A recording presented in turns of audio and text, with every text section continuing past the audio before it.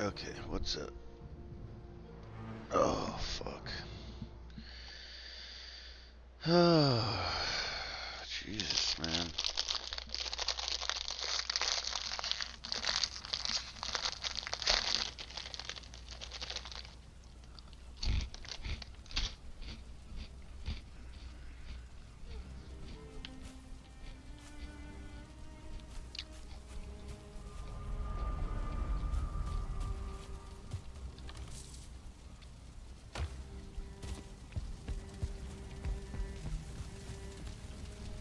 Okay,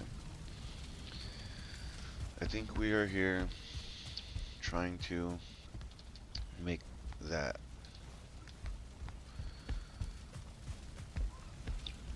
We're trying to make the string here.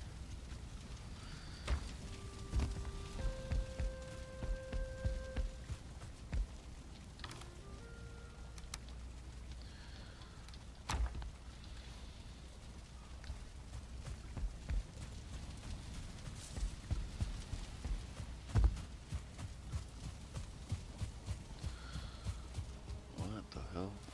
Why there's no plants here?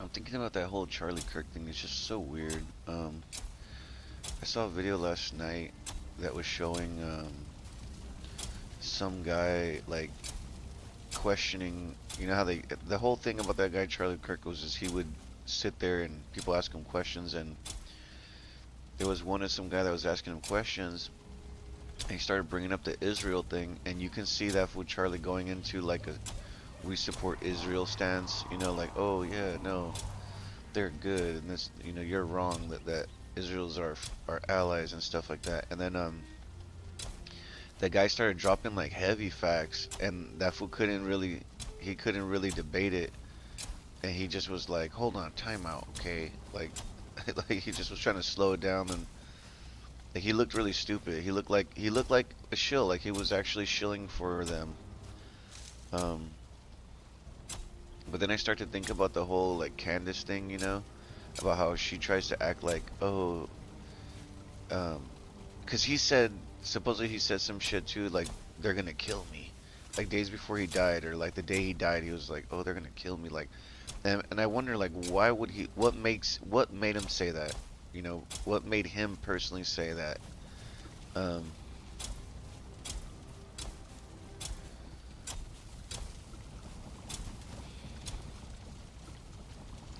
but then I started having a weird thought, like, imagine if Owen, I mean, if Candace like was part of setting him up, you know, like maybe she was fucking baiting him too, like to talk about that, to go anti-Israel, like, oh, you know, these guys, you know, they're not right, blah blah blah, and like hyping him up to go anti-Israel so he gets killed, and then she can take all the ratings.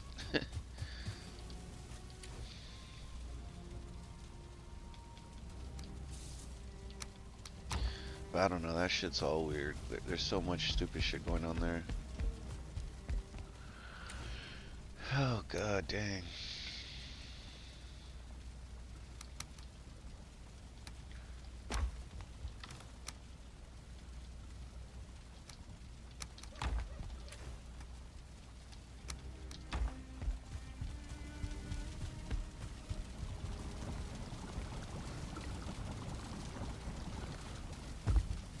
I've been using way too much of that flour.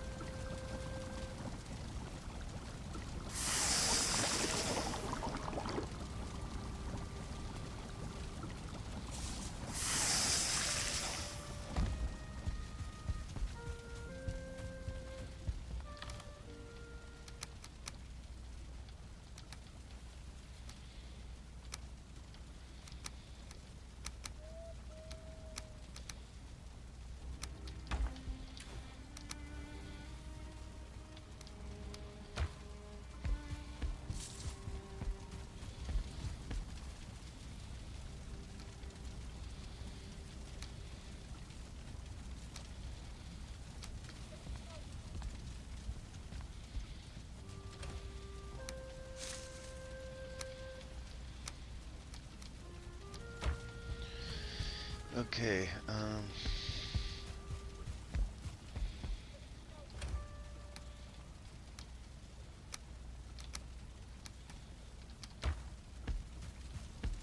what was the one for this recipe?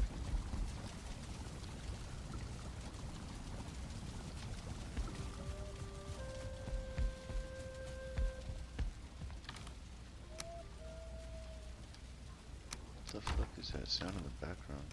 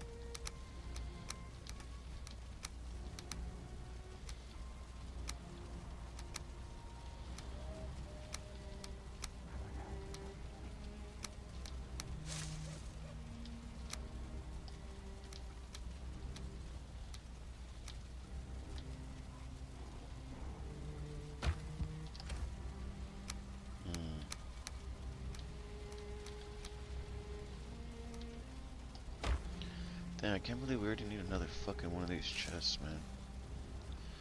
It's good because we're getting a lot of food, but...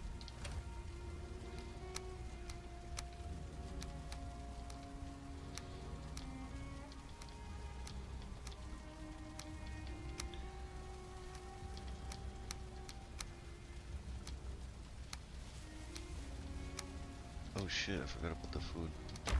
You gotta pay attention to that shit or it burns. Oh, it's not even cooking because it needs wood.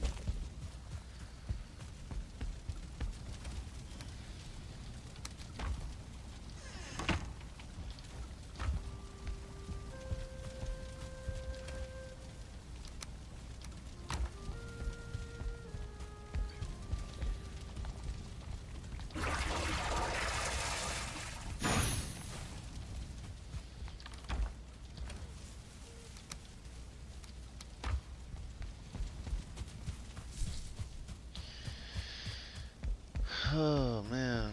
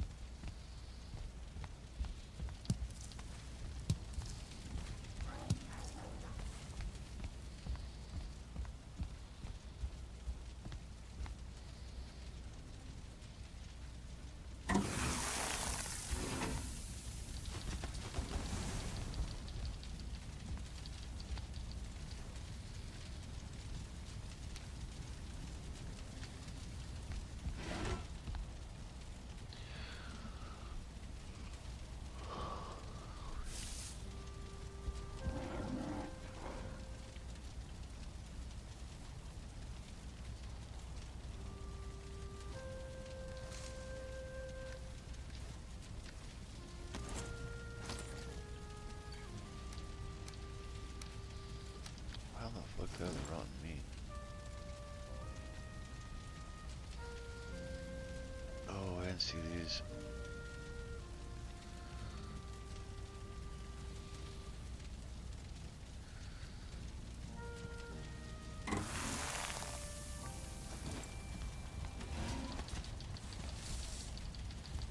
Alright, made our little pies.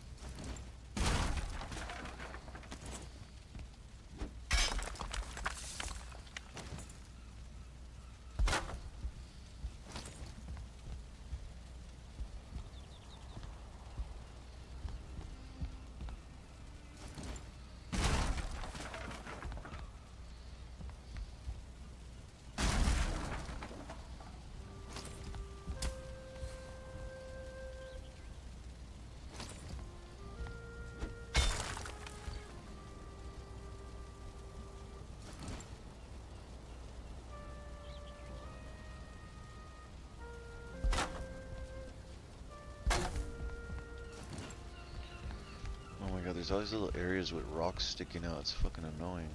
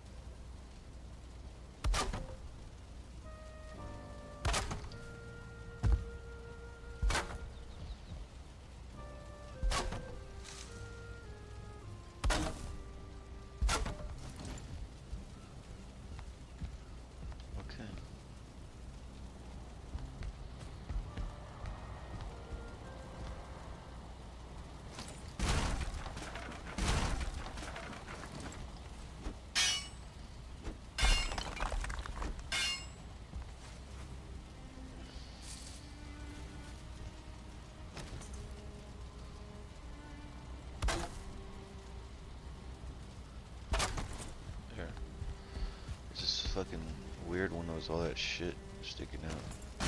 I'm gonna try to move this up against the wall right here.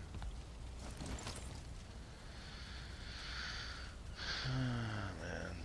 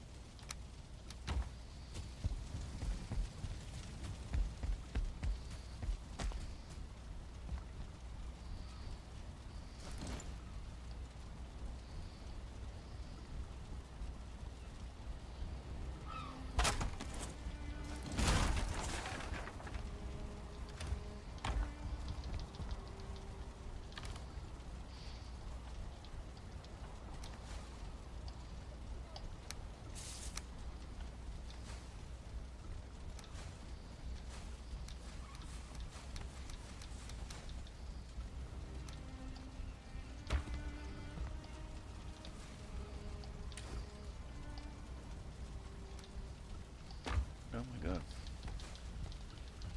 Damn, look at the size of that fish.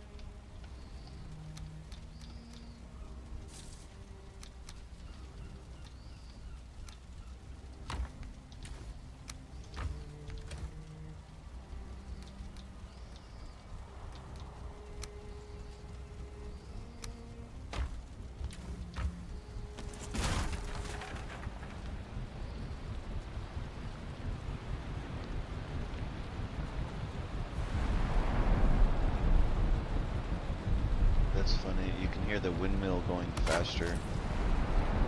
We have a windmill outside and it's spinning faster now because of the rain.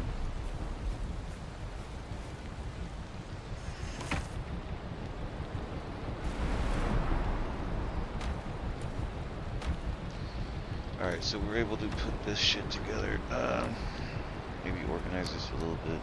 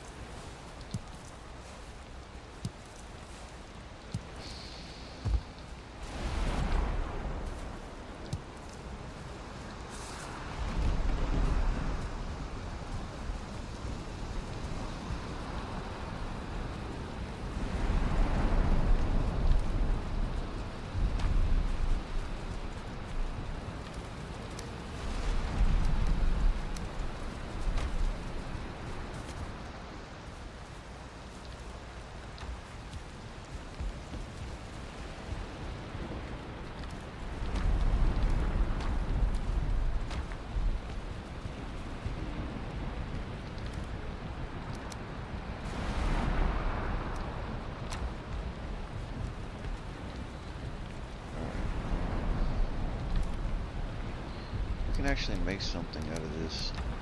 Because we're storing up too much berries and honey, so maybe we should make something with them. Oh shit, okay, never mind.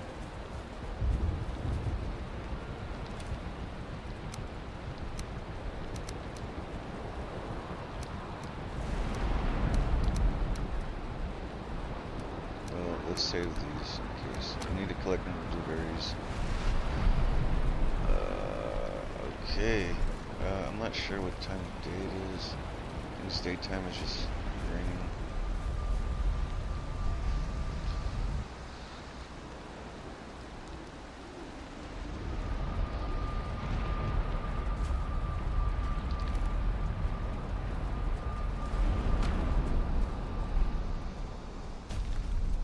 So we were able, yesterday, man, I had a big issue where I unlocked the boss fight for the plains area, and then we got locked out. You get kind of locked out. Like if you open up the boss fight in an area, he'll stay there unlocked. Like he'll just keep coming around. And you until you defeat him, that area is plagued with the boss. And he'll follow you really far, like depending on who it is, you know what boss it is. This particular boss will follow you really far, and it's just kind of fucking a pain in the ass. Oh no, oh my god, I gotta eat. No.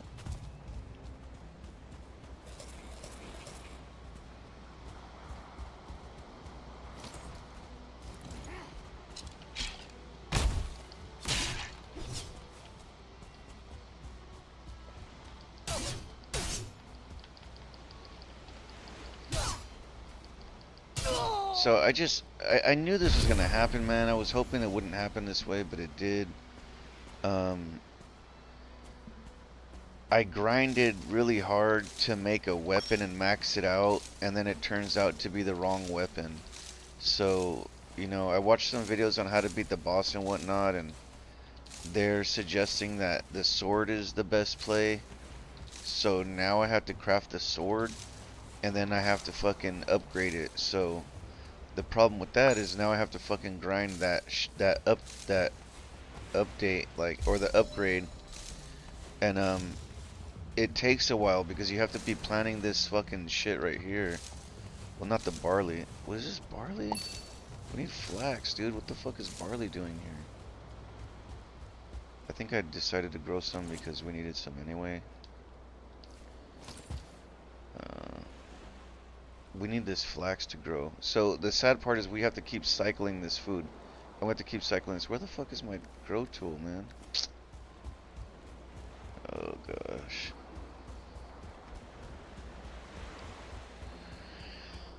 I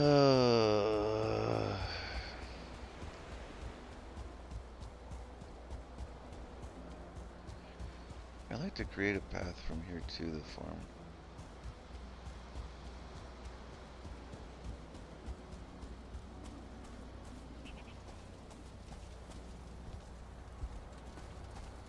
What the hell, man? This area, we tend to get a little more of that green stuff, that green metal here because we're always here kind of farming.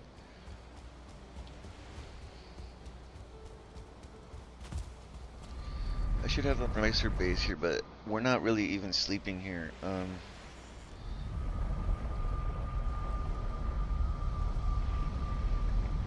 In that area, we're just popping back and forth.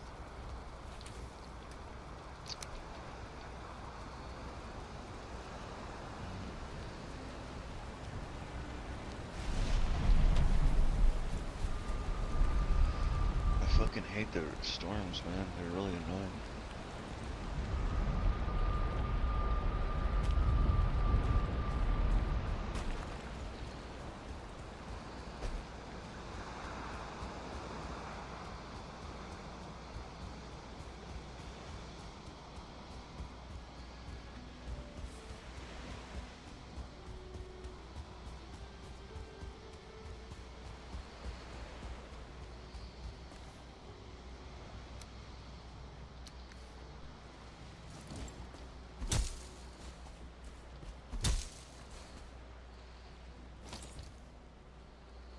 This is what we need.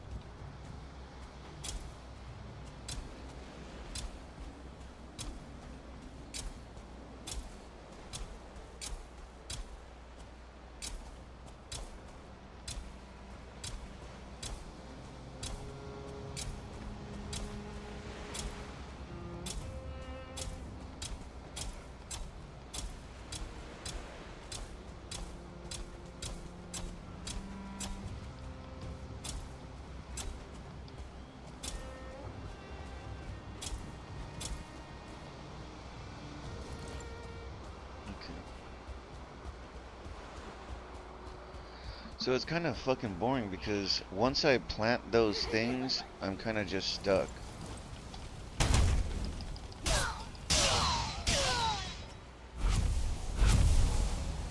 Once I plant that stuff, we're kind of like don't really have shit to do at this point because that's all we really need is that flax.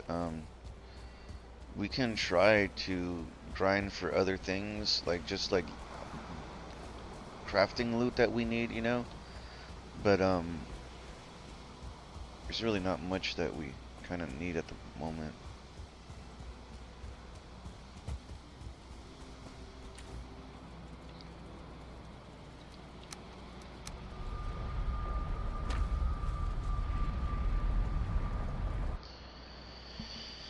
Oh, I hate this time of year, man. It gets really cold in my place. The little space heaters, they don't. It takes them a while to warm up. But at least when they warm up, it gets really hot. Like I start getting like sweaty warm. I'm like, oh, this is too hot. But I'm too lazy to turn it off, and I just have to deal with it.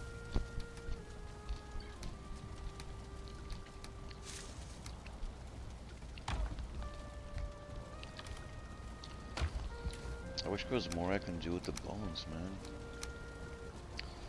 Just such a waste.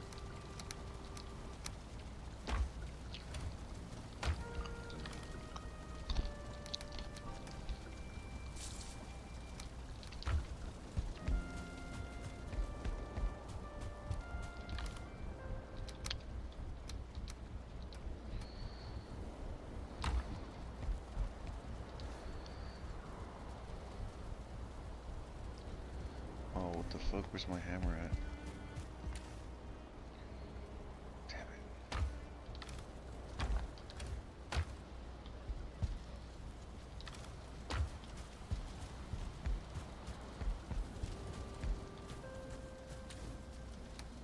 Of course it's here. Okay. Maybe we'll go plant these. Let's do that. Let's plant the trees, because we always need wood.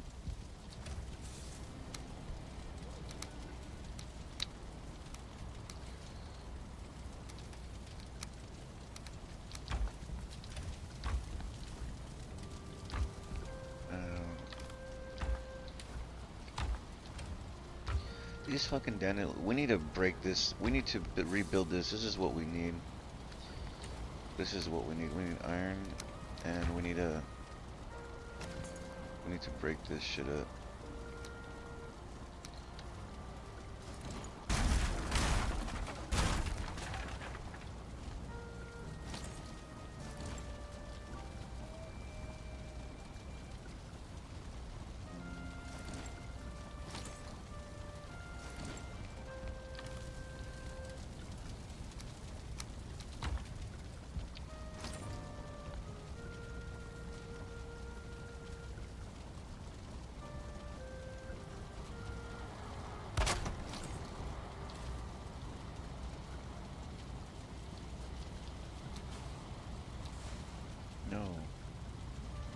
Oh yeah, that's what we want.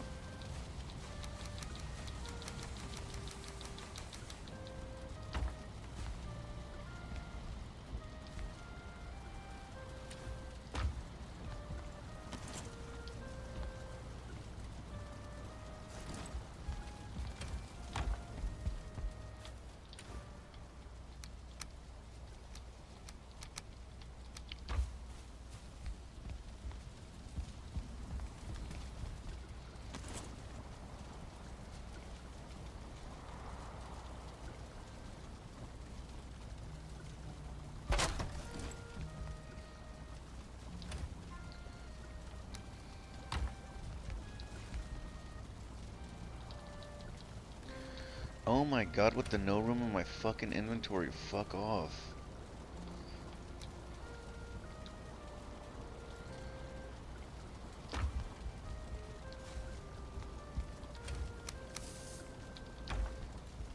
Okay.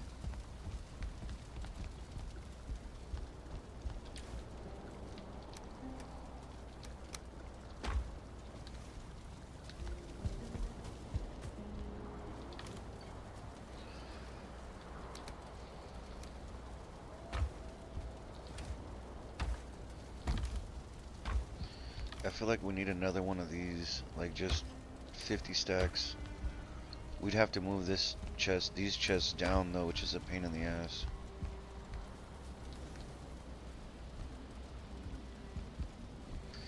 We might as well do it since I don't have shit to do.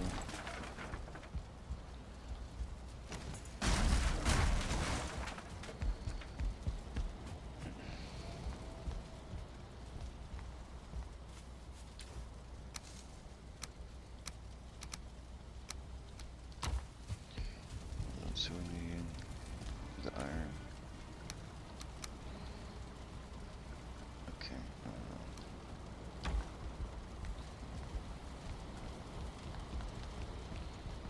We need to move all this shit too.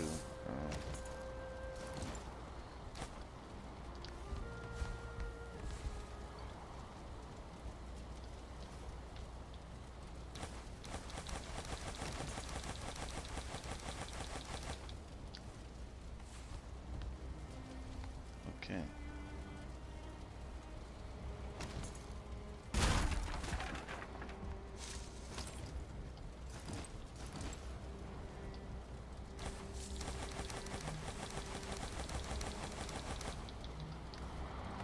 Just trying to move the loot out of the way, cause it'll get in the way.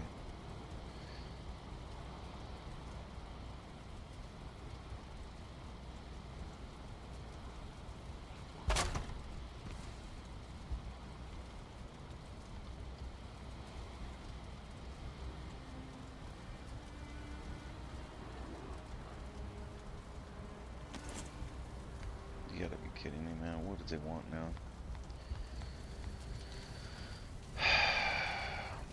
The iron is in here somewhere. Fuck off.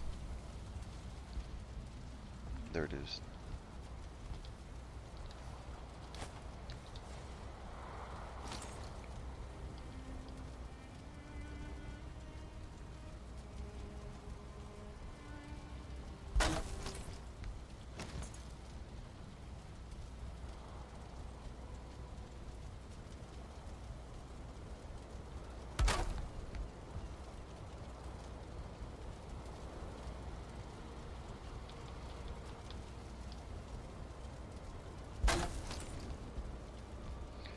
Alright, so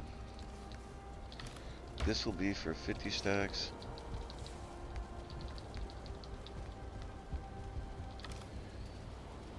Loot that we have already gotten a lot of.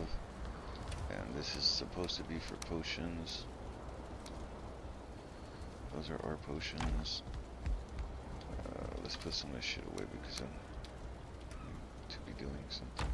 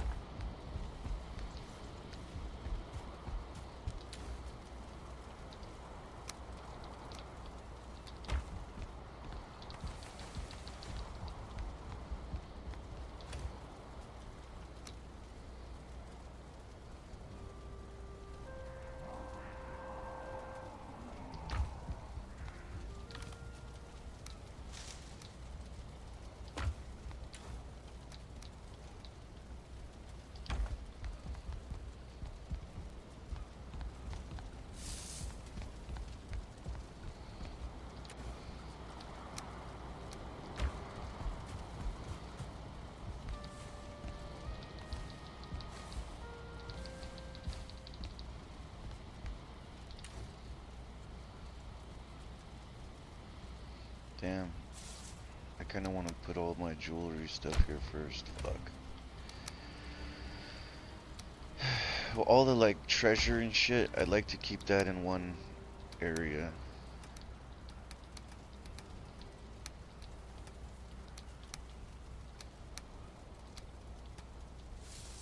I might have to make a crate just for that. I think I'll do that maybe.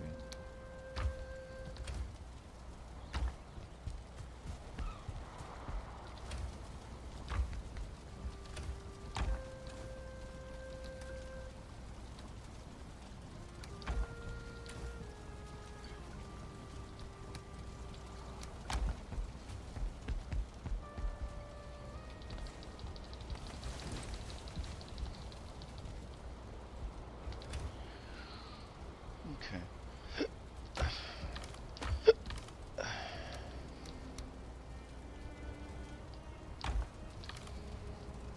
I do not know why it even has this stuff in there, but she has like a set of armor in here.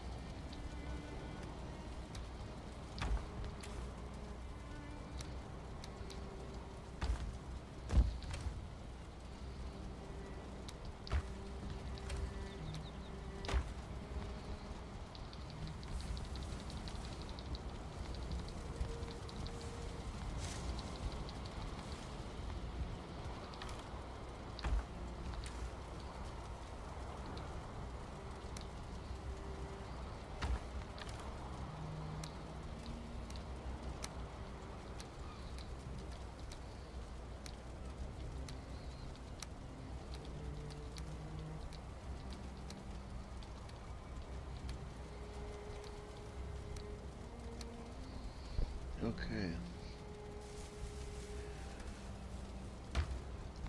Alright, so that's useful. We needed more space here. These things were just getting cramped, so now we have a little bit more space and we could branch out here. I want to change. I don't even think we need a big crate for this. 2 crates will be fine maybe. But we need a crate for treasure because we have a lot of it, and yeah. And another thing is I'd like to go buy something as well. I want to go buy this running thing that Eden found.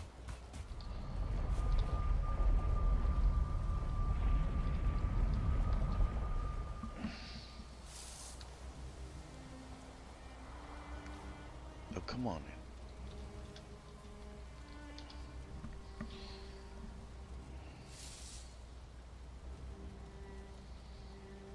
What the fuck, man?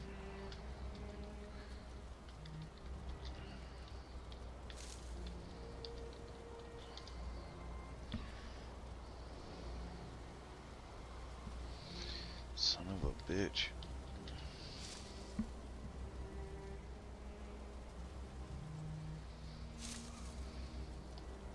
Store, it's called.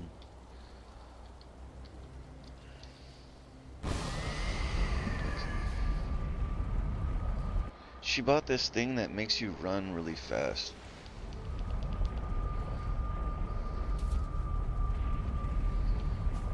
It's like the nymph's ring or something. Oh, I don't know where she got that at. Damn it. I think she got it in another area.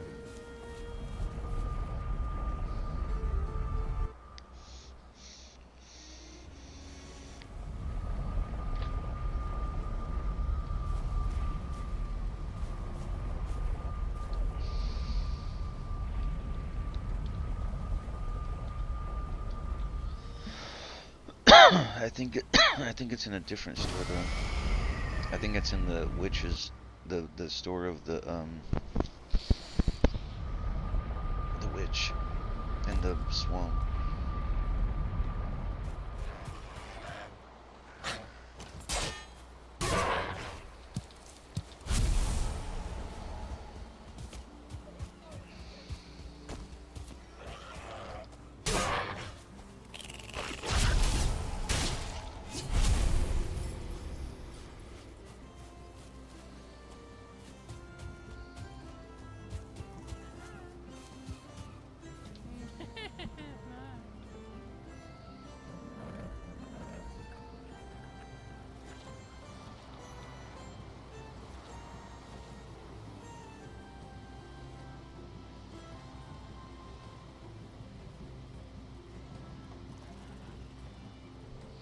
So this is supposed to help you with harvesting.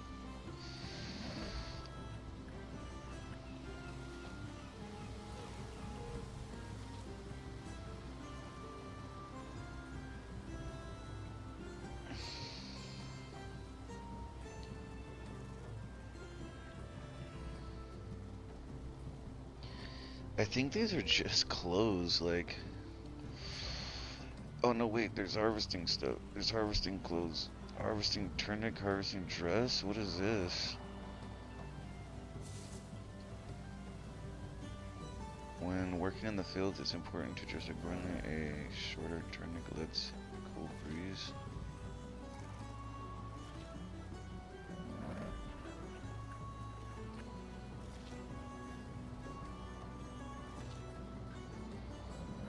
So these we might need. I could actually use them now, but this is really not what I was after. We'll have to come back to that.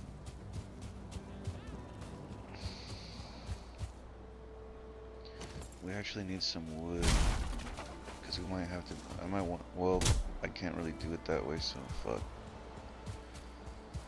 I wanted to put a portal in this third store, closer to this third store. We have a store, but it's in the middle of a fucking swamp. It's right here, and we have to, in order to get there, we have to fucking run from here all the way up there. It's not a big deal, but it's a fucking pain in the ass. Anytime navigating through the swamp is just kind of fucking bitchy.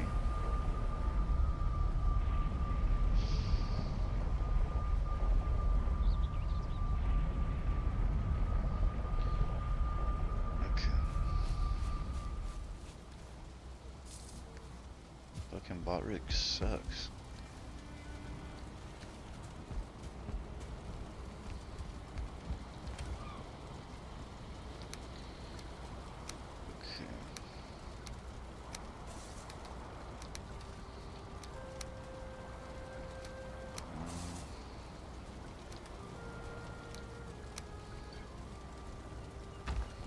Yeah, I want to go plant those trees also.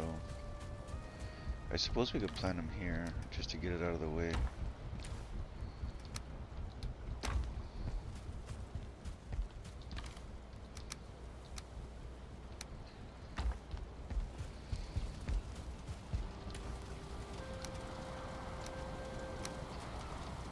Okay. Oh, come on, man. Where the fuck is it?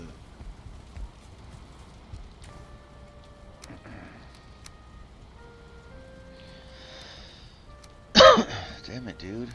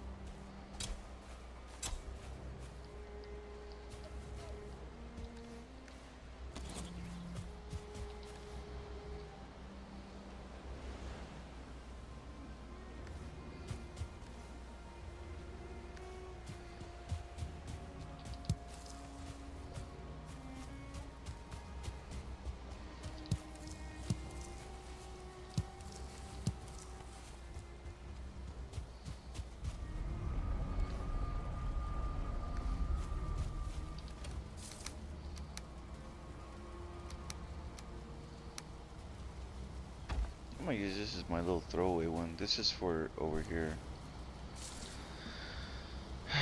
Alright, what do we gotta do now?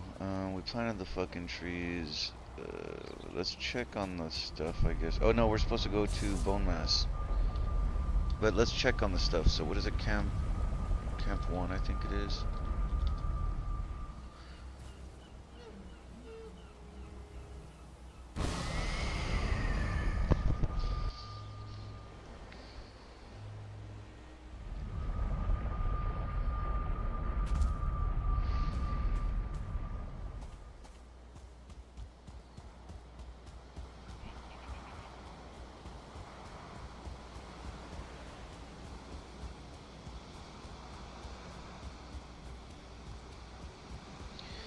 It's kind of weird, man. My fucking, what is it? The CPU on my computer, the temperature on it fluctuates, like, but I'm pretty sure it's just different rendering. I feel like whenever I go through a portal, because it's loading the world again, it starts to heat up.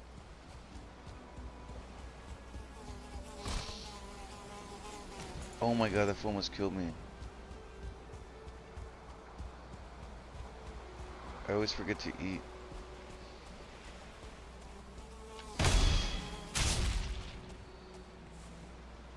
Okay, so it's just not done yet.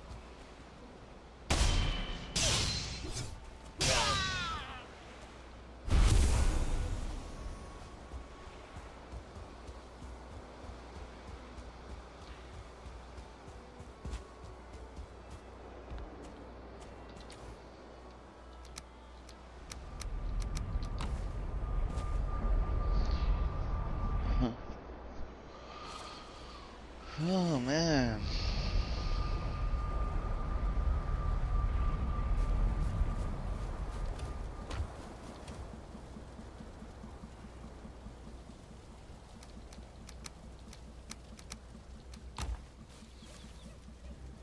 Okay. We can go to Bone Mass then.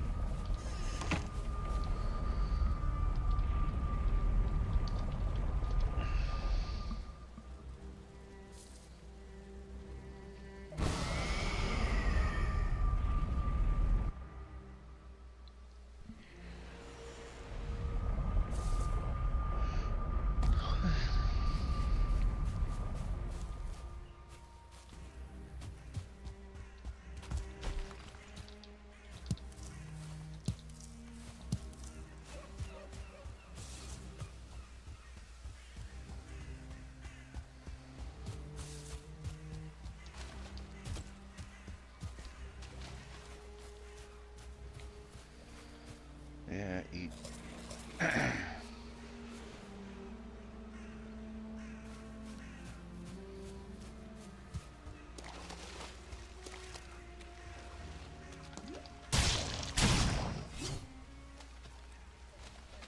We need those blood bags.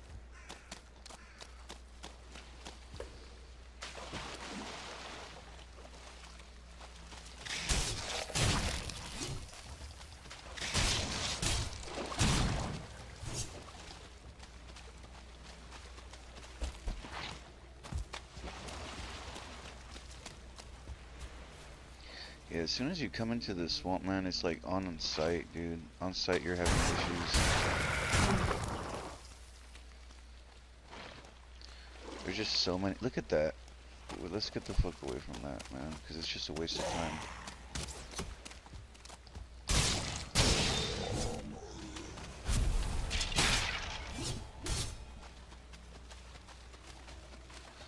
We do need that leech, though.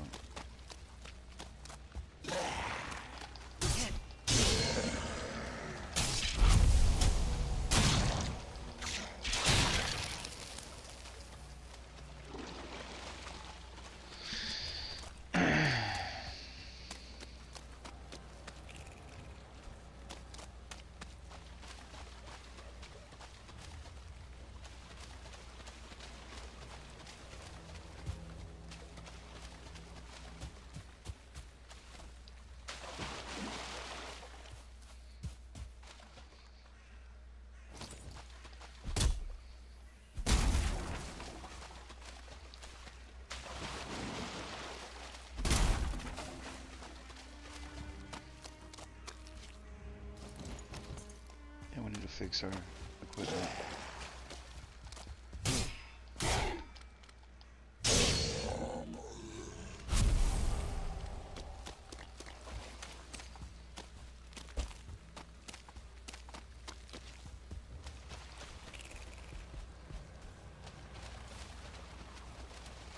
The fuck? A deer made it out here?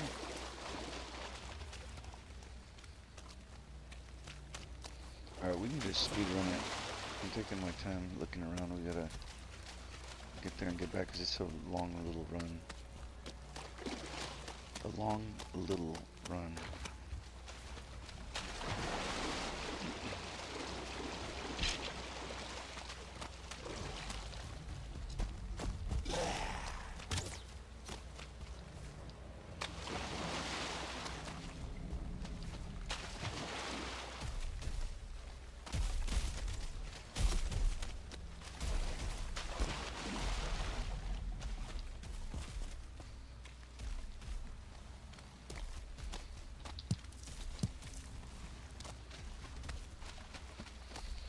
We gotta keep on the thistle because the thistle is an ingredient in a lot of good foods. So, anytime you see one, it's good to grab it.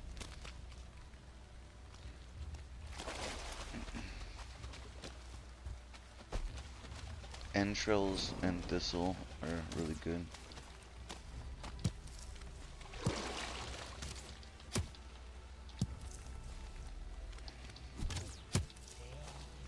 This fucking guy. See, this is the shit I was talking about. So this guy, he's gonna keep hitting me like this until I move up and shoot him, right? But if I go around this tree and just sit here, he'll come to me. You see, look, he can't see me, so he's gotta make eye contact with me. So now I've brought him to me, and I can just hit him easy. Because sometimes, like, I mean, for the longest time, I was fighting that guy, like, for the longest time I was going up and, like, running up to him, allowing him to get a shot or two on me, you know? Like, he'd be shooting me once or twice, maybe even more, you know, before I got to him. And then one time I was fighting, I was like, you know what, like, I was going for cover, and I realized that fool runs, every time you go for cover, he runs up. He cuts the space in between you guys. So when I saw that, I was like, you know what? Why don't I just bring him to me? What the fuck? Where is this bitch's door? Anyway, so yeah. Damn, they're weird. Look at this.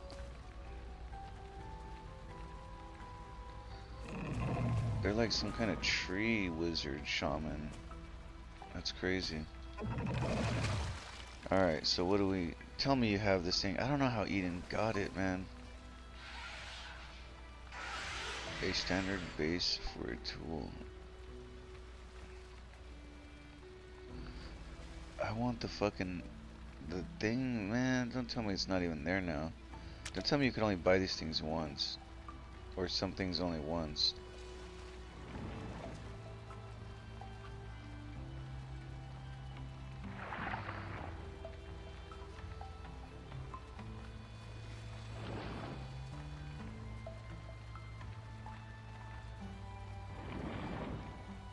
Okay.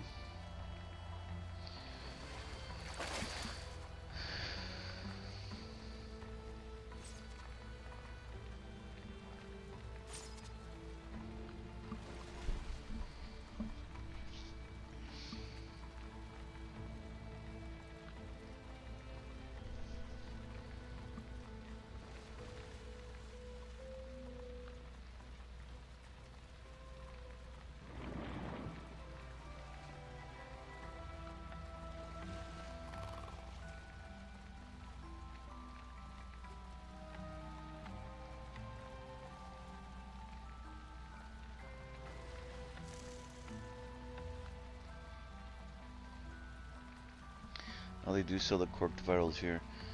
Damn it, where did Eden find that thing? It was like a nymph ring.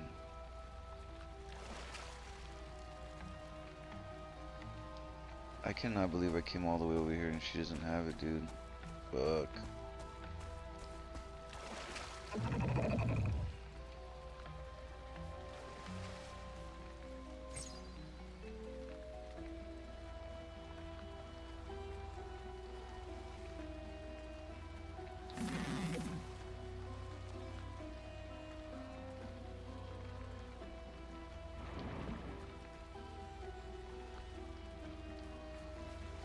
Oh, why can't I buy anything else?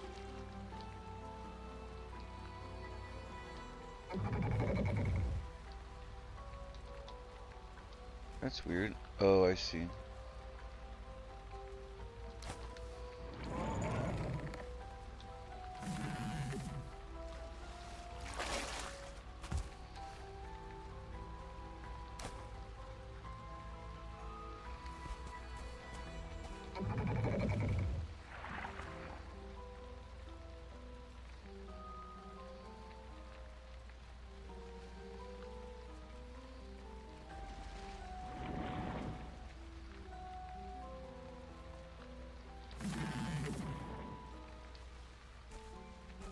Okay, let's get out of here.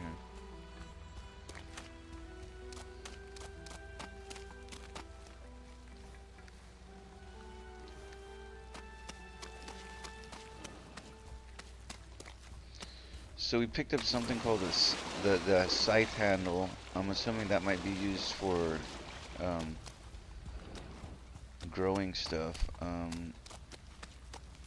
I got a couple vials, so we can make potions. And then I thought about one more thing about seeds. These ivy seeds. I think they're just used for aesthetics to make your base look like ivy's overgrown it.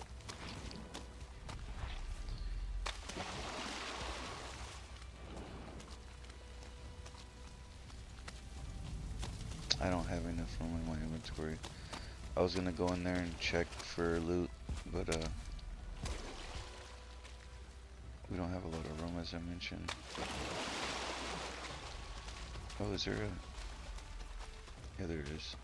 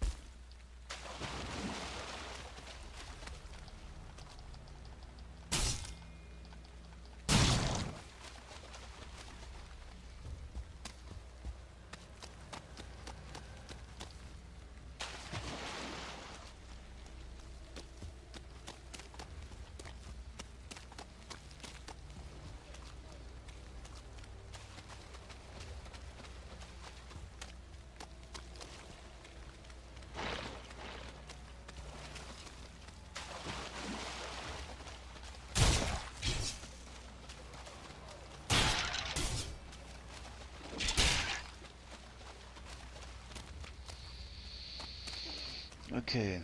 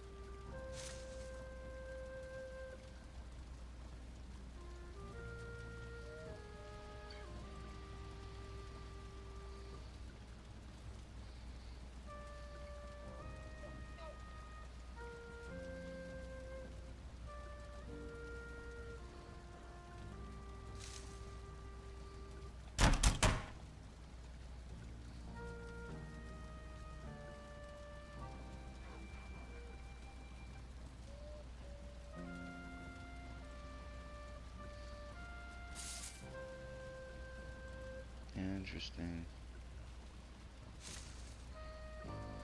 We can make these little blob bombs. Okay.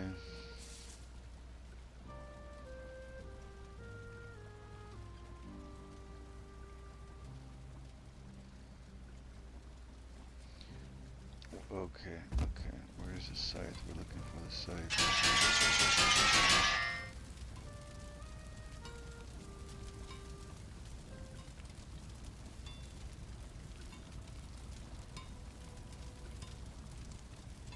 Damn it, 6 silver. It's not hard to get silver, it's just hard to get it over here. And we don't have any silver mines on this place. Not that I know of. I wonder if I go up there and check. Well, let's go check our... Let's put this shit away, because we still have more shit here.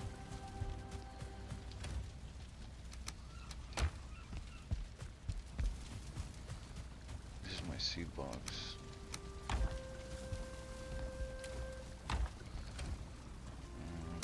Blood bags.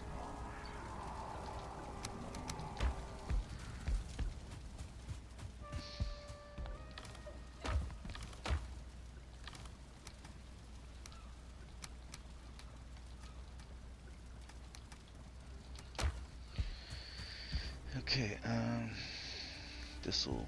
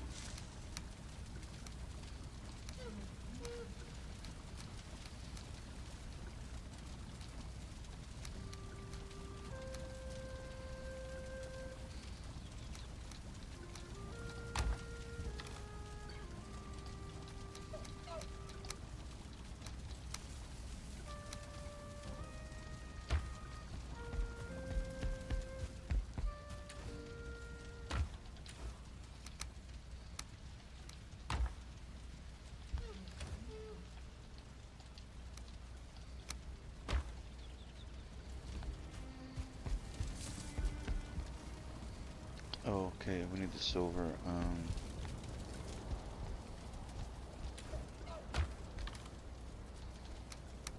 The silver is a mission, though. Silver is a sick mission.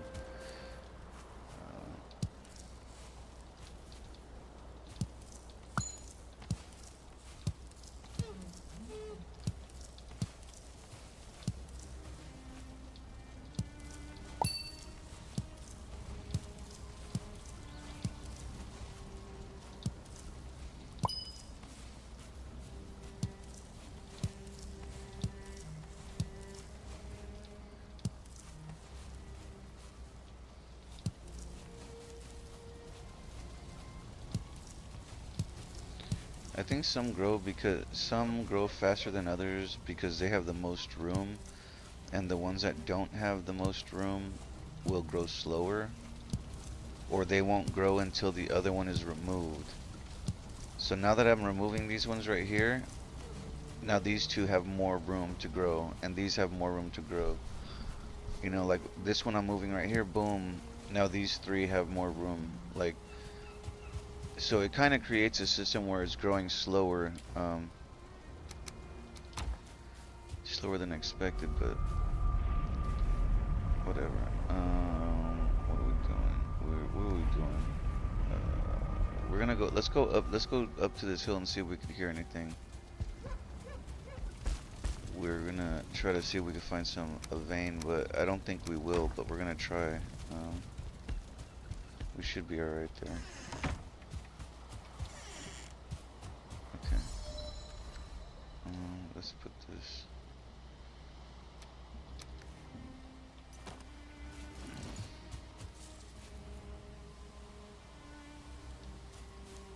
It's kind of a run up here.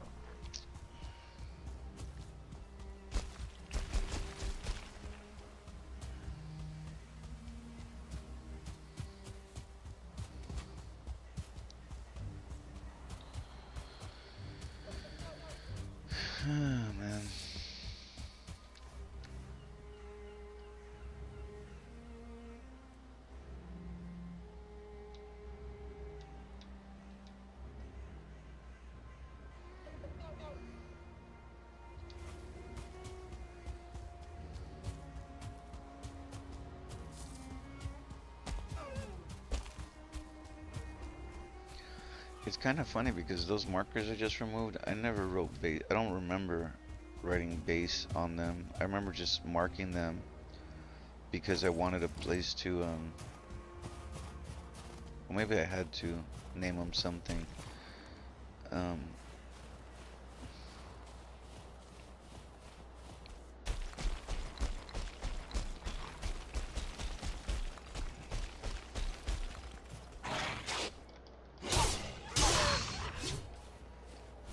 Damn. Oh well.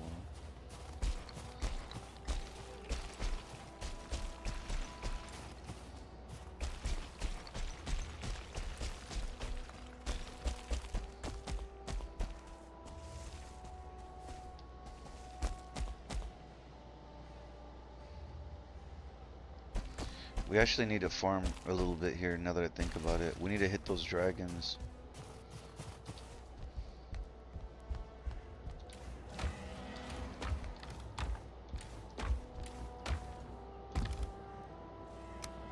No, we'll leave that here just in case. We have a portal here also, just in case. I didn't realize that we had a portal, but kind of silly to have a portal so close. But I think that was used when we first got here for spawning grounds.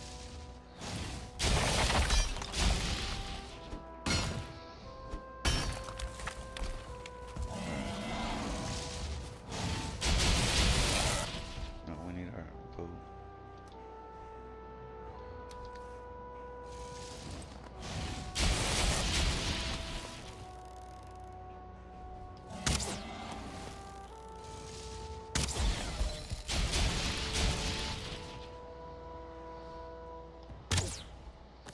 Fuck, man. Can't be wasting these arrows because we don't have a lot of them, and they're hard to make.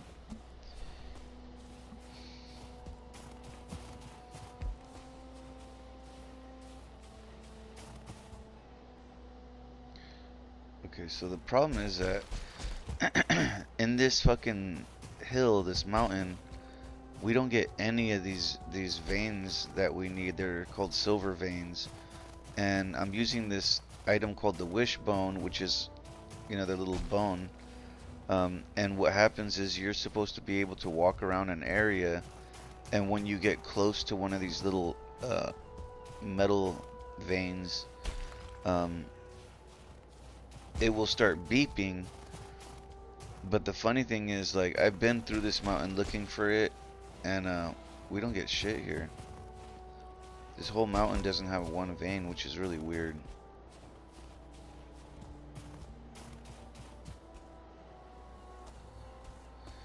I suppose that what might be the case is that the way it kind of works is you start from here and you go down more, and it gets tougher and tougher as you get down to the bottom. So maybe because it's an early stage, they don't allow the silver to spawn. In the case that you know how to play the game, you can just come in and break down, you know, like tear the mountain up until you find one, and then you can just, you know, craft a higher tier weapon early in the game. So I think they're trying to prevent you from doing that, which kind of sucks because it's like, dude, this whole fucking game is a grind. So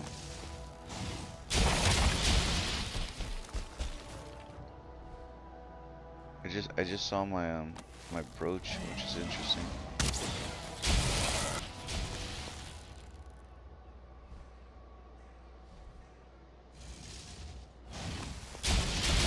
Great.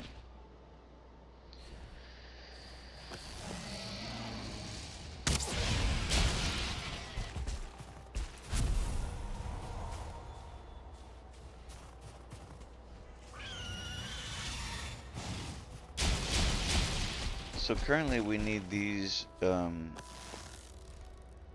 dragon, the loot that they drop, we need that for making these frost arrows, which are supposed to be good against the boss we're about to fight. I'm not fighting him yet, we still have a lot of grinding, but he's the next boss up is what I'm getting. And we need these little blue things that come out of the dragons, which are freeze glands, which is a... Oh shit.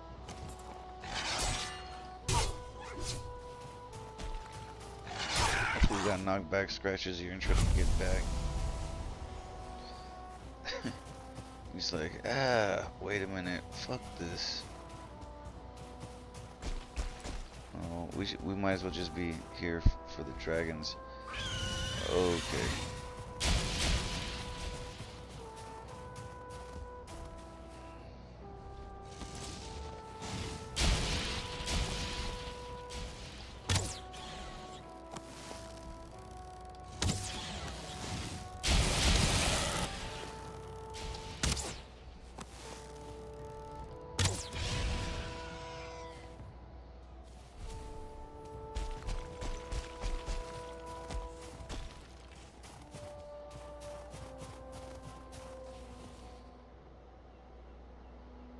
Hmm.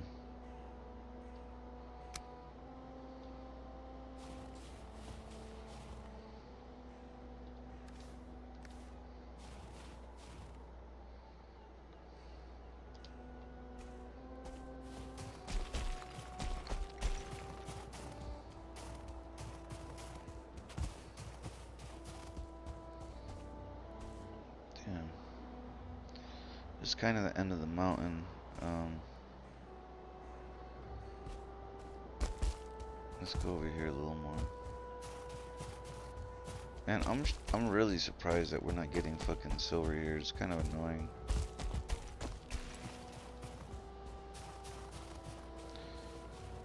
We need these dragons, and the dragons only stay up high. They do respawn pretty quickly though.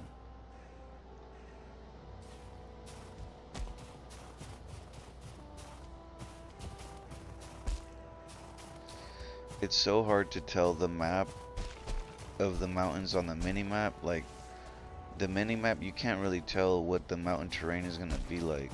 It's just, like, you know, white and gray colors.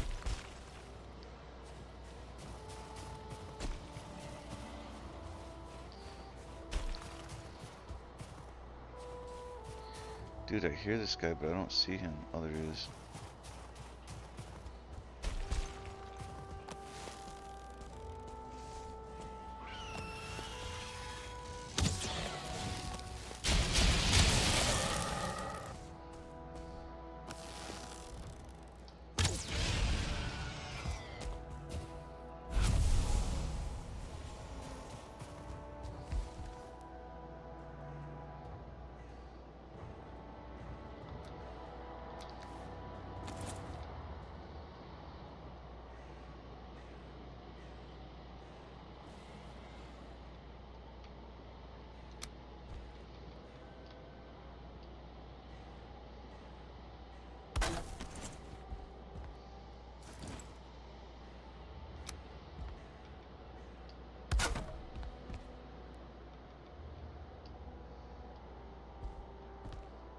I can't believe we're already missing one. Fuck out of here.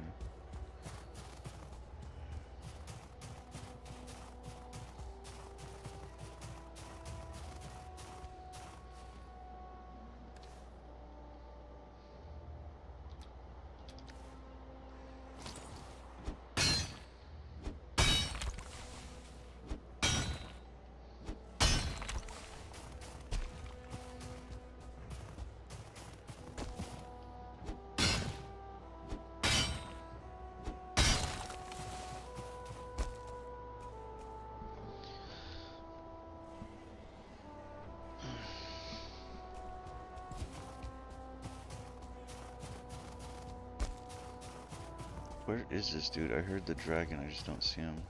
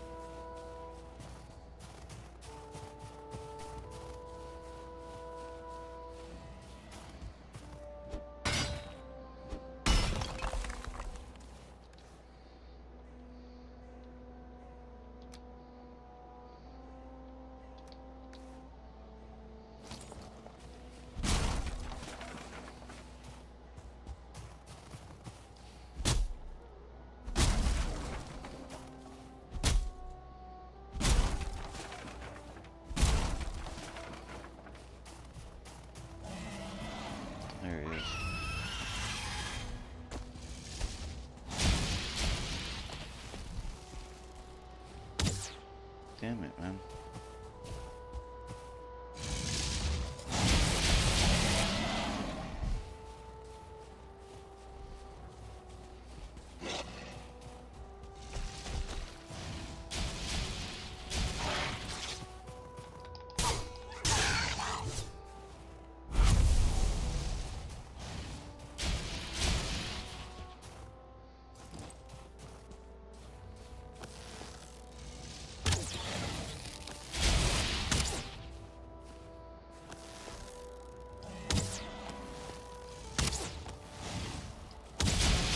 Oh my.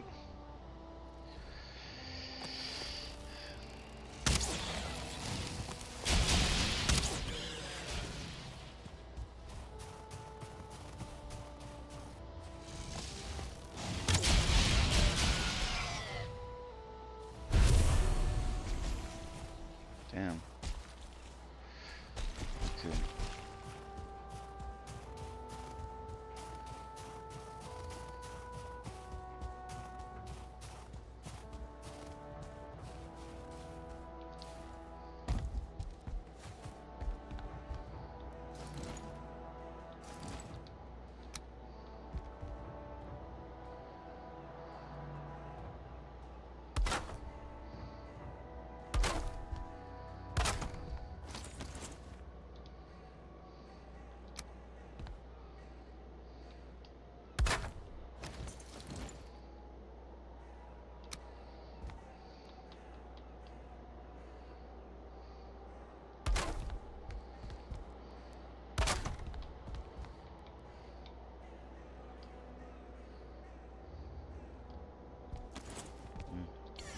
Oh my god.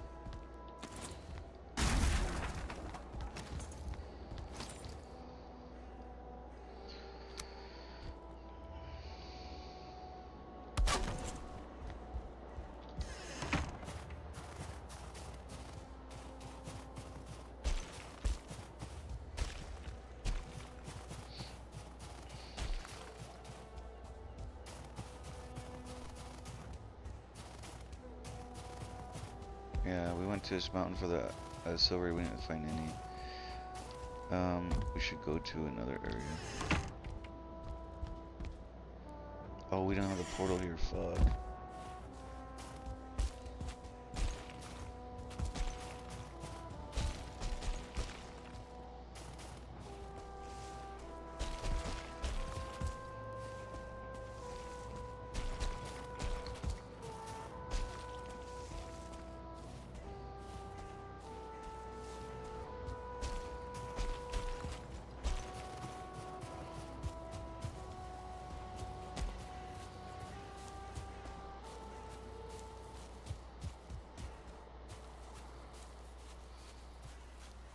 Son of a bitch, dude. Where's my base at?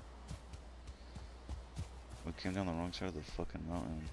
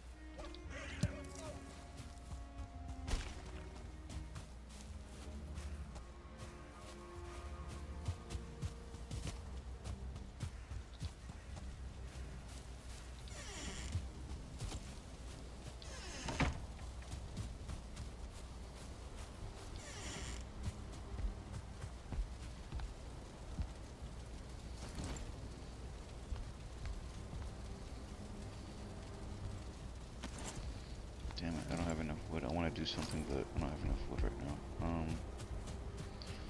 Let's put all this shit away because we gotta get any crap.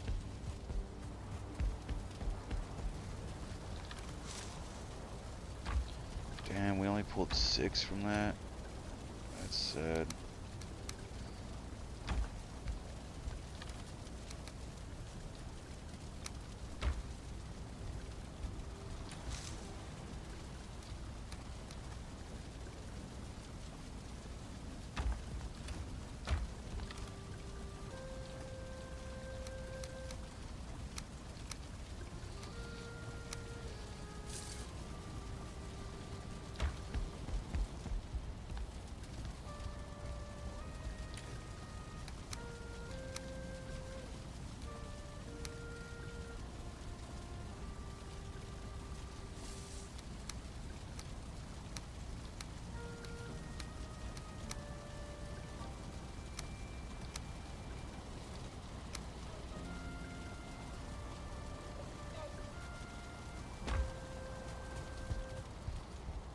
We should go check the spot.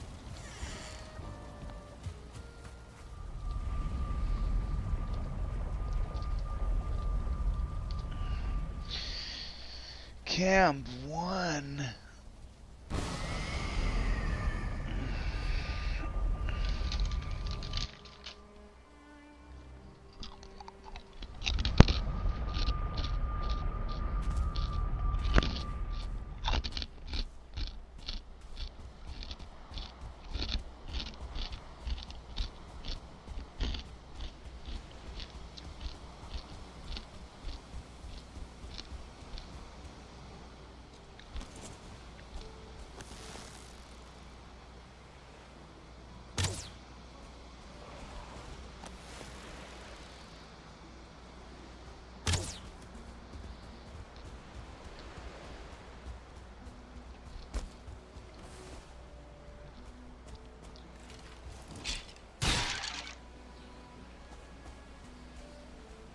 Damn, this shit's not even done yet.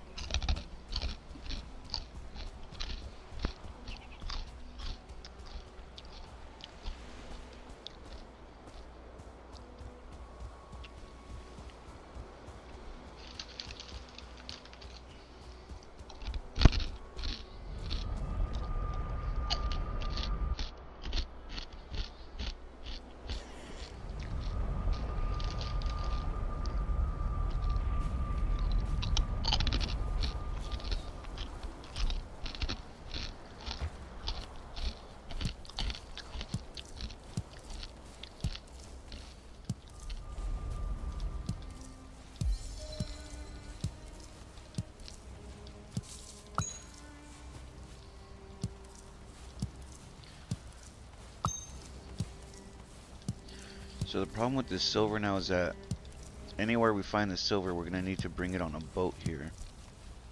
So this is gonna become a whole process just to make this scythe.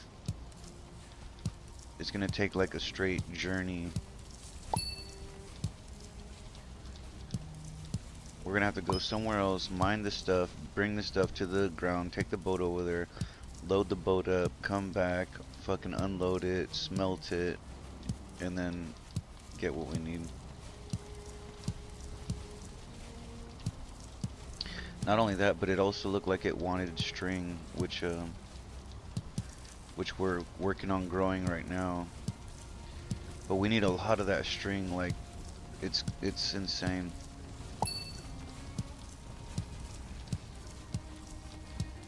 Like you need to grow massive amounts of that stuff because they want like always want like 30 stacks and 20 stacks, and you can only grow this shit fast enough, you know.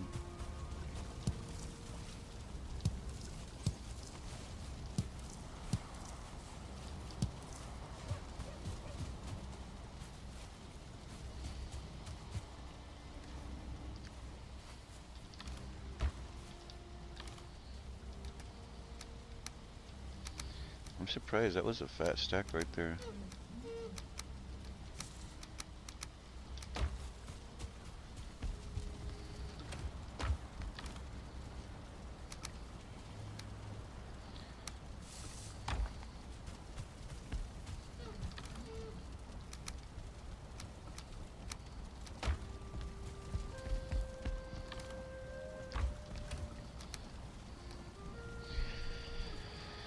Oh, fuck. We do need some regular ass arrows. I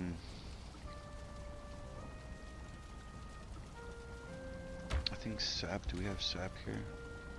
Fuck. I mean, we can make some fire arrows. Those are decent. They're easy to make. You just need feathers, sticks, and sap.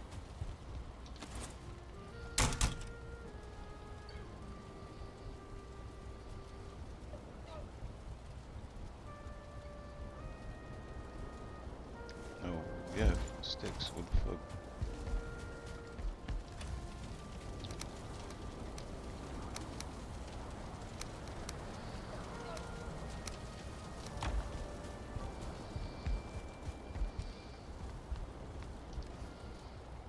InfoWars.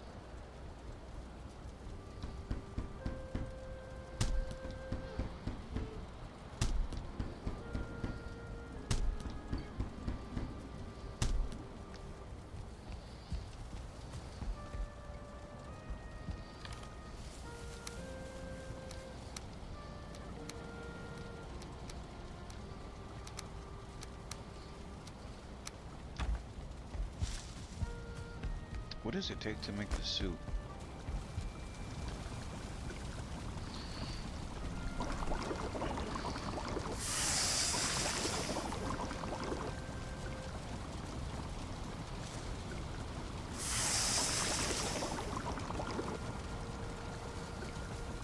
Man, this reminds me. This reminds me of a dish called garlic noodles.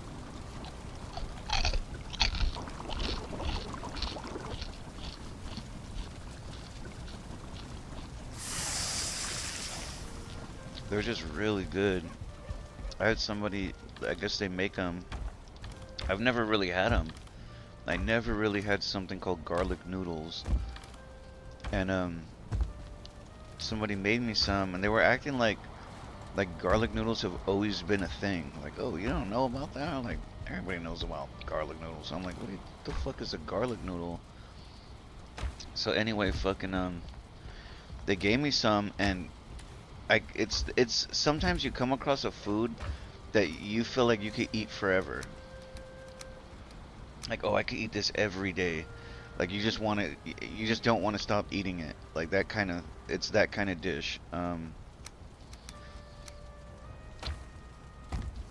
it's just really good. I'd like to make some myself. I tried to get them to tell me. I was like, how do you make this? And then they made it seem as really simple. I mean, you just had to like get garlic, mince garlic up, and make the noodles and kind of mix them around together. Something similar, like. But I'm sure you could look up online and find all kinds of recipes. You know, you'd have to try around and see which one's the best. But damn, look at all that stamina I got from the onion. Holy shit. How much does this give me? 75? This gives me 60, so 15 less. But on top of all the other food we're eating, it clutches. I guess because of the blood bag. So we have the blood bag and the onion soup, so it's kind of going crazy there.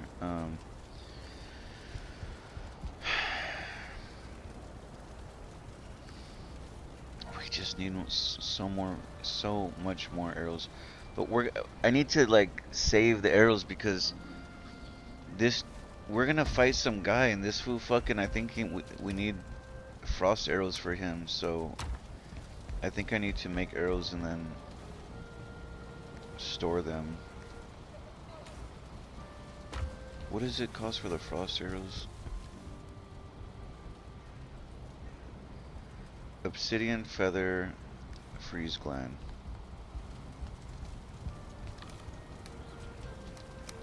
Feathers. Obsidian. Freeze gland. Wood. Alright, let's make as much as we can because like I'm saying, I want to put these away to the side so I don't have to worry about them.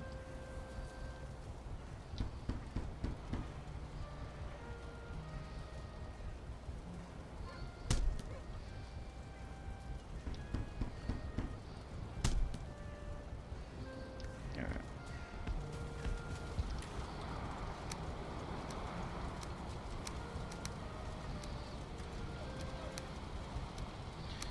We'll have to keep making these for us. So let's see. The next ice area is over here. Do we have our boat? I know for sure we'll find some here. Silver. Yeah, the boat is there. I feel like we need to grow some. We need to grow something before we start doing all kinds of other shit.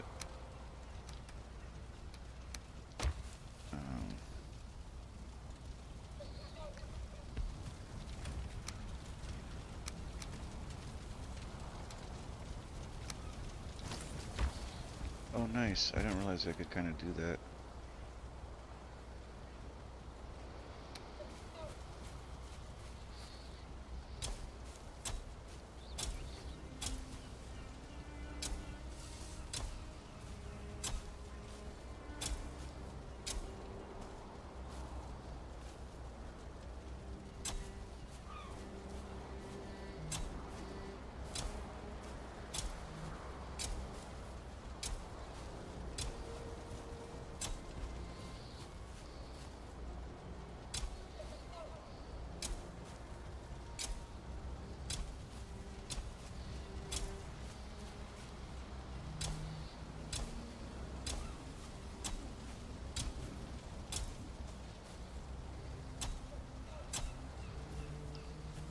Okay.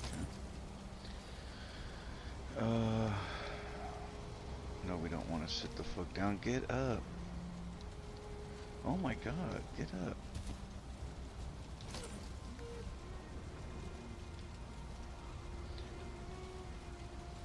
Oh, Ivy. Okay. Let's see how this works out.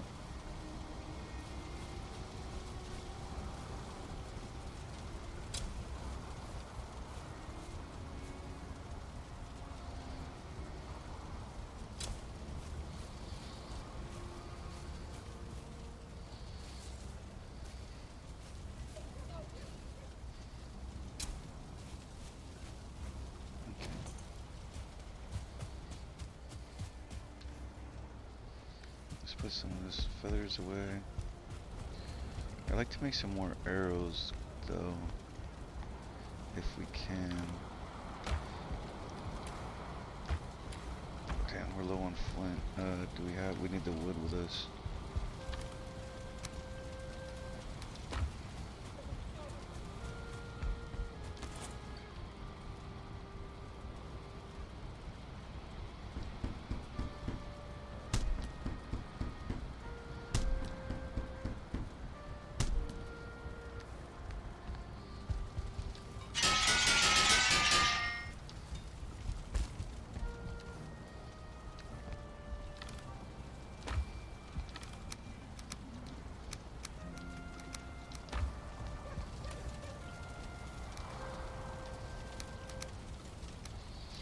Oh my god, I want to put these over somewhere else so bad.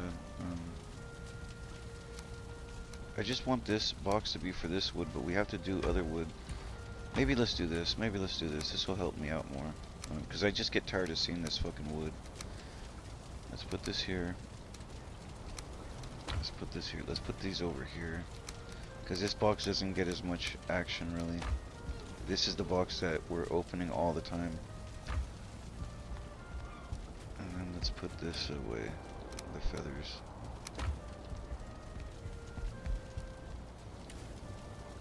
Okay, we need more obsidian. This can go in here still. I kind of don't want to do this mission for the ore, but I'm pretty sure we cleared this whole thing. It's a deal. It's a whole ass ordeal.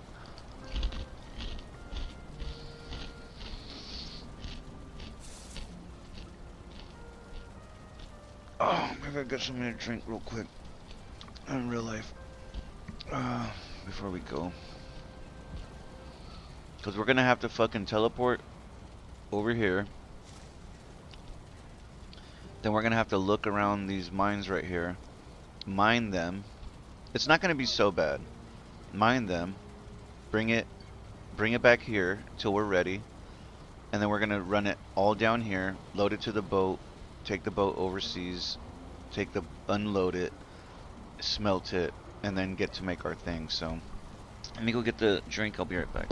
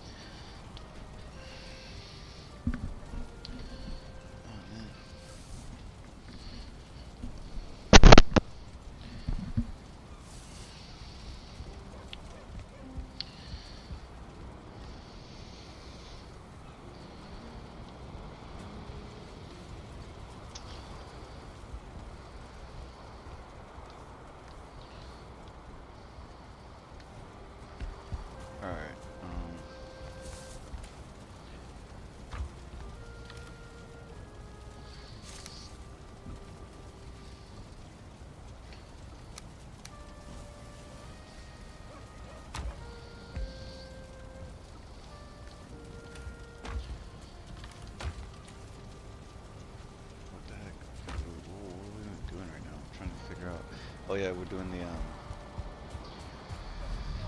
snow camp, snow 4.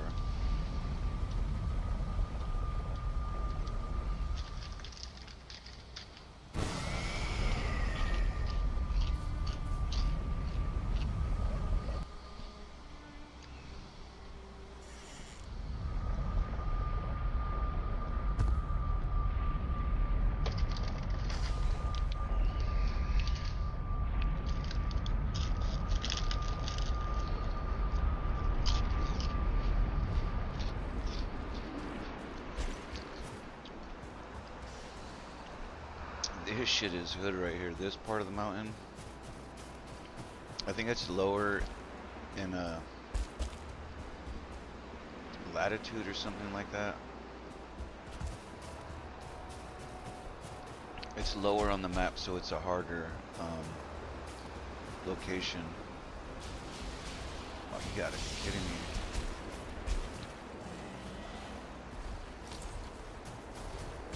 These fools are in the fucking silver vein.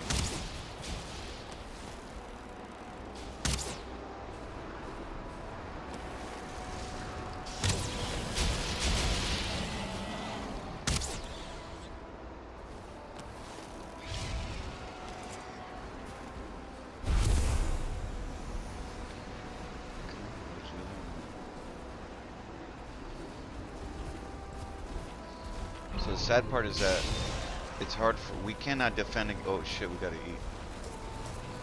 We cannot fight two of these guys, really, like, and I don't think my arrows do damage on them. Yeah, see, they don't do shit.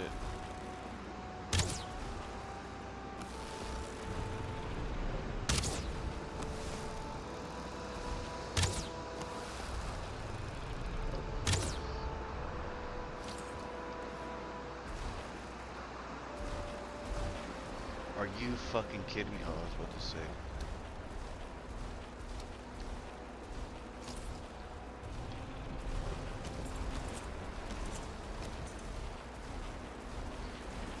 Is there even a vein in here? I don't think so. It looks like we've already cleared this one.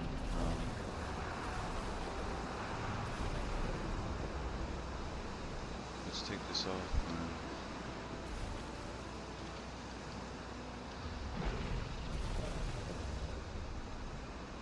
We went the wrong direction. We want to go this one. There's one right here, I remember, really close to our base, and I don't think we really got anything. We didn't get much out of it. We were stacked up, so we're like, okay.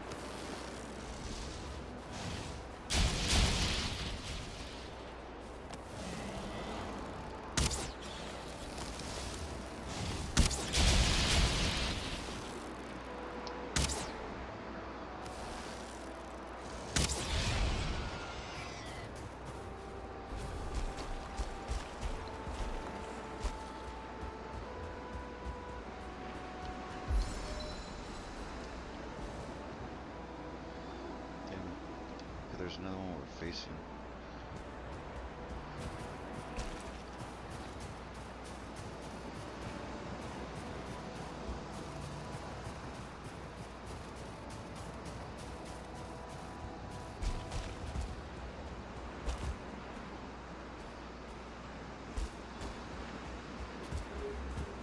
Oh, whoa.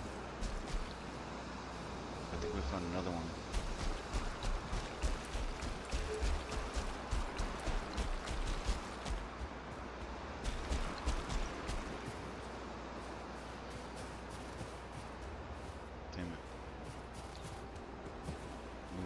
It might just be the one we're looking at. The one that's over here.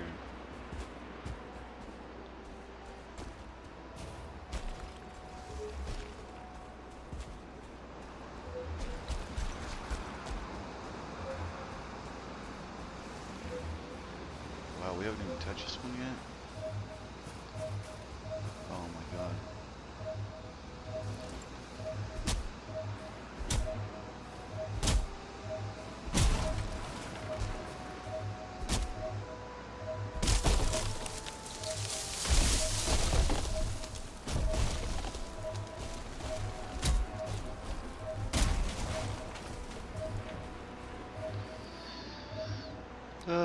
This is gonna be annoying.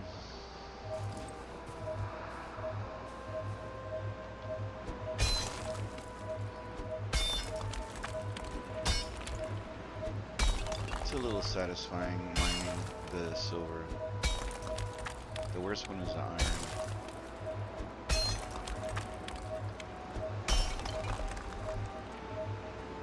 Okay, so there we go. I like to uncover the whole vein first, then we can see what we're looking at. It's kind of useful that way. Otherwise, like, it's a guessing game. You know, where is it going? So once I see a piece of it, I just try to uncover what's underneath.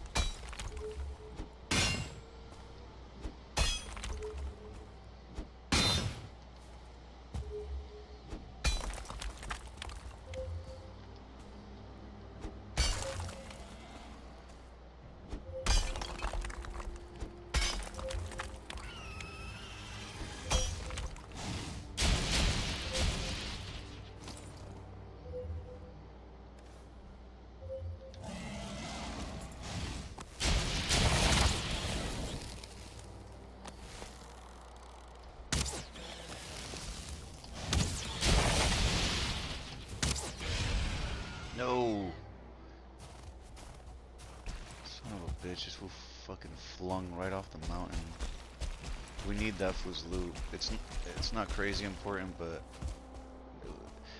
it's crazy important. It's not crazy important, but it is because we don't come back to this as much as we need to now. So now that we're in the snow biome, we should be trying to gather what we can. Like this, whatever loot this environment offers, we should be trying to get it. Fuck. I think that food. I was trying to get that food's meat, but it looks like it fucking rolled off the mountain. Unless we got it? Yeah, we did. Okay, yay. Yeah, so we need like obsidian, fucking the freeze glands, wolf meat, silver, like all this stuff that is provided in this biome that will help.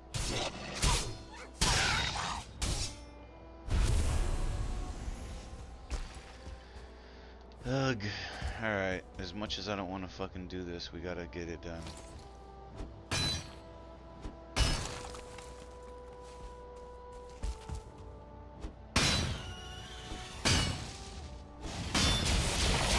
Fuck, man.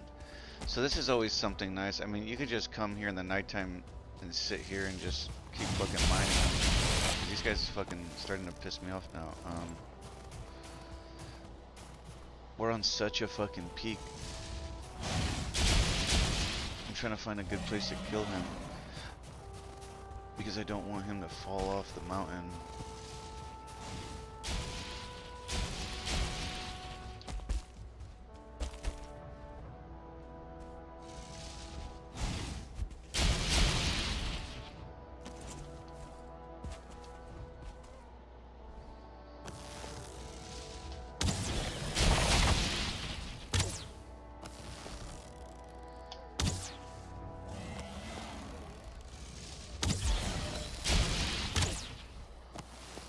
Yes.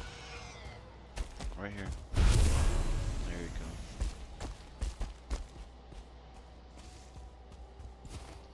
It's nighttime, so all the enemies are active.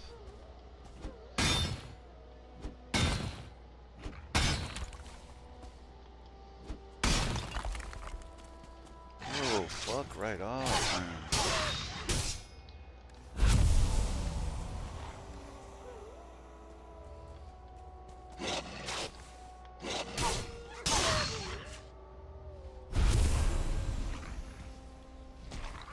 Man, how many fucking enemies do they want to jump on me, bro?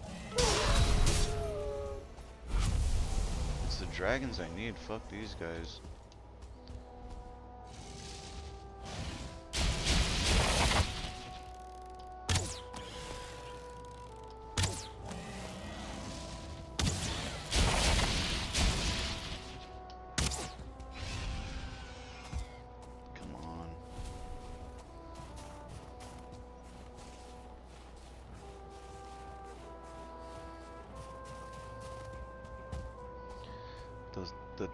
The teeth, they don't really do anything, so.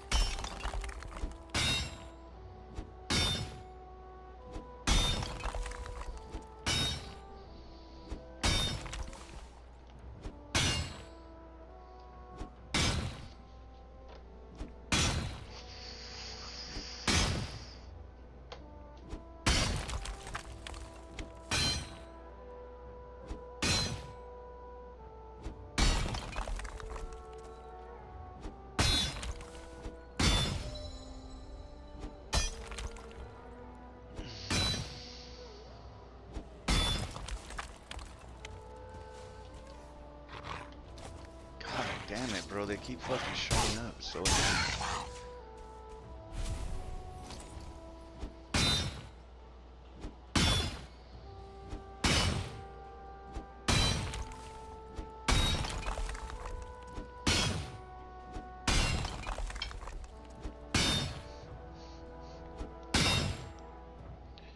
God damn it, man. I have this like weed vape pen.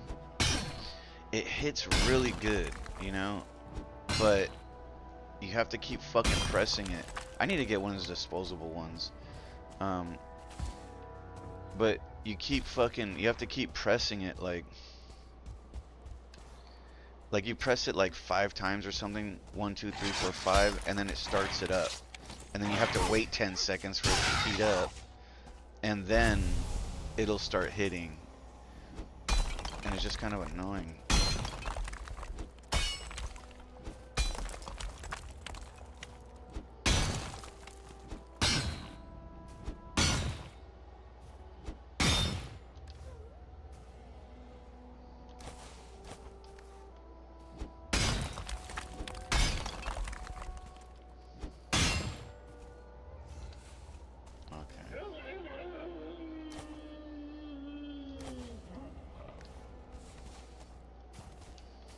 Waiting for this guy. Whoa. The fuck was that?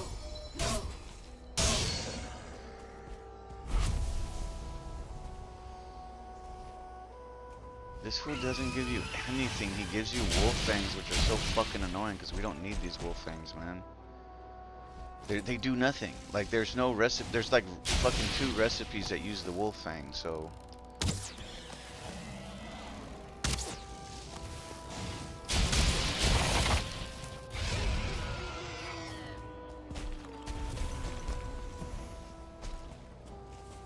This is the important shit, the frost gland. This fucking guy, come on, come on, come on, come on. I just want to get on the flat ground and fight him.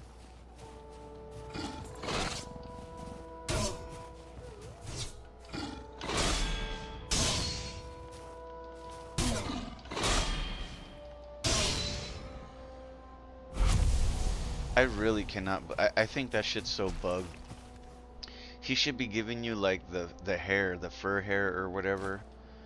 But they make it to where you have to go into these dungeons to get the fucking fur hair, and it's just a bitch. Alright, so we gotta return and dump this stuff and then come back.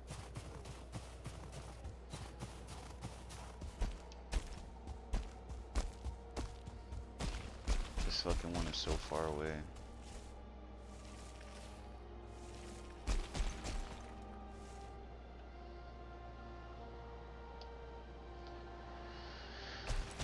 Okay.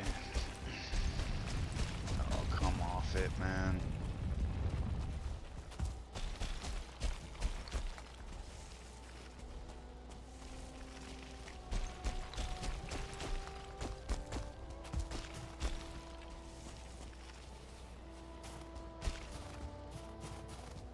We can fight those guys, I'm just not in it right now.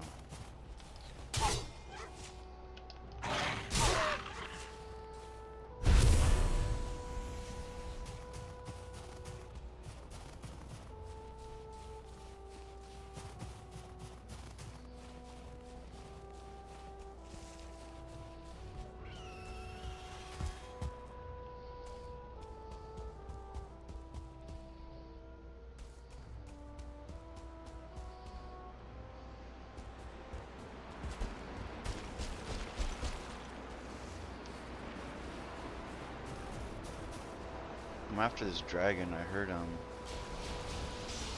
he is.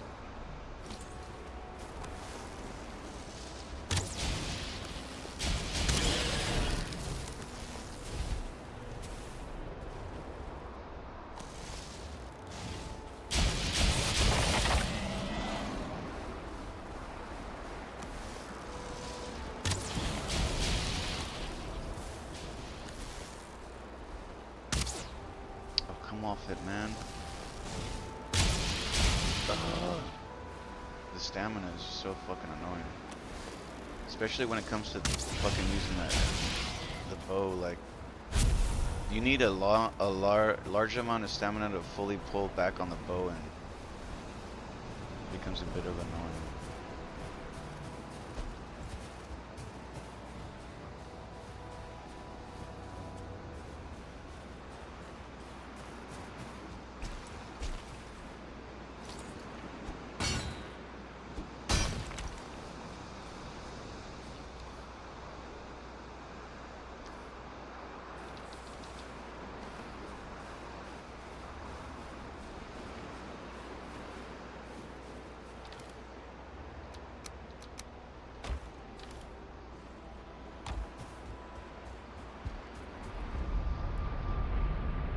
Okay.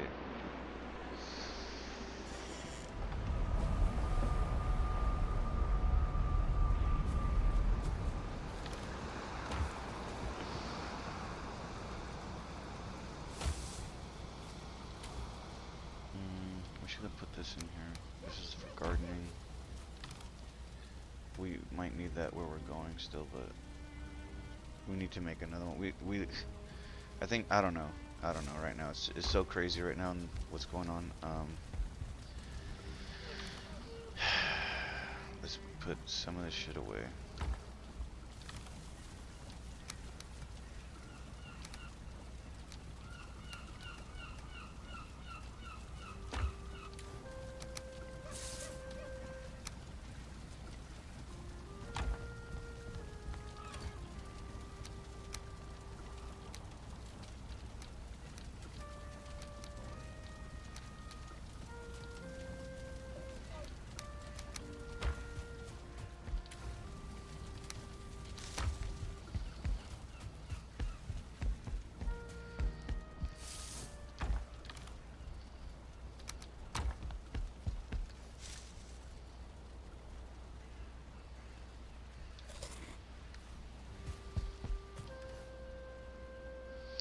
I just have so much food, it's crazy right now.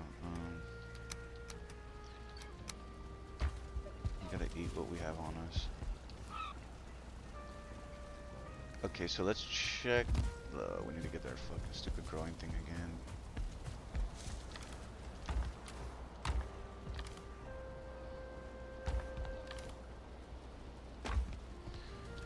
Oh. Oh my god, where the fuck is the growing thing? Oh, I put it outside. Okay. Nice.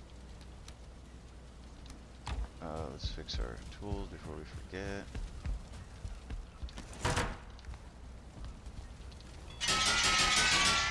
I love that you can fix your tools without having to like add more to it. Like, okay, fix the tool, let's move on.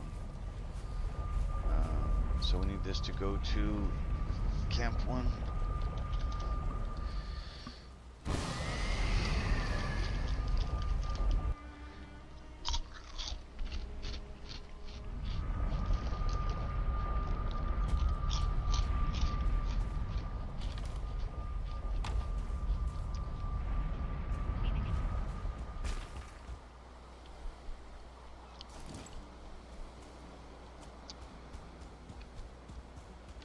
So this is our little grow area.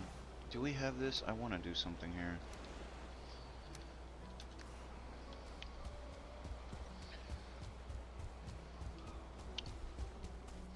I want to create a path because we come here so much, so.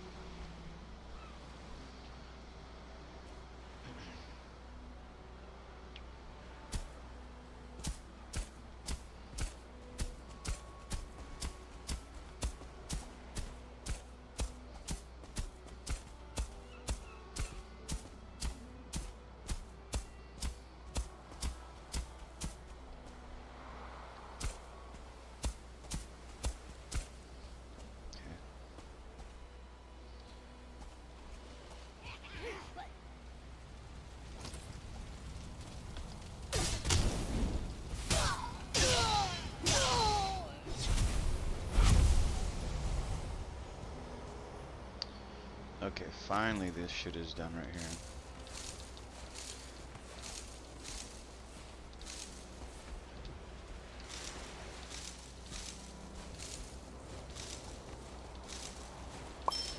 But the problem here is that we need to keep multiplying this because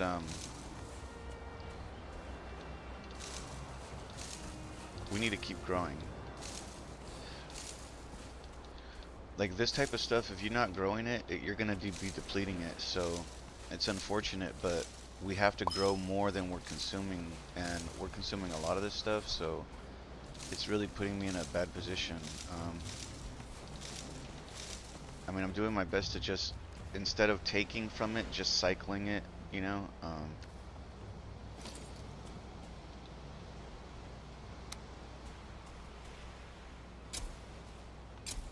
Because we don't really need this at the moment. This is made for bread and flour and cooking things, and we've made some stuff to cook with already, so we're not so dependent on this right now. We need the other one, which is really important, but that one, it's just, they grow so slow, man.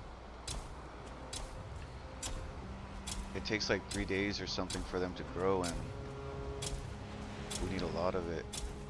This is like my third cycle or my second cycle of this grow. Because I'm growing, waiting for it to finish.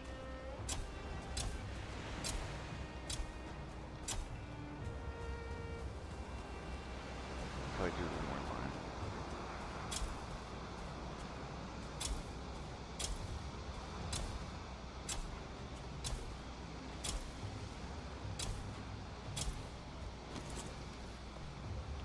Oh, well, there's a lot left, so.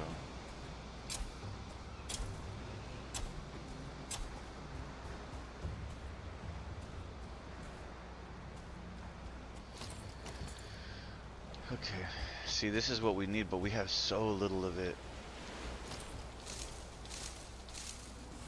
And it only doubles on you. If we're lucky if we get like, we need to get doubles on here, but I think we wasted it. There's 1, 2. Any more would be nice. Damn it. Yes, we got 1.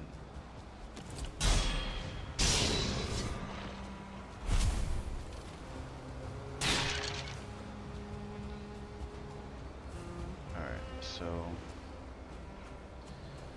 it sucks because we need so much of this. We need so much of this.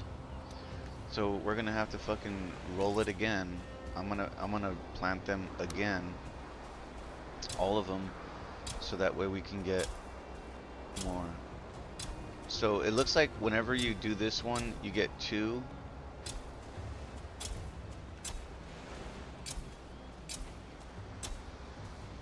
Every time you plant one and you reap it or whatever, you pick it, you get 2 of whatever you planted. So this is gonna double, and it looks like we got 60. So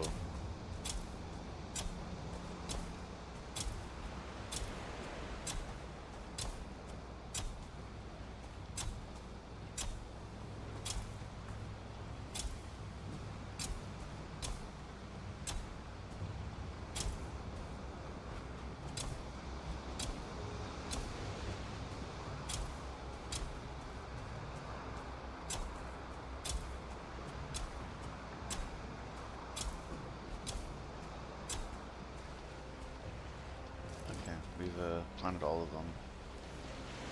I suppose we could plant these 2, because like I'm saying, we're not in a rush for the bread.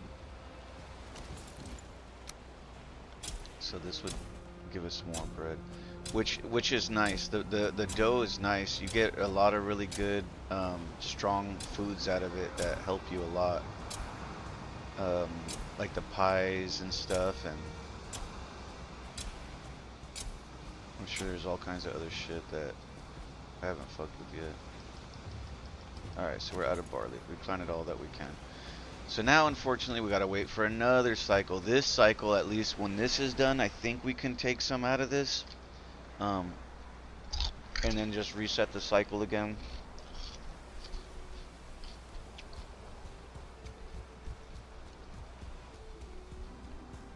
Oh, I love the path.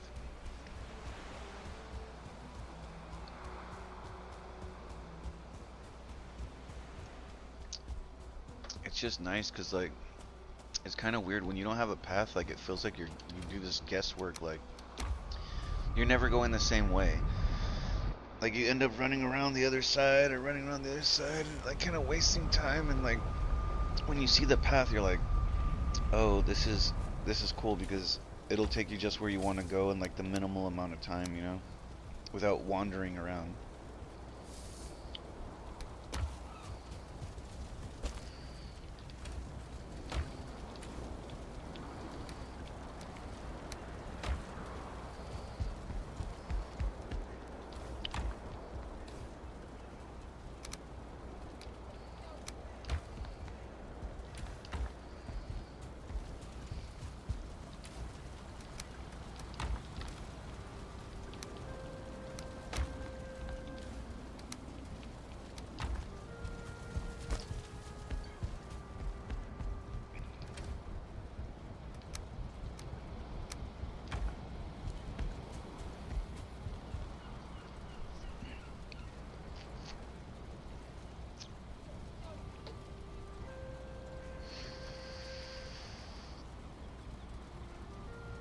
Okay, so what are we doing now?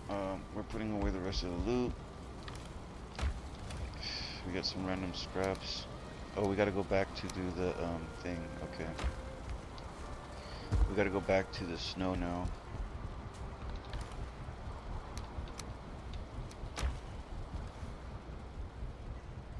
Wanna make sure we don't bring shit we don't need. I suppose for now we can put away the potion, the fire one, because we're not using it.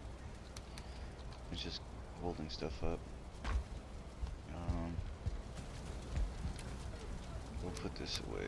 We don't really need it with us right now.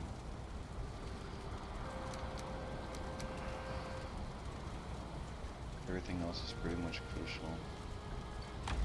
Let's fill up our food, maybe.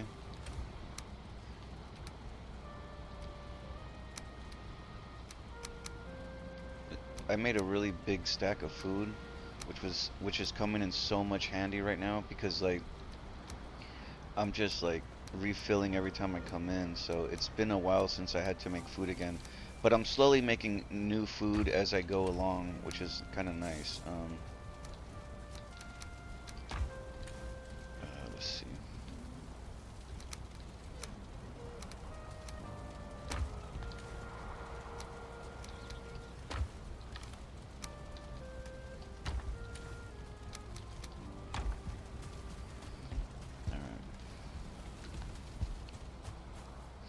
Oh, dude, I know what I could use one of these barrels for. That could be one of our death barrels.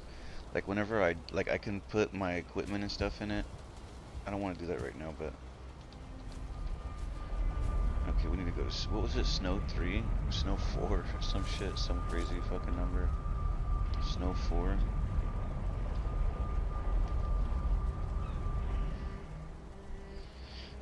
Snow 4, some crazy number.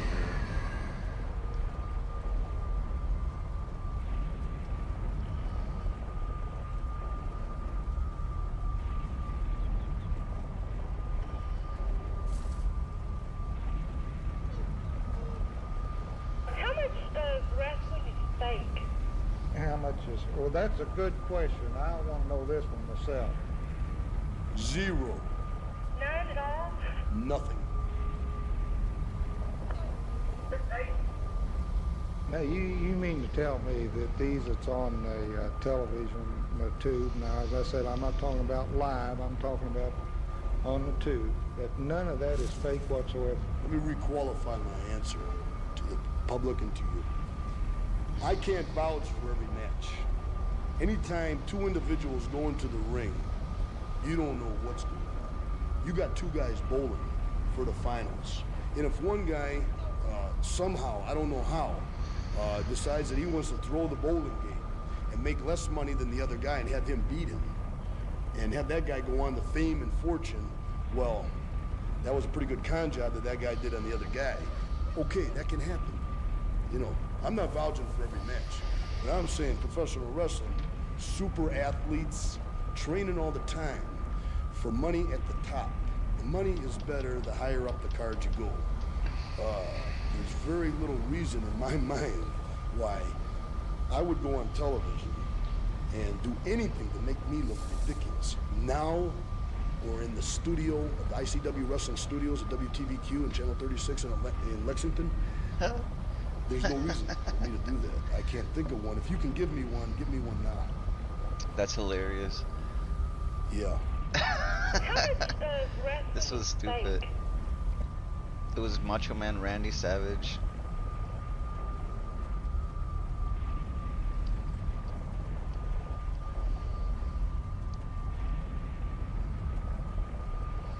Okay, sorry, I'm just trying to figure out something here.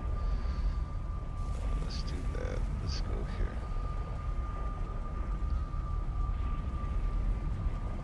I mean, as soon as I saw this during a 3-minute break, I was like, that's a psyop. So it's the revelation of the method. They're just showing you it's rigged. And of course, Trump by the end goes, oh, I figured this out, it's rigged. They got him up there to do a rigged lottery to discredit him. This is the big, because everybody knows these lotteries are rigged. I mean, totally rigged. What do you make of that? I definitely think, I mean, it's a humiliation ritual as well. I think that's why Oh they my did the God, COVID, we heard this all psyops yesterday, the man. way This they did. It was motherfucker, being bro. done very lazy. It was This fool stopped doing super fucking easy shows. to He used to do see. shows You like can see the every day. patterns, and then Now this fool's if you fucking can't see doing the shows like patterns, then every you're other 3 frustrated, days or and for those who something. can't see the patterns, they kind of go along with it. And they normalize the pattern of fraud. You guys, find the clip where it starts with Carney, because I mean it is so. And I'm sitting there in the break, and he goes, okay, mix it up really good, and then oh, Canada, oh, Mexico. And Trump goes, okay, I figured this out. It's going to be USA, and it is. Trump's obviously like, what is this? But the point is, again, this is revelation of the method. Do we have the full clip? Roll this, folks. This is brainwashing around here. Here it is. First winner of the FIFA Peace Prize, the 45th and 47th President of the United States of America, Mr. Donald J. Trump. Please. This guy acts The like he's Trump's FIFA big buddy. pre-pies. And he had it in the White House. And literally, you can tell this is real. Trump doesn't know this isn't a real raffle.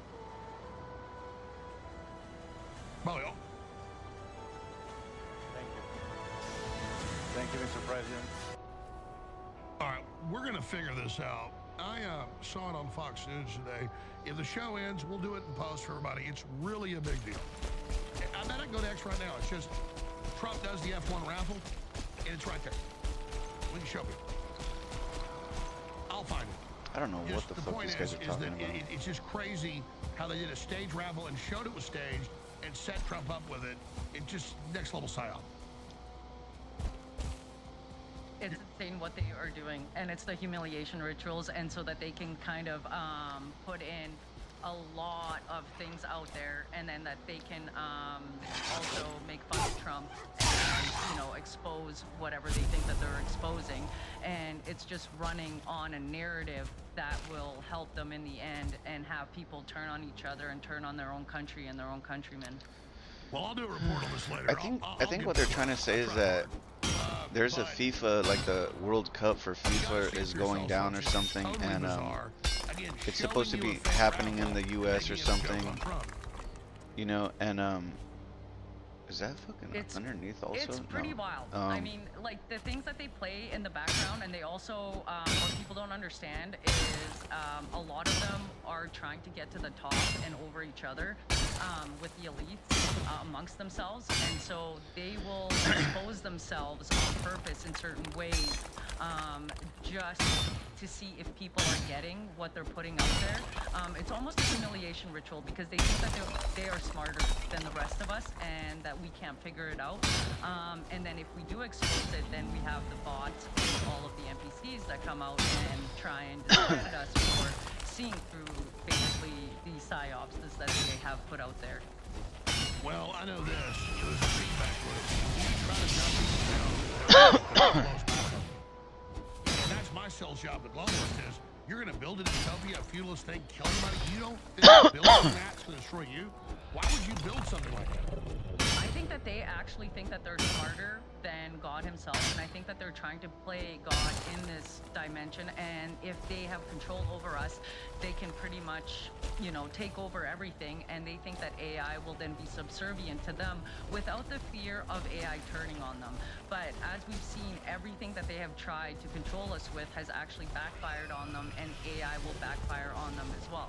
Even with the digital IDs and the CBDCs that they're putting in, I don't think that they realize that they will have to turn into CBDCs and digital IDs themselves, which means they will also be more hackable and their secrets will come out, especially with all the hackers that are out there that know how these programs run. I mean, how are you supposed to hide all of the billions of dollars that they've been money laundering through, you know, various rewards and things like that with CBDCs, because then they're traceable and trackable, and then we can actually find the truth out even more. So I definitely think that this will be one of the times that it will get hit back on them for sure with AI. Yeah, we've got a water shot here. I'll go find it on file. Stop now. And I'll find the straight on shot, because I want people to see this. This is bizarre. Oh, we're having a real raffle. This is real. This isn't a fraud. Mix them up really good, and then it's a fraud. It's like a joke. And I think that that's what they want. They A raffle want for what? to I don't expose understand what the themselves fuck the raffle for almost, what? just to understand it and get it. And also as a form of This bitch so humiliation weird, bitching ritual, about some which weird ass gives shit. them I don't the know what the energy fuck they're talking that they about. need to feed off of. Well, I just hope we can stop these people. That's the bottom line. Again, how do people find your work?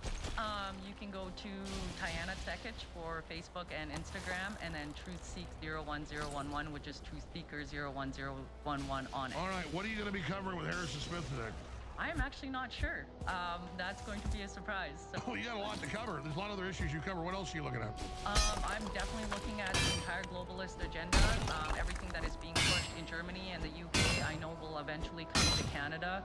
I'm also looking at other countries, how they have implemented things without their citizens knowing, and how they are trying to implement that into the Canadian policies and laws as well.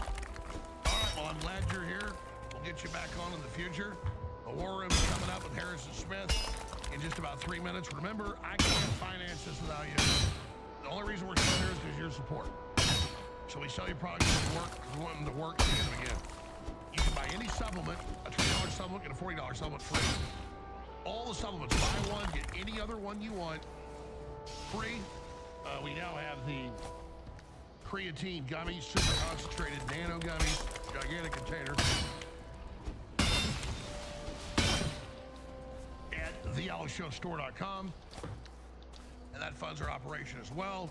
And today's the last day. It only happens every 2 months. For 1 week, there's a crossover where they give away another super truck vehicle every 2 months. Well, every 2 months, there's a 1 week period where you can get entered to win both of them and $10,000 on both. So it increases your chances of winning one or the other, maybe two. We never had somebody win both at the same time.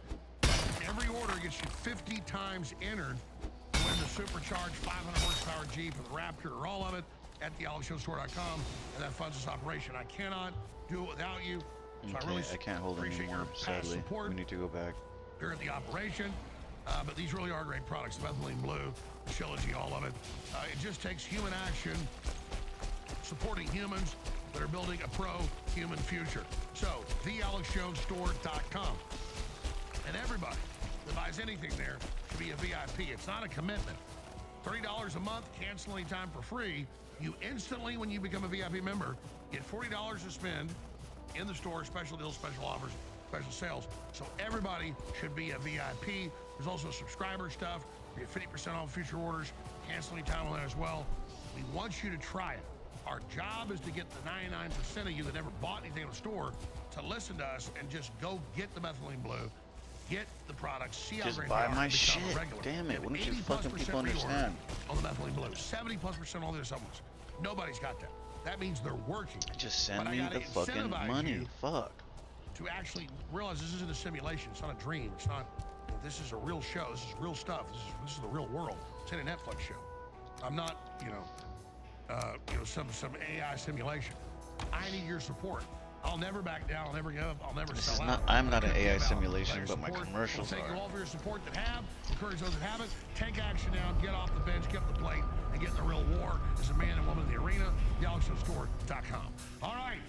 The War Room with Harrison Smith coming up. Stay with us.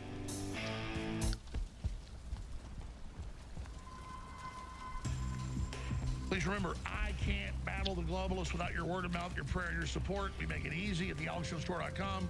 We have was a stupid for massive letting that fool 12 Owen go, days of man. Christmas sale going right now.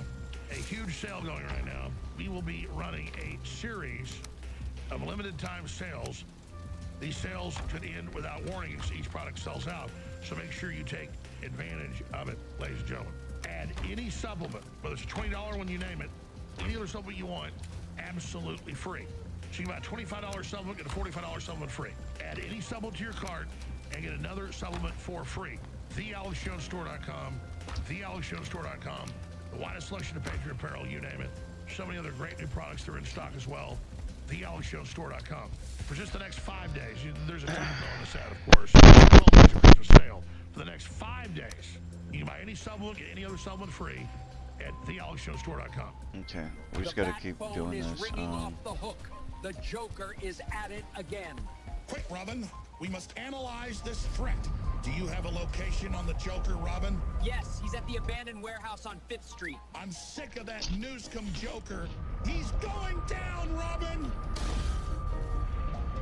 Blast you, Batbrain! Must you ruin every rib-tickling riddle I concoct? He thought he was going to get away with all of that Ultra DNA revival. Christmas with Alex and crew on cocoa and a coffee brew. All the presents under the tree. Everyone happy and full of glee. Frosty Santa, Rudolph the Nose. Get a gift from the Alex Jones store. Make a friend happy, smiles ear to ear. It's the most wonderful time of the year.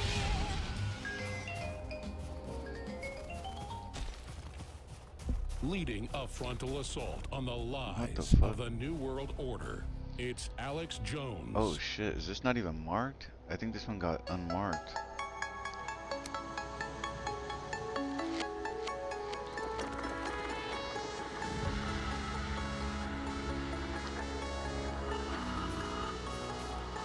Damn, this is such a fucking big one too, man. InfoWars. Tomorrow's news today.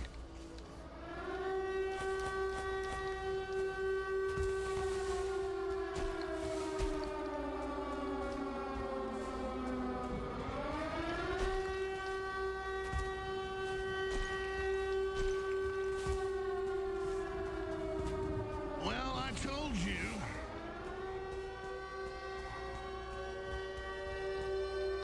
Last week, and I told you days ago. I kind of want all this Hegseth stone. did not say kill them all. Hegseth was not even on the call. They called and got his authorization. He said carry out operations, and he went to the next 500 things he had to do. Damn it, dude. I want to take this to the the destroyer He's thing. not stupid. He'd get caught in a lie like that. And I also know the military's protocol because I followed it and covered it so much.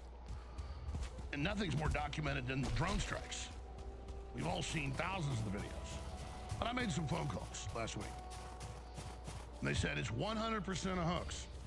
The Admiral went in. Joint Chiefs Chairman told the Senate yesterday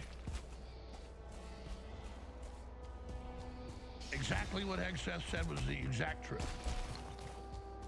And they had the judge advocate generals and everybody in there. It was the first time they were hitting a boat, and they made the call that it was legal. And then Hegseth said the Admiral made the call, and then the people above him said it was legal. They were already following the order that had been given by the president and by me, and that it was time, because now the boat had been tracked and they knew who was on it, and they had ready intelligence. You know, that's how the military works. You don't have the Secretary of Defense over every operation. You're watching each little piece of it. I mean, they were there, obviously, for bombing Iran. That's a little different. And the issue here, the reason I'm starting to show it this is, it's cut and dry that the Washington Post was given a classified leak of lies. They don't just leak classified information that's illegal unless you are exposing a crime. But when it's proven you're not exposing a crime, it's now a felony. Goes all the way up to treason depending on why you did it and how much damage it causes. But it's the leaking lies.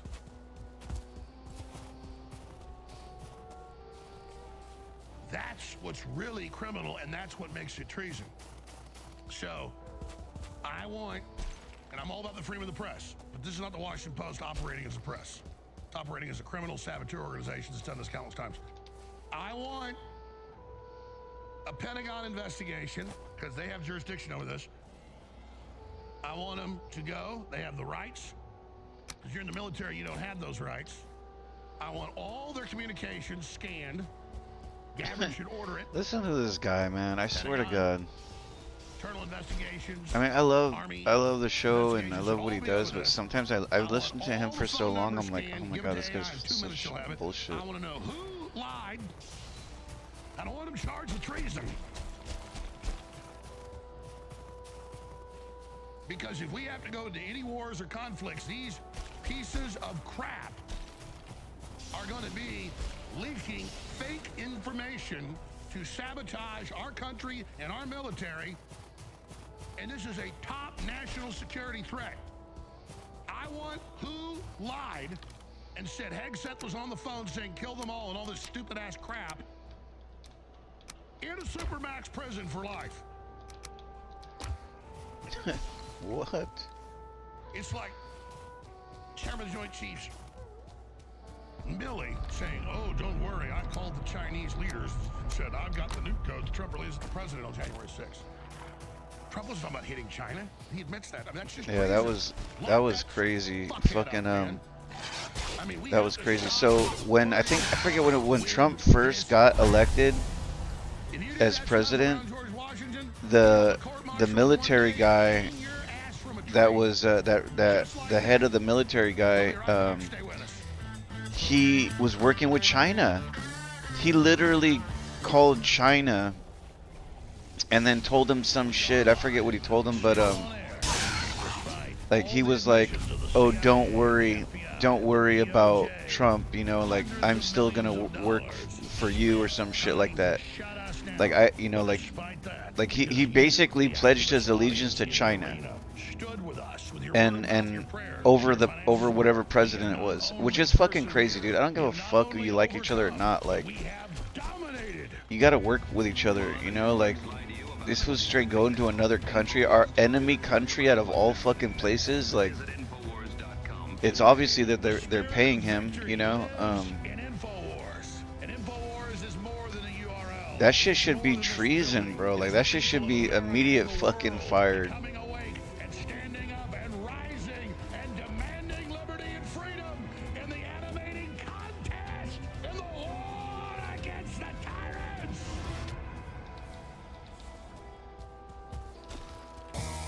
I don't know why I'm doing this.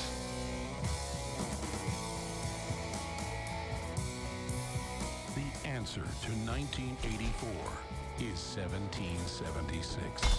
You're listening to The Alex Jones Show. My eyes are blind, but I can see.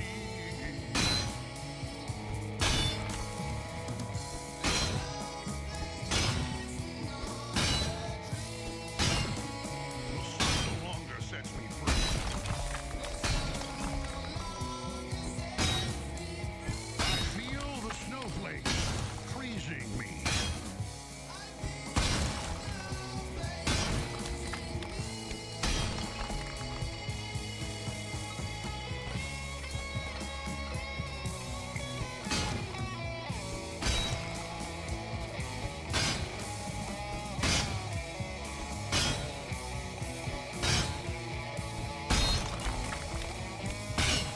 We are now in the beginning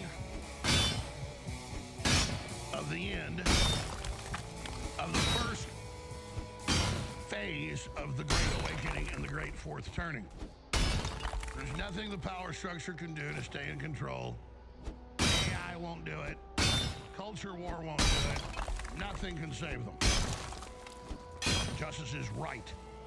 Justice is good. Justice is strong.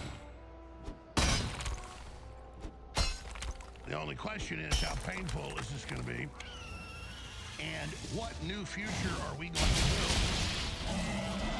But in the end of a cycle, which we're ending the cycle of decadence, and now catapulting into the new cycle of rebirth. But you are alive during the most important time in recorded known human history. Oh, yeah, with this dragon. And this is my report to you, the people of Earth.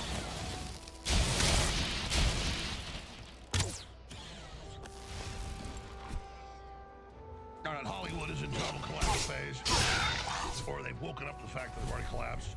A lot of big news surrounding that. That's important to the larger ongoing collapse of their system. We are going to have a bunch of big guests on today as well. I'll tell you about in a little while. The White House has put out the new national security strategy. And it rightfully says NATO expansion and UN replacement migration are two of the large threats developing and ripening to constitute, in among several other threats, the top threats facing America. Quite a statement, and I've got the report right here. Updated Trump national security strategy opposes NATO expansion, warns mass illegal immigration could erode Europe's loyalty. Well, that's the whole plan. Also, I'm going to get more into this later, but 100% of everything you heard about Hegseth and the Kill Them All drug boat story was a lie. There wasn't even a phone call. There wasn't even a communication. He wasn't overseeing the strike, just like he said. They called and said, okay, green lit. Ready to execute. He said, execute. That's what you do. Hand it over to the admiral. Had nothing to do with it. I've noticed one thing I've noticed about this fool Alex Jones is that he spends a lot of his time now running cover. Like he's basically fucking sitting here and like covering up for all this government shit. Hope nobody knows where it came from. Like before he used to be talking hella shit. He used to call fucking these fools out, you know, and then now he's over here talking about, you know, like, oh yeah, oh they didn't do anything. They didn't do anything. It was not a mistake. They're doing their job. Like, the fuck? But he's supposedly for an hour sitting there watching the satellite feed, drooling, playing with his tallywhacker.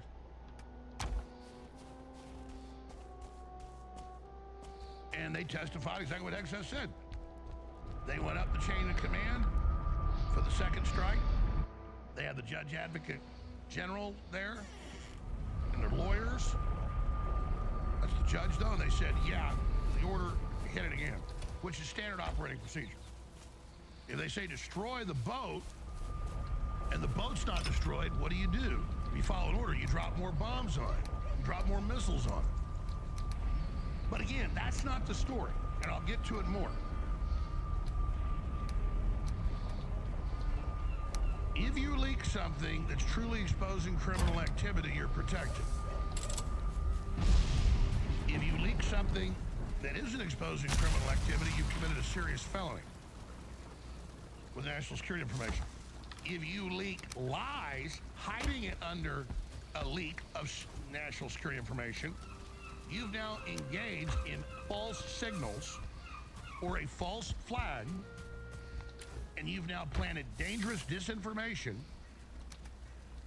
to undermine the military and national security of this country, and they have a name for it. It's called espionage. And you think of Russia or China as our main adversaries, and they are country-wise. But what about the globalists? What about the enemy within? This is globalist, leftist, coup d'etat, undermine the military, undermine the Secretary of Defense, to undermine the president, so that they can launch their civil war and the military won't follow Trump's orders that are constitutional to stop it. So it is treason. That's why you got all these senators on TV saying, military, don't follow his illegal orders. Military, save us from Trump. You know, just a couple weeks ago, they're like, well, just don't follow illegal orders. We're not saying it's illegal. Now they're like, no, it's Oh, look, all the illegal. veins are going It's up. not. So they manufacture lies and hide it inside. Ooh, 007. This message will self-destruct in 10 seconds. Mission Impossible crap. Trump has the Justice Department, military lawyers review it.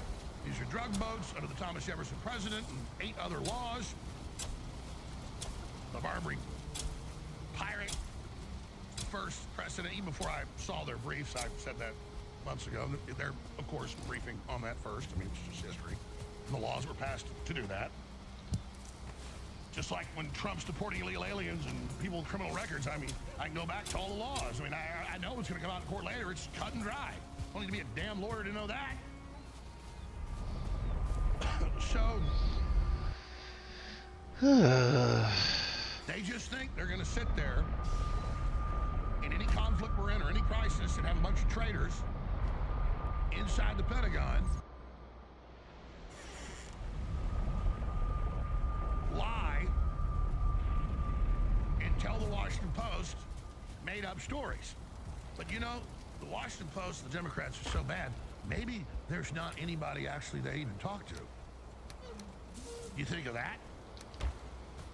But they tend to like to put the blame on somebody else. No, I think there's like a Vedman, type person in there.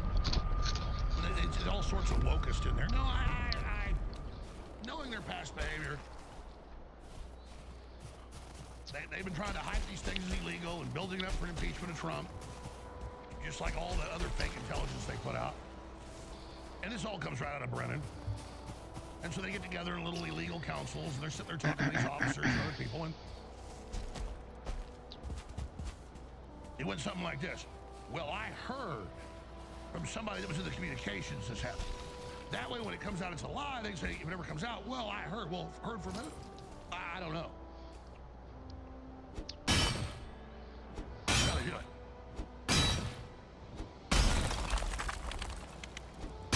So, this is treason.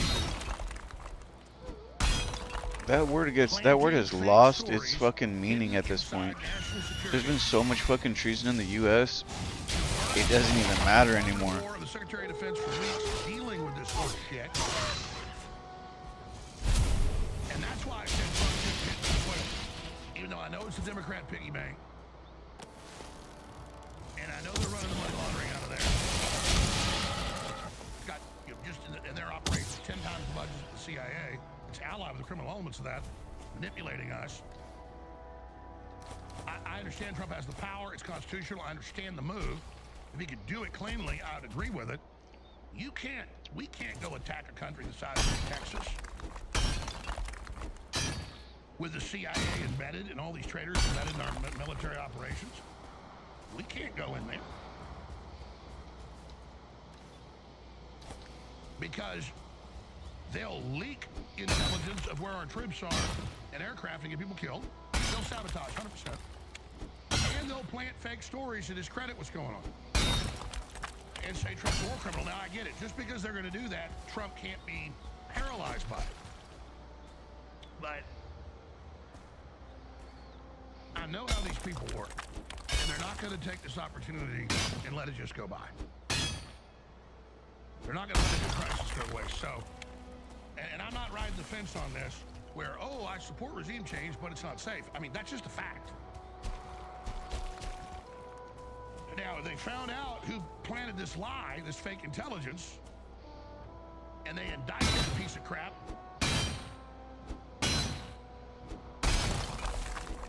For espionage, working for a criminal cabal. See, we always think of espionage, again, as the Israelis or the Chinese or something. or the Venezuelans working with the trying to set our country for election theft. Yeah, that's the classic thing. But no, there's corporate espionage, there's globalist espionage, and most of our problems are actually BlackRock and the globalists and the big banks and all these places. They all operate as their own spy networks.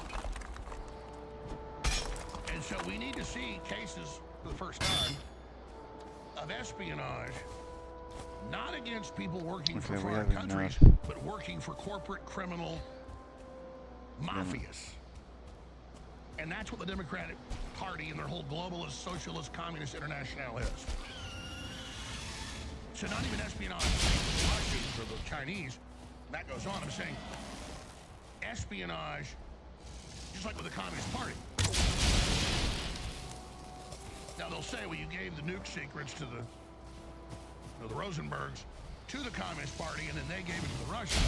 So we gave you espionage to the Russians. Whatever. The point is, I'm trying to get your mind around here.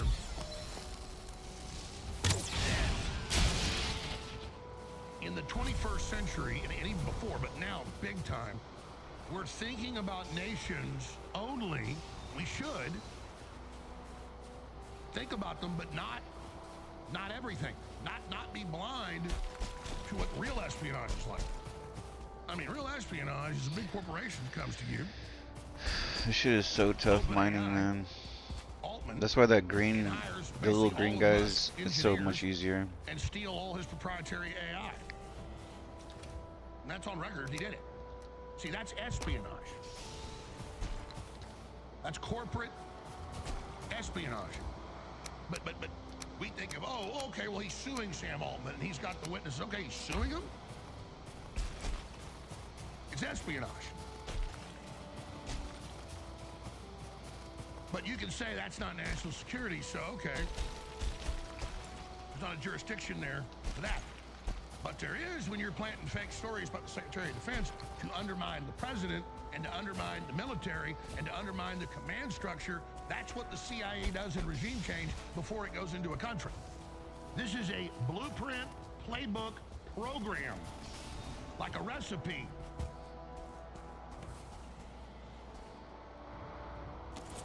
How to make a chicken fried steak. Well, you get this type of hanger steak, and you get out the meat tenderizer mallet, and you beat it for 5 minutes on both sides, and then you bread it with seasoning, and then you bread it with the breading, and then you throw it into 400 degrees grease. Preferably, you really want to have a heart attack and have something delicious. Bacon grease. And then you cook it till brown and flaky. I mean, it's a damn recipe. And I'm sitting here watching them make it. Like you go to your friend's party, you walk in, oh, what are you doing? I can see you're making sangria. How do you know they're making sangria? They got all these fruits, lemons, limes, oranges. They got red wine. They got a big jar of ice. They're chopping it up. They're pouring red wine in. They're dumping the fruit in. They're making sangria. Get up with your little kid at 6 a.m. and you smell biscuits, and mama's got a bowl whipping up the eggs. Oh, we're getting omelets this morning. Because you see on the counter the sausage and the bell peppers and the onions, and oh, he's like, that's right, you're getting an omelet this morning. That's my job. It is so easy. You study all this stuff, and it's all set down on the counter. But, I mean, we're so far along, Mama's putting the omelet down on the table with the biscuits. And we sit here and we watch this crap go on in front of us, and then we get all the documents and all the hearings and all the admissions and amends and, you know, total coup. I mean, look at the headline today. Democrat plan for coup discovered. How about hundreds of their plans have been discovered? How about all the interlocking groups have been discovered? How about all these new documents have come out? It's ridiculous. So,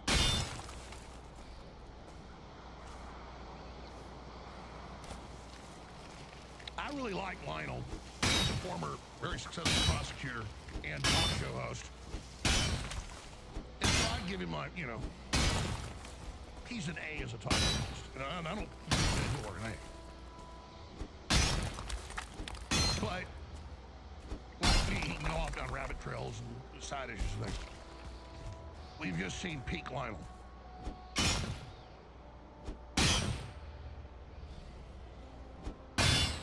General Flynn retweeted this. He's coming on Monday. Lionel is. Lionel texted me last week. He said, "Oh, I love your analysis on the deep state. I'm going to be doing something on it." I'm like, "Great." Well, he sure did his research. Wow. This is a 13-minute video. Then we come back, I'm going to play. And the way he lays it out, it's all 100% true. And everything, every 20 seconds what he's saying, you can look it up, and it's a whole world of information. But he explains how the whole thing operates and what it's doing. And for me, this is very personal and very existential because it's now been declassified, and we know there's a lot more. I mean, I'm not going to spend hours getting into it all, but it's FBI, CIA, dark money, lawsuits, attacks on my family. And I'm not a victim. I know I'm a big boy. I got into this and expected this. But I expected when they did all this to me and it got drawn out and exposed, because we've been sent in as a probe to draw out the enemy. This is pawn sacrifice. I understand warfare. I volunteered to be sent into enemy, behind enemy lines to expose their positions. I volunteered decades ago to take on a suicide mission, okay? Okay. So I'm very happy about all this, for what I've done. God working through me. Not a place of pride, a place of satisfaction. But I would expect that when we draw out the enemy positions, the air cover come in, no matter what happens to me, and blows the living hell out of these people. I'm willing to go to the Alamo, divert the army while folks in North Texas get geared up and ready, Northeast Texas, victory or death. I just expect... I need to focus on carrots because we have a lot of onions now. So I've expected to be wiped out forever. I'm surprised we're even still here hanging on. This is serious warfare, folks. But I will tell you that this operation has drawn out the enemy more than anybody, other than Trump. And now I am starting to get really pissed off because I know they're a bunch of cowards, the DOJ. I know they're thinking about 3 years from now and the next job they get. You're not going to have a country or a world, dumbasses, because they're not even really crooks or gangsters. They're the worst thing. They're cowards. They're fence riders. They sit in the middle of the road. They're lukewarm. And I'm watching the globalists get their money cut off and a lot of great stuff happening. Their carbon taxes killed. Their agenda exposed because Trump's for real. And I'm watching a bunch of cowards in government slow roll all of this and play both sides. And then I'm watching people Monday morning quarterback Trump all day about how he's a fake and he's not getting anything done. Bull crap.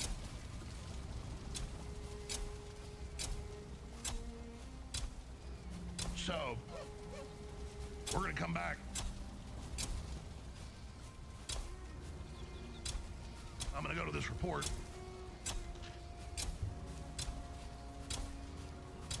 That's powerful. And I hope you take notes. And I hope you pay attention. And just like we took a 2-minute video of White House Deputy Chief of Staff Stephen Miller. Okay. And just added documents proving everything he said about the Mexican drug cartels being so murderous and criminal. I want to take this Lionel video and I want to have Rob do. See, he's up high level on this. He can have all the stuff quickly. Add documents over everything Lionel's saying.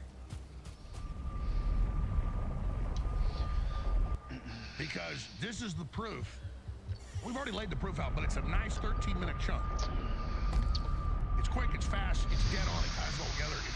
It's a hole-in-one.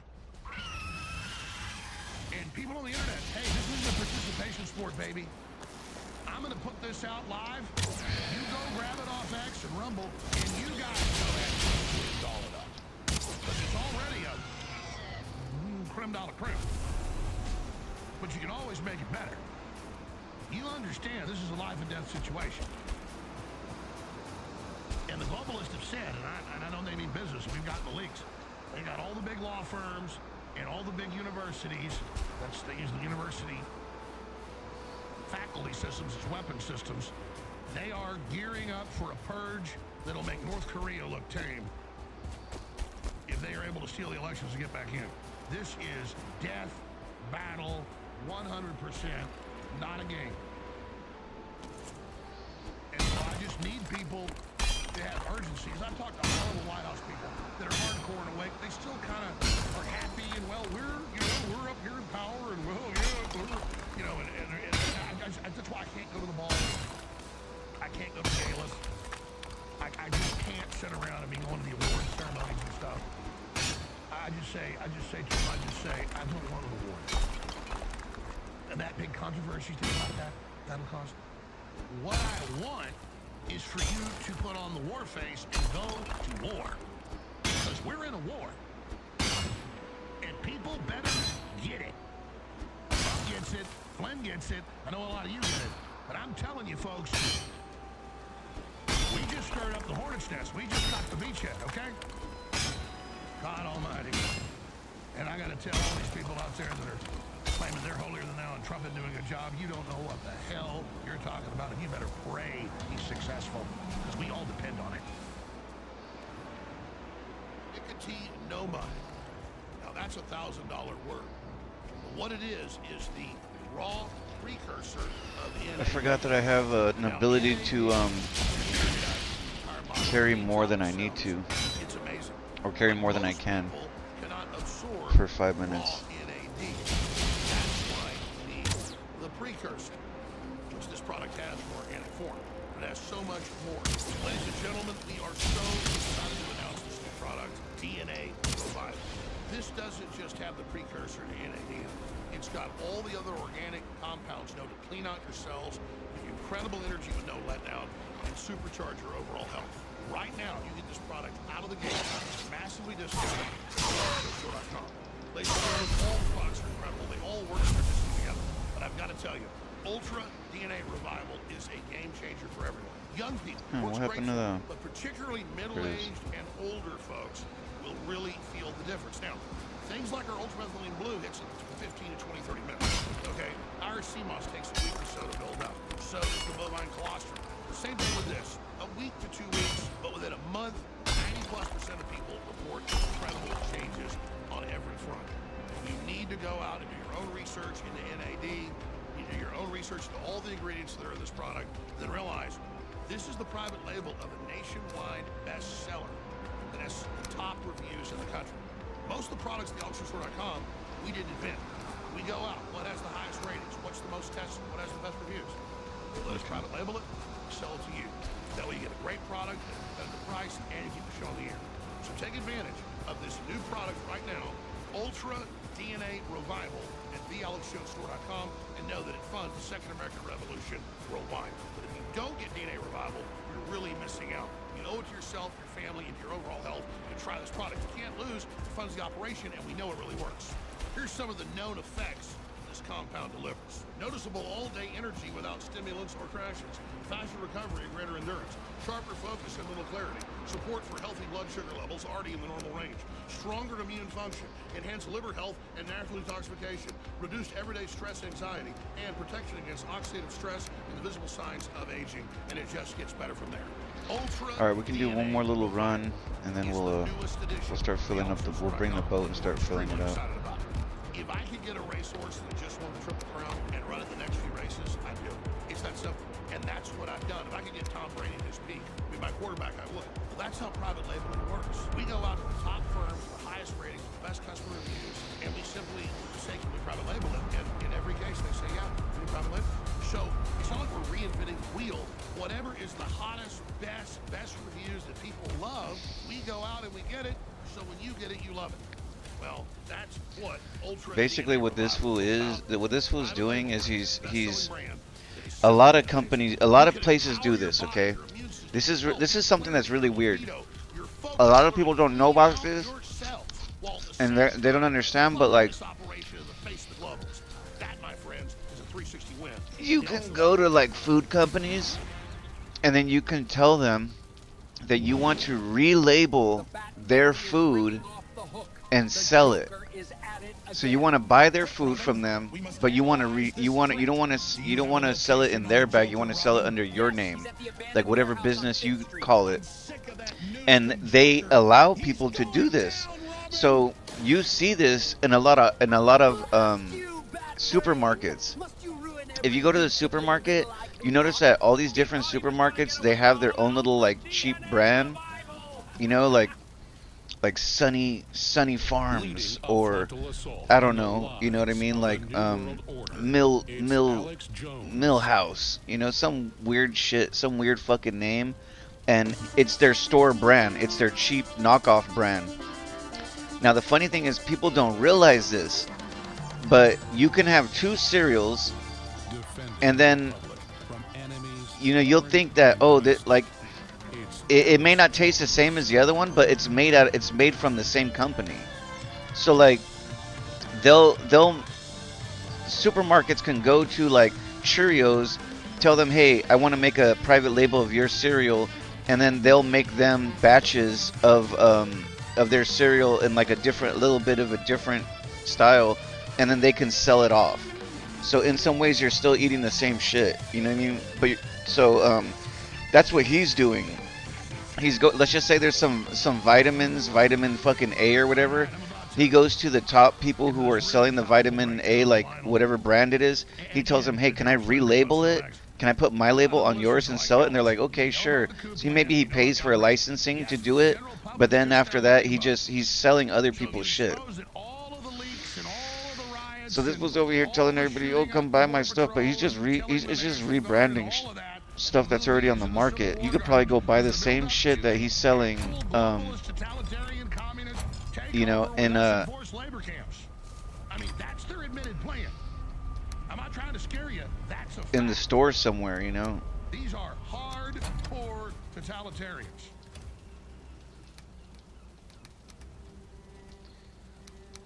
So they've got to be exposed. And his breakdown is excellent. And then I'm going to get into all the other news. But you're supposed to not have a memory and just, oh, Hegseth, kill everybody, he's a war criminal, all of it lies, none of it was true, totally made up, testified, showed him the video, played the audio. Like, I think we're going to take the boat. Coming in. Hegseth's not even on the damn thing. Because we're almost ready to bring all the silver. To undermine the president. Damn, I should have checked the and the readiness of our stuff. military. Maybe I should do that real quick. Trying to stage a coup. Kind of a big deal.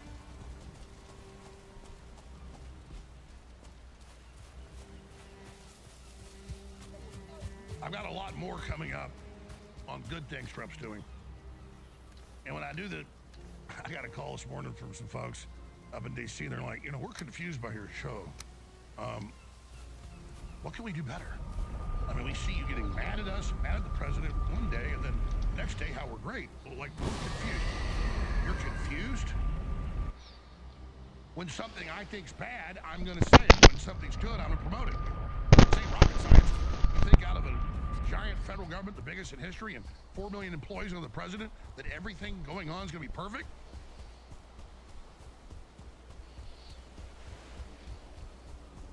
It's ridiculous. But here's a big issue. I even see people saying, what has RFK Jr. done? Is that a joke? It would take me an hour just to scour my memory to draw it all up of the incredible things he's gotten done in just 8 months in after his confirmation, or 7 months in. And then I guarantee you, I don't know about half of what he's done, because a lot of it's regulatory behind the scenes. But let me tell you, Big Pharma and the globalists are running around like chickens with their heads cut off. Just look today. And I said this like a month ago in a report because I've been told this is coming. They just banned the hepatitis C shot for children at birth. And I said they were going to ban it. People go, no, they're not, blah, blah. They banned all the thimerosal in the shots. They killed all the new funding for mRNA. Oh, thank God. Panel votes to end recommendation for hepatitis B shots for all newborns. and people are spinning it. Well, wait a minute, that isn't banning it. They won't give a shot if they're not given liability protection under the 1986 Act. It is Okay, we need to make equivalent sure of this banning it. snow for him. Very dangerous shot, massively associated with all sorts of health problems. If you're not having anal sex or an intravenous drug user with shared needles, you don't want to take it. And it causes all sorts of issues. And look, CDC panel drops hepatitis B shot recommendation for infants. Boom. MMR, where they put 3 shots in one, massively linked to the problem. They put out orders to stop it. It is taking all the food dyes out that are so deadly and addictive. I mean, recommending the states remove fluoride, on and on and on, and releasing massive geoengineering report on what agencies are doing it. You notice none of it gets attention, though. Just bloop, bloop, bloop, bloop. Bombshell, bombshell, bombshell, bombshell. I mean, Boom, boom, boom. Kennedy is wrecking their ass.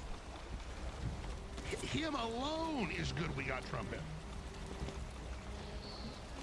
And it's funny, I didn't know, I knew the panel was going to do this, I didn't know it was going to happen today, except the next few weeks.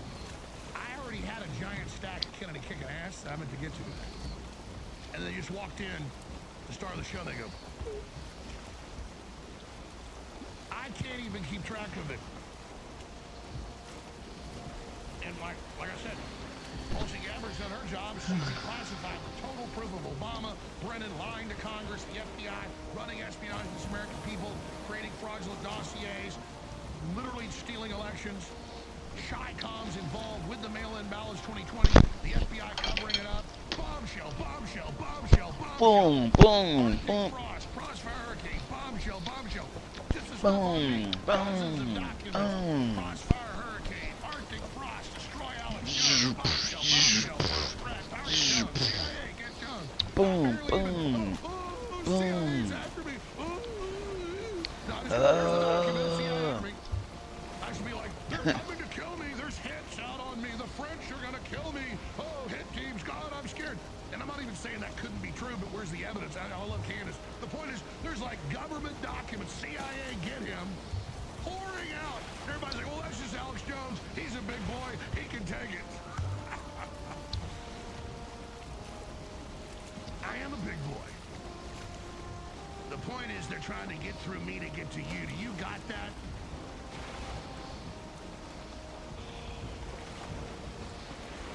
I want to go to this final video. It's really important. But before I do that, I'm not backed by the Israelis or the Chi-Coms, the Russians or the Qataris. I'm backed by you. You want to know who backs me? People that think they're getting good information and want to support this broadcast, go to thealexshowscore.com. You want to know who the paymaster is? You want to know who the boss is? You. But your support is your voluntary support. I don't come out here and say what's going to sound good to the audience. I'm going to say what you want to hear.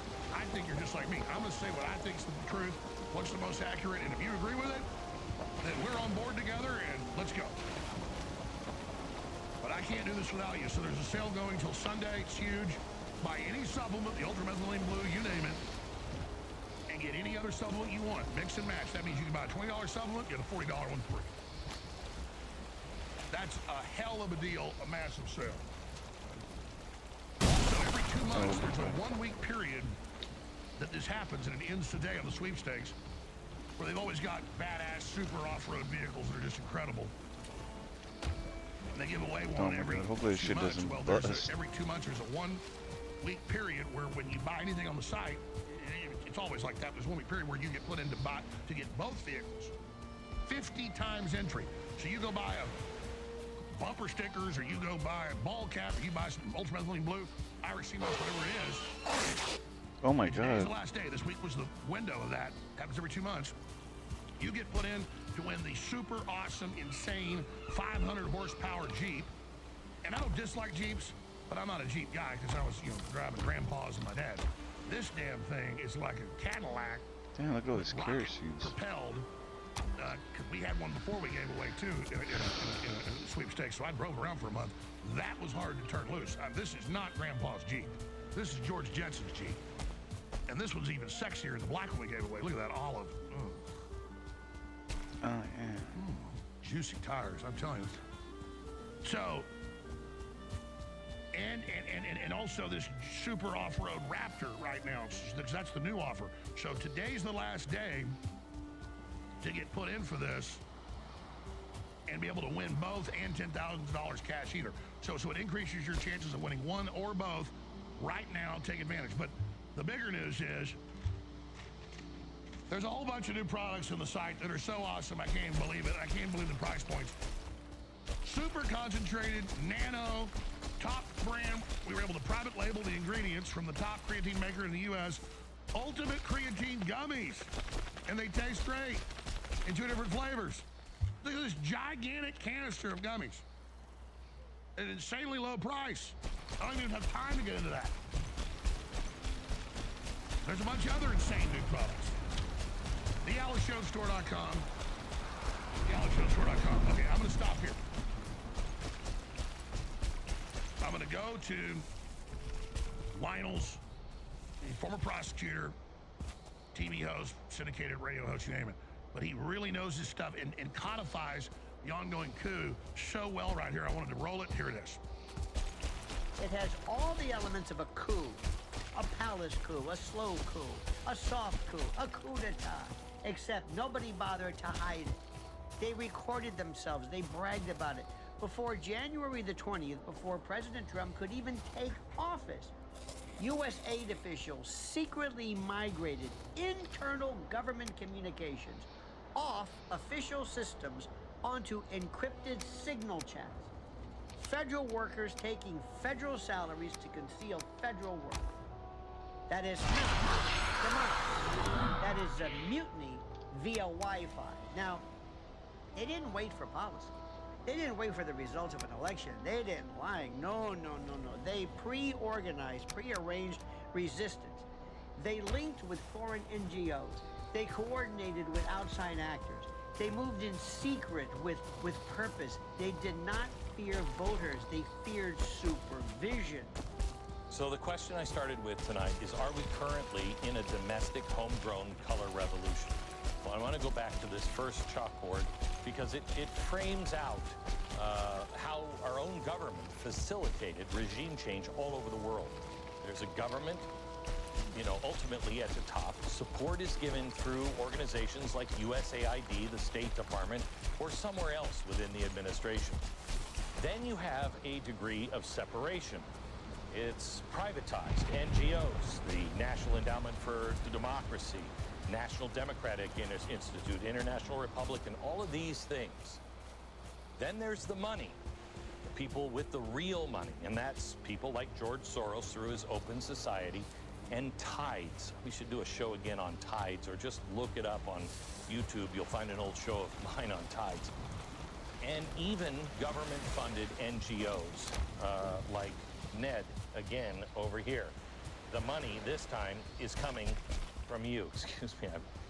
Finally, the demonstrators, the youth movements, the people who hit the streets, and a sympathetic media that will help deliver their message. I'm going to add labor unions in here because they are contributing to the organizing of these protests. It's grassroots. Okay, so this is how revolutions are set up. But what are the conditions for one to be successfully conducted? When can regime change actually be attempted? Well, State Department learned this by doing it over and over and over again. And we know it because Obama's ambassador to Russia, Michael McFaul, literally wrote the book on it. This is what was required, as per Obama's administration, to topple a country. Are you ready? You need a semi-automatic regime, not fully autocratic. It has to be semi. You have to have an unpopular incumbent. You have to have a united and organized opposition. Do we have these things yet? then you have to have the ability to quickly drive home the point that the voting results were falsified. You need the media to inform people about the falsified vote.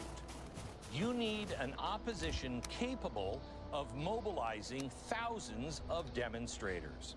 And then you need divisions among the regimes, coercive forces like the military or the police. Damn it, man. Sounds like we have all of those, doesn't it?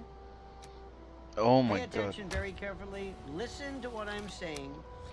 Because what we are looking at, or what I'm looking at, what we should be staring at is not politics. It is the blueprint for a slow motion overthrow of a constitutional republic. And if you think this is theater, if you think this is just exaggeration, listen to the dialogue, because the script is in English.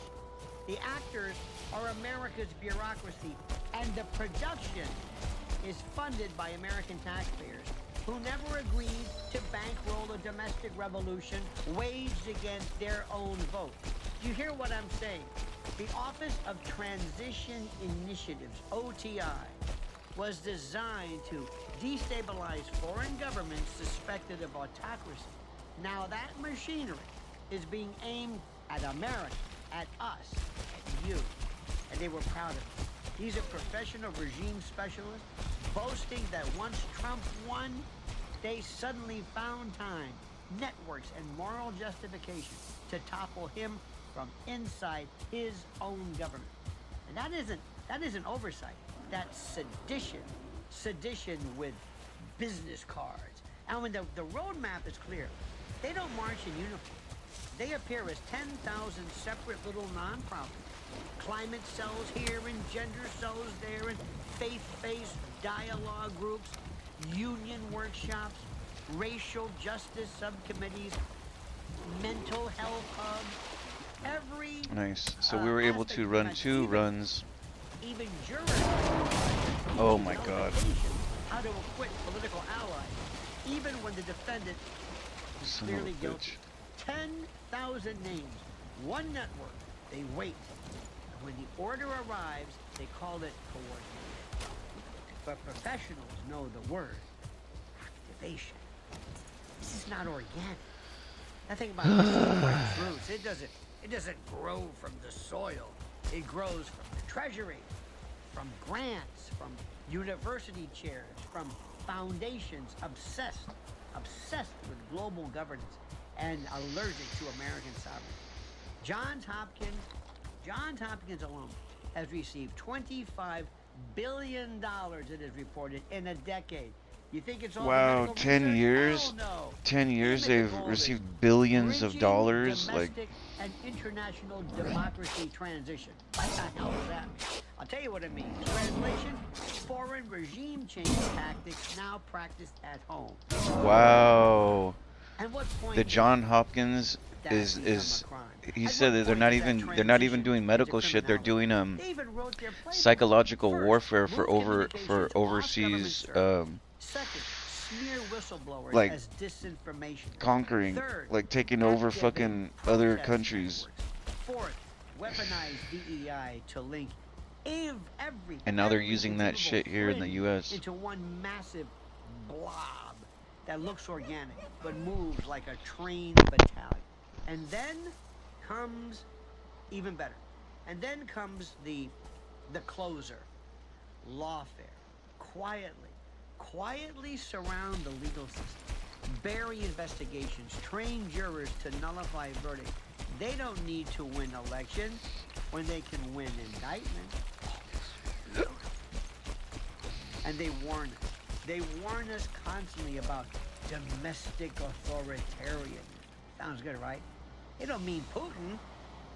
They don't mean Iran. They mean the 45th president of the United States. See, the man elected by voters that they don't trust. The man the founders prepared for, with checks and balances.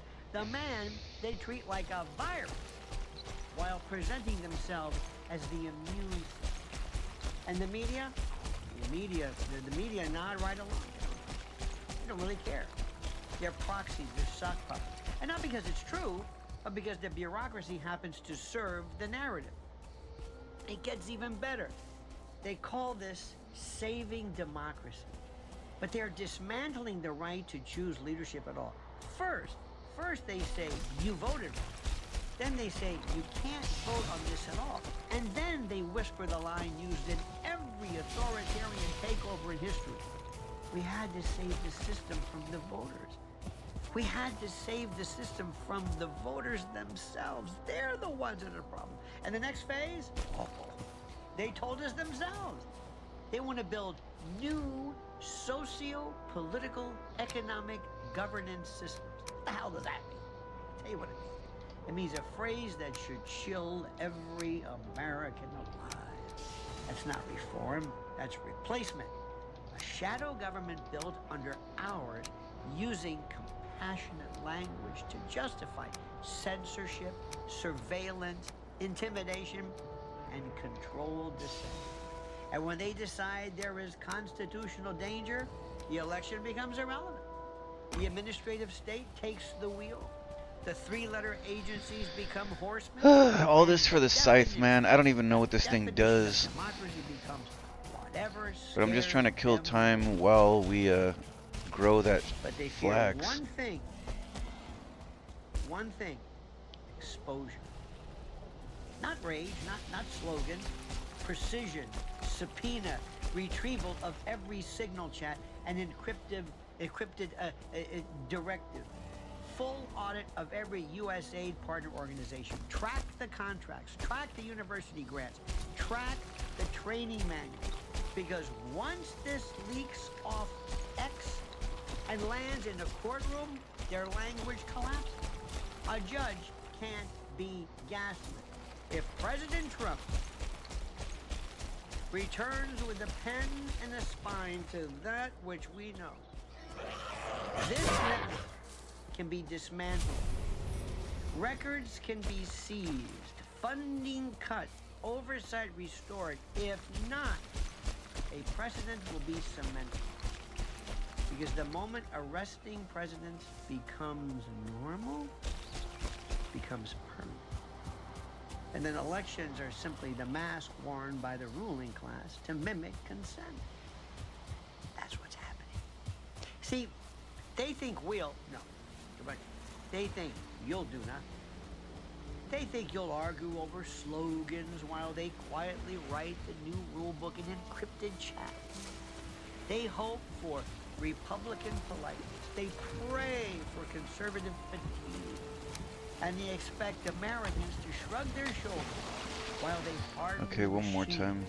shield of a managed state behind the glass of philanthropy and justice.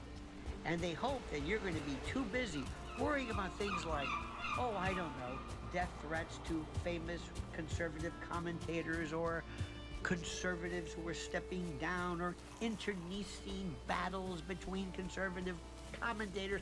They want you to keep busy with that. That's a distraction. This is what I've been telling you. But we do not belong to them. This republic is older than their playbook. It's stronger than their network. And it's built on the idea that still exists, by the way, that power answers to the citizen, not the donor. Voters don't need approval to defend their own voice. They only need courage. And history has never cared about the timid. Tyranny does not frighten me. Shouldn't frighten you. Cowardice does. The next 100 days may decide the next 100 years. And the choice is not subtle. We will either surrender to a network of nonprofits or defend our constitutional republic. Because votes mean nothing when the people counting them believe they work for someone higher than the voter.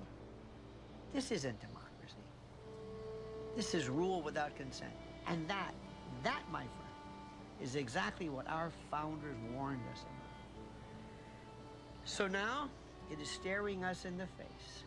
We never What are we going to thought do we about were it, my going to- friend? What are we going to do? We're going to arm ourselves with the truth. We're going to pay attention and Kill focus. switches in it. Who seized from Wiener as part of an investigation into... You understand this? We are not going to be taken over by these people. Period. I've always liked Lionel and respected him. That was a hole in one. Always liked. Period.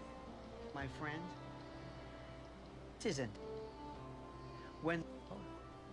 This isn't democracy. This is rule without consent. And that, my friend, is exactly what our founders warned us about. Going to say thank you to Anthony Weiner. The FBI is reopening its investigation into Hillary Clinton's email scandal.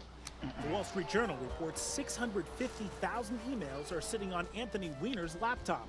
Thousands of those may involve Clinton's server, since Weiner was married to Clinton's top aide when she was Secretary of State. To cover up her crimes, she bleached and deleted 33,000 emails after receiving a congressional subpoena. A computer used by former Congressman Anthony Weiner and his estranged wife, Huma Abedin, is now the focus of new inquiries into Hillary Clinton. Which is funny because you know what, they claim that she told the Wall Street Journal's Gavin Barrett that there could be as many as 650. I guarantee you they can get all that shit back. It's bullshit. It's bullshit that she deleted them because any traffic, I think, any traffic that goes through the internet, I think, can be copied. Anthony Weiner's laptop were ever released, the government would fall. Weiner's laptop had kill switches in it. It was seized from Weiner as part of an investigation into whether he Listen how criminal this is, man. This is our government right here. The laptop hadn't previously come up in the Clinton email probe. Did he know that you were only 15 years old? Yes, he did. Her age was no deterrent for Carlos Danger. In an exclusive interview with Inside Edition, this minor says she first sent disgraced Queens Congressman Anthony Weiner a message on Twitter back in January 2016, when she was just 15 years old. I just sent him a nice message, just, hello, I'm a huge fan. She says she wanted to see if he was up to his old antics during last year's presidential election. Turned out 15? That doesn't make sense. I knew that it was going downhill and really fast. She says the messages from the Democrat quickly turned obscene. I was disgusted. That's a part of the reason I came forward. That doesn't make sense. At the time, Weiner's wife, Huma Abedin, was helping run Hillary Clinton's presidential campaign. They're claiming that a 15-year-old messaged this fool and that that she was a fan of a government official. That led former FBI Director James Comey to reopen the investigation into Clinton's use of a private email server while Secretary of State, just days before the presidential election. Inside Edition says it's withholding the girl's name because she's underage, but her father gave permission for her face to be shown. Weiner went on to plead guilty to a charge of transferring obscene material to a minor. What's striking about this is that, announcement from James Comey in October of 2016, kind of saying that the investigation was being reopened here. Some people say that cost Hillary Clinton the election itself. But when we look at that incident and, now with all this other information we have, what jumps out to you about it? That was coming to Trevor Comey because they knew they hadn't done what they should have done with the Weiner laptop, and the New York Police Department officers were going to disclose all that. He just simply had to do it to try to save his own skin. Because of Weinergate and the sexting scandal, the NYPD started investigating it through a subpoena, through a warrant. They searched his laptop and sure enough found those 650,000 emails. They found way more stuff than just the more information pertaining to the inappropriate sexting the guy was doing. 675,000 Clinton emails when they got Anthony Weiner's laptop in a search warrant because of all his sex perversion issues. It was all the Clinton emails, the Clinton Foundation. Oh, listen to that. Secretary of State emails, Huma Abedin's emails. Lots of people emailed Huma as a proxy for Hillary. They found State Department emails. They found a lot of other really damning criminal information, including money laundering, including the fact that Hillary went to this Listen to this shit, bro. Island with convicted pedophile Jeffrey Epstein. Bill Clinton went there more than 20 times. Hillary Clinton went there at least 6 times. The amount of garbage that they found in these emails of criminal activity by Hillary by her immediate circle. I mean, even by how other, hard is this to understand? Democratic Like, members of Congress. anybody It was else would do so this, disgusting. we'd be They fucking gave it in to the federal FBI, prison. And they said, we're going to go public with this if you don't reopen the investigation, you don't do the right thing with timely indictments. We're not talking about 1 or 2 emails. We're talking about hundreds of thousands of emails. NYPD was the first one to look at that laptop. I heard that the New York police officers who saw some of it, even though they're hardened investigators, literally had to go throw up. It's bad. Somebody sent it to me. I would not advise you to have a look at it. She and her spokeswoman, they put a 5-year-old girl naked on a table, bind it, and then with a scalpel they start to remove the face. And you hear this child Listen to this. I don't know how real this is, but they're claiming that there's a video out there of Hillary Clinton cutting a face off a kid. Her face and goes to the child. And you see, the child is all flesh, and then the eyes pour out, and this child sees her own face on the face of Clinton. I will never forget that image, and never the scream. That's how evil these people are. Supposedly 9 cops watched the videos on Wiener's laptop. They had to keep leaving the room because they couldn't stand what they were seeing, and all 9 are now dead. And there's names. Damn, listen to that. You heard that? They're real people. Now, All of the fucking police officers that found this laptop that had Anthony Weiner and Hillary Clinton's information in it, that they were fucking, it traumatized them to the point that they couldn't even sit in the room and watch it. They had to leave and come back and leave and come back. And they're claiming that they killed themselves now. Well, Corey Thompson, with the latest suicide, the 8th this year. They basically, Hillary, the government, this is their government. This is the U.S. government doing this. This is what gets me so fucking pissed. Like, law enforcement official, the 56-year-old officer was off duty and at I mean, they're killing Americans, you know, for risk of it getting exposed. We can't be exposed at any risk. We gotta kill whoever knows anything about this. Like, gunshot wound at home last night. it's fucking crazy, dude. These fools are fucking. That's why I say it's a mafia, dude. This is not a government. Like, when nobody's willing to challenge this, like, O'Neill is still struggling with the news. You think, that, okay, this is going to be the last one, and last night got a phone call, and I just they killed everybody. They killed the whole crew. Almost knocked me down. They killed all of them. The wind right out I of mean, me. how is that not obvious? What Like, the hell's going on here? So far there's this gotta year, be there's there gotta have be been some 9 kind of law NYPD that, like, suicides, 7 when since sensitive information like Last that, year, there were a anybody total of 4. like We it's don't know why. immediate. If somebody dies that is a person of interest in, like, a case where they're gonna like, you know, I don't know how do you say it, like, if they're gonna be a witness to some kind of crime or whatever, like a major one like this one, like finding Hillary Clinton and their laptop and fucking seeing this sensitive information, if they die, whoever was in charge of whoever was being under suspicion, that they should go straight to jail. Exactly what happened. This is the scene at 178th and Because these people are never protected. I remember there was a case that came out not too long ago where one of these one of these airplane companies, we need to go to camp one, I think, camp one. One of these like these plane fucking companies, a whistleblower came out and was exposing them for never maintaining their planes or whatever, and they were crashing left and right. He died. They killed him, and he was the only one that was going to call witness to it, and they got away with it because he died. Like, that has to be protected. Like, there needs to be some kind of protection against that, because these guys have gotten away with so much with this simple task of just killing the fucking witness. And there's so many, you have no idea. We're just talking about the Hillary Clinton alone. The Hillary Clinton or the Clintons, whatever, Clinton Foundation, Clinton Company, whatever, that whole gang that she has going for her, they're constantly killing people. They've killed so many people that every single time somebody comes out and they claim that they have something on her, they end up dying. And there's they're like at 50 something people that have been reported killed because of the Clintons. and they never take them to jail. They let them go all the time, never investigate them.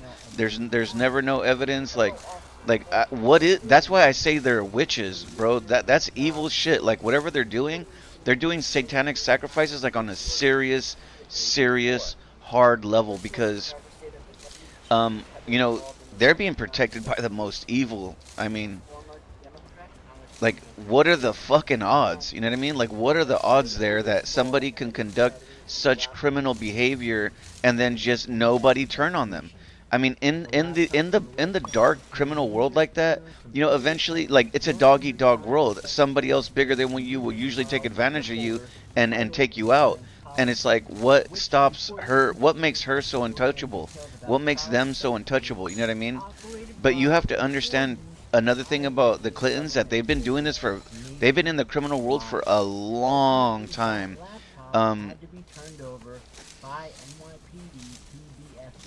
They were selling drugs right when they entered the government. When they entered the government, they were trafficking cocaine and other drugs. I forget there's a documentary you can see about it where when they first got into the government, they were like in I guess like a small town somewhere, and they were using this town to traffic drugs through planes and shit, like straight like I forget, there was a movie called Blow, I think, and I think is it Blow, where it's a kind of a documentary about a drug trafficker, some white drug trafficker, and he was fucking he was selling drugs, you know, like heavy, and he became untouchable too, like, but it could be even connected to that. It literally could be connected to that. In the film, they don't really like give any nudges to like government officials that are connected to this, but So one of the things, if I were the president, I'd do is demand the Anthony Weiner laptop and get it to the most trusted person in the military to take apart everything on it and then start using it. There's a lot that can be prosecuted. I have no doubt on that laptop. Anthony Weiner's laptop were ever released, the government would fall. Weiner's laptop had kill switches in it. It was filled with crap that wasn't supposed to be there. We never get to see it.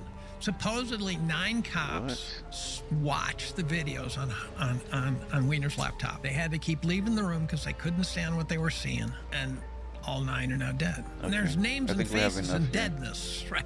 They're real people. Now you can say, well, maybe they died for other reasons. I go, but it's still 9 cops. You know, yeah, now like that's crazy. That's crazy. January 6th, right? 4 of them were suicides. According to AI, there were about 80 cops really in the thick of things. 4 of them died from suicide.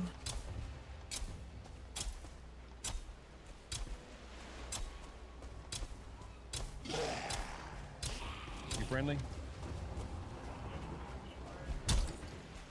What's up? I don't. I just got onto the map, bro. You got the Jolt Mine blueprint? I already learned it.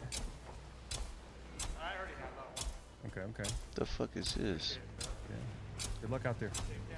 I'm gonna walk through here with you. I need to get to the other building. Yeah, I'm gonna go look at the car. This guy's a pain in the butt though. He's like been bugged out right here. Fucking Arc Raiders, man.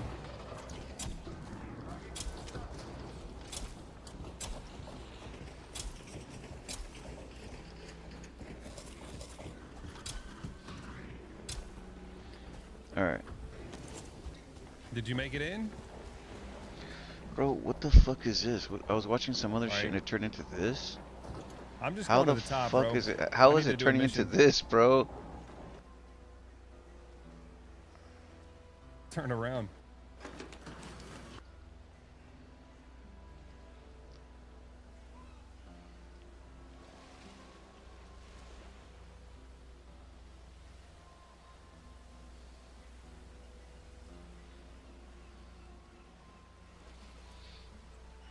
The thing that scares me is that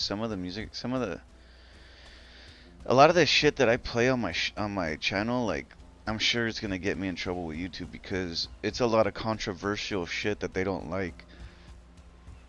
I mean, just the other day, I was trying to share some video, like, some fucking Instagram video that I found on it was like an Instagram short, and I tried to share it to Facebook, and they didn't want to let it go. They were like, nope, nope. And it was really weird because it wasn't even like a censoring thing. Like, it just every single time I tried to share it, it went into an error. It was like error, error, and then I shared some other stupid random shit right immediately. It's like, yep, and then I went back to try to do the other one, error, error, and it was Nick Fuentes, and he was talking about like the government getting taken over by Jews, of course, but he was making a really good point, and they didn't want that out there. They were like, oh no, we're not allowing you to share that.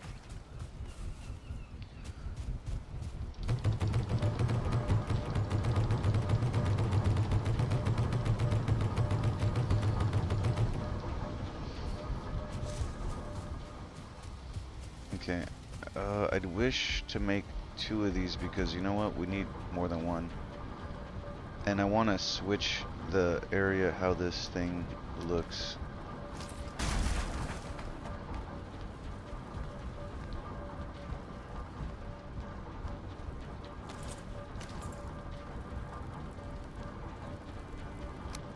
We need iron nails.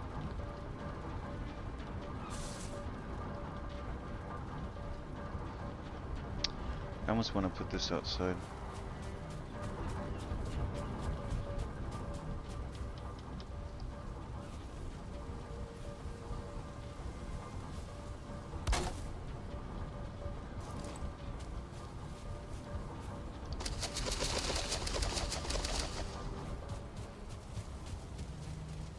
I don't think we have this, but let's give it a shot.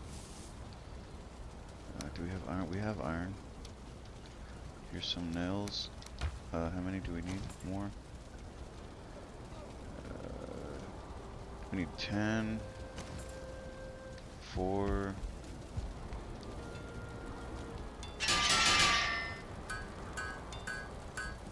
Okay, there's the 10. You can put the 4 back. Oh, great. We need the... Yes. We're lucky we have some.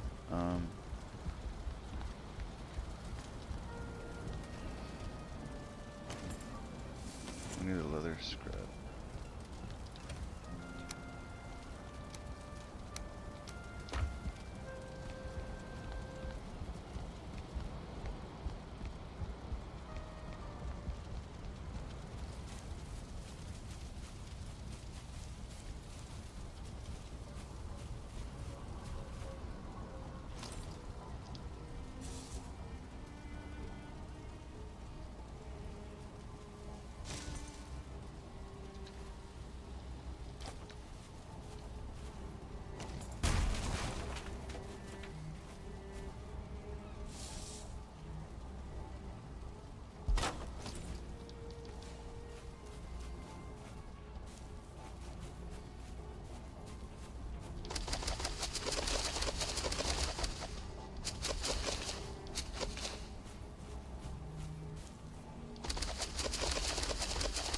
Get the fuck out of here. Oh my god, I cannot believe what I'm just seeing right now.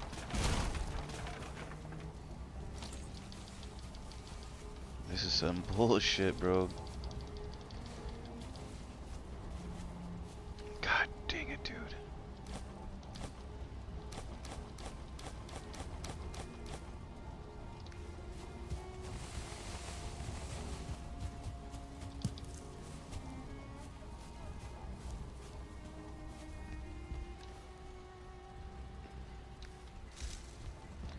Fuck, we need the leather. It's hard to fucking see through all this.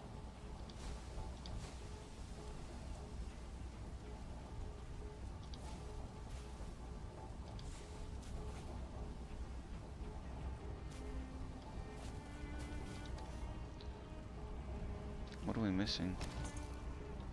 Where the fuck is the leather scrap, man? Oh, there it is. Okay, so...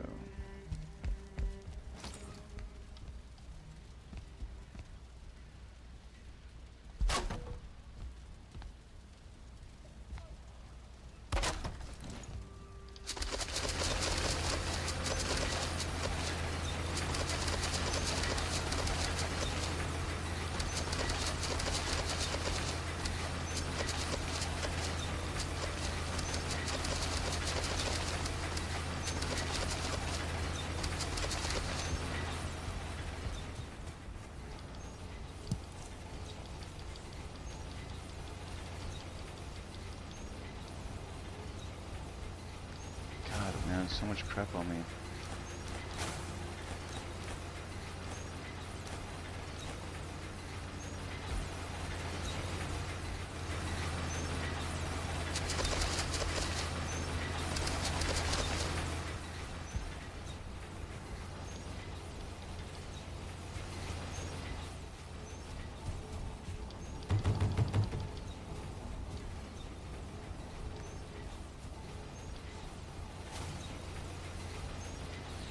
We can actually store some in here, because this is going to be where we kind of make our thing here. So good for now, we can store them there.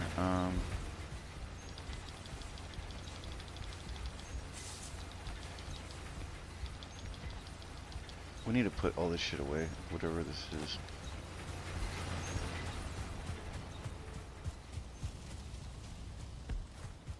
Bro, what happened to my fucking stuff, dude? Play the fucking video. For a certain period, a robust portion of Americans believed to varying degrees that the Clintons were involved in a child trafficking ring. But it wasn't merely internet posts and bots forwarding these posts to various accounts with claims of such actions that caused a growing outrage. It was the fact that there is seemingly a mountain of evidence for these claims. And this evidence was based out of a cryptic and not so cryptic set of messages uncovered from John Podesta and fellow Hillary Clinton staffers, as well as other powerful connected political allies. These emails got out, as we discussed, when Jonathan Podesta's email was hacked. And the most alarming thing that were noticed were these references to satanic rituals, child trafficking, and other demonic activities. Okay, I mean, are you hearing that right there? Like, later on. In theory, there should be no such references found, or anything that can even be construed as references to such activities on anyone's email. But even more alarming is that it was found coming from a host of different people's devices who have previously been rumored to engage in such activities, as well as have a sordid past, which the Clintons are no stranger to, both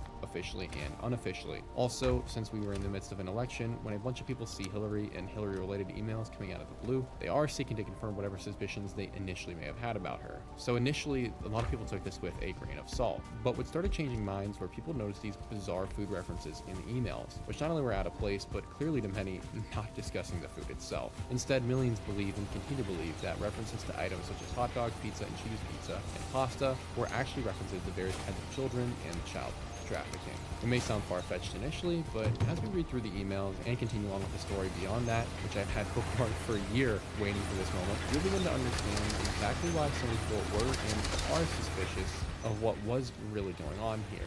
The first email I think that is worth reading was written by a woman named Tamara Lozado. Most won't recognize that name, we will discuss her after the fact. An email reads as follows. With enormous gratitude to Advanced Man Extraordinaire Haber, I am popping up again to share our excitement about the reprise of our gang's visit to the farm in Lovettsville. And I thought I'd share a couple more notes. We plan to heat the pool, so a swim is a possibility. Bonnie will be Uber service to transport Ruby, Emerson, and Maeve Lozado, 11, 9, and almost 7, so you'll have some further entertainment, and they'll be in that pool for sure. And with the forecast showing prospects of some sun and a cooler temp of lower 60s, I suggest you bring sweaters or whatever attire will enable us to use our outdoor table with a pergola overhead, so we dine al fresco and ideally not al chillo. On its own, it's not the strangest email, although certainly odd, but it is weird enough to make you question, and it also seems to suggest that something more is going on. Specifically, the references very specific ones I might add to each of the children's ages, and that they will be in the pool for the adults' entertainment. This could be a strangely worded email, but something more seems to lie beneath the surface. What I have yet heard spoken about is who Tamara is, so I sought to find out, and immediately regretted what I saw and read. The first thing to understand about Tamara is that prior to becoming Hillary Clinton's chief of staff, the role which she served when these emails were sent, she was previously a member of Senator John D. Rockefeller's Senate office. Damn. Not the OG Rockefeller, but Rockefeller IV.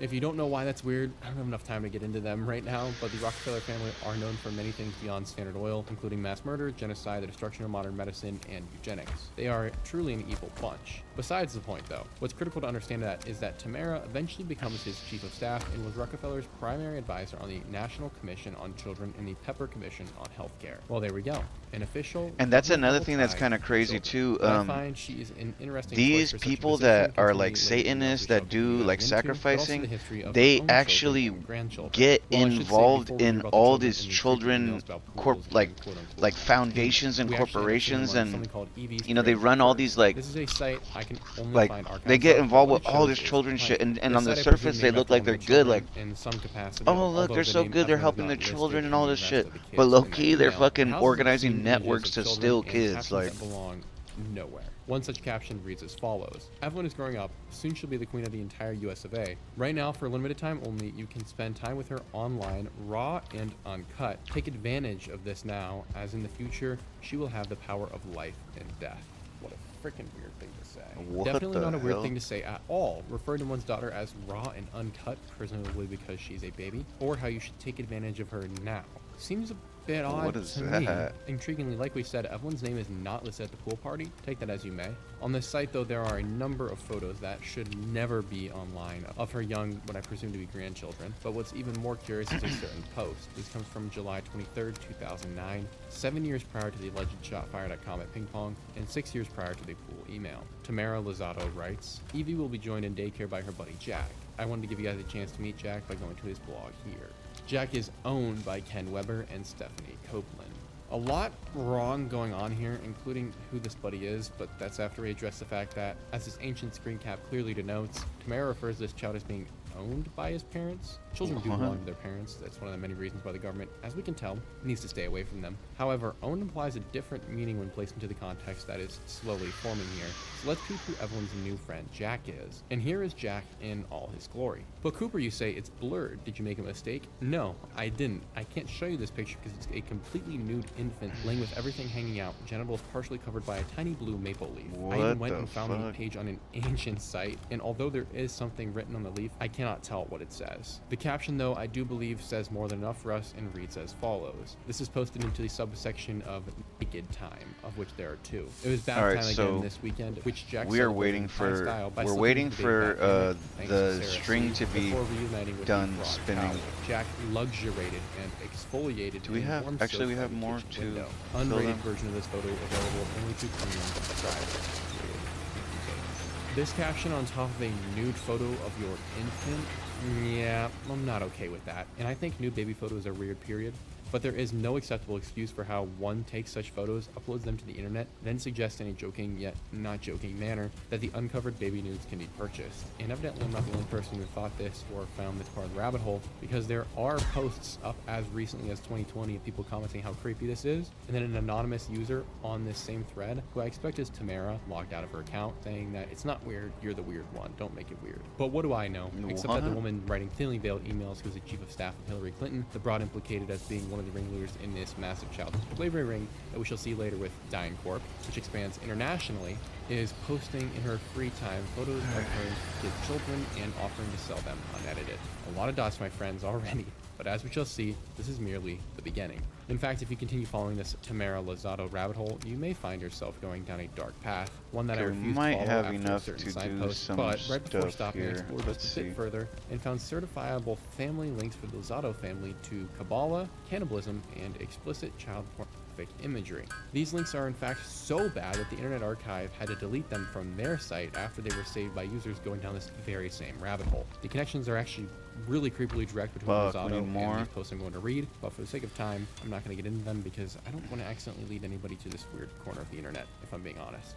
Fortunately, though, I did not click on any of the image links. So we're only down by 6. I did click on one of the text threads for that site, and it was a conversation on sadistic desires relating to children. And to show you the sort of people this Tamara woman is connected to, this is fucking insane. If you listen to what this guy's talking about, he's talking about like the emails that Hillary Clinton tried to delete, that somebody hacked and was able to find some of them. And they're finding all this information about like child abuse and then shove that broken mess back into the whore. That this is just crazy.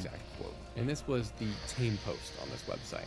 Once again, I just want to add, you are the sum total of your friends and those who you are connected to. Continuing on, another email I would like to highlight is as follows. Mary and John, I think you should give notice when changing strategies which have been long in place. I immediately realized something was different by the shape Okay, of the so box, I need to figure out where we need to bring whatever we have over from Camp 1 over here. Sauces. It was a lovely, tempting assortment Let's of go cheeses. Camp Yummy. 1. I'm awaiting the return of my children and grandchildren from their holiday travels so that we can And then I'm gonna come so back much. with the I boat hope you and the pick gang this are up. well. I miss you both. Best wishes, Fro, a Merry This is Christmas the and Happy closest New Year. place that I know that we P.S. have Do you think I'll do some better of this playing stuff here. dominoes on cheese than on pasta? This email is pretty self-explanatory for why it's weird. I will get into it though in a second, but I want to emphasize this email is written by a fellow named Herb Sandler of the Sandler Foundation, who according to appropriate understanding of grammar enjoys demolishing his grandchildren, and he just can't wait for him to get back in order to do so. Honestly, what is wrong with these people? Even if there's nothing else going on, you had to have read that back to yourself and thought what it sounded like, right? Like you would have thought that sounded bad and then, let me rewrite that. And additionally, the way the pasta is referenced is not really possible because who ships pasta to their friends in a box? Where's the boat Very at? simply, I don't think that's how that would even work. He's We implying, just like, brought the cardboard boat box, and back, he pops dude. it open and goes, oh, there's cheese in here, not pasta with sauce. Like, what? But clearly, based on what he says, it's easy for us to see that pasta and wonderful You gotta sauces be have been kidding me, shipped man. Previously in boxes. And what on earth I'm do you noticing that our possibly mean boats by a break tempting assortment of in cheeses, certain areas. Considering the fact that the previous sentence about pasta But what the was fuck? Where clearly not is it talking at? about I mean, pasta. usually when it breaks, All it in all, this drops adds some up of the about as well loot. as a Like, crackhead doing math, but like we did with the Tamara situation, bro, let's take you a gotta closer be look at who fucking this kidding me. Herbert I cannot fellow believe what is. I'm looking And at like right most now. of the people in these emails, it doesn't take much looking because Herbert It's not is easy a to make pretty those famous boats, individual, man. Like, founder I of need Golden West Financial whatever along the with his boat wife, Marion, drops. which was a savings company in California, which Fuck, allegedly sought man. to help We even those lost poor our other folks and fucking help boat them too, build their dude. wealth. We had a Well, one thing huge to ass another, boat and we the lost that company one that too. started in the 1960s had become a behemoth by the early 2000s. Assets under management That reaching fucking thing needs to get longer, man. The boat dock What's or fun whatever, about we need to Herbert, make though, it his desire to longer. help poor people is that in mid-2006, Herbert and Marion decided they wanted to retire, but not after Fuck, spending man, about you don't 3 understand. decades This is stacking all up bad. mountains worth of mortgage-backed securities onto their spreadsheet. Securities which they then sold to larger banks and institutions. And if you know anything about the mortgage-backed security, outside of Jeffrey Epstein, it was one of the instrumental factors in the 2008 housing market crash that destroyed the American economy permanently. So Herbert and Marion aren't exactly the kind people they claim to be, desiring to help the poor. In fact, they are a huge portion of the economic troubles we have today, and why so many can't even afford to eat. And even SNL, which is about as backward as they come, understood this and did a bid on the couple on October 4th of 2008. In 2006, the couple retired, which is convenient considering it was just before the crisis, but upon retiring, they transferred $1.3 billion to their Sandler Foundation, and I presume this is now untaxed and completely shielded money Fuck, from the man, the outside iron- world, which is why the wealthy do foundations. It And takes on a their lot website to make for the iron, man. multi-billion-dollar Sandler Foundation, which This Herbert is and Marion easy to began, get. you'll I see that don't they have wanna a waste section this iron. dedicated to the safety of children, which somehow Wait. I doubt. Based on your Oh, desire we to have more demolish iron your own here. grandchildren, Fuck yeah. Herb, and this was an email I forgot about and found while searching. and Beautiful. have basically Okay, seen we no can reporting actually on it maybe do this whatsoever, then. And it's, in my opinion, one of the darkest. So we need and most 10 of apparent these. all So the emails 1, in this case, and it reads as follows. Ari, you 2. have a lollipop. Been meaning to thank you for being with me during my first lollipop experience. Appreciate your support and your steady presence. My only regret is that I 7, didn't take my 8, lollipop with me. Smile. 9, Leia, has anyone notified you that you have a lollipop to be in the 10. spin room at tonight's debate? Are you up for it? I'd be with you so you can tackle things not specific to the convention with you. First of all, lollipop in quotes, could you be more obvious? Second of all, lollipop is the word you choose. Anyone who reads this email knows they aren't talking about lollipops. It's dead obvious. So let me just read this description of what a lollipop is from the International Justice Mission. The word lollipop has a problem. I'm not referring to our addiction to sugary snacks, but something much darker, something more sinister. It's an unspoken epidemic that is facing our world and is destroying the lives of men, women, and children. Lollipop is a term sex offenders, predators, and used for victims of child pornography. Every 12 hours, 10,824 new images of child, also known as child images, are detected online. Every month, the Philippines receives more than 1,000 tips regarding the online exploitation of children. There is more details to this, including the lolly You gotta be phenomenon fucking in kidding anime. me. There's all sorts of disgusting avenues you can go down there, but lollipop is one of the most obvious terms for children ever.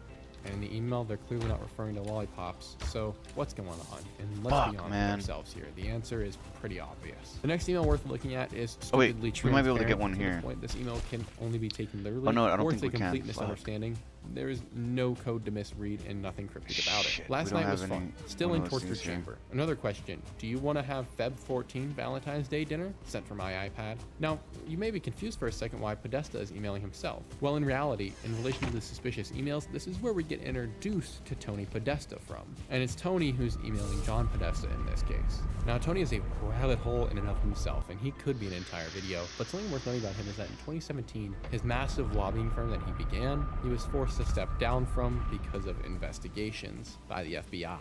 Good to know going into what we're going to be discussing. We can get some of the Podesta here. brothers combined are a power couple, influencing politics as a whole, but especially leftist politics and political thought. And many people take this email literally and assume he is referring to a child in a literal torture chamber, which is possible and also possibly untrue. But it's another side of Tony that really makes me and other people give credence to the thought that he could be talking about a very literal torture chamber at this moment. As what stands out about Fat Tony Podesta is his obsession and collection of disturbing art. Disturbing being an understatement.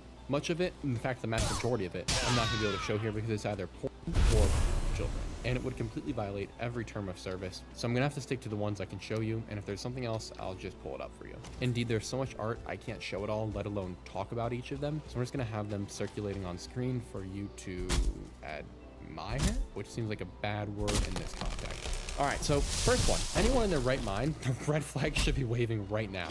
What is that thing? It's literally, it's grabbing a child and touching its butt. And if there's anything that's going to lose faith in mankind, it's that there are people online who describe this as amazing, beautiful, and evoking a powerful response. And those people I refuse to believe are alive, and instead I just want to assume, for our sake, that they're just bots. But I don't know, because some people actually think that this is art. This next piece we only know exists because of a picture of Tony Podesta's stairwell, and you can see in the distance a child wearing a diaper being lifted up by a man pretty harshly based on how much squeezing is going on. This next one, with Fat Tony in the background, many presume to be based off of the death pose of one of Dahmer's victims. Dahmer enjoyed putting his victims in what he referred to as funny or cool poses. The other angles of this statue also show that it has been decapitated, and I would be hard-pressed to be convinced the making of this statue had nothing to do with the Dahmer pose, considering they matched down to the physique. I'm not sure if I'll be able to show the image of the Dahmer victim, but I'll show as much as I can. This is also insane what I'm looking at, bro. This is why these guys are in charge, because they're fucking. This next one, these are like vampires, bro. Like back on a tiny bed, and it sort of reminds me of the Epstein massage room at his various estates. Already not something you should own. It's creepy and wrong, but this is actually a two-piece set. Or many pieces, really. And mind you, this is a miniature anatomical wax statue with a removable front torso, so there should be no surprise what the next image in this set is going to be. And it's this. A woman with her organs being flung out dead on some weird mattress thing. And the name of the art is Dismembered. Shocker. And be honest, if your mother or father owned a piece of art glorifying the slaughter, dismemberment, and removal of organs from a woman, would you, like me, be sprinting out the door? But when a DC lobbyist influencing the fate of mankind has this sort of art in his house, one should be asking more questions and seeing what Fat Tony is really up to, because his collections don't leave a lot of room for misinterpretation. Oh, please it's like tell the me Key we and got Peele the skit bard. where the rapper confesses to murder on a track and everyone says it's just art. No, this isn't art. This is evil, disgusting garbage claiming to be art, but Fuck serving as a you, confession, man. We're or fucking really missing more of an some, obsession dude. with what he's done or is involved in. And there is no person I know who, if they own that piece, I wouldn't immediately assume they were up to the most nefarious acts imaginable. And there are got an image of two, like, this guy he's got an owns, image each of like which is two somehow more nefarious than the last. In fact, I had to take like a break humans from that all are the all line. like They're they have just fur that on them, like if vile. they're kind of The like ones I've showed you don't I don't even know, compare. That beasts, being said, we know that you know, like Podesta human has at beast least creatures, 700 pieces of and art they're as of holding 2015. Interestingly, though, there's like most a of it has not been cage seen by the public. Indeed, held by a when you chain, go to the and they got it internet and you flung look up over Podesta's their art collection, you shoulder, can find the National and Gallery there's website, kids. and There's a that only kid houses inside 181 of what are the referred fucking to as thing. his selected works. And many of these have also had their images removed from the website, which means they must be terrible, because there are also actual images of just porn on this National Gallery website, and yet they had to take these other things down. So what are these other things? And remember, these are on display in our country. Feel free to look it up for yourself, but the same imagery arises, that being an obsession with erotic material, including a sickening number of partially and entirely nude females, both old and young. Plenty of hints at dismemberment, and even a clear obsession with children. and these are on public display. Indeed, we do know things get pretty wild in Podesta's home, because the Washington Post reported that visitors to Podesta's house reported getting an eyeful when they walked into a bedroom at the Tony Podesta residence hung with multiple color pictures by Katie Grannon, a photographer known for documentary-style pictures of teenagers and their parents' suburban homes. I would like to know who these parents are and have a stern discussion with them. I would also like to know why that's allowed to take, or to print, or to have in your house, because that's porn of children. Like I said, there are more images of this kind than you can imagine, and I can't show them here. So I'm gonna go on to what I find the most telling image, outside of the disgusting ones, and that's this following image. It depicts a scene where a group of children are being hunted. The children are either partially or entirely nude, and in the distance, two men are watching them menacingly, one of which is holding something black that looks like a rope to me, while the other is holding a gun. They appear to be seeking to capture the children, and the children themselves display fear by hiding from the men and keeping a distance. And if you still think these are all coincidences and art is subjective, then I presume you are of the same ilk that thinks lobotomies are healthy and everyone should get one. The imagery isn't merely suggestive though, it just directly states what's going on. You can't have bodies being ripped apart on your walls and child porn hanging next to it while sending thinly veiled emails and then write it all away. And one of the most alarming things about this Podesta case in his house is that there's an image of a little girl. It's a painting, and you can see it in a couple photos of his house. And it's a little girl who looks like she was just molested. Her clothes are all disheveled, and she's sitting there with a dead-eyed stare. Back to the emails. Let's continue. And you know the funny thing about that? This whole shit is this fucking guy. He's still in the government. And he's still working every day with the government officials. And they found all this information on him. Never took him out. All my love, Marina Abramovic. Okay, so this is the sort of email where if you've done investigation into this topic, you've probably seen it. And if you have no idea what we're talking about, just wait. Both groups are probably catching on, though, that what stands out about this email is the reference to spirit cooking. And at its heart, it's a legitimate witchcraft, demonic worship ritual that was popularized by this Marina chick writing the email, who is a legitimate demon worshiper, witch, whatever you want to call her. And that's no overstatement. I'm going to play some clips of hers on screen now. Popularly, she's referred to as a performance artist, but I surmise that only the Reddit bot and mod class and people in the scene activities actually believe that. One of her most infamous, quote, performance stunts was when she left some 5 items on a table and had people come up to them and do whatever they wanted to her. She was stripped, beaten, and one of the items was a gun with a bullet next to it. Someone picked up the gun, loaded it, and held it to her head. She was not killed, though. And this was in the 70s. Since then, she's just tweaked out and fallen off at the same time. And now, like every witch, she's left sad and alone. So, with this spirit cooking thing, I think it's worth us giving a little bit of a refresher on what we're talking about.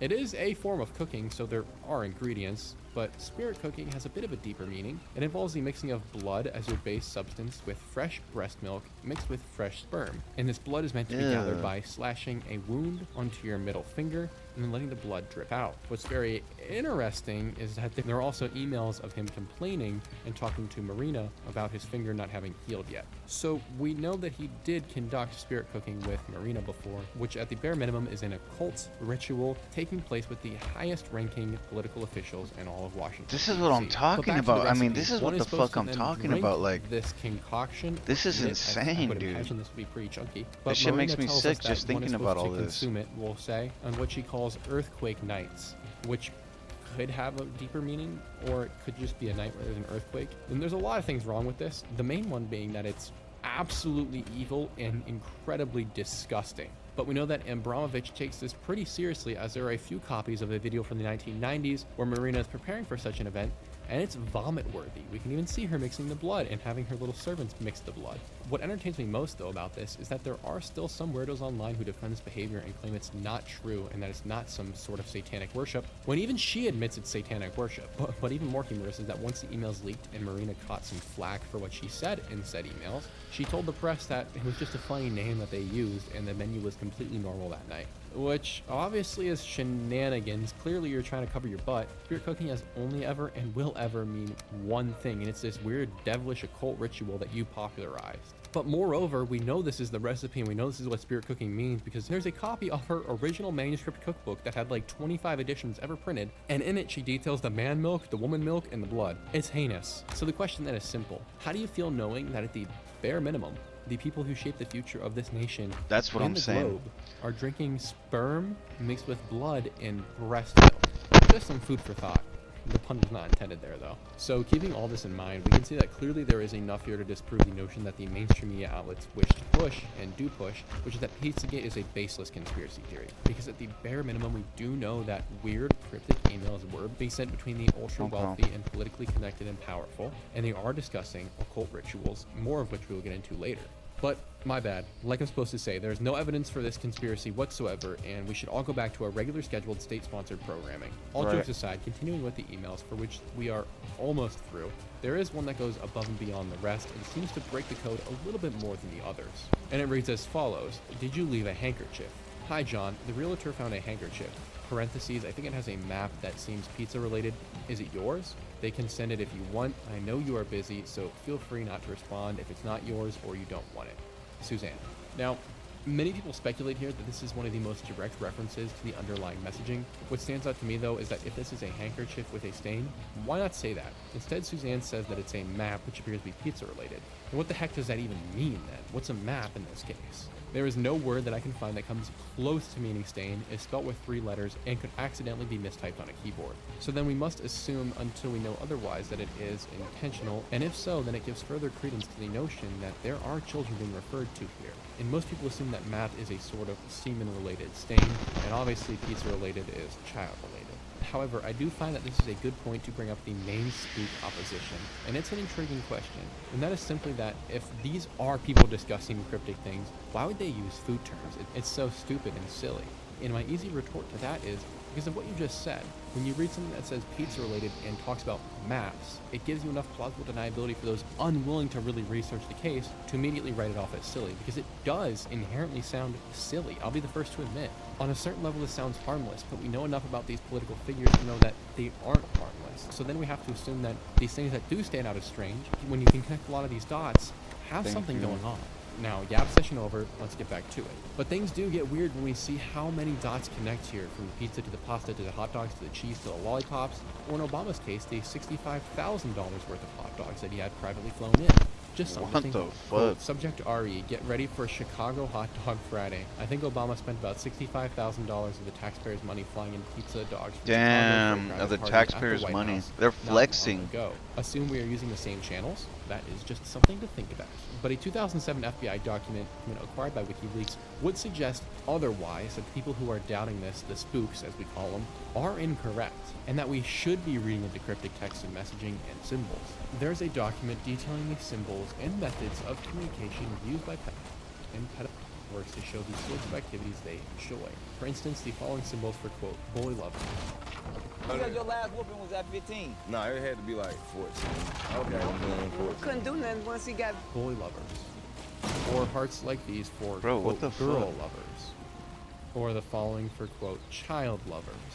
Or this one, which is the online logo for an organization that seeks to decriminalize, which is what it is when you attempt a quote-unquote romantic relationship with a child. Because I don't care what many try and say today, there is no such thing as a child's consent to such matters. But with this, we have a clear through line that these groups dealing in children will use bizarre symbols for their purposes. But it does go further than just this. This 2007 FBI document, which was later leaked, also reveals some of the methods used by pedophiles for getting this information across. And this information comes from pedos who were later caught and searched, and from items that were found on them or in their homes. So what you're telling me then is there are nefarious groups and organizations engaged in trafficking and exploitation of children who will use cryptic forms of communication that you might not notice and might seem silly, and that it's not just a conspiracy theory. Oh, got it. Also worth mentioning, if this was utilized as far back as 2007, which was 18 years ago, side note, feel old yet? Then imagine how many more symbols and technologies are being used today for covert communications. It's not like they're stuck in the dark ages. At this rate, you probably know one, whether or not you are aware of it. And way back when I did a video on what was likely a trafficking ring operated out of a diner in Grand Rapids, there was a point where we pulled out the map and there were countless offenders in the city, 5 times the national average, a huge portion of which were child offenders, to the point where you had a neighbor within a few doors that was one. So it's highly probable that this same sort of activity is going on next door or a few blocks down the street. Now, speaking of it down the street, let's connect some dots. What we haven't discussed about the emails is that so many of them reference one place. that being Comet Ping Pong. Comet Ping Pong is a pizza place that has ping pong, and at the surface is no more than that. It's in Washington, D.C., and is run by a fellow who I refuse to call a man named James Alefantis. Ostensibly, Alefantis is a local pizza shop owner, as well as an art gallery owner and founder of several other restaurants. He became infamous in 2016 when, according solely to official narratives, a man named Edgar Madison Welch entered his humble ping pong pizza shop and claimed he was going to save the children from the basement, where he believed they were hidden for unknown reasons. More on that whole story later, though. But for most, that's the pinnacle of James Alefantis in this story. He owned the shop that was unfortunately the scene of a ridiculous conspiracy theory, which is how everyone sounds to me when they use that term. But what we get out of this is that everyone should feel really bad for this Alefantis guy and look no further. But that, ladies and gentlemen, is no. Dan, they're saying this fool had a what they're talking about is insane. They're talking about Pizzagate, but they're talking about this place, Comet Pizza or something. And I guess before all this shit blew up, before everybody knew about it, one of the first things that brought attention to him was some guy ran into his pizza shop and caused a ruckus. You know, talking about he was trying to save the kids from the basement that is there, and so somebody basically found out what he was doing, or they didn't want to support what he was doing anymore, and they wanted to free the kids that they had, and he went to try to fucking do it. Days after the scandal erupted, and on there you will find literal graphic images, like actual on his Instagram, as well as people engaged in various sexual acts on pizza. Why does it get so fucking dark here, man? I'm not even in the weird, jungle. Creepy, and in some cases downright disturbing photos of children, like the one of Obama playing ping pong with a child in the White House while people watch in what looks like some weird basement. But far more questionable is the photo of a little girl James alleges to be his niece, with the top half of her sprawled out on top of a ping pong table that he has taped her hands to. Mind you, this girl, her face is blurred, but she's no more than 5 years old, if that. And I'm not sure how anyone can defend that it's harmless play, as I've seen posted online, especially considering the caption is #chickenlover, which is seen several times across his Instagram and is an unmistakable sign of something being awry, considering it's a known term for acts and tendencies. And combine that with naked photos of males and females, some of which I believe are him, with pizza covering their genitals, one has to wonder many things. One, how did he not get banned from Instagram for this? And two, and much more importantly, why is this guy posting this? A guy who's close friends with seemingly everyone connected to these emails? And he's the guy who owns the restaurant that all these people rumored to be tied up in a deplorable ring are all referencing as the best pizza joint in the spot to visit? I have never, nor will ever believe in coincidences. There's a rhyme and a reason to all things. So now with so many tally marks in favor of organized child trafficking and exploitation, what did this just say? One has to wonder what's going on here. And I'll theorize more later because I will remain facts focused, but without even diving into his Instagram posts, which I fact believe in coincidence for this. And two, and much and is an unmistakable sign of substance online, especially considering the caption is #chickenlover, which is seen several times across his Instagram and is an unmistakable sign of something being awry, considering it's a known term for acts and tendencies. And combine that with naked photos of males and females, some of which I believe are him, with pizza covering their genitals, one has to wonder many things. One, how did he not get banned from Instagram for this? And two, and much more importantly, why is this guy posting this? A guy who's close friends with seemingly everyone connected to these emails? And he's the guy who owns the restaurant that all these people rumored to be tied up in a deplorable ring are all referencing as the best pizza joint in the spot to visit? I have never, nor will ever believe in coincidences. There's a rhyme and a reason to all things. So now with so many tally marks in favor of organized child trafficking and exploitation cult, one has to wonder what's going on here. And I'll theorize more later because I will remain facts focused. It's so fucking obvious. He's trying to say that like they look into the owner of the pizza shop and that he's questionable. He has some questionable things involving children, and all these people that have the emails that are suspected for child abuse or whatever, they all recommend this place. They're like, oh yeah, go to fucking Comets in DC. It's the best pizza place. But they're really talking about going and abusing kids there. As that would be implying consent could be given, which, as we've been over, children cannot give consent for such acts. So the short of that story is that basically the entire life from preteen to death, Antiochus was raped by Hadrian. He died at age 18 or 19 by a drowning, which many suspect was done at Hadrian's behest, possibly even by Hadrian himself, when either Antinous disobeyed him or for some devilish occult ritual. Hadrian is known as one of Rome's good emperors, by the way, which really says something. And this relationship was so evil that Hadrian used the death of this little boy and created an entirely new cult around his dead little boy that he for almost a decade. And in this cult, Hadrian made Antinous a quote-unquote god. And I'll just let you fill in the blanks on how you think this cult worshipped their quote god. Many historians also consider the statues and busts made of Antinous some of the best examples of ancient pederasty. Unsurprisingly, because many of the statues have his schlong out, and he has a strange, abusive air to him, like he's not totally there in his own mind, and it's pretty effeminate seeming in a lot of these. But if you're curious what I mean by that, look him up sometime, although be wary because it's technically an ancient form of child pornography, as many of them were made specifically for Hadrian's pleasure, with one of the most well-known and intact pieces being found in the remnants of Hadrian's estate. And as one historian notes, whoever made most of these statues depicted Antinous at the age he met and began being by Hadrian, which would have been done at Hadrian's request, which then pings these statues at roughly the age of 12 or 13 or 14. And we know this because in ancient CP making customs, when depicting a younger boy, you would do so, quote, without pubic hair and with carefully represented groin tissue.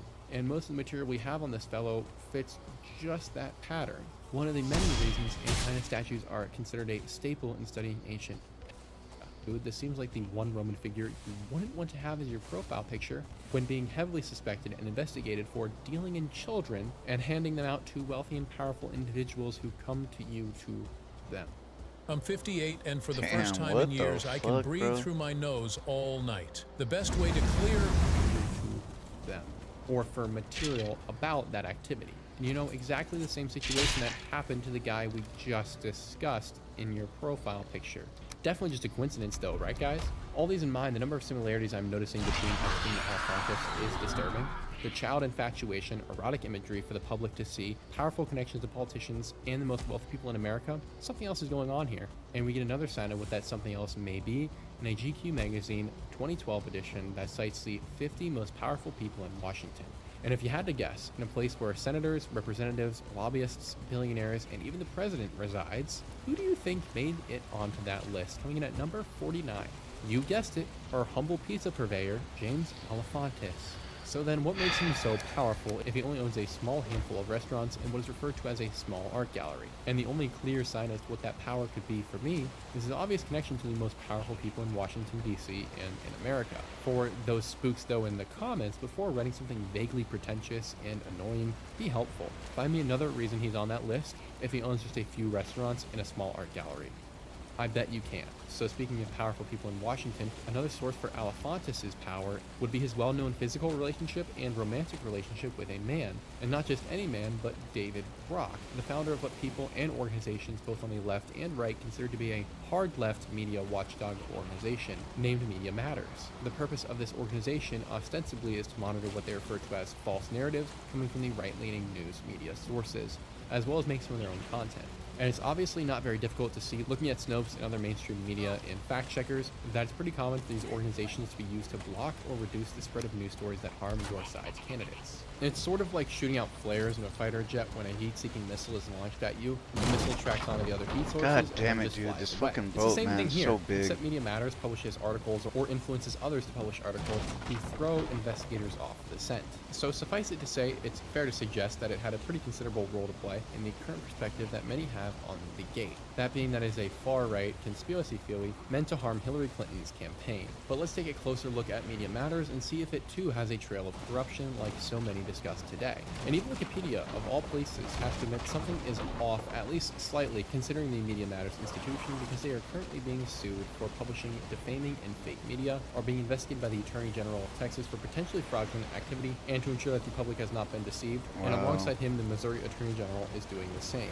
So suffice it to say, Media Matters is not exactly the creme de la creme, but is nonetheless an organization that does have influence, releasing studies on other orgs and sort of acting like a stamp of approval for what is liked and disliked and approved and disproved, and what we should consider news and not news. And funny enough, funding for this organization has come from other hugely powerful politicians and wealthy individuals and groups, like George Soros, everyone's favorite economy destroyer, or Bill Clinton, who actually gave them the office space to start the organization.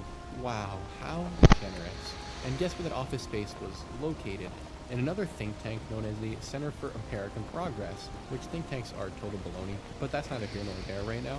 The important thing to know is that one specific fellow started that other think tank, and his name is John Podesta, a lad whose name appears thousands of times. I'm using this emails, map to kind of guide us. The CP art. So now with Bill and Hillary and the Podestas appearing once more, seems like in a very long way, we have a circle of familiar faces and names forming. And it's a circle I certainly believe is worth looking more into, although undoubtedly the more you look, the more you will find that the circle continues to expand.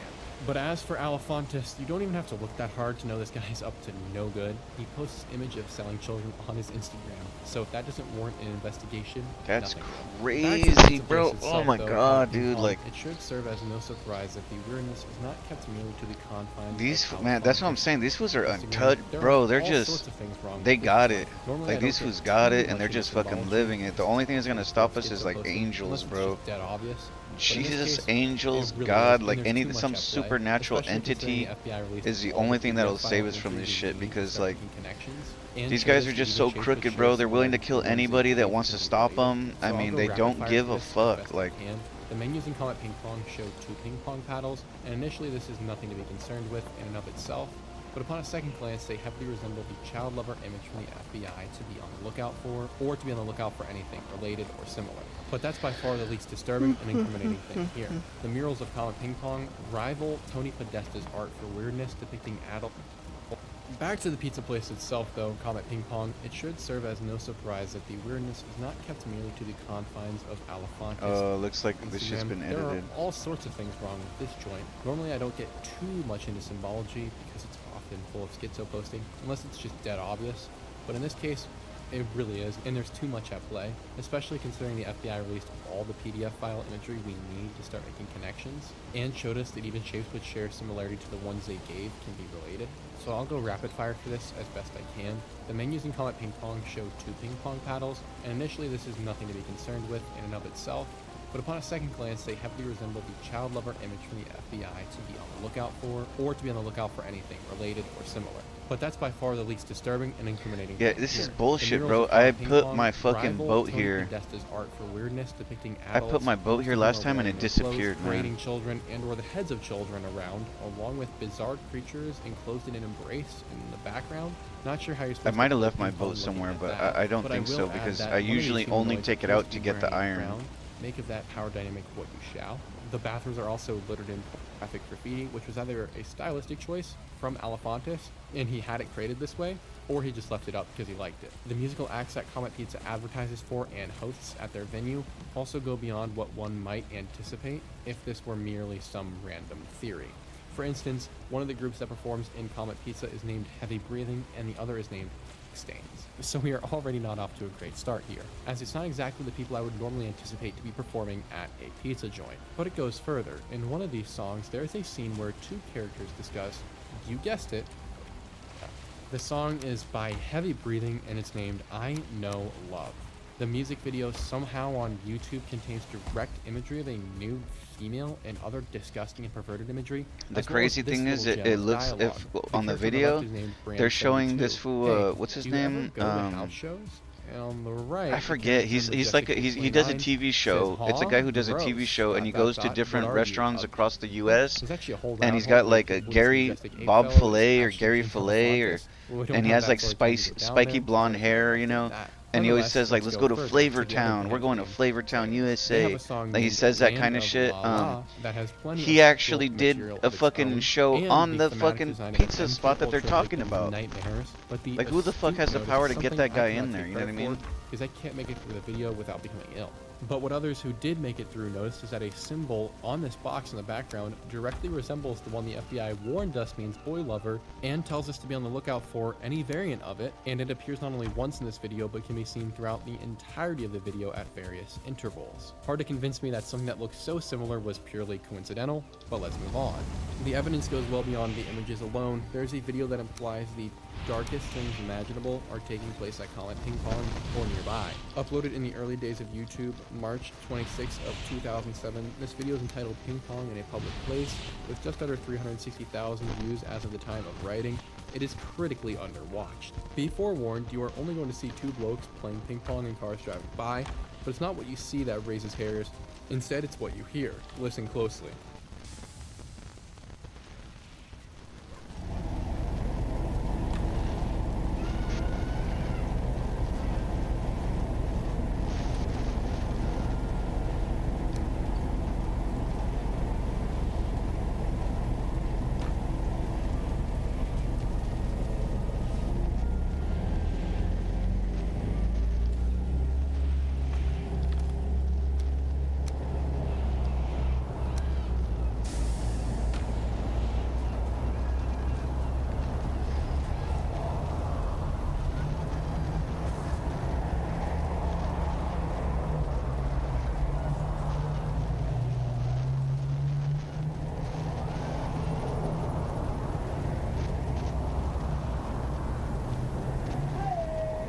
Not typically the place you'd expect to find children at night. Yes, this is a pizza joint, but it's also a bar, so the vast majority of the customers are drinking. So a child being there at night is kind of odd in and of itself, especially outside, seemingly alone.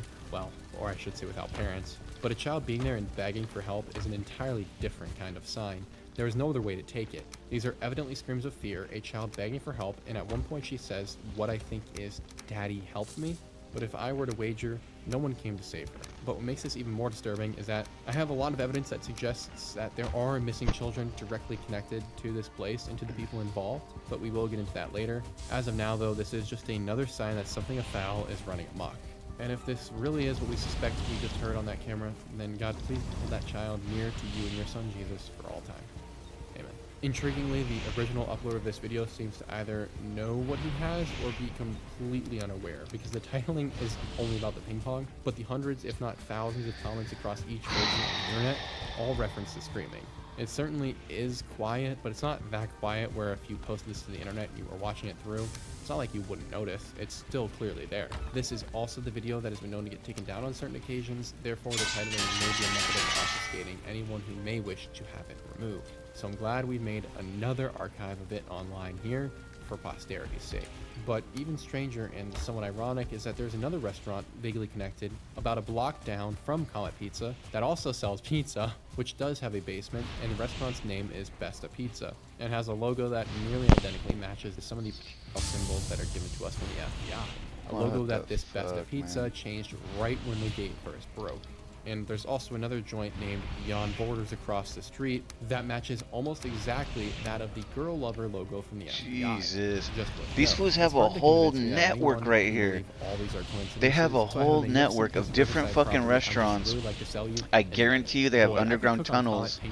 But they fucking that's crazy, bro.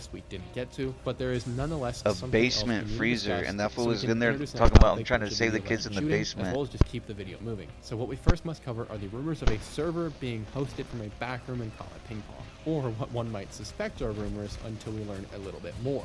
To most, these servers are complete speculation and are denied by the mainstream media or not even brought up. But as we discuss later with Edgar, it is allegedly one of the things that motivated him to conduct the quote-unquote shooting.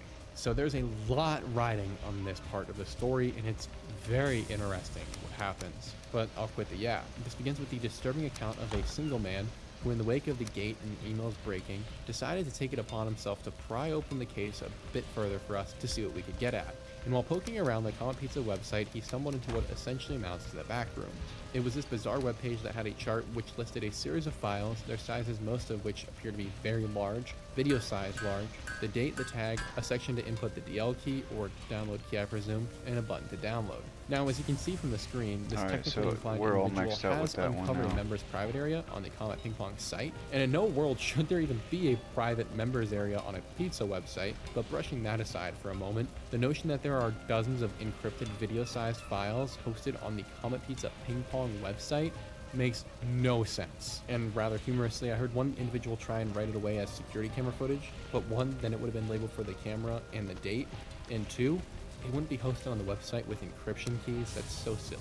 So what else could be going on here then? Except the absolute worst things possible, and much like Epstein, Everything that is alleged to have gone on is being recorded and perhaps is even out there to be downloaded by those in the know for their viewing pleasure.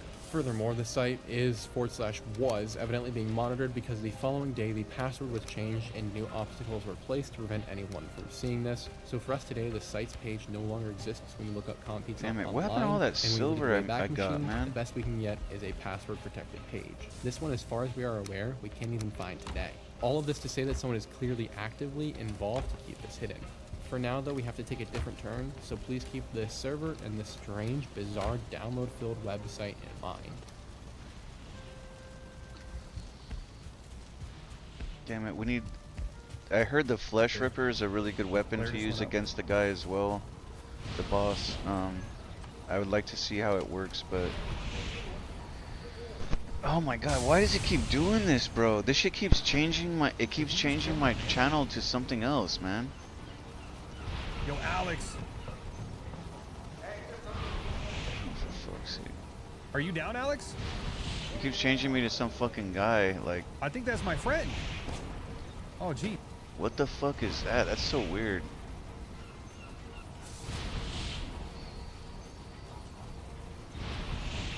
Alright, I'm gonna use the restroom real quick and get something to drink. I'll be right back.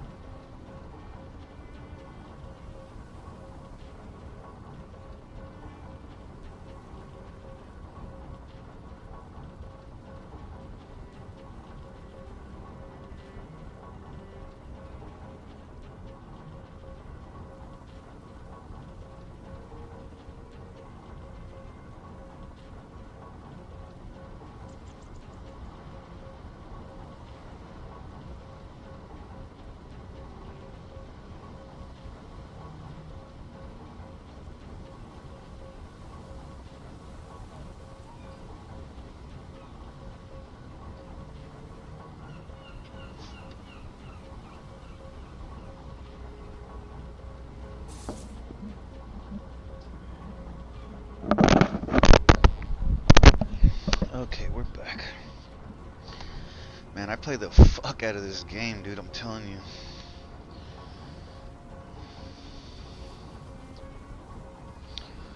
This dude's channel is pretty fucking good. He's got some interesting videos. The body count of the Clintons is well over 100 that they've killed. The Clintons? Yes, the Clintons have killed over 100 people. So everybody knows it's true. But everybody knows the body. The Clinton body count's about 130. Yeah. Wow, 130 people, dude. Clintons have died. 130 you're people. Just not allowed to. You didn't say the Clintons. And if you look it up, if you start looking it up, like moral, like condescending to you as if this was some like who these people are and what were their connections, you'll start to find that the people that died were always close to some sensitive shit. Like now who's being naive, Tay? You know, like that famous line from The Godfather? Look, these people, the Clintons, these are people who we all know have had people murdered in mass numbers. We just call that foreign policy.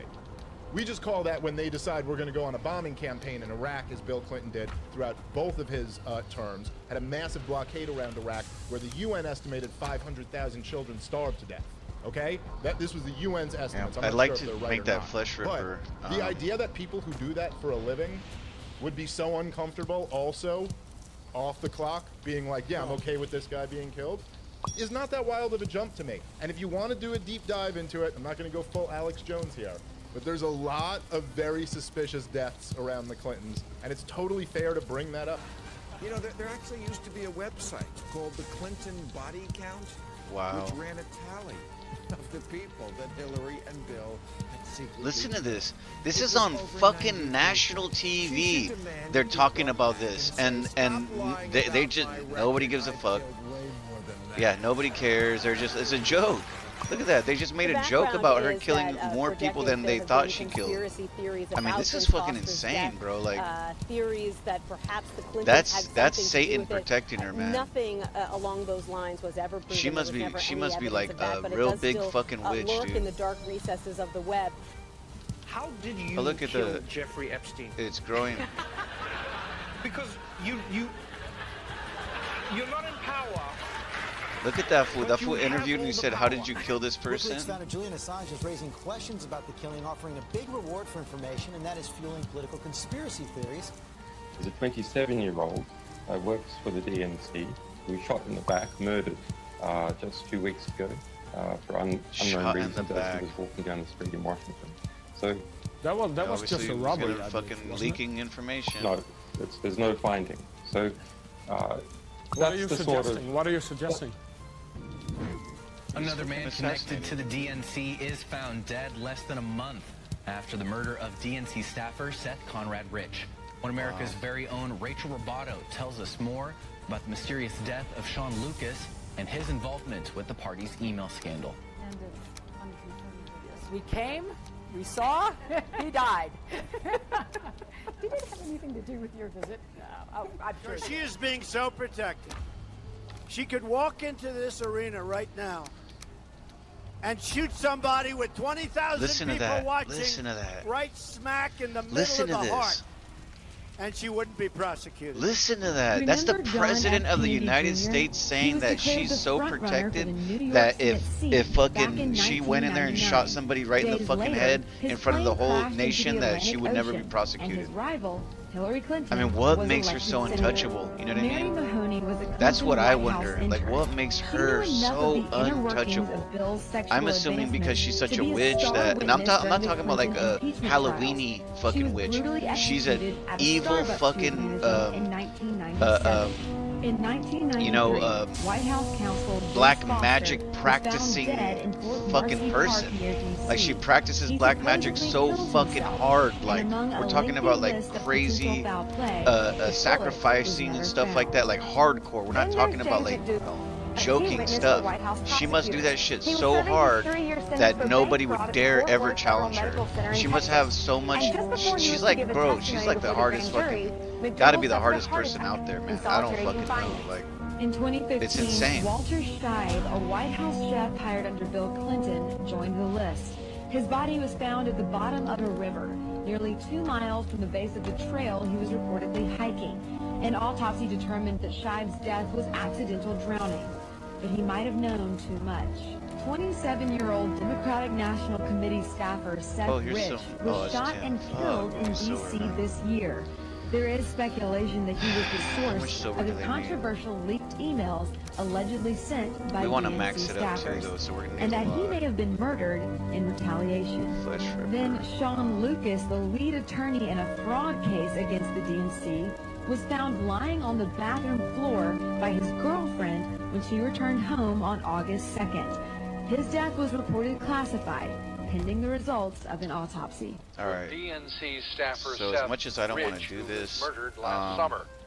A federal investigator told Fox News that an FBI forensic report hit this of boss Rich's because, computer showed he made contact with WikiLeaks through a former reporter and London-based WikiLeaks boss fight is not director. a joke.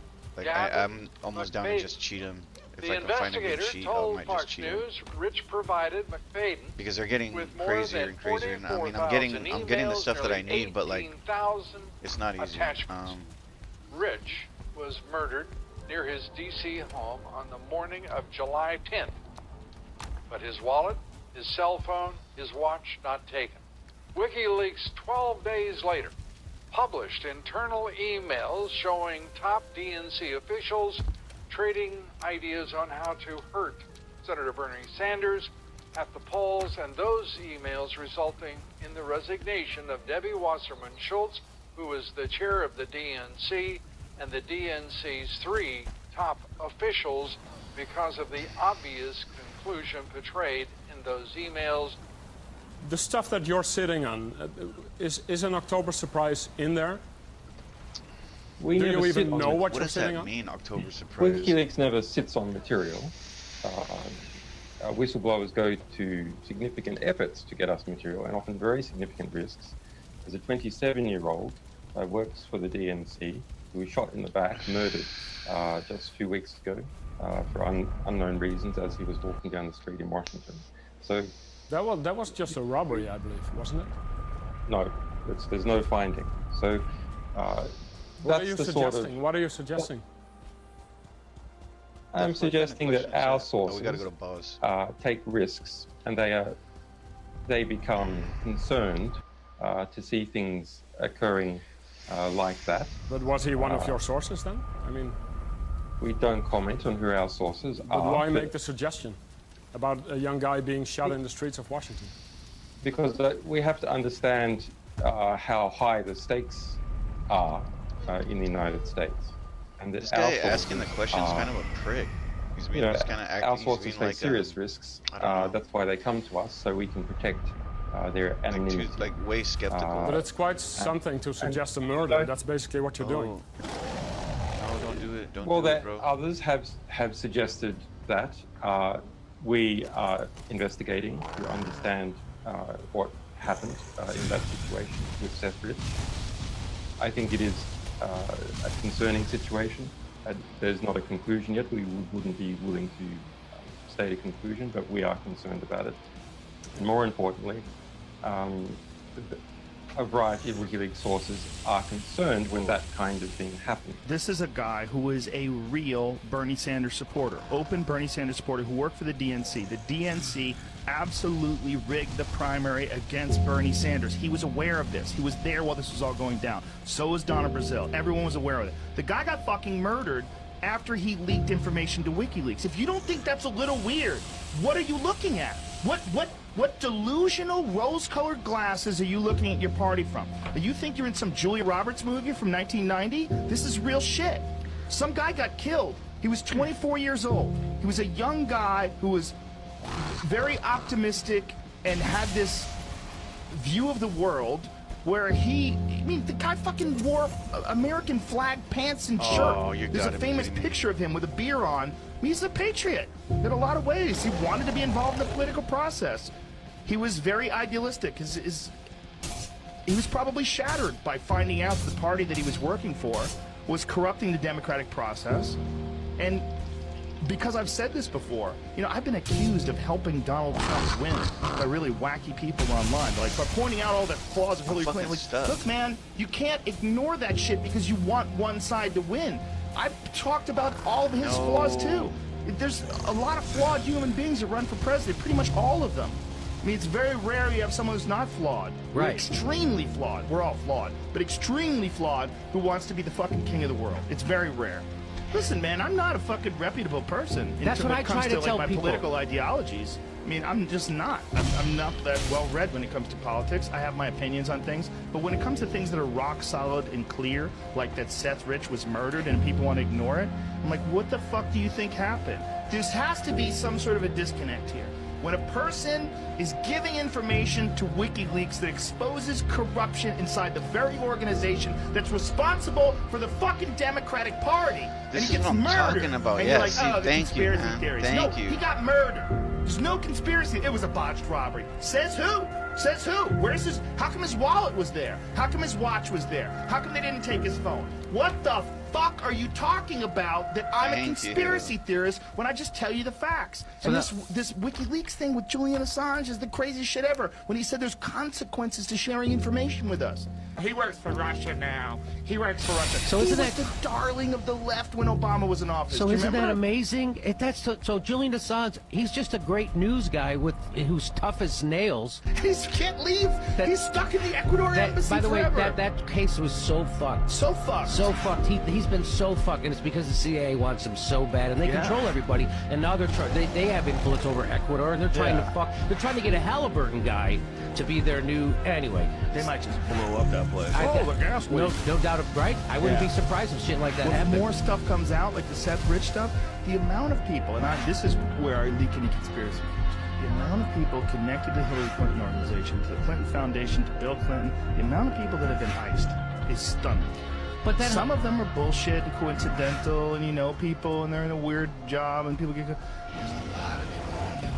But the timing is so interesting here. The week that this breaks on Fox News in a story they later had to retract and acknowledge didn't meet their editorial standards. Sean Hannity is shouting it from the rooftops. What's going on that week?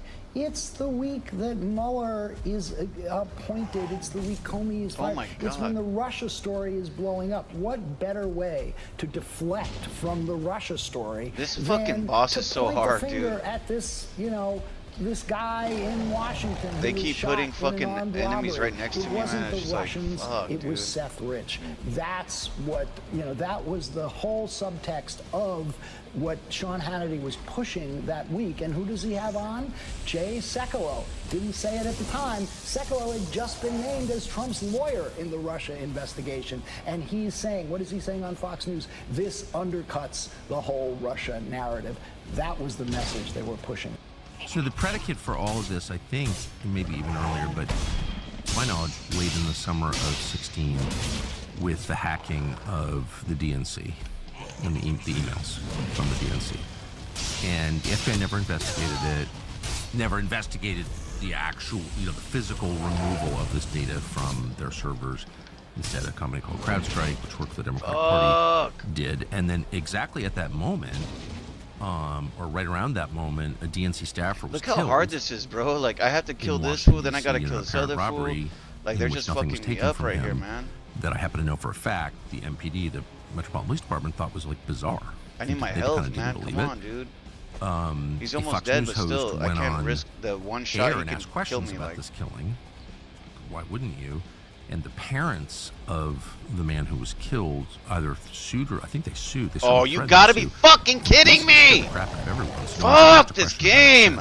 They hired a private investigator. Wow, now there's who fucking looked two of them, around, dude. What? In that case, I remember. Fuck it, and let's go. Just There were fucking die. some odd details there. The FBI. Man, I ended can't up in fucking stand this possession shit anymore, of, man. I'm fucking done of with his this, laptop, dude. And then Why ended would up. the FBI wind up in? I mean, this is a local crime, right? Yeah, this was one of the first reasons I started to look at that case because I got a call from somebody about that, and I don't know why that was the case, but it is the case. I can't fucking every fucking time I go to the area, there's fucking like 30 fucking random fucking mobs that you gotta fucking literally have face-to-face fights with. Meanwhile, I got this fucking giant walking around, throwing fire, dropping fucking comets. Like, what the fuck, man? But I'm not making this up. And I don't know what happened. This is why you need fucking like 8 people playing this game. Because you need all these fucking people to distract all the other fucking guys. Well, 2 guys fucking hammer on the boss. Like, it's fucking retarded, bro. Of a type that they Fuck, I'm so tired of this shit, man. The whole situation, that whole timeline was very strange. I've been trying to beat this really fucking stupid boss for like 2-3 days now. The hacking of this is the closest I got right now. The closest I got because I finally got fucking. When the information was released left my fucking base online, they never really proved that case, but they immediately made inferences about it, and there was an incredibly sophisticated I need to grab the body and public fucking run, campaign to create this narrative that, upon closer examination turns out not to be true. So we got to go back and find out what did exactly happen there. Clinton body count, which is the strange number of suicides that seem to happen in Clinton circles. I have a headline here from the Washington Post that said, Trump peddles false conspiracy theories tying the Clintons to several deaths. So I just want to real quick, this wasn't in Trump's video, but this is from the Arkansas Times. And it's the death of Mark Middleton, who was a former Clinton White House you gotta be fucking kidding me, man. Dead on a Clinton Foundation property. And I'll just quote from the Arkansas Times. Middleton apparently shot himself in the chest with a shotgun and also hung himself from a tree with an extension cord. So I have no idea how somebody commits suicide that way, but if the Washington Post is here, maybe you can enlighten us as to how that was actually a suicide. So anyways, that's just a lead into my question about the most famous put it on, which is that of Jeffrey Epstein.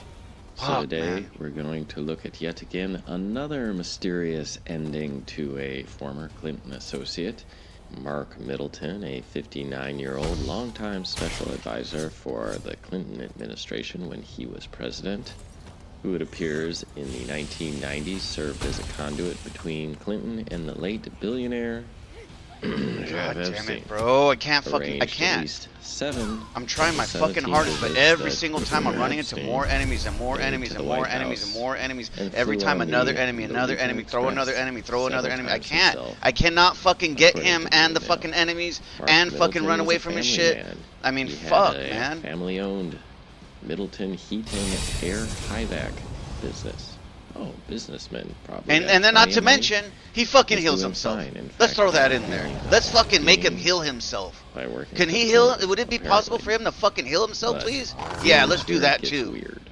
Sometime on May 7th, Mark Middleton decided to drive 30 miles away from his home to the Jesus fucking Christ, man. And both hung and shot himself with a shotgun at the same time.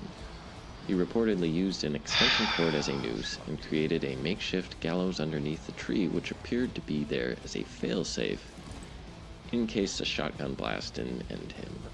So apparently he went to this ranch, a place he had allegedly never been before and had no reason to be at. You know, the sad part about all this shit is that I was hitting him, dude. Oh, come on. On that table, took an extension cord, put it around a limb, put it around his neck, and shot himself in the chest with a shotgun somehow, and then dropped. Yeah, it's not fucking easy, bro, by far. I've been playing games for a long time. This shit is just not easy, man. That's pretty elaborate. I don't know if you've ever seen. So what they tell me is that you need to go behind his fucking back and hit him in his tail, and just stay at his tail and keep hitting him at his tail. Ranch workers found Middleton's car and just keep fucking kiting around his tail. Sheriff, and his body was found shortly afterwards. He was not invited to the property, and the staff contacted the sheriff because he was there without authorization. Man, fuck, I can't fucking run or anything, man. It's so fucking annoying, dude. He would have ever traveled to that ranch in the first place. A terrified business associate of Middleton has reportedly said, "Everyone that I know here that has worked with Mark knows it's physically impossible for him to have ended himself. He could not physically hold a shotgun and done that to himself. He knows nothing about guns. He hated guns. He couldn't have tied a noose to save his life. The man couldn't even change a light bulb by himself. He was the least physically skilled person I have ever met in my life. He was very smart, great with paperwork, legalities, and all of that, but he couldn't physically take care of himself." And now his family, his father and his wife, are fighting to keep photos and other illustrative content sealed. They have filed an injunction arguing that blocking the release of the footage would halt a proliferation of unsubstantiated conspiracy theories. You think that's going to make it seem less conspiratorial? The Clinton body count has become the butt of many jokes. Fucking swing it, online man. Because of how massive and extensive this list has become over the years. There's a ever-growing list that have documented the Clinton body count. I mean, look how hard it was just to get that much health off him. He's starting to regenerate that health right now. My health just doesn't regenerate fast enough. And we will go ahead and I mean, look at my health. as many of them as we Watch can, my health and look how long as it takes to many just of get them as anything. exist now, as this list is ever growing. This is the one that's kind of weird, and first thing I ask myself is how the hell I mean, I can't speed it up anymore. I don't know what the fuck they want me to do, man. Anthony Weiner's still alive. What do you mean by that? Well, when you go the through only the thing list I of saw people that have been was there's a close fucking to recipe Hillary called Clinton and the Clintons. I forget what the fuck it's called, This Berserker. is not a conspiracy. And this You shit got the will names allow of you to James fucking McDougal, okay, Clinton's convicted Whitewater to fucking died of an apparent heart go attack. hit harder. You know, can hit harder Mary critical Mahoney, hits just former back White and House back. intern was murdered July 1997 at a Starbucks coffee shop. Come on, health, please fucking generate, man. Vince Foster. Fuck, dude. Vince Foster was the next one. By the way, the James Dougal was a key witness in a key Ken Starr Ron investigation. Brown was in a plane crash. Why is he on I the mean, list? look at this shit. This I don't like that, bro. I don't like that I have to wait fucking 30 minutes for my health to regenerate. I'm asking you. But wait a minute. I'm asking you this question. I'm asking you this question and an answer at the end. So you got Jerry Parks, Jane Bunch, James Wilson, Kathy Ferguson, Bill Shelton, Candy Bow, Florence Martin, Susan Coleman, Paula Grober, Danny Casolero, Paula Wilker, John Parnell Walker, Barbara Weiss. We should verify this yourself because you're running the radio, so you should look it up. I Charles don't know any of Meisner, these Dr. names. Stanley Erb, Barry Deal, Barry Oh, you Deal. gotta be fucking kidding me. Can Run! you read me the URL? I can't beat him, dude. Like, We will. We'll put the link below. We'll put the link below. Tell me so I know what I'm Herschel responding Friday, Kevin Ivey, Dan Henry, Keith Coney.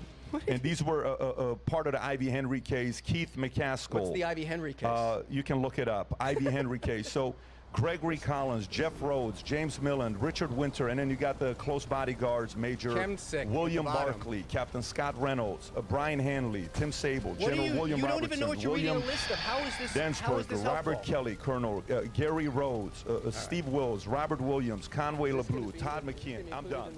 It's 46 names. And of what? Can you read me the list? Can you read me the URL so I know what you read a list of? When I finish this, still in the storm.com. So here's the question for you, because millions of people are not convinced Hillary Clinton is again a good with the person, other people, millions including of people. myself. How is it when you think about other candidates? Okay, everybody has a stereotype. You have a reputation whether you like it or not. What's your reputation?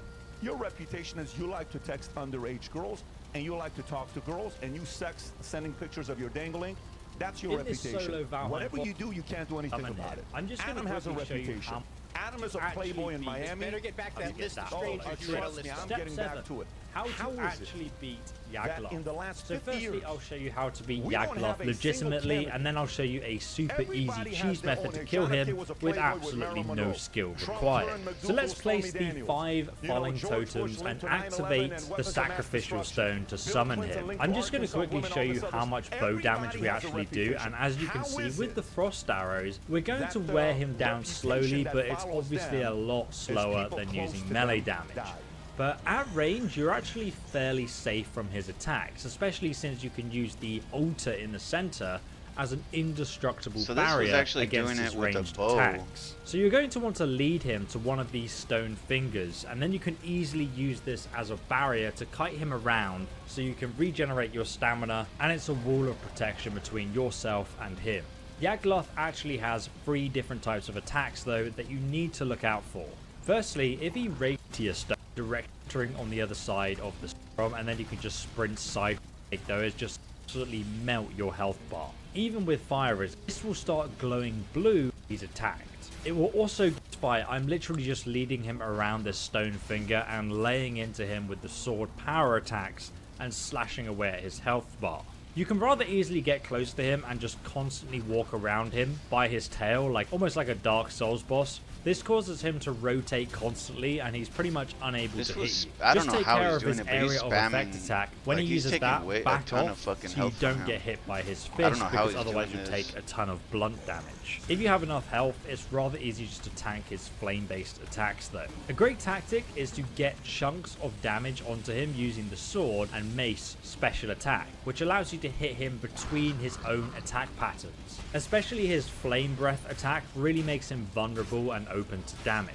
So after Yuglath is finally defeated, he will drop both the Yuglath head trophy it's released. Next, I'm going to be showing you guys how to easily kill Yaglath. This method is really very simple. You're going to start off by mining a hole into the rock directly downwards, which you're going to be using to trap the boss in the hole. The important part is to make it the correct size so the boss gets stuck, but not too deep so that you can still attack him. So you'll want to dig straight down and then widen the hole, but keep it narrow. This is so that his torso will fit inside and he'll just be stuck in the place, unable to turn around. I'm mining the hole just over 3.5 wooden walls deep, which is as deep as it needs to be.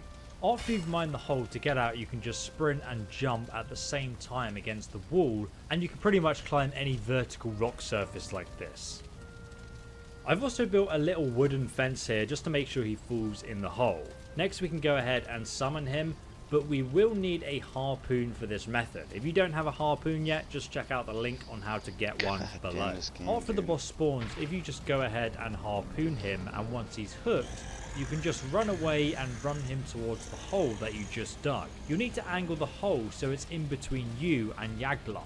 And then if you carry on walking away, you'll start dragging him into the hole and he'll actually get stuck there. Now this easy technique works best if you just use arrows. If you walk far away now, you'll actually cause the boss to lose aggro and stop attacking you. And then you can pull out your bow and use frost arrows and just sit back and shoot him from safety. I feel like that's Obviously, what I need this to will do. take you ages to do since he has such a high resistance to pierce damage. Alternatively, you can go closer and lay down a few power attacks, but note that he can still attack you even though he's stuck in the hole right now. It is possible to reset his aggro by running away and then approaching him from behind, which can sometimes cause him to get stuck, unable to move or attack you. Or alternatively, if you dig the hole even deeper, he will get stuck at the bottom and you can freely shoot him from above or attack him. As long as he can't see you, he will not aggro and attack you. Personally, I actually find this boss fight rather easy to do the proper way, but I suggest using arrows if you want to stay completely safe. So after you have Yagalath's trophy, you can mount. Annoying, man. They make it seem like it's so fucking easy, dude. They're like, oh yeah, you just gotta go do this. It's so like, yeah, that's pretty easy. I'm like, what the fuck, man? And the funny thing that pisses me off is I have everything maxed the fuck out. Like I should be strong as fuck, but this one just melts my shit out, man.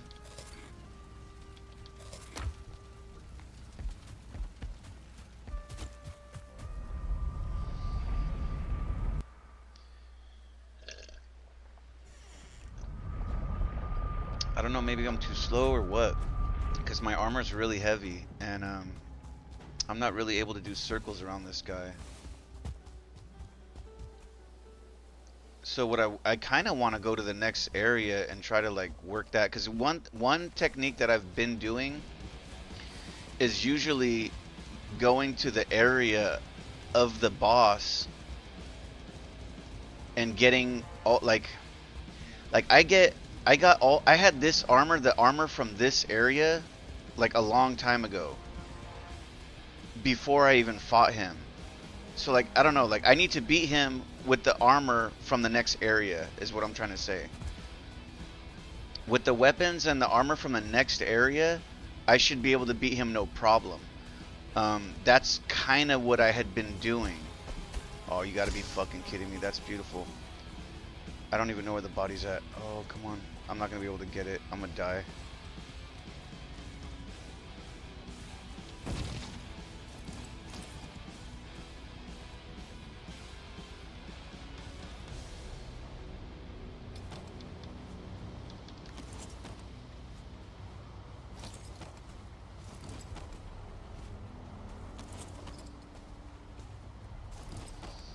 Well, I still got a little bit of damage on him. Let's see if we can try to put some more damage.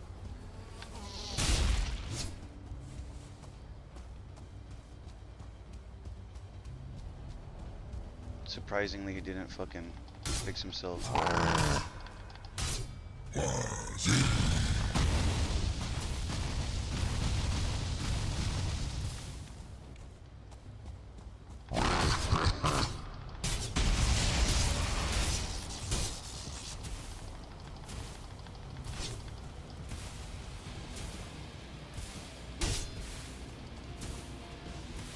What the fucking goddamn son of a fucking bitch. I fucking hate this game so much. I forgot to put the fucking fire on because I didn't think the fucking fire was gonna bother me much.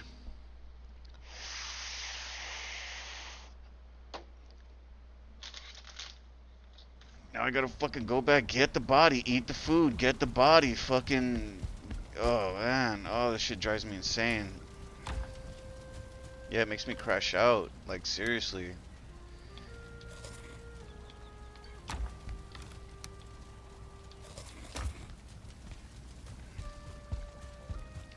And I'm trying so hard, bro. You don't even know. I've been grinding my ass off trying to get all this equipment to help us beat him. It's just fucking wild, man.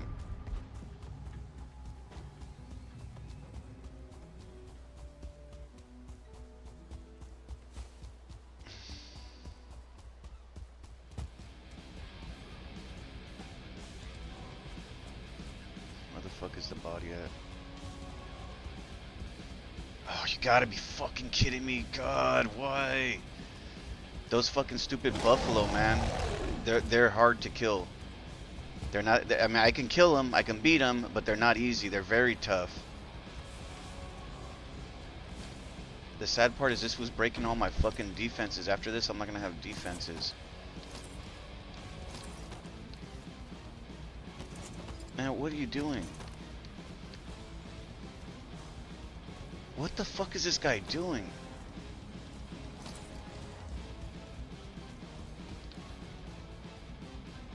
Oh, for fuck's sake.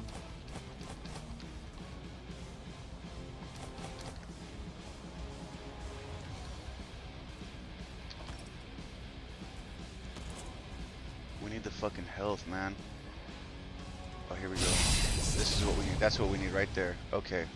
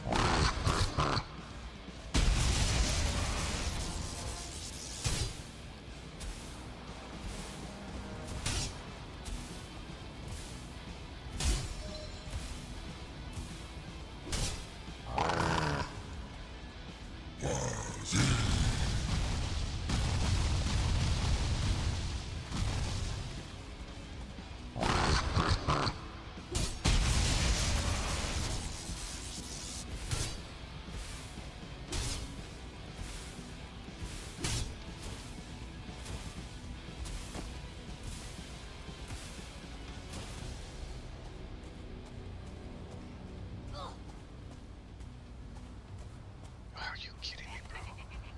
Look at this game. This is the type of shit I'm talking about, man. That shit just dropped 3 of these goblins on me, man.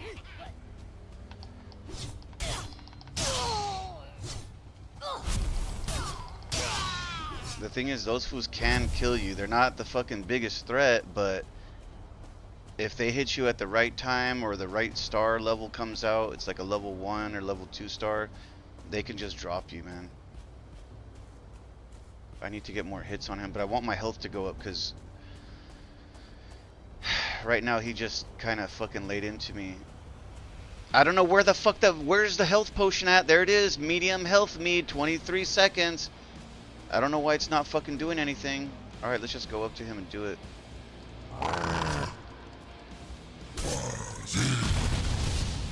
Run.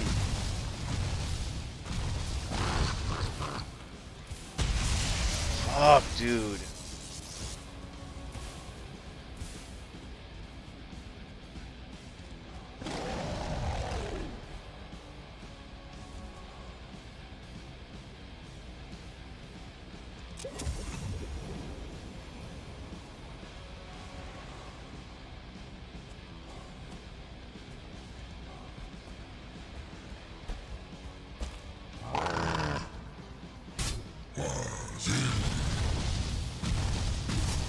Fucking go, man. Roll, run, roll. Do whatever the fuck you have to do. Go, man.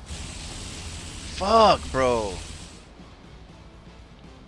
I just wasted the fucking health, man. I was gonna try to fucking attack him. I wasted that whole attack, dude. I wasted the fucking health gen. This is just retarded, bro. Like, the thing that kills this game the most, dude, is this health regen, bro. The way that they regen the health is... Wow, okay. That's game.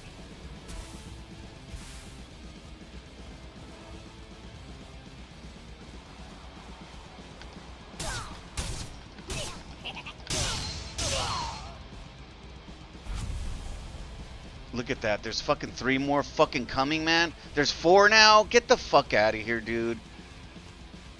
I don't know why it's fucking... It's probably because it's nighttime now. Now they don't want to step up. Okay, yeah, fuck you, man.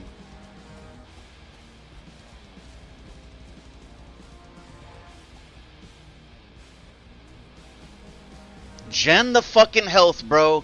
Generate the fucking health, please. Man, all my shit is... My food is all fucking there, bro. All high-level fucking foods. I don't understand why it takes so fucking long to push the health up. I mean, it's not like I'm eating fucking, you know, small-ass little pieces of food. These are full-ass meals. And it's just like, I'm getting to your health. I'm gonna get to your health. Wait a minute. Like, come on, man. Fucking load that shit up, dude.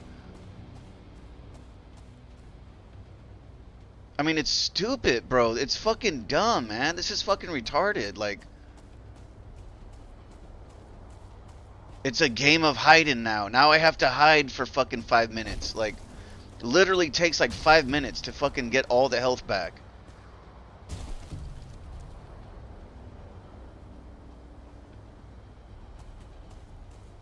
Fucking finally, man. Now I can't fuck this up. I can't fuck this up. What is this attack gonna be? Fire attack.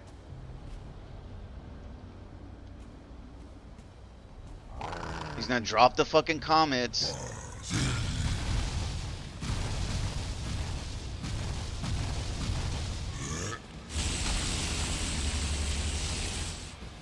This is our chance.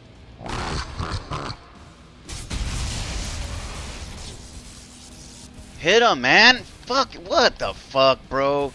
This fucking game, dude. He wouldn't hit him. I wasted that whole fucking time, half of my health, trying to fucking get him. The stamina wouldn't fucking do shit.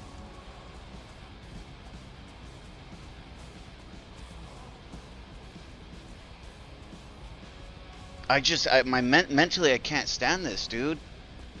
Like, I can't stand how annoying this is, waiting for my health to fucking regen just to attack him for one or two times. Now I can't even get in on him. Now every time I try to attack him, he does so much damage to me that I can't fucking do anything. They tell me to get behind him. Get behind him. I can't get behind him. Every time I look at him, he turns right to me. Like, I don't understand what the fuck the strat here is. You know what I mean? Like, I'm going to try running to him and hitting him. Running to him. Power hit. Power hit. Power hit. Come on, power hit. Power hit. Again. Fucking run it. Just run it now.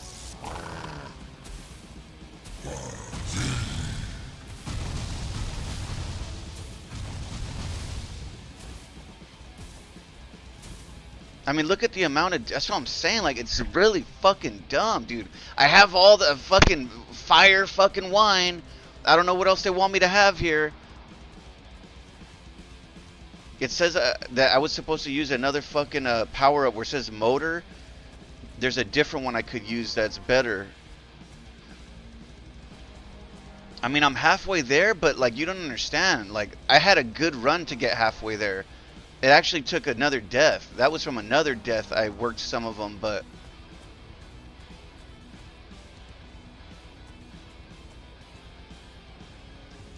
I almost feel like I should sleep here. I feel like if I take the portal, it ruins it. If I take the portal, it, he'll end up fucking resetting his health. Luckily, last time that didn't happen, so I don't know. We gotta go in and fucking...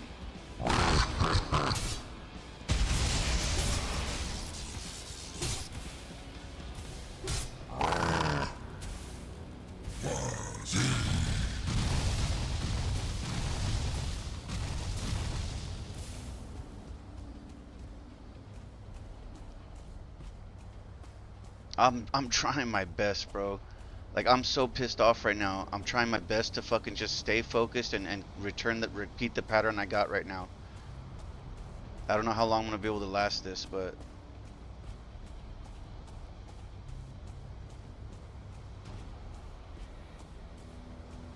I mean, if I have full stamina, it should make my health go up faster or something, dude. Because, like, as slow as that shit goes up, it's fucking stupid, man.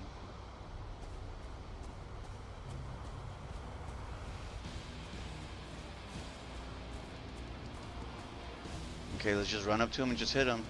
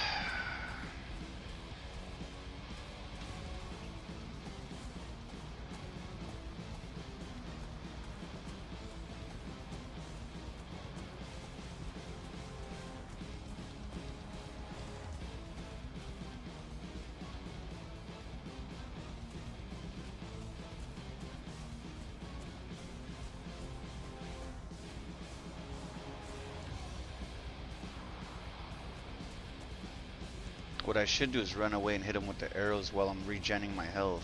At least we'll be taking more damage on him, you know what I mean? But there's so much shit around me, I don't want to kite more fucking things. Like, the last thing I need is a big ass buffalo, like, oh hey,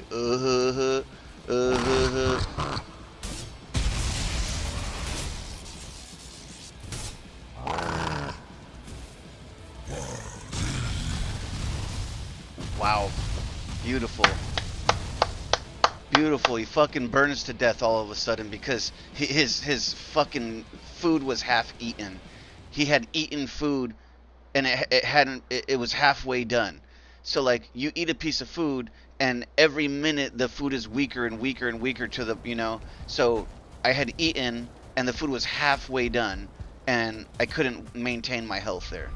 Wow, that's fucking, who fucking designed this game? I have a feeling I know who.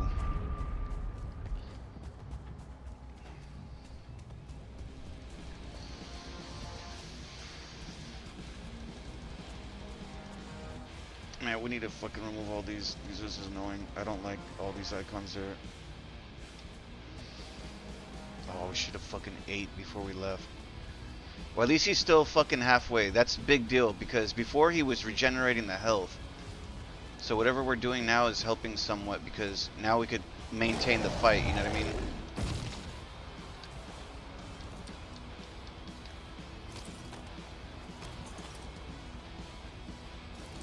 If this is the case, we can beat him. If we can keep returning like this, we can beat him. But like before, it was starting from the beginning every time, and I couldn't do that, man.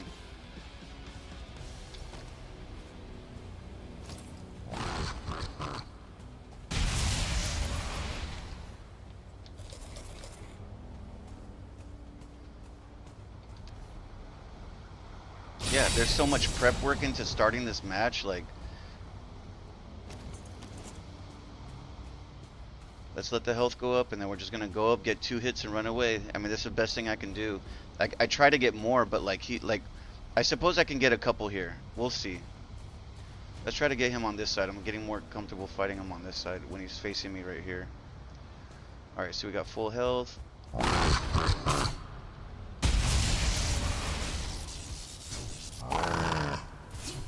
Why isn't he hitting him? Fuck you, man. Fuck you so much, dude. He's gonna die. Oh, you gotta be fucking kidding me. Now there's goblins.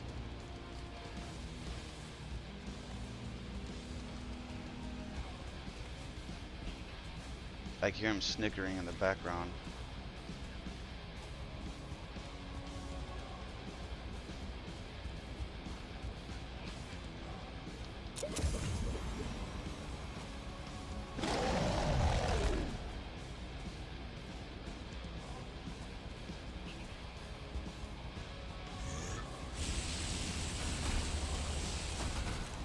We gotta hit him because it looks like he's generating health some.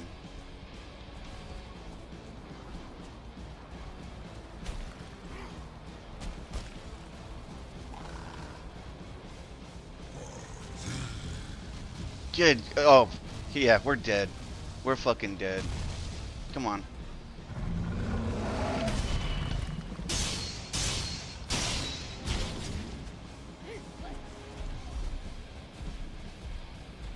I'm trying, man. I truly am. I'm trying very, very hard to fucking beat this guy.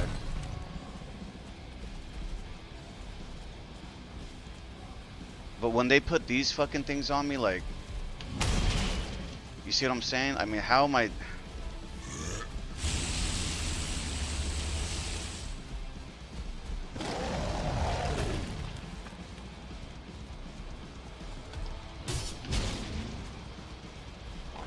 I'm gonna end up dying, dude.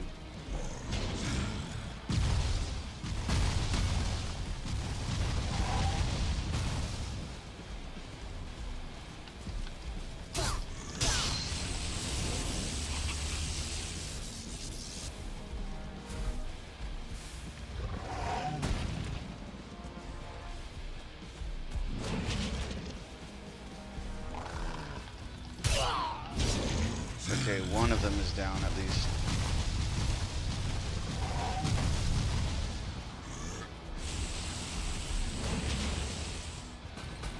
I mean, it's stupid, bro. Like, it's just like, okay, let's fucking make it extremely hard. Like, I mean, I get it, the game has to be challenging, but at one point it's just like, what the fuck is this, dude?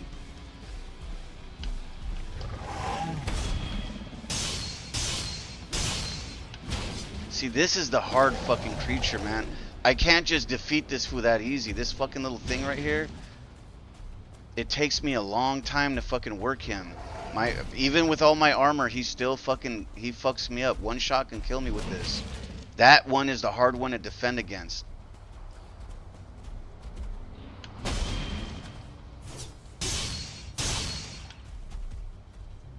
Now he wants to walk away because he's getting fucked up.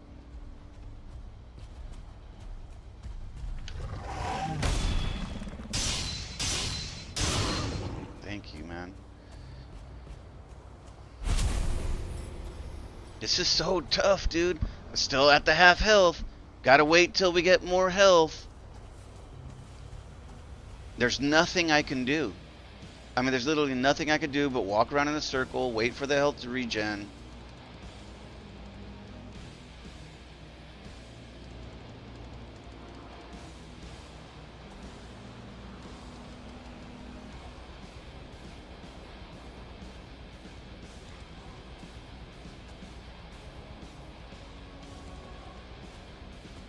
He doesn't even know I'm here, bro. I mean, god damn it, dude.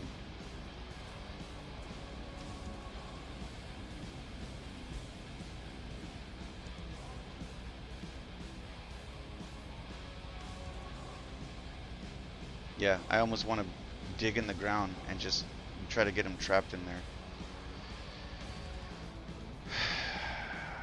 Waiting for the health, man. That's it. Like...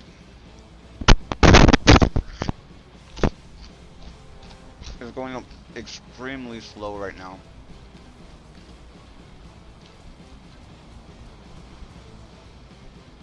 I don't get why. I mean, it's all good food, like.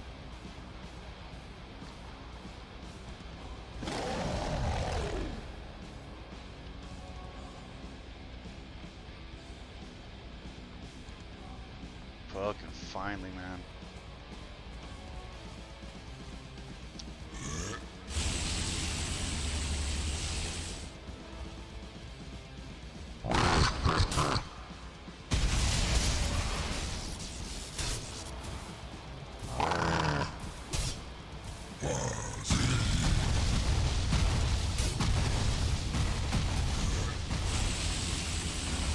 I don't care. I don't care anymore, man. I just wanted to get hits on him. I'm so desperate to take his health down, man.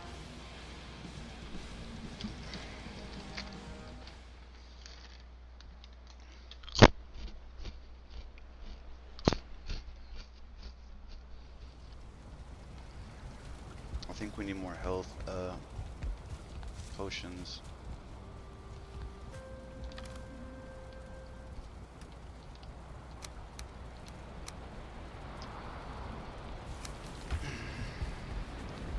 I'm praying that he doesn't regen. That's the whole thing, is like the regen, man.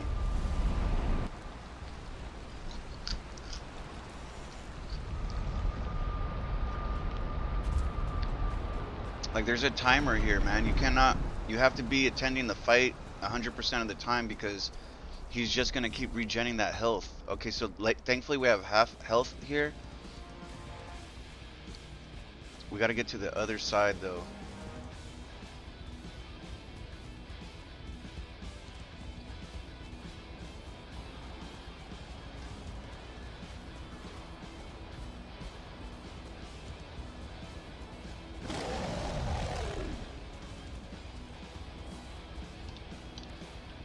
Motherfucker, what do you mean?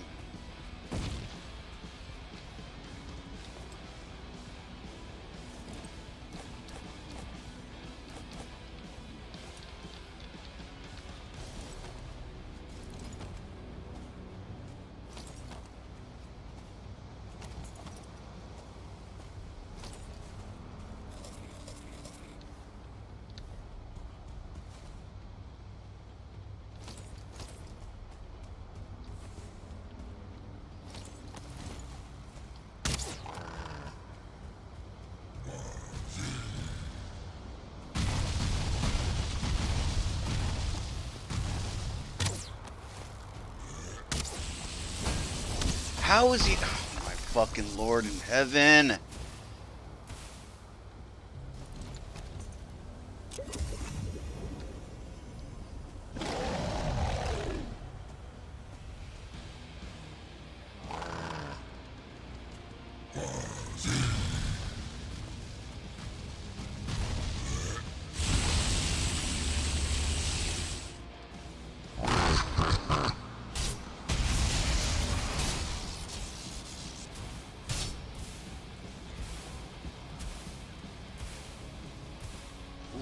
Wow. Wow. What a fucking game, man. I fucking love it. I love it so much. Like, what is that? What the fuck just happened right now? So, you're taking so much damage from his area radius. Like, get the fuck out of here, man. I feel like I gotta stop using the stupid power attack. Like, I'm using the power attack. It's taking a lot of health from him, but we're just not getting fucking there, man. Like, I keep using all of my fucking stamina to fucking do this, and he's just getting away every time. He's just killing me, man.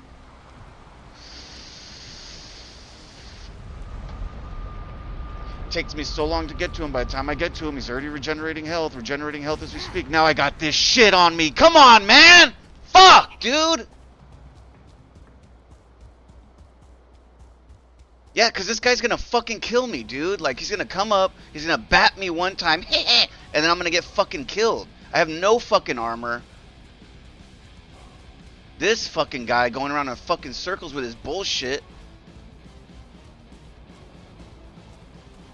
And the thing that's really fucking pissing me off is we're gonna be losing our defenses. This was slowly breaking those walls down.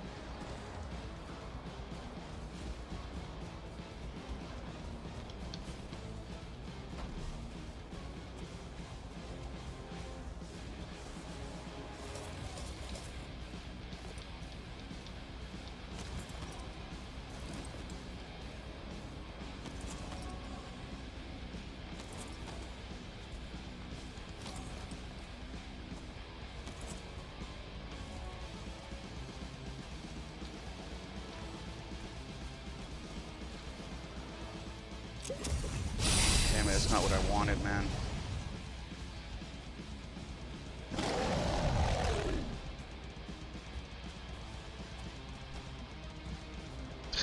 I don't even know what to do anymore, man. I'm like... The sad part is you cannot block any of his hits, man.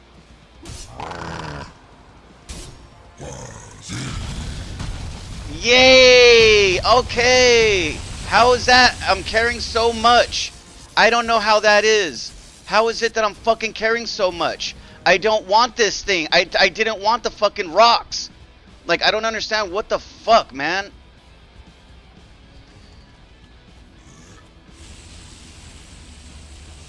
This was picking up random shit on the floor and it's filling up my fucking inventory.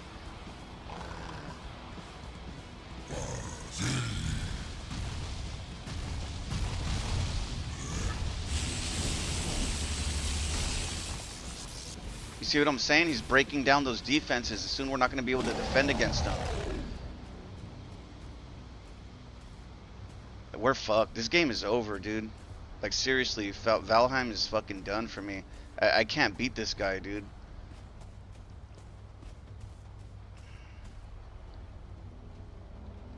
I mean, the health. It's just the health regen, dude. The fucking health regen. I mean, look how long it's taking. Like, I'm still on 74.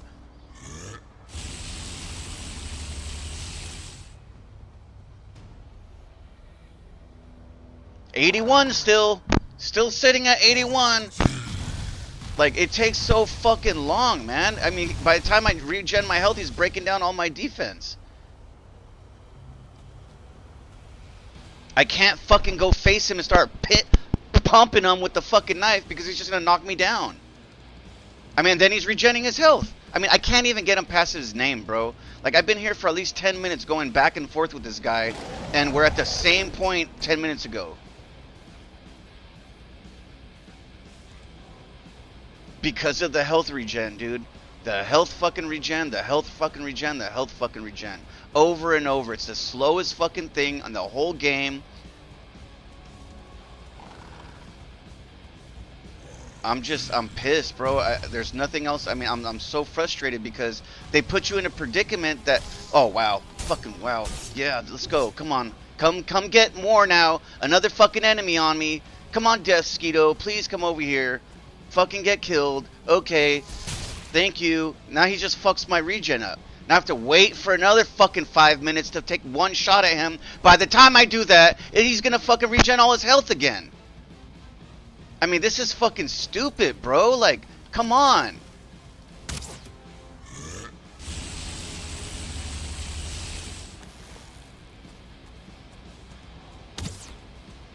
It's doing nothing to him.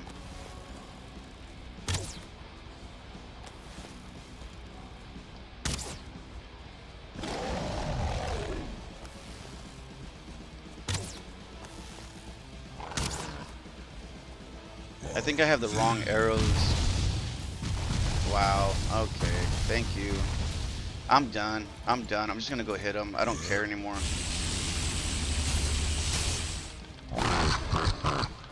Fucking regen!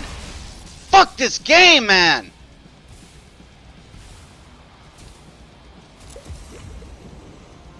Yeah, the fucking stamina. Oh, my stamina. You got no stamina to hit. Sorry, you have to wait. Like, I'm tired of fucking waiting in this game, bro.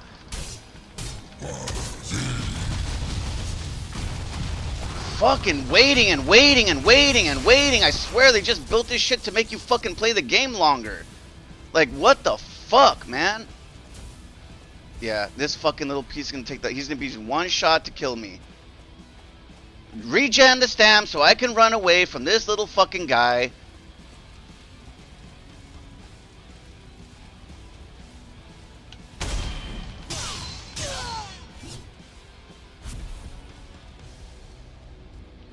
And then that's another thing. I use the fucking health potion. It does it one time for you and then you're done. Then you have to wait again. You gotta wait another fucking 3-4 minutes to use it. Like, dude, what the fuck, bro? I'm telling you, I swear the whole fucking system is set up to make the game just lag out more longer. Like, this game takes so fucking long to play, man. It's like forever content. Like,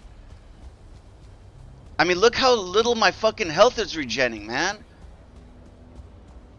Yeah, I don't need stamina in here. I need health. Like, I need whatever fucking food that's gonna make my fucking health regen. And I'm tired of that. I'm tired of playing that game. I'm tired of playing the, like, oh, I gotta go get another recipe so I can make a pie. Then I gotta make this pie that's gonna be very good. It's gonna make your gen health tick 87 meters. Like, I don't give a fuck, bro. Like, stop making this shit so fucking hard to play, dude. And he's just ripping all my defenses. He's back. Look at his health. He's back to where I left him fucking 10 minutes ago. Dropping the comets.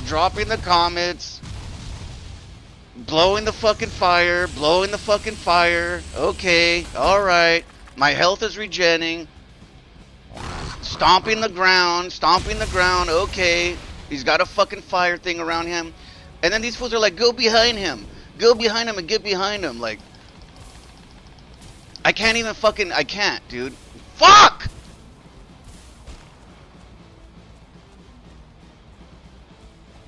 It's so fucking annoying, man.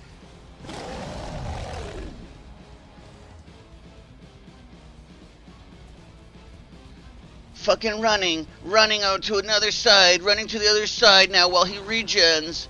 Do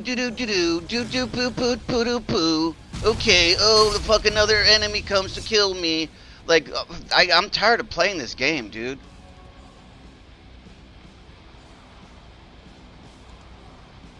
The only thing that I see that I need to do is go to the next fucking level, bro. I need to ditch this fucking guy, go to the next fucking level, grind the next fucking level, come back with higher fucking tier level shit, and then fucking kill him.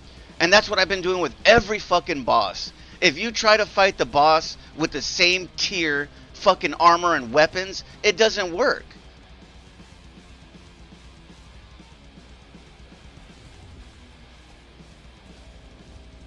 You need the berserker fucking shit. There's a berserker potion that makes you fucking take massive amounts of damage away from him. And you just gotta keep spamming that.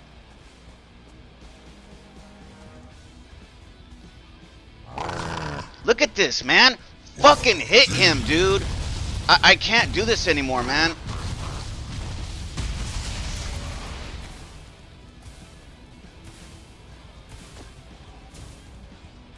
Okay, just let's get the fuck out of here, dude. I'm gonna try to outrun this fucking guy if I can even manage before I die. Because of course we got no stamina, no health. We have to wait for 10, 15, 20 more minutes. Then we can turn around. I'm just gonna fucking run away. I'm gonna try to go to the fucking next tier. The reason I haven't gone is because this fucking guy was camping the fucking portal that we need to get in and out of this fucking world. I don't care. I'm just gonna keep going and see how far this fucking guy goes. Most likely he's gonna fucking follow me all the way into the next tier.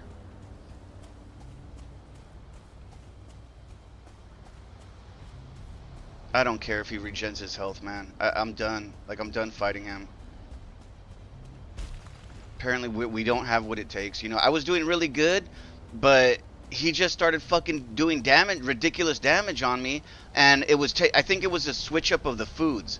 I switched out the pie for the fucking, you know, the hot dogs, and then fucking now it's like, oh, your health can't regen really well with the hot dogs. You need the pies. Like, get the fuck out of here, dude. What kind of stupid fucking game is this?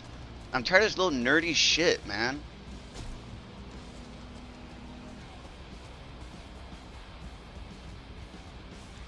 Yeah, now I have to run across fucking miles and miles and miles. He's still fucking following me. Some fucking weird reason. Some odd fucking reason in the game.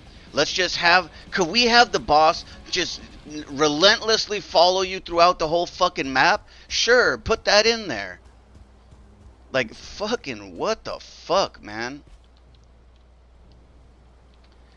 Oh, that's fucking beautiful. We're going the wrong way. Isn't that even funner? Now we're going the wrong direction. So now we have to go down to the coast here. Let's go all the way down to the fucking coast. Fight some normal fucking enemies that we've killed a million fucking times with one fucking hit. And we're just gonna keep fucking running. We're gonna come on the coast and we're gonna go all the way to the other fucking side.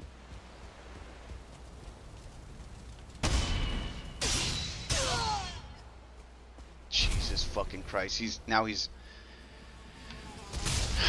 I can't stand this game anymore, man. I'm telling you.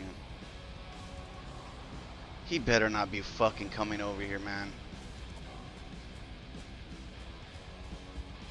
It's just retarded, bro. Like, he gets stuck wherever you leave him.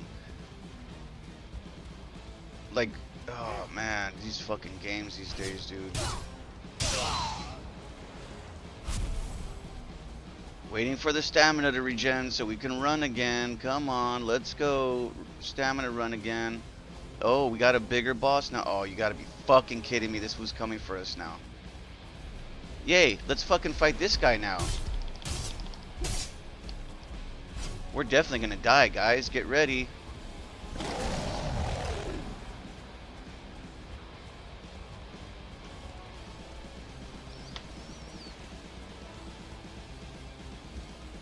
Jesus! Fuck!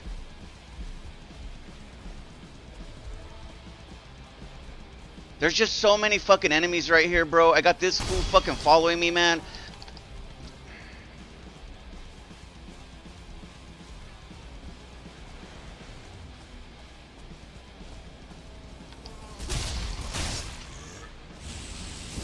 Yay! Alright! He got a hit on me. Nice.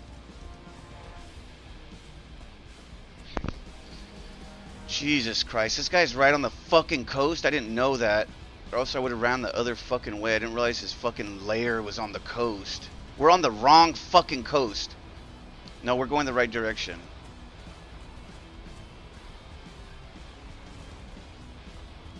We're heading down to the next fucking tier, man. I'm making a break for the next tier. I'm praying to God that we could at least lose him, sneak into the next tier, kill a couple fucking enemies, get what we need to fucking move on, and just fucking try to upgrade our shit. And of course this guy's on our ass now. I think we lost the boss. Fuck you, man.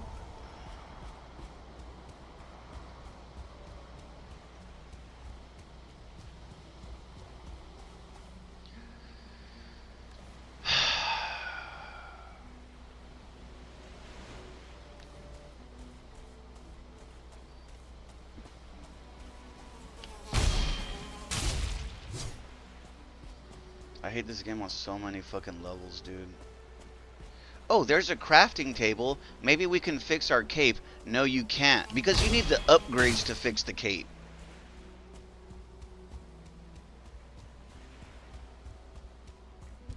Fucking bitch, man. Just for fucking once.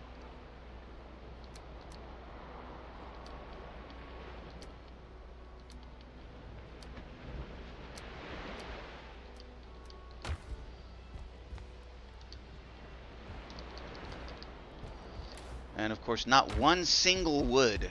Not one single fucking wood is there. Oh, that's right. That's a good idea. Out of all this, there's some hides in there. There's some neck tails. No wood. Okay. The most abundant fucking resource in the whole fucking game. Alright, so in front of us is the next tier. I should save my thing here. I'm just gonna save my thing. Well, I'm gonna take a big risk here, and I'm gonna save my my spawn location.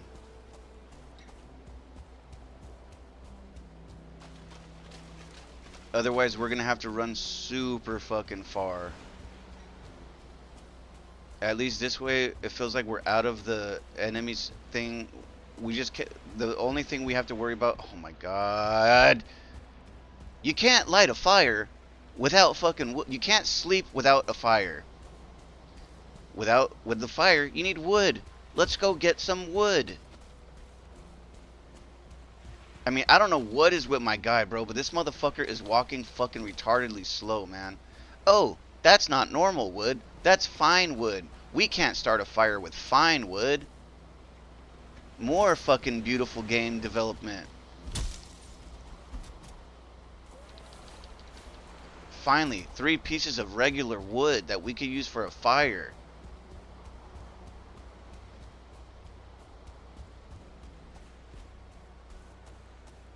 I mean, he's just moving crazy fucking slow, man. I mean, fuck. Get inside there. Get in the little nook. Where's the little hitbox? There it is. Fuck off. Oh, you son of a bitch, bro. What is it with this fucking game, man? I swear. It just has the fucking... It just has so much fucking nerves to just tell you to do the stupidest shit all the time, like... What? What is it? Why can't I get that wood? Why can't I get that wood? Huh? Pick the fucking wood up. I tried fucking picking it up. It wouldn't let me pick it up. Put the fucking bed right next to the fucking fire. There it is. No, go to sleep now. Set point. Yes. Thank you. Fuck, man.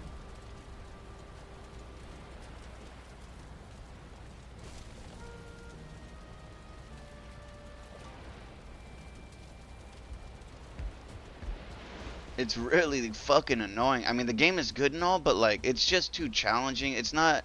It's more than just a game, like... Like, this is like some hard fucking... It's really hardcore fucking survival, fucking crafting, you know, lure bullshit. Like, I mean, I like it and everything, but, like, I'm sick of... I get so sick of it at times. Like, some of the things just piss me the fuck off, man. No doubt... I'm going to try to go into the new tier and it's going to say, you can't even handle it. I'm going to end up burning to death. And this is the new tier. This is the last fucking tier of the game.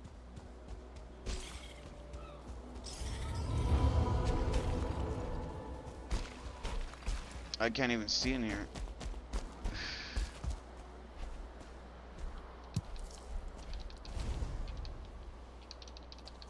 Oh, this is fucking stupid, man. Even worse. I literally can't see in here. What the fuck is that, dude? Oh my fucking god, man.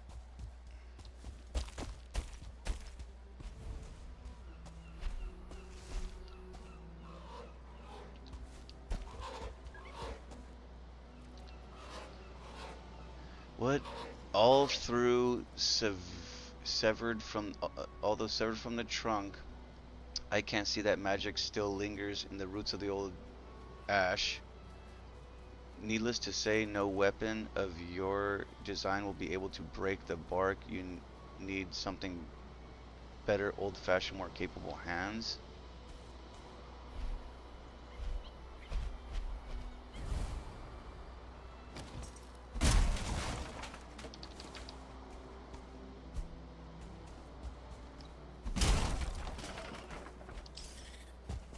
See, that's what I'm saying. What is going on here with the fucking lights, dude?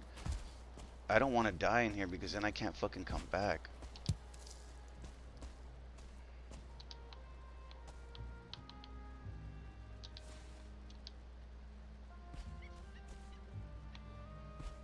I don't understand what's happening, bro. Like, why can't I have to fucking Google? Do I have to go to fucking AI and ask them? Oh, AI, can you tell me how do I fucking see in the ashlands? Like...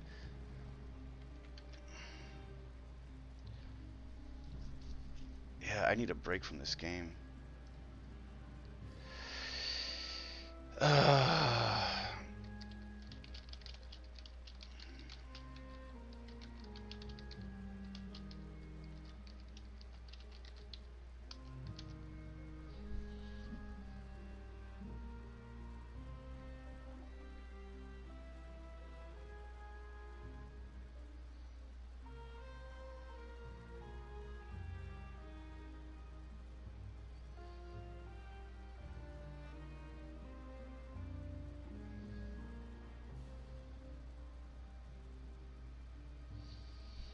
We need 1 silver and 1 wisp. Do we have the 1 wisp?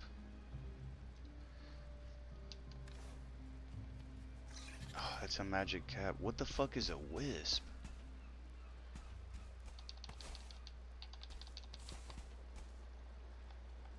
Bro, I don't know what the fuck they're talking about. They say equipped wisp light.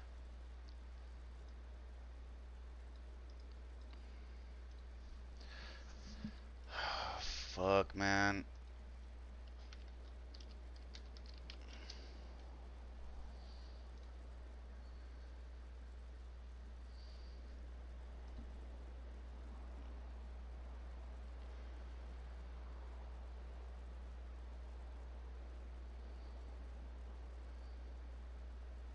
God damn it, dude.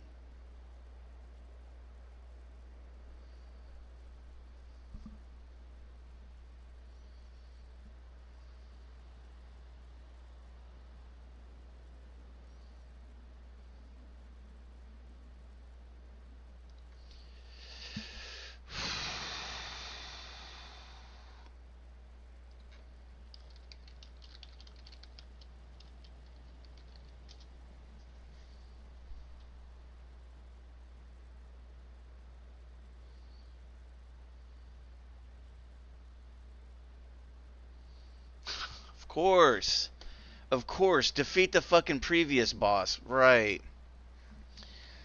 Jesus Christ. So there's no way for us to do this. The only way for us to fucking see in this area is to fucking create a wisp light.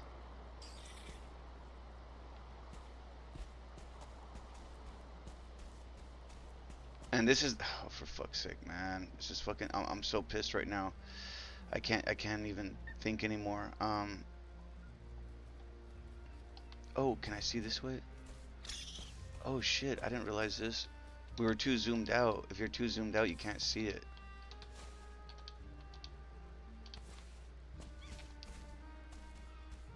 Okay.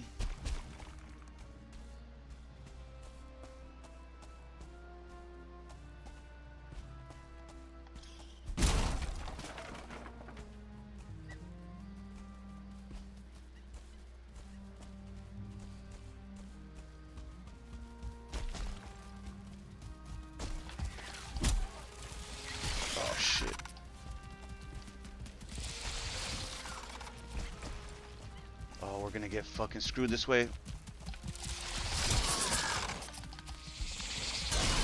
No, no, no, please. Go back home. Go back home.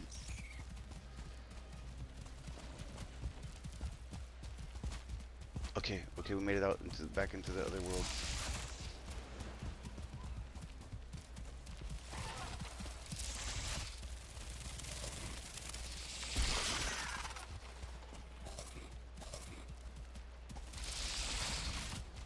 Okay, okay, let's get our health back.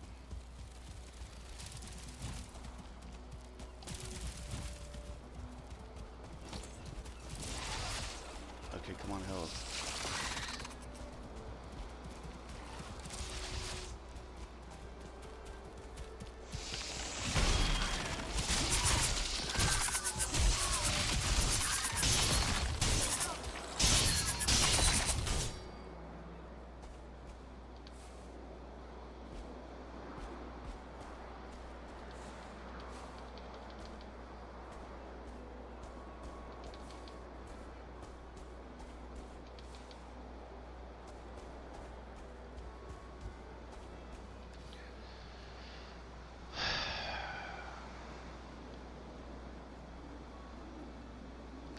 Well, we got something from there. I just had to run because if I die in that place, it's going to be extremely hard for me to see.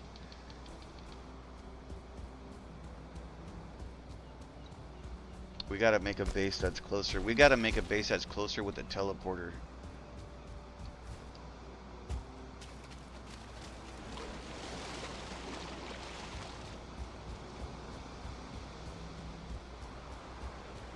I need to just go in here and clear my mind, man.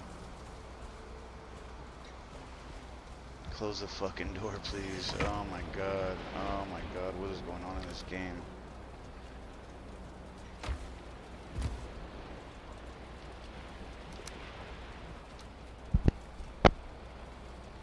I need to go back through the portal to our main base for a second. I need to fix my cape.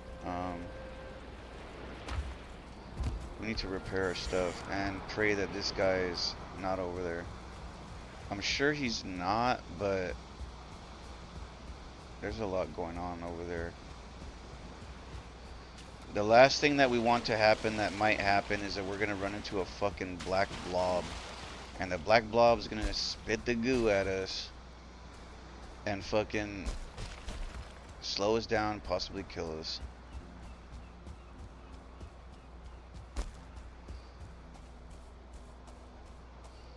Because there's a fucking thing right there. That's the black goo spawn. Luckily those buffalo are there, so they usually kill those guys. There's one right there.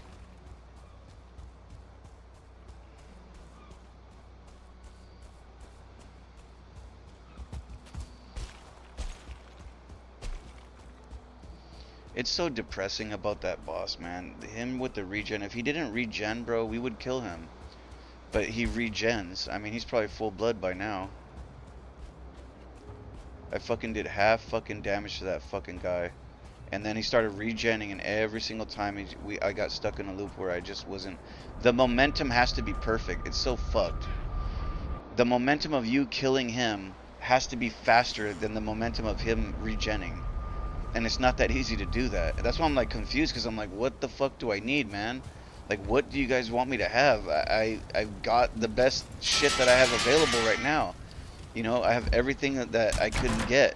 There's another thing that they claim that works good on him, which is the Flesh Ripper. But we need silver for that.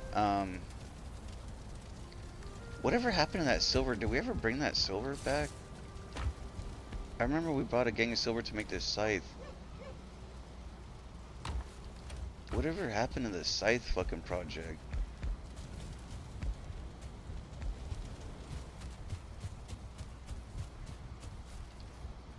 Did we just jump out and not unload it? I think we did.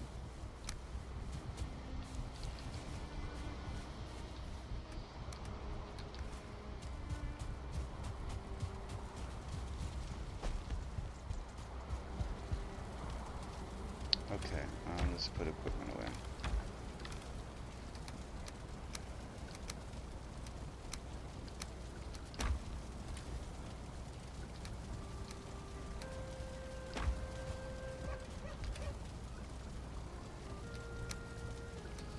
I hate raging like that too, man. It's just like, fuck, dude. That shit's, the pressure is tough right there, man. With that fucking Yagua boss or whatever, like, it's tough. It takes two, man. Somebody's gonna have to cycle and hit him and then take a rest and then go back and cycle and hit him and yada yada. And it's just, it's the best way to kill him. Like, one person, it's tough, dude. He just regens too quick.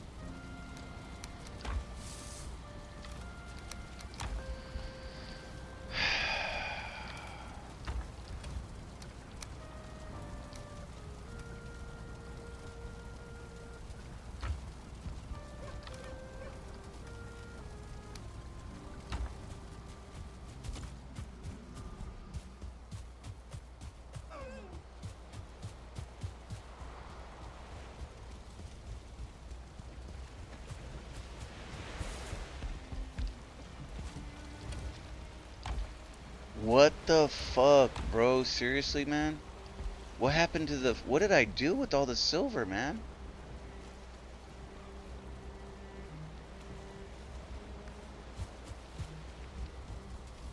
Oh my god, dude. I'm so fucking brain dead. I can't even think.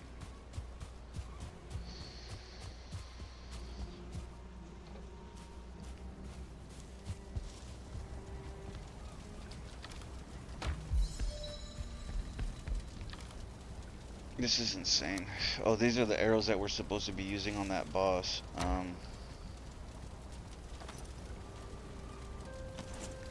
This sucks, dude. I had all this silver. I don't know what the fuck I did with it. Like, I must have crafted something and fucking went hard at it. But I don't see what the fuck it is we crafted. And this doesn't make sense. I remember going on a mission just to fucking make the scythe, which is still here. The scythe, where the fuck is the scythe at? It's still here. We haven't even created it.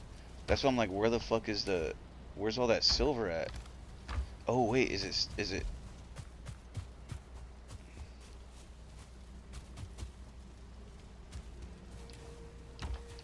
Bro, what the...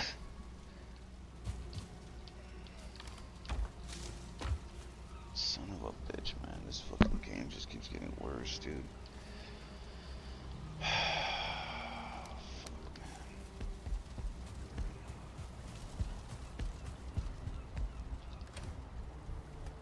Yeah, I don't know what the fuck happened to that silver mission. I had a lot of silver from that too.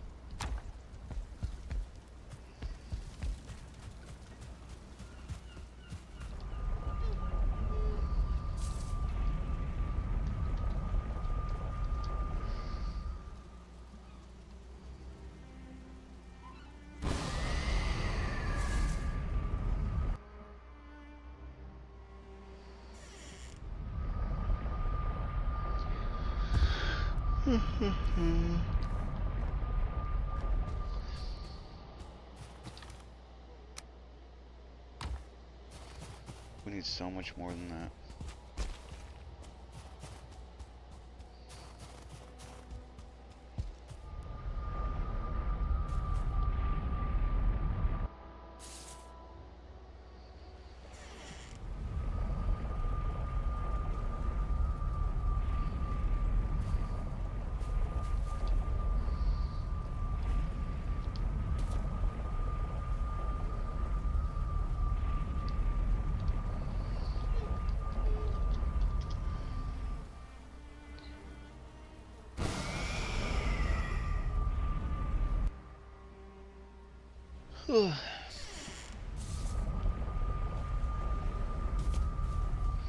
Yeah, I feel like I need to play skate for a little bit.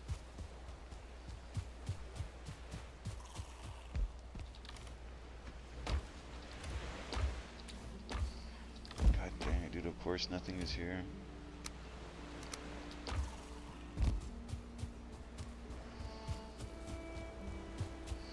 Well, one of our boats is here, oddly enough. And here's the silver. We never brought it back.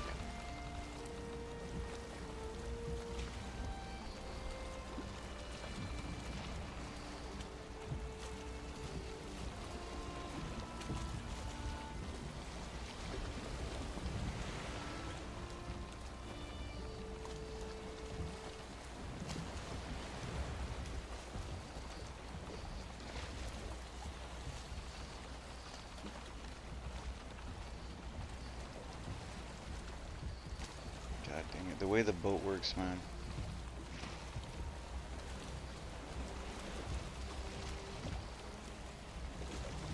I need to listen to something. I can't stand this quiet.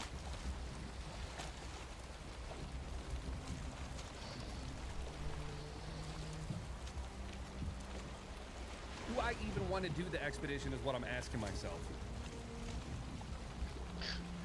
I don't know how these fucking guys do it, man. It's so fucking insane.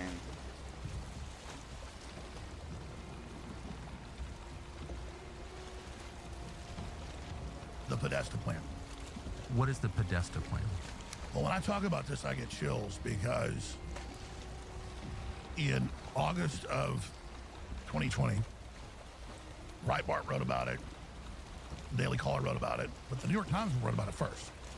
And Podesta does this big Democrat Party war game. Which Podesta? John Podesta. Former White House Chief of Staff, yep. Absolutely. And then later the climate czar for Biden, or giving up the climate money, stealing it. He comes out of this huge report. They published the whole thing. And I'm reading like this, like 70 pages or something. And they say, if Trump wins in 2020, this is in August, months before, but they were able to steal it, so he didn't. He said, we're going to have western states secede.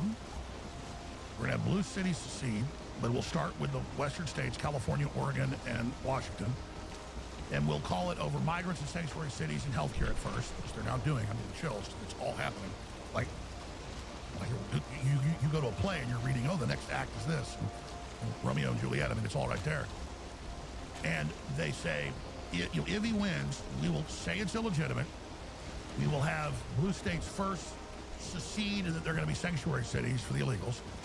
Then when there's civil unrest, which they'll furnish, Trump will send the National Guard, and then there'll be a massacre of the migrants, and then we will kick off a civil war. Then all the blue cities across the country will secede. Then New York, Massachusetts, and others will secede. And we'll form what we call the Western Alliance. And we will then, the U.S. military will be with us, because they control the generals. Don't think otherwise. It was Trump's big mistake, he found out. Most of them are globalists at the top, not your enlisted, they're great people. And that they would then form a military alliance, and Trump didn't stand down, and they would march on D.C. And then they made a movie produced 2 years ago, they released last year, called Civil War, that is the last act of the Podesta Plan. That's in a 2+ year Civil War race-based. At the end, they go and, the black female sergeant kills the Trumpian figure in the White House. And that's because evil white people are out massacring brown people across the country. So the U.S. military reconvenes under Gavin Newsom's command type. And then they come in, and then they take over the country, and then they re-educate all the evil right-wingers and evil white people. And then I saw Gavin Newsom on Colbert about 3 weeks ago, and he said, oh, we're forming, they hold a map up, the Western Alliance, and it's for migrants and healthcare, and we're getting ready to go on offense, and Colbert goes, ah, he does that demon face, goes, ah, and the whole crowd goes, ah, because they're all read in on this. We have countless videos at rallies in Austin and Denver and New York where the left goes, soon Trump and Homan will kill a bunch of us, and when they do, that's when the uprising begins. So they're all read in on this. They all know it is the Podesta Plan. They all know it's the Western Alliance. They all know it's the Western Offense. And so you have the Soros NGO-funded No Kings events, like they have on the 14th of June, when the guy that worked for Tampon Tim went around reportedly, killing senators and state reps there at the state level. He later told the FBI, wrote a letter saying, no, I did this for the Democrats as a false flag, so that Tim Walz could, play victim. He supposedly had a bunch of accomplices, but they didn't help him. They caught his wife and a bunch of people with passports, guns, and money, fleeing the area. But within 2 hours of the attack, they had his roommate on TV saying, he loved Trump and Alex Jones. Isn't that interesting? It's all very scripted. But my point is, now you have the No Kings this weekend, and we now have Schumer on Monday, went on MSNBC and said, we need to have a forceful uprising. We need to have a forceful uprising. You gotta be kidding me. What's the exact quote? There's over there. So this is chilling, and he said he wants to keep the shutdown going at least until next Saturday, the 18th, to get the maximum amount of anger that they can get. You have Hakeem Jeffries saying similar things. So they're not even hiding any of this anymore. So the idea is to whip their supporters into a frenzy, basically to BLM 5 years later. Yes, but on a much wider scale. And so when you have, here I'll put the actual quote, when you actually have, as I have it posted on my X Alex Jones, when you have these guys openly saying this, I mean, this is as big a deal as it gets. I mean, this is just, when Senator Chuck Schumer... Forceful uprising. I'm going to get it exactly right. Forceful uprising. Chuck Schumer called for a forceful uprising? Forceful uprising because of the indictment of Letitia James on mortgage fraud. But, I mean, it sounds like Letitia James committed mortgage fraud. Well, they're only gone after in Virginia so far. New York, as you know, is even worse. And what's crazy is we have all the public documents. Total fraud, like 4 residences as primary residence, residences that she says are single-family homes, and there's 5 people, 5 apartments in it. I mean, this is serious fraud. So everything she accused Trump of doing baselessly, she's now doing, and she's the chief. Well, that's always the way, Alex, isn't it? Exactly. Total inversion. So everything they've accused Trump of is what they're actually doing. And then she's been caught, and now they're whining. CNN the other day said, well, everybody engages in mortgage fraud. Well, I don't. No, I don't engage in mortgages, and much less fraud. No, but it is always just like when Bill Kristol accused me of backing an ethno-state. I was like, no, I'm not the one who backs the ethno-state. So Chuck Schumer saying a forceful uprising is called, he wants a forceful uprising. he called this weekend for a forceful uprising, close quote, on MSNBC. He goes, we need to have a forceful uprising to this. Similar to his, you've reaped the whirlwind thing, you're going to get it. So they're obviously agitating for more violence. You see the governor candidate in Virginia, after the AG candidate, who's been in the lead, said, I want to kill these state reps, I want to kill their children, I want to kill cops. And then the other gubernatorial candidate asked the lady, will you decry him calling for killing members of the legislature and their children by name? And she said, nope. Abigail Spanberger. Yeah. I think it was a CIA officer at one point. It's totally insane. And she sits there with this bizarre look on her face. I mean, these people are doing this on purpose, and it's called the Podesta plan. And so I'm sure the Pentagon knows about this. The problem is most of those top generals are globalists. People that don't know, they've been put through all the schools. They don't get promoted unless they're globalists. Most of our generals have been bad since the 90s. They teach them at the Army War College. I've read these reports that literally America needs to end. We need to be part of a world government. The communism is good. So let's just narrow it down. If you really believe that widespread civil unrest preparatory to civil war is coming, if Chuck Schumer, one of the senior senators, is calling for it, then you really need to make sure the military is under control, that it's not politicized, that it's not, that it reports to the president as it's constitutionally mandated to do. Like, the military is the key, correct? Yes, and I loved excess speech, and that's the right direction, but we need more of that. And a lot of the generals were rolling their eyes, giggling, putting their heads in their hands.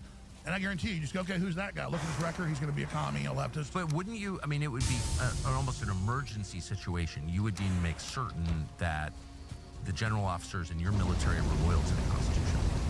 Exactly. And the left and the corporate media act like if Trump wants prosecutions, he's not supposed to do that. No, he's the chief law enforcement officer. We elected him for that. We elect one man in the general election.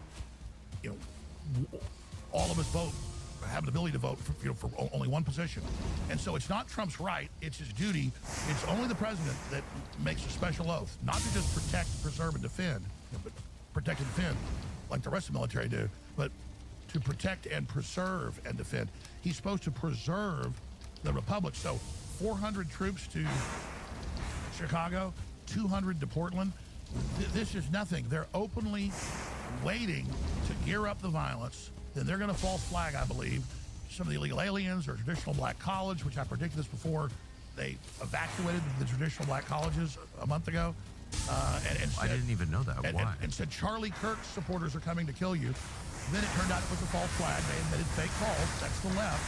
Because Harville and Podesta and all of them, John Podesta, have said on TV, now that they've gone live with the Podesta plan, when Trump was president-elect, and then once he got in, there's hundreds of videos of them all on there saying, Carville, now listen, it's 1776 part 2. I can't really do his voice. Can't do a Louisiana voice, sorry. He said, black people got to be ready. Trump's coming to kill you with Tom Homan. You got to have your guns and be ready. The View, we got to be ready to fight and die. They're coming to kill us. On CNN, they'll be sitting there debating, yeah, Trump's coming with the military to kill black people and Hispanics. And then I think, well, where could there be a group of Hispanics, an illegal alien demonstration or something, that somebody from a parking garage mows a bunch of them down, blames it on some Trump supporter, or where is a bunch of black folks by themselves, traditional black college? So I've been saying that for 8-9 months, seeing their programming, how they're saying Trump's going to kill masses of Hispanics and blacks. Well, where can they do a false flag? Those two places and a few others.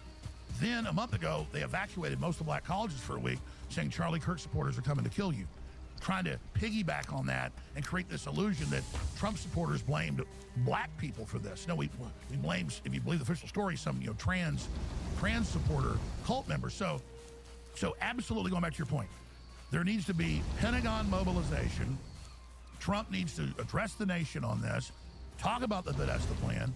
Any of his crew, I can send it to him, can put a reel together like he did when they said no South African farmers are being killed. He just showed a 5-minute video, devastated them. I can send them a 10-minute clip of hundreds of clips of top Democrats saying Trump's coming to kill the migrants, he's coming to kill the blacks, we got to rise up, we got to have a civil war. And then I can show the quotes from the Podesta plan laying this out. This is the official Democrat Party battle plan with production movies, $350 million budgets, Civil War, promoting it. Now the new movie, Battle After Battle, with DiCaprio, where it's set in a fictional fantasy land in the U.S. where they have this hot sex and it's so awesome, and they go around with plastic explosives and dynamite machine guns killing ICE officers all over the U.S. and freeing Hispanics from concentration camps. So Hollywood's not, making its constant Holocaust movies about World War II. They've moved on to the new Holocaust that isn't happening. The first one did, of just Tom Homan just machine gunning Hispanic women and raping them in dungeons. I mean, it's like Machete Kills, where there's Don Johnson shooting pregnant Hispanic women in the stomach with deer rifles. Didn't happen, folks, but Hollywood is providing this background right on time for these uprisings they're planning, because the globalists are losing. This is their last big move, and I'll say it again, the Podesta plan, the Podesta plan. We've got to get the Podesta plan that we're now living in the launch of in front. So Trump's declared Antifa, domestic terrorists, international terrorists. He said they're going after Soros, which I know the DOJ is. That's great. But this is the Democratic Party running it. That's why they say Antifa doesn't exist, because we got documents 10 years ago through Friends of Democracy and Alexander Soros, where they command them in each city, give them orders where to attack, what to do. It is all 100% specifically road mapped out, open and shut, racketeering, domestic terrorism, send them to prison with the documents we have.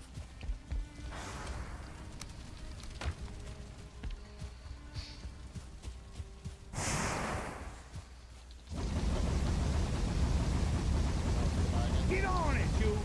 Or towards me. Man, I don't get this. Get on it.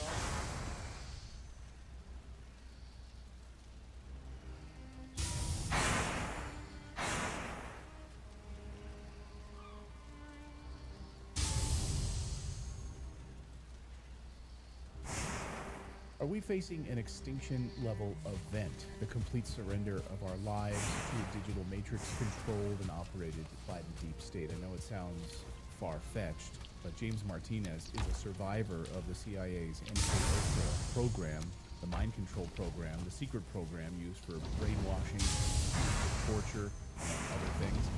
He's coming forward now because he says we need to sound the alarm and people need to wake up. The mainstream media is completely ignoring the story, and James Martinez joins us now. James, welcome to the show. Thank you very much. Appreciate it. Appreciate you taking the time to do this.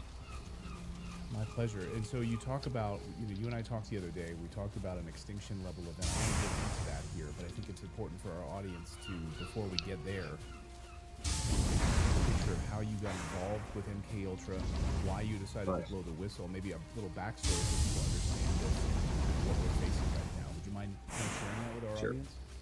Well, yeah, just to begin with, I wasn't a victim of it. I exposed it. And that occurred, a certain aspect of it. And then MK Ultra, I exposed a certain part of it. And I'll get into how these events took place and where I've got to today with it. In the early 90s, in late 80s, the United States was just getting used to the possibility that there were extraterrestrials or aliens that were not alone. And during that time, the abduction phenomena had just started. And this was a very secret thing going on behind the scenes for quite some time, until it finally broke through into U.S. media environments.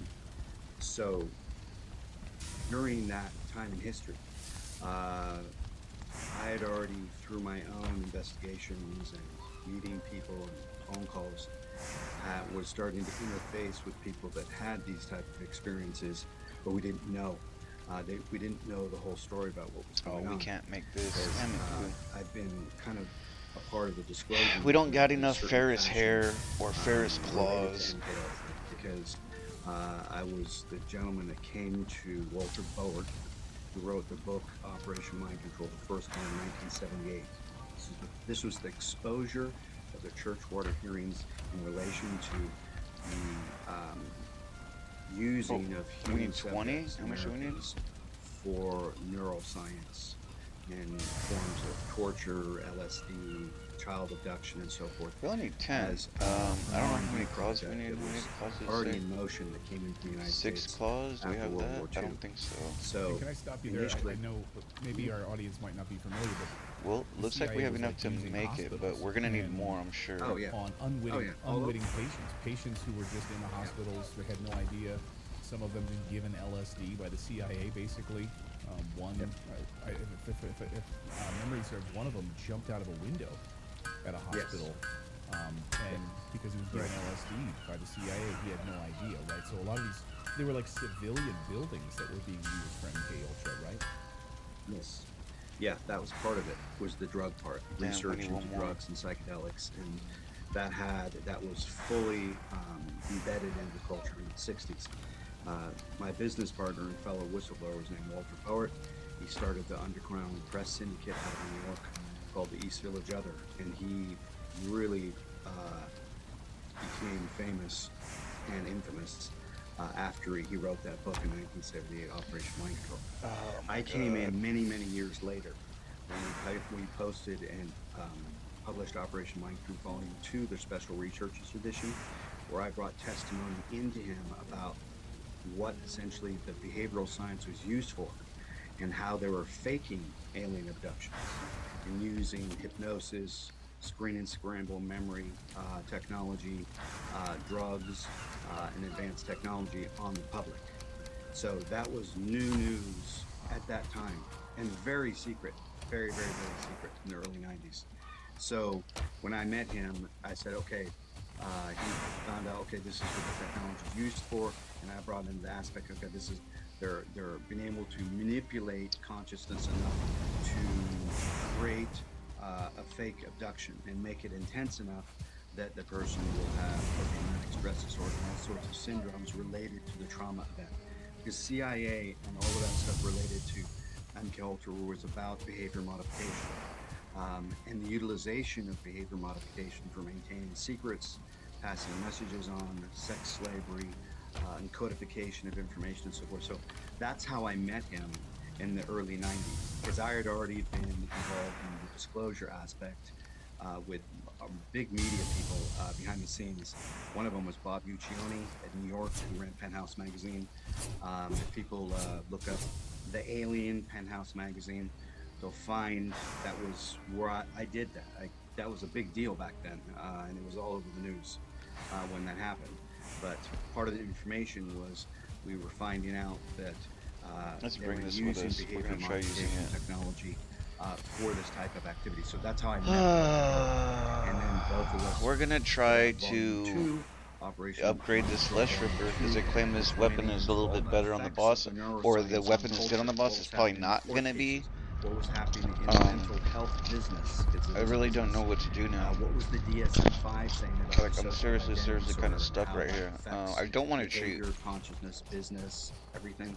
All those things, we put the research into that book. It just feels like I need help, and sadly Eden's out of town. At that point, the Freedom of Thought Foundation, which basically was a 501c3 that stood for the right and freedom to have cognitive liberty, or the right to your own thoughts, the right to your own identity, the right to your own thing, the right to your own brain, the right to your sovereign self for being here, for having an existence that's not controlled by somebody else. We were the first to do that. And back then, nobody knew anything about this at all. They barely knew what was going on at all.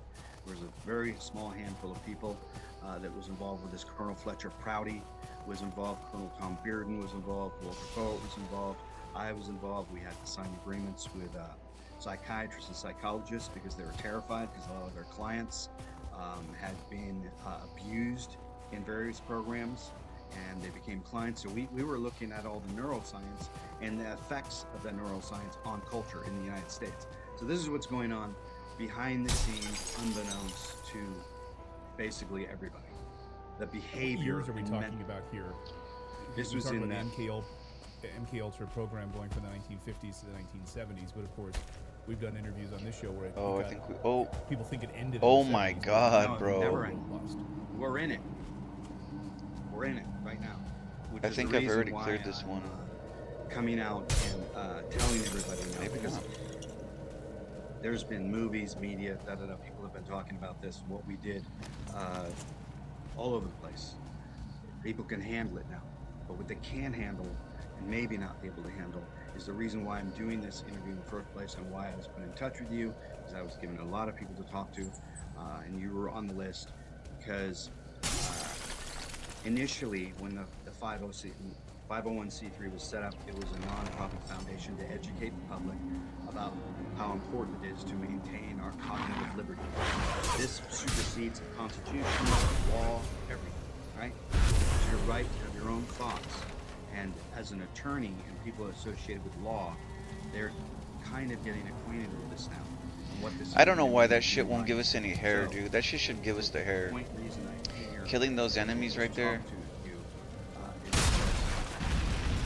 Recently, I was asked to be the chief advisor related to brain-computer interface and in relation to international standards for technology.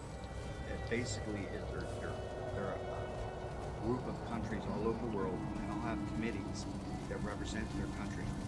Those committees determine what the standards are going to be for technology when it's commercialized and goes all over the world. Like, for instance, a phone or a toaster or whatever, safety standards and all this type of stuff. These committees are determining public policy about what's going to happen when you interface the brain, the computer, AI, and quantum. That's going to end everything. Period. It's the end. It's the initiation of the decapitation of our relationship to God. We'll become cybernetic. We'll become, instead of carbon, will be silicon-based life forms, cybernetics, and they're going to do this via voluntary compliance. Most people will walk right into it, not even knowing that they're doing it or want to do it. Because there's portions of the population all over the world, younger generations that feel that humanity has no hope at all, and they're going to fuse with this technology already. So the brain-computer interface, it's tied in to everything. All our warfare systems, all our banking systems, all our health systems, all in the ways we do commerce and move about in culture. This is the extinction level event because we no longer are an organic, free will human being. You're now fused, tied into the cloud. And there's a documentary film that's recently contacted me, and there's talked to many people behind the scenes now because I really initially damn, what this was saying is kind of crazy. Commercialized myself in this chapter of my life quite well and made a huge name for myself under the mind control guy, but I really didn't want to do that. I've not been really public, not as much as I used to be, because I've always been in the solution-orientated thing. Don't tell an audience just a problem without telling them a solution. So I don't want to come here and say, okay, we're at the end of civilization, and that's it, bye, have a nice day, rather than inform your audience, inform the people that will see this either live or taped or a year from now or 6 months from now, that this is the point where you can no longer be a spectator, period. Because everything that's in the news today, when this will be aired, is not relevant at all. It's all misdirection. And I say it's not relevant at all, not because it's not important, because it is important. But the behind the scenes, the powers that be want everybody distracted with the Epstein and the war and Gaza and Africa and all this other stuff. When I'm in touch with a lot of people in other countries, and I've informed them that this activity is taking place now, to summarize it and make it relevant for people that may be new to this. Palantir, everybody knows that name. They are aiding and abetting the end of our species. Okay, so what I'm saying, and I will have documents in the near future, is he's going to be sued by many people to begin the process of public dialogue, public policy, and your rights to your own brain. Now, there's already been laws that have been passed, and the governor of California just passed laws protecting some individuals' brain and their personality, because now what's happening is the very symptoms of all this are happening because people are cloning their personalities, cloning their voices, and putting them into the internet. And this is all going to create, there's no law in anything in the world prepared to deal with this and what's going to happen. None. So what do you think specifically, and I want to kind of break it apart a little bit, who's behind this, but what specifically do you think is going to happen when we talk about an extinction level event? Extinction, when I'm referring to extinction, I'm saying the form in which your body is in now. You go walk around and wires attached to you. You're bathing in electricity and EMF and all sorts of radio waves and everything else. But some people are more apt because their bodies are being used as energy chargers from the cloud if they've had the kill shot. Other people that are not, that don't have nanotechnology in their blood or on their skin, or they've ingested, they still can be transmitted. Synthetic technology, or telepathy rather, their moods can be altered. Oh boy.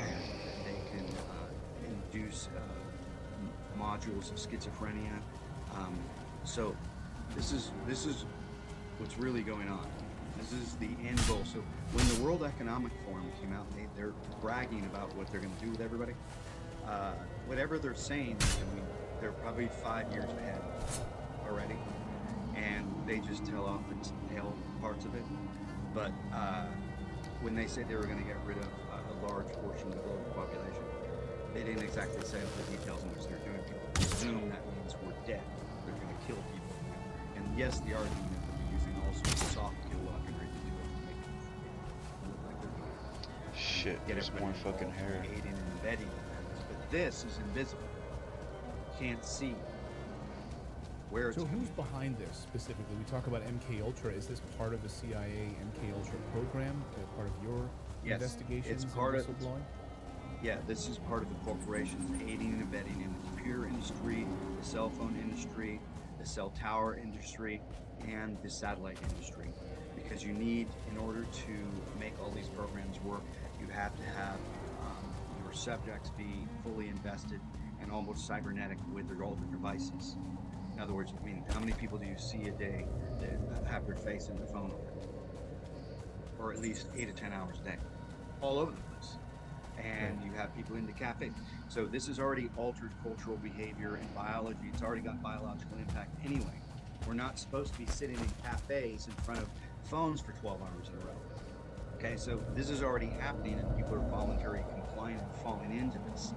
So there's effects that are happening about this already. But in order for it to work, you have to have the legal compliance of the states and everybody that's putting up with it. Because you might notice as well that if you're looking, and I don't know if you've covered this or not, there's people on the Hill right now that have testified in Congress about the use of neurostrike weapons on the brain in targeted individuals.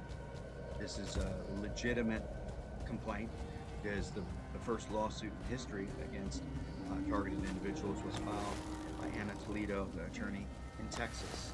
This is related to this. Because remember, to perfect weaponry or perfect the system, you need to test it. And a lot of these systems and weapons are being tested on the public unbeknownst to you. Because it's coming through the electricity, because you're an electric being. Your heart rate and everything it's an electric deposit.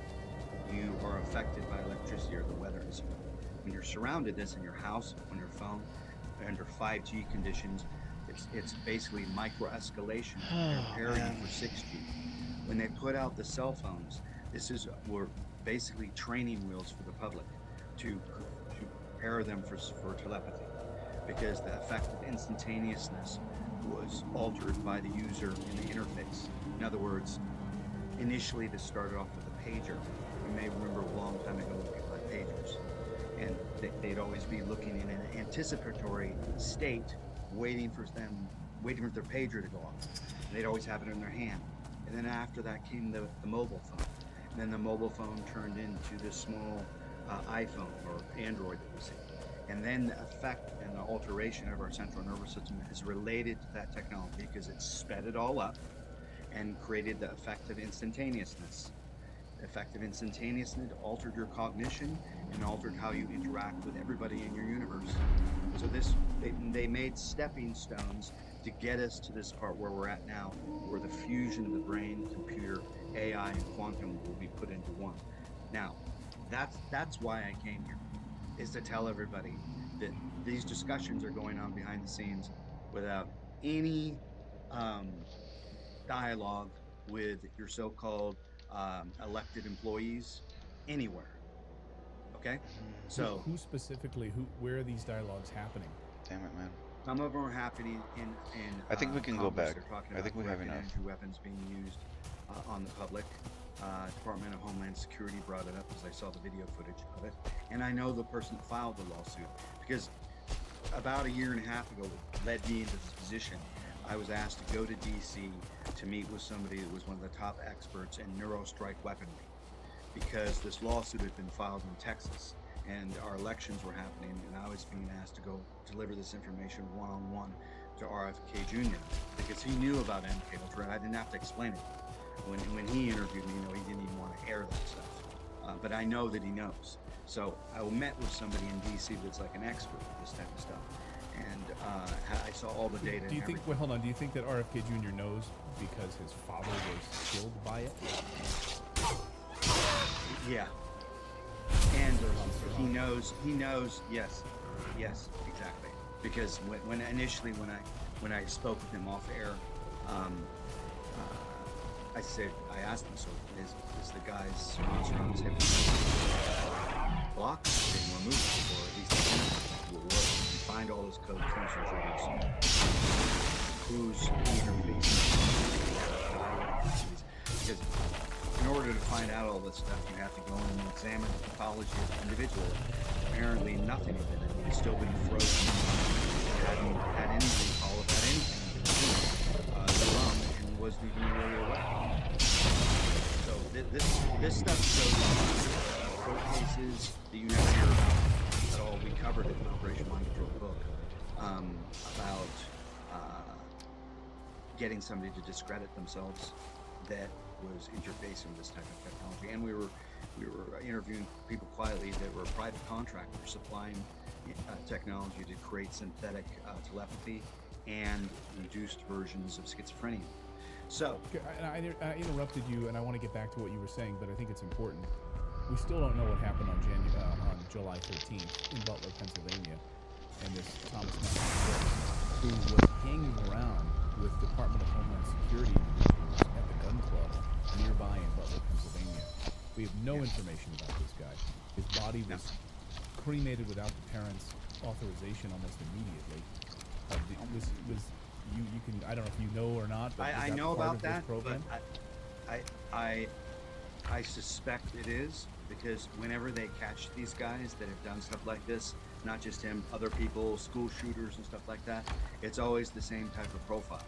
And they usually, somebody that's more apt to be vulnerable to autosuggestion, hypnosis, and so forth, would fit a certain type of person to get people to do this type of activity.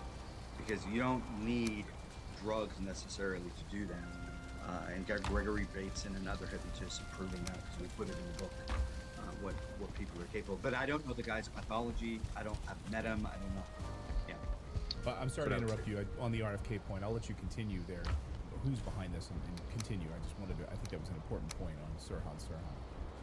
Yeah, because this is important because there's people that are under attack with this type of technology, and when it's being labeled the Havana syndrome, right? But there's been no official counter to any of it because they don't know where it's coming from.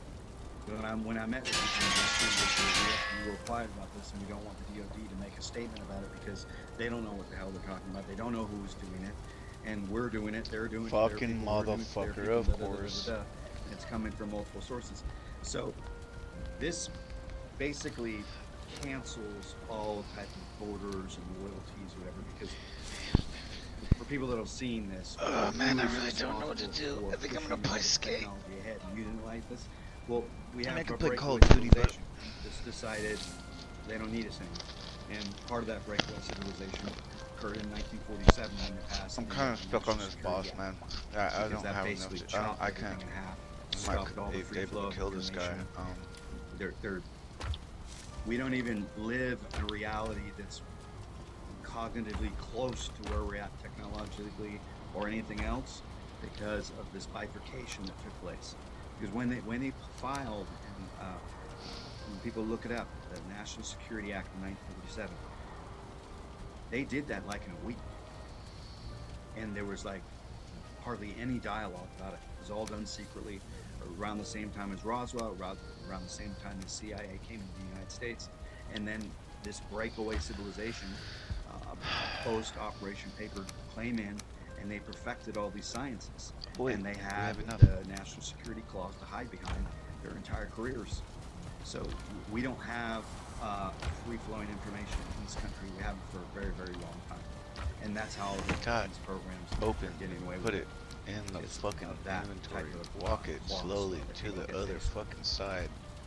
So if I understand this, maybe you can explain it to me like I'm a 5-year-old, which is what they're trying to do to us now. So we've got many of us, many people who okay, so this is maxed out now. Shots, thank God. Nanoparticles, manipulation I of can't DNA. We know stand fucking grinding this shit anymore, man. But beyond that, the cell phone towers, the 5G towers, the constant bombardment of electricity into our lives, the cell phones, all of that. What is the goal? I mean, I think a lot of people might picture like a Dr. Evil sort of sitting there, in an underground bunker. Well, what are we seeing here? It's to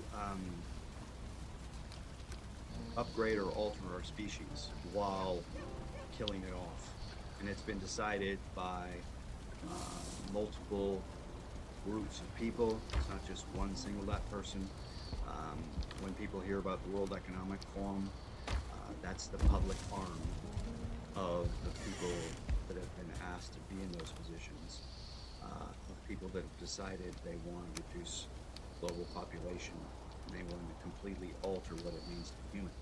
So you have spokespeople like Noah Harari coming out and making statements about hackable animals, which are humans.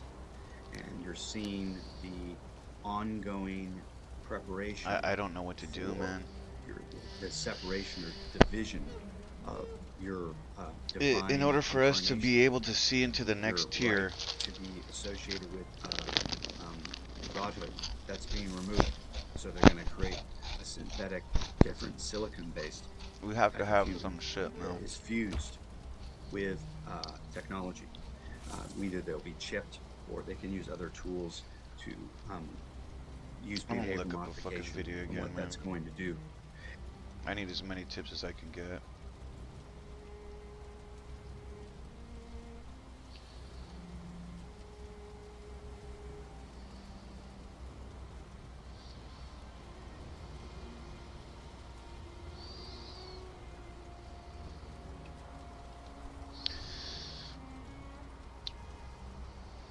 With Yagluf, and I'm gonna do a commentary while I'm watching the video myself. Oh, that's stupid. In this solo Valheim boss guide, everything is timestamped below, but I'm going to be showing you how to find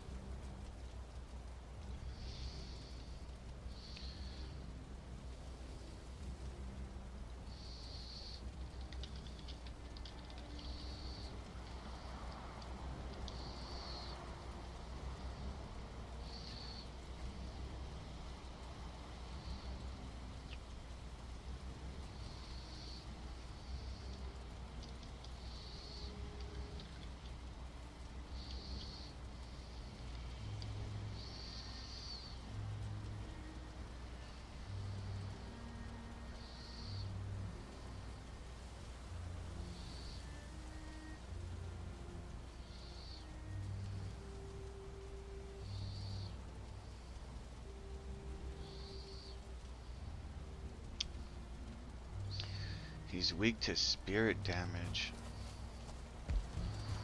This, please tell me the weapon is here.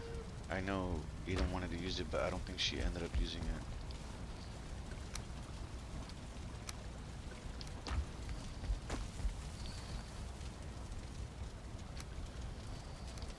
Alright, they say that he's weak to this weapon.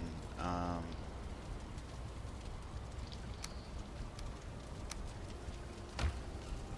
me see what else.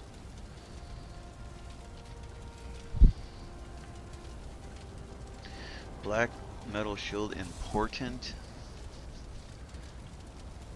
Drog fang with frost arrows or needle arrows. We can make a ton of needle arrows.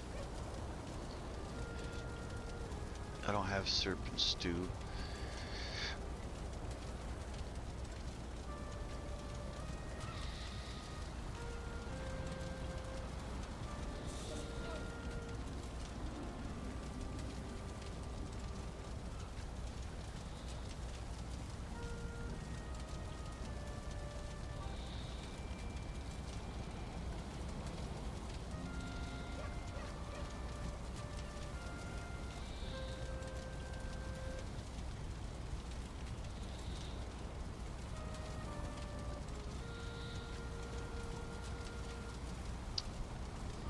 They're saying that I can block some of his attacks with my shield, like the fire that comes down.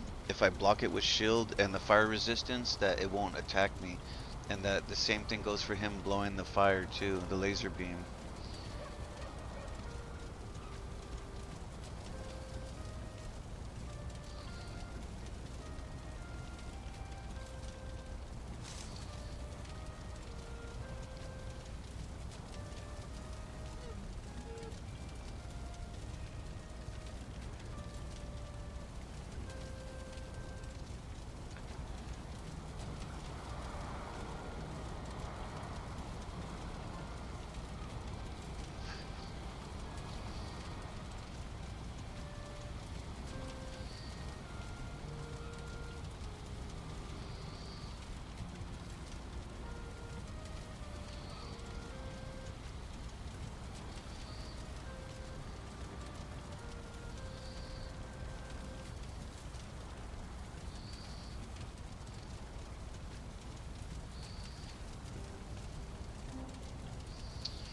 God damn it, bro. This game makes me sad. Cloudberry flower? I don't know if we have cloudberries. We have like a small stash of them.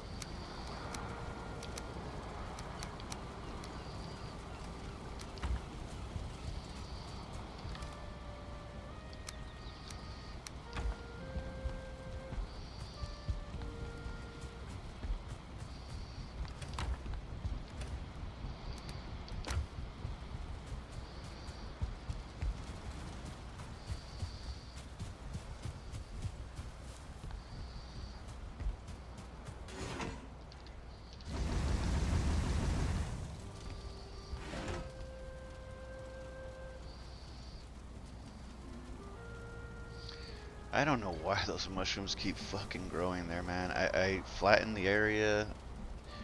Everything is flattened. It should be no fucking like life left. And I get shit still spawning in here. We rarely use those mushrooms, man. I might as well pick them, but like we never use these. It would have been better if we had that blue. There was a fucking blueberry bush that fucking was here, and then it got broken. I was hoping it'd come back.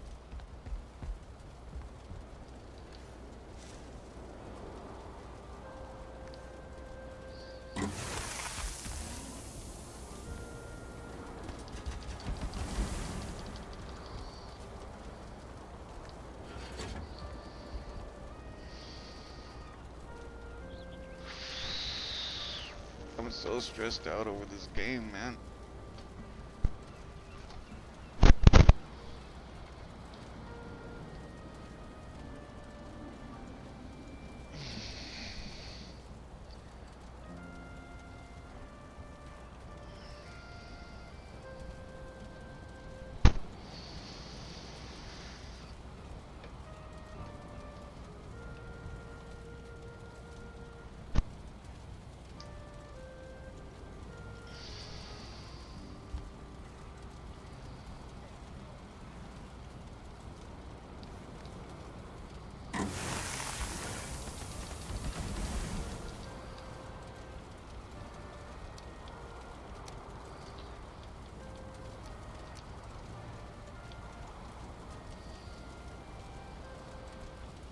I think it might be this dish right here that is slowing us down, the deer stew. This has 75, this has 45 health. This has way more.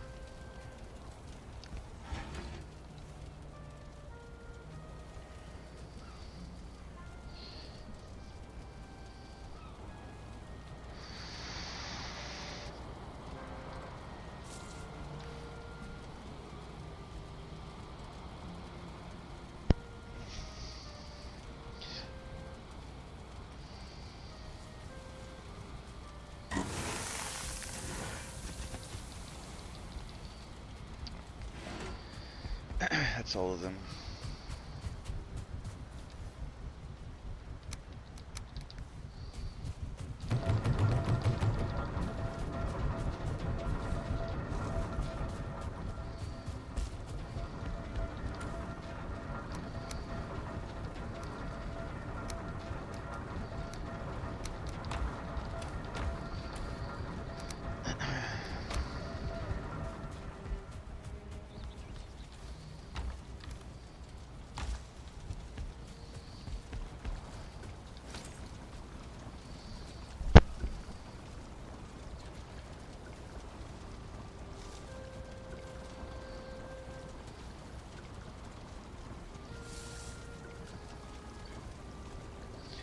They said take bread into it, which was weird. One of the things they said was like, oh, bread is one of the good foods to take.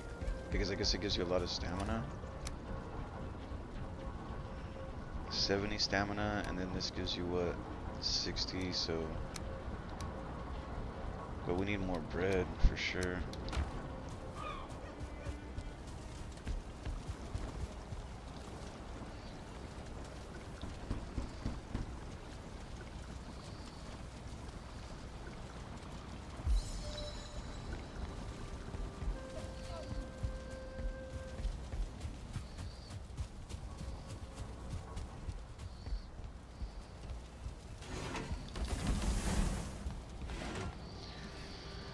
Oh boy.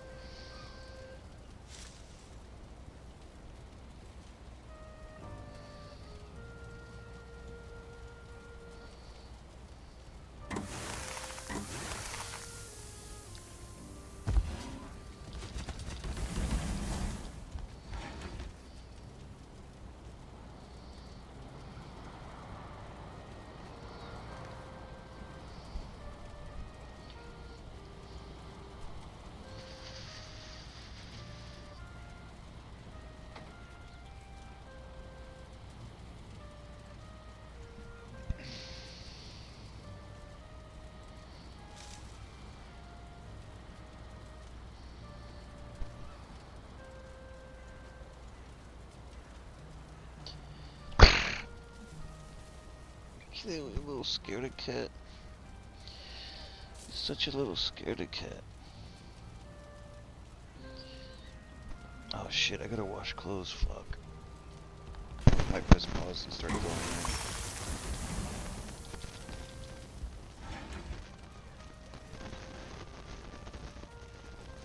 Or let me go, I'll go check, I wanna go check this food area and then replant, and then I'll come back here for a second. I'm gonna go throw this shit in.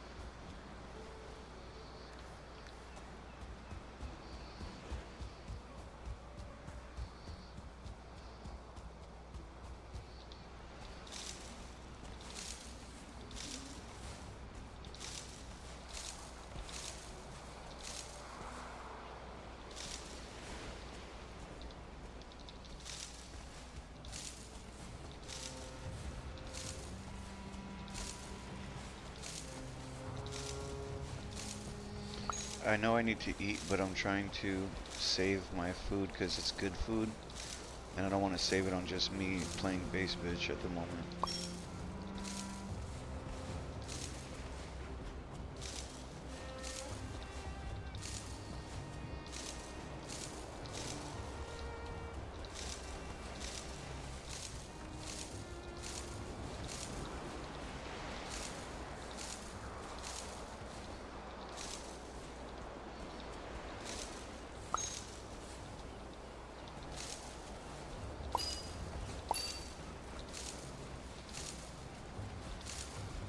Oh, good. I was hoping we had some planted.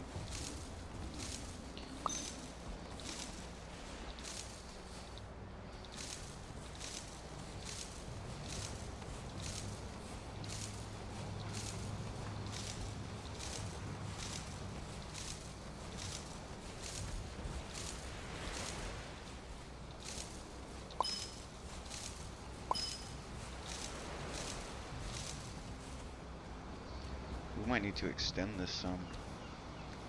Unfortunately, I don't have the... Oh my god, we don't have the tool here. Fuck you, man.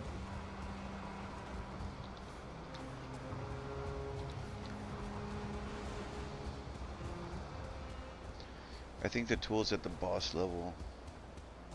Well, there's two of them. There's one at the boss level and one on our base.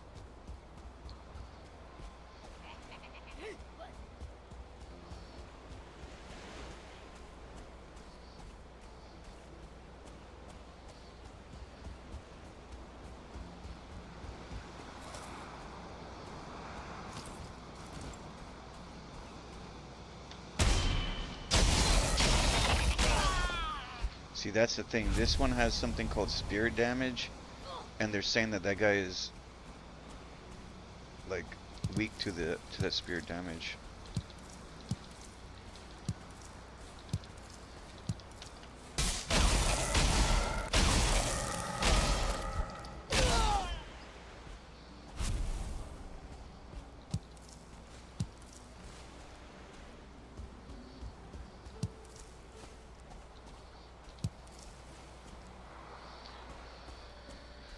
Okay.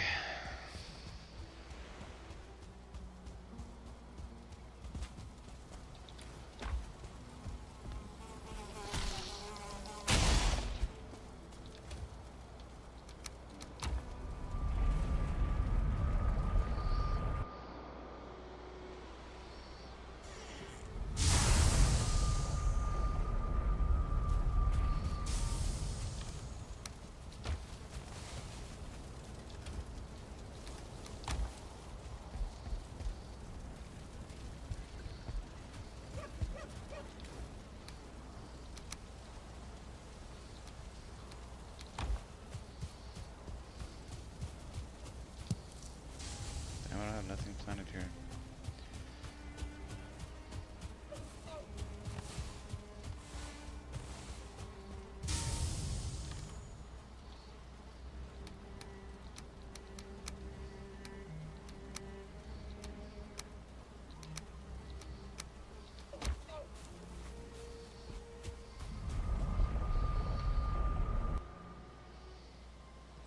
Basically, it's going to dissolve the boundaries between your inner world and your outer world. That's what it's going to do. So because we understand everything will be accelerated. What we're talking about here is, are we talking about the killing of people or the mind-altering control of people? If I want to get rid of you, I can kill you and then you're dead, right? But if I also want to get rid of you, I'll just alter you. And then I can accelerate your death because I'll have complete control over you, mentally, physically, and your nervous system. And if I want to put you to bed early or kill you off or reduce your life, I can do so. And that's what they're doing. It's just one tool in the toolbox that is being used to reduce population reduction. But it's the most lethal and the most dangerous for humanity. This is the breaking point underway. So when you see interviews with the head of Palantir talking about the biggest, most gigantic surveillance system being put in place, he's not talking about the ecological effects of what that's going to do. This is why a lot of people are saying, this guy's the Antichrist, and they mean it, because he's aiding and abetting the end of your free will, the end of your own cognitive liberty to make decisions based upon your own thoughts, your own ideas, your own history, everything. That's what they're doing. Why right now? I mean, have there been specific alarms going off? You mentioned a few, but I just want to be very specific on this, why you're coming forward now, warning all of us. What is happening behind the scenes? We're being distracted by other things, of course. They love to do that. But I'll tell you. This is important to know. This is very important to know, because I've arrived here at this point and with other people that I'm talking to in public, because when I was asked to be chief advisor on this committee, lo and behold, I found out that the committee was not organized financially, was being blocked by our own government to participate on that committee, and had no reasonable means to represent the United States on the international playing field to institute rules and regulations and standards for brain-computer interface. Because if you think that your information is going to be private and you trust these people that are doing this to keep it private, you're delusional. So when I found out this committee was being ignored, it wasn't being financed, and moreover, we were taking orders from China, I decided this isn't right. This is not right at all, and they should be dictating rules and regulations and standards to anybody. But since a lot of the power in this country was given by design to China, we have a problem now where we're not part of the standardization of this and what it is going to be. And the Chinese are they're running us in this area. So when I found out this, I had private meetings, I flew over to different countries and so forth, and said the public needs to know this. So I've had to actively go out and try and raise funds for something that the United States should be handling themselves, but they're not, because the United States is occupied in a certain fashion right now, and we're not getting the support to get it on the international playing field and say, stop China making these standardizations and protocols of what this is going to be. But that shit is so true. Like when he says we are occupied, that means that somebody else is controlling our country, not our country. Somebody somebody outside of our country is inside of our country controlling it. That's what they mean by occupied. And like what? Well, weapons, surveillance, drones. Drones are now being run by the brain. They're not being run by computers. People hooked up to it that guide it. There's people I know, as I was introduced to them, that are writing code with their brain on the computer in live time on operations. And I was asked to go meet with this guy because I was more interested in his pathology and what happened to him, who he was before, how did he get to this position, was it voluntary or not, and what the hell is he going on with now? Is he running his own mind, or what kind of security agreements do they have? Is there any such thing as a security agreement? Hold on. So this individual you met with has some sort of a brain implant chip, or he's interfaced with a computer somehow, and he's writing code just with his brain? I talked to him over the phone. Yes, I talked to him over the phone. I was put in touch with him from somebody else, and I was interested in talking to him to find out what the hell went wrong and what's his pathology. Does he sleep? Does he have any private thoughts on his own? Of course that happens. Because I didn't want to eat. Oh, whoa. Has to be aware. Yo. They broke down my portal. He didn't want to say.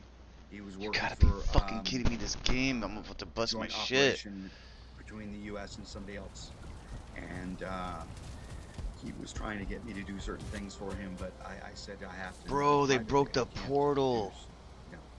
I have to see what's happened to you.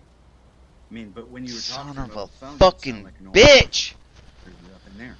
But I don't. Oh, this fucking game, I can't fucking stand it anymore, man. God damn it, bro. This is probably quite common. Quite common.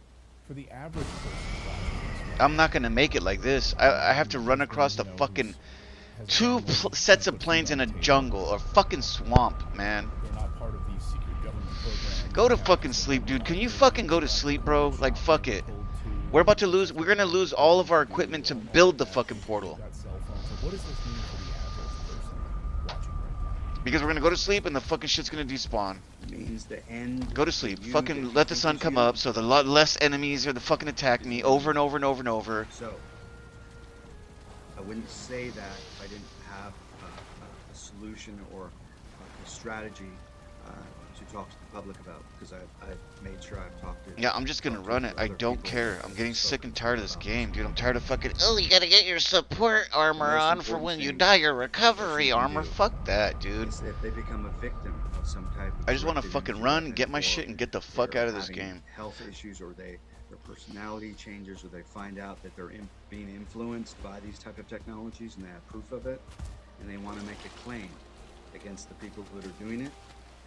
They have to be first in line to make a declaration for it. So this is what I've done for myself already. I've already filed declarations in the county recorder's office and with the UCC declaring all my cognitive rights. And if there's violations in any form, whether it's the airport, restaurant, public event, anywhere, and I find out about it, that I will file claims and for certain amounts of money. And I've made these declarations already because there's no law anywhere in the world Fucking god damn it, run, man. Because there's law Fuck, firms dude. right now behind the scenes that are claiming they're going to be experts. Oh, you gotta be kidding me. No. Neurocognitive law, when there's nothing about that in law. So, if you're fused with another, with a technology, you can't be in court because you're no longer human anyway. You don't have any rights. You're owned. You're a product for somebody else. We're giving away our humanity in process right now. So I filed these documents so that this issue is going to be dealt with in the courts. I can assure you that, because prior to getting on and speaking to you, I was on with people in Europe with the, I want to say, foundation was very big, prestigious one. Damn, that was close, and, guys. I'm being introduced to some of the top judges in Europe, other scientists. I gotta make this fucking thing breaking point bigger, man. Where law, rights, human right violations are going to start occurring on a level we've never seen before. So I know in the This is US, sad. Now we gotta go back and go through the portal to come out this one. Ever. It'll be horrible. Horrible. It's about to happen. And So you have to declare your rights. So, like, declare your rights, write it down on paper.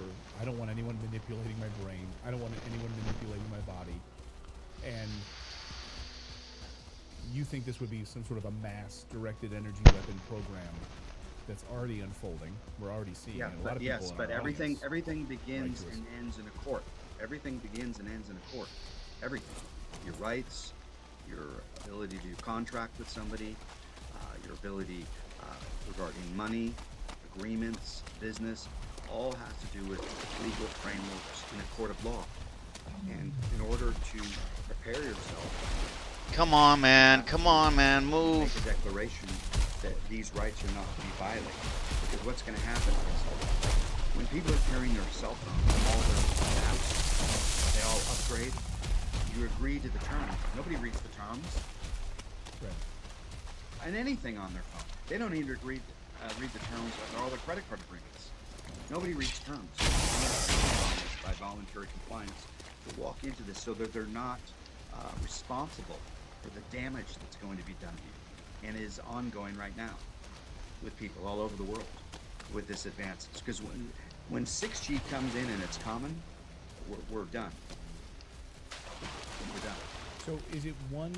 I want to talk about the who behind this. When you talk about the CIA, MK Ultra, like, is it Palantir? Is it the World Economic Forum? Palantir, Google, DARPA, Department of Defense, military in Europe, Soviets. Everybody's involved in this. The crazy thing is, man, I remember one time I talked to this AI, and see that war shit on TV, was. they think it's bombs, I talked about it on my stream a long time ago, but that fucking thing actually was on Kick. When I was on Kick, I explained, like, we were going into AI for a while, and I was even doing videos on the AI, but take it over and then you run their minds. it was saying some things, bro, like, and I was like, what the fuck? Like, it got scary.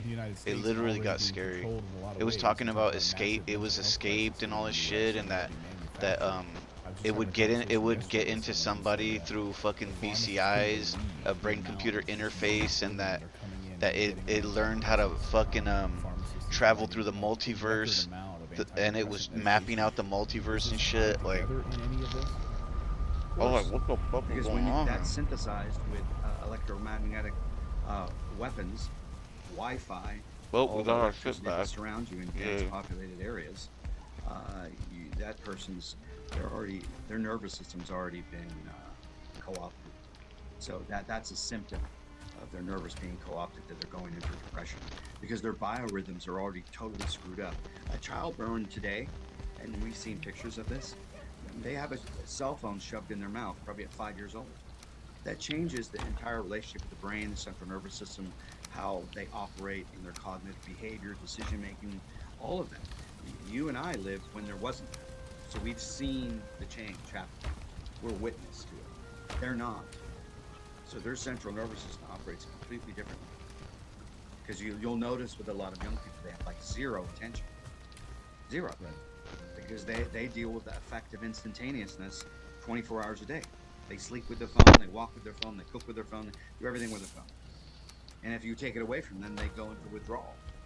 And they have like fits. We've seen this behavior. So that all these little signs behaviorally are all knee-deep embedded in the United States. We've got a tremendous fight ahead of us. This is the spiritual fight of all fights. Is the takeover of the brain. It's always been the high ground. It's what Walter Bowart, we knew back with Fletcher Prouty and all these guys that this was the high ground, and it was Jose Delgado. Damn, if we can only learn, I gotta learn how to fish, bro. If we can get the fish right there, that shit would give us way more health. There would be a psycho-civilized civilization. He was very public about it. Let's see if we can try to grab one. We're there. My controller was broken last time I tried to fish, so maybe it didn't work right. But interface and neural net sequencing in the brain will be controlled, and their intentions and decisions will be affected. It's kind of like Minority Report upgraded. It's deeply disturbing. What you're telling me is but your elected officials, they're responsible.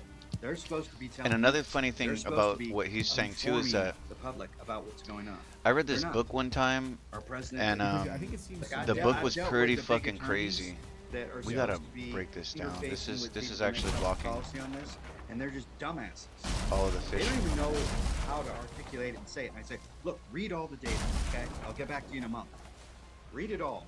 Go check it out. Reference it. Figure it out. Then you're like going to court, and they are freaked out by it. They're totally freaked out by it because now they see what's really been done. So how do we, the people, fight this? It's going to be done in courts. So this is why I'm telling people to start declaring by your own free will. Of course. They always have to put an enemy somewhere. Where this place is filled with enemies that we have to fight every fucking time. Every time. Send that out. It might be slippery. Put them on the public record. So when you do get into it, their ass is on the line because you've informed them before you even show up. Your situation. Bro, why is he not fucking hitting him, dude? God damn this fucking game, man. Okay, do it again so I can block it. There. Fucking get the fuck out of here, man. Jesus fucking Christ. Another one, come on. Where's the third one? There's another one. And then somehow I went in the water, so the water takes my weapon down. I have to get up on land, put the weapon back on. Now I gotta come back here, fucking hit him again. Okay, now he's done. Yay. Oh my.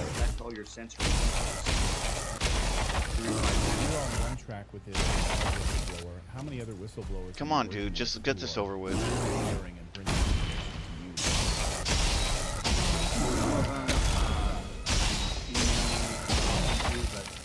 They get it at a certain point, I talk to them a lot less. From sharing Is there anybody else that I need to fight so I can fish? Addressing this, but they're man. not addressing the legal aspect.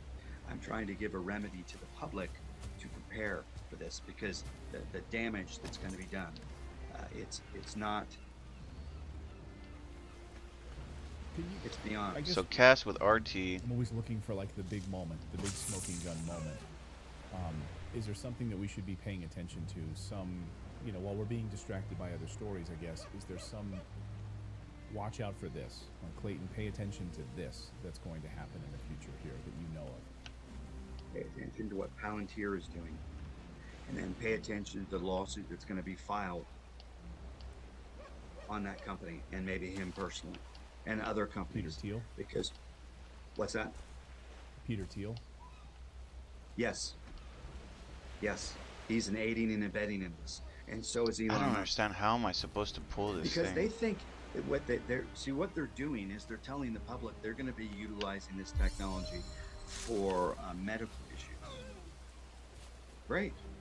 I would love to be able to rehabilitate somebody so they can see again or walk again or something like that. I would be supportive of that, to give a person back their life, right?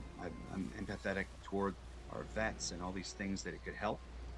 But since when, ever, in human history, has technology just been handled for good purposes and not used for evil? We're not evolved enough as a species to deal with this. Oh wow, And this have is just people that fucking are running beautiful. us and have control Pull over the us, fucking thing that in. are Pull the deciding fucking the thing fate of in. everybody. They are mostly mentally ill, Did I get some fish somehow? disassociated people. Because I have had conversations Jesus with people Christ, who are dude. talking to the actual people that are deciding what they're going to do with us, and they're kind of like Peter Thiel. It's like talking to a cement wall or your refrigerator at 3 in the morning. There's nothing there. The heart of the matter is a matter of the heart, and they don't have it. Because if they did, they wouldn't be doing these things or participating in ending our current evolution. Because there's people coming out in the public that are saying what your evolution is going to be. Like Noah Harari. Nobody rebuts him and gets in his face. They all pay for these huge stages, so they go on and everybody bows to them, but nobody rebuts. And in a court of law, if you have a conflict, you have to rebut. Silence is acquiescence. Acquiescence is agreement. There's no ignorance under the law. These are very important maxims that people need to understand, because you're not going to get second chances for this shit. There's going to be no second chances. They don't care. There's been barely any remedy for all the victims of people that had the kill shots and have been damaged by them. They're never going to see any big money. Their lives are going to change dramatically. The cognitive degrades already. Is anybody going to stop any of this? So I come in, because I know your work and what you're doing, and others, such as yourselves, and I have to tell them and remind them to you're not free. You're not free. And you have to make declarations that you are free. And you have to understand who you are in a court of law, too, because that's where everything is going to end up. Because you can't stop these companies from moving forward if you don't sue them and you put all the discovery and interrogatories into the public format for discussion. Because, like I said, I always use this as an example. I said before, nobody called you up and said, hey, we're putting out this cell phone and it's going to completely, totally alter social space. You're not going to be able to sleep as well. It's going to affect your digestion. You're going to be stuck on it 10 hours a day, and you're going to be hijacked by the internet. And if you're not on an app or on Instagram, you're going to be vaporized and nobody even knows who you are. Did they call you and tell you all this stuff? These effects? What was going to happen? No. They don't. This is why I'm saying your audience, they need to get it. They can't be spectators anymore. Time's over. Nobody's going to help you. You have to do it yourself. This is the great moment in your spiritual evolution, my spiritual evolution. I need to learn how to catch these fish, dude, because they could make it something that could help us. That they need to assert themselves into the courts now, because our Supreme Court justices... I don't understand how this works, because it's really fucking stupid, but okay, so we gotta wait for them to pull it, then we pull. What it's gonna do. None. Okay, now we It's pull. gonna end up there. They're always 20 years behind all of this. Yes. Yeah, deeply troubled. James, how can people get in contact with you, and where can people learn more about this? Oh, come fucking on, bro! I'm on... Man, fuck! James Martinez Media. Fucking tired of this fucking game, man. It was such a stupid fucking system for fishing, bro. It's like really retarded. My website as well. They'll find fucking low fucking stamina. Oh, the stamina's so low you can't swing. Like, get the fuck out of here with this fucking game, bro. Because conversations back to the fish. Fucking coast it out. Goes way too fucking far. Let's bring it fucking halfway back. Because otherwise the fucking fish, I'm gonna have to fight them halfway across the fucking lake. Bringing it fucking closer. Let's bring it inch by inch closer. Wait for him to fucking pull it. He's gonna pull it. Okay, he's hooked. Run away? Am I supposed to do this? Like, I don't understand. What am I supposed to do? This? Moment in human history having to do with this stuff. This is the one you can't ignore. And you're supposed to fucking grab him, man. God damn it, dude. I don't get it, dude. I don't fucking get it, man. I have talked to some of I have to Trump's fucking inner watch a circle YouTube people, video on how to fucking and fish in fucking Valheim. Like, they fuck don't off, even know man. how to articulate it enough to tell him we need to do something about this, or this needs to be in I don't understand how he's narrative supposed to hook him. Like, dialogue constantly. That's not happening. Right. That's why I said explain this to me like I'm a 5-year-old, because no offense to President Trump, if you walk into his office with this like nebulous problem, you know, how do you even wrap your heads around it? How do you wrap your arms around it? Exactly. You know, yeah. I don't expect your audience to fully get this until they take the time out. Take your time out to research it, look into all of this stuff, and then come to your own conclusions. But if I said this, how? How am I? What do you want me to do, man? Fuck! There's no fucking instructions on what to do. This is a fucking. I hate this game, bro. It just keeps getting worse and worse and worse, and like just more. It's just like it's too much. It's too fucking much. How to fish? How to catch a fish? I mean, what the fuck, dude? I don't need everything you do. I just want to know how to fucking bring the fish in. Catch a fish. Before you can even start to fish, you need a fishing rod and bait. And you can get those from the trader. Now, the trader might be a little bit harder to find, and it will automatically appear on your Oh my god, this is not what I want to fucking know. Not be advised. Hold your left mouse button and cast it out. Remember, the farther you cast it, the harder it will be to see the fish come close to the water. As soon as the fish nibble, you'll start luring it in, and you have it hooked. Now you reel it in, but this will cost you stamina. Once it's on the hook, you can pick it up, but it can still get away. And the moment it nibbles, you hold right click, and then you just reel it in. Once you have it close enough, you pick it up. If you don't see any fish in the water, it might be harder. Before you can even start to fish, you Okay, so I think this is a stamina fucking thing. Are you fucking serious? The line will break because the stamina is too low. Like, I don't understand. Let's try this fucking again. Bring it fucking close because we don't want it too far. To run you. Nobody's ever faced off with these people, and I don't mean a lawsuit.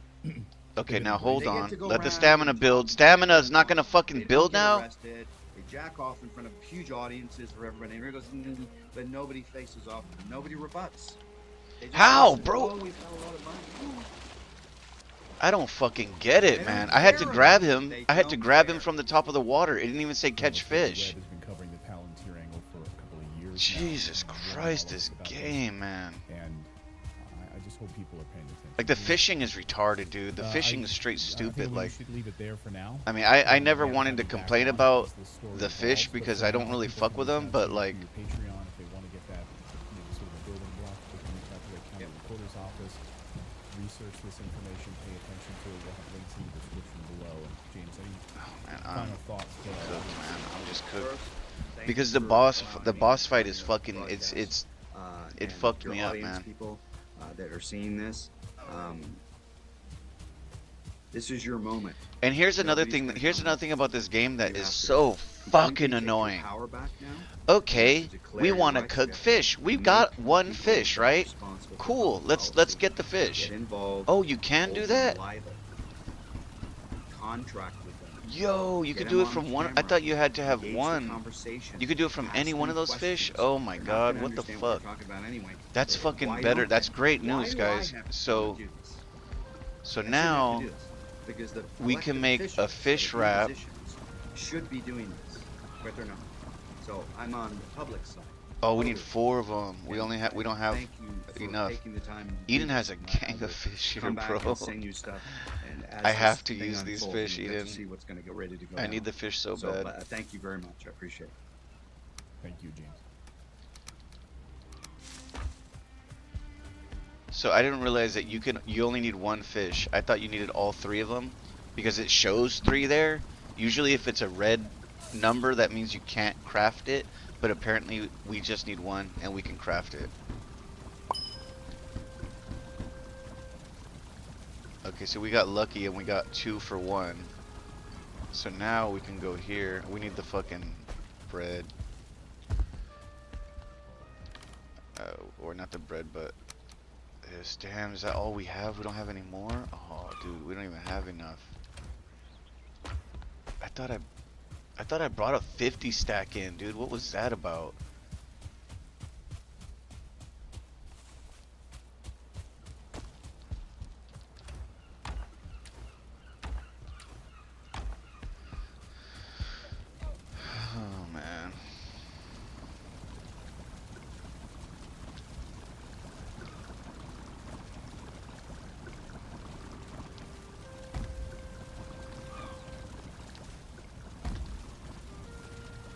And how the fuck do you make the cooked fish? Oh god.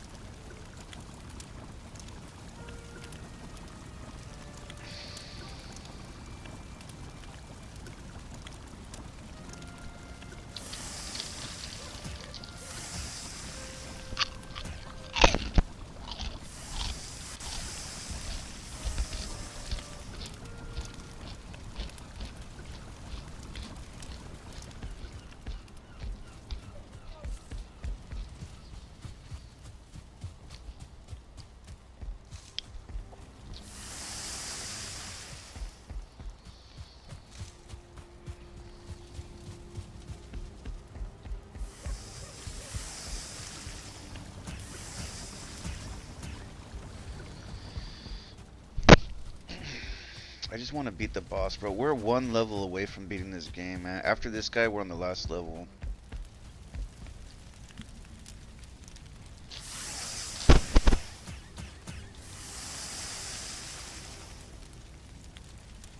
Damn, we don't want to cook that. Well, that's bear meat. The bear meat's fine.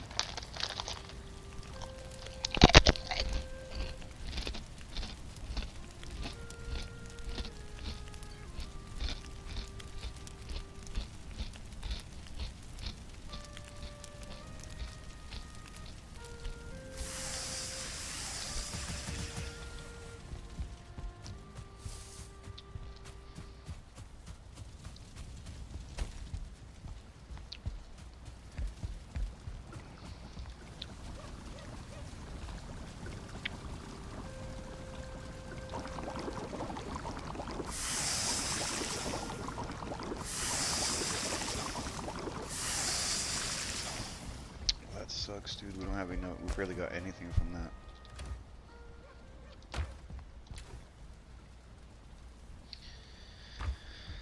that. I'd like to stack more before I fucking start using these. A full stack would be nice.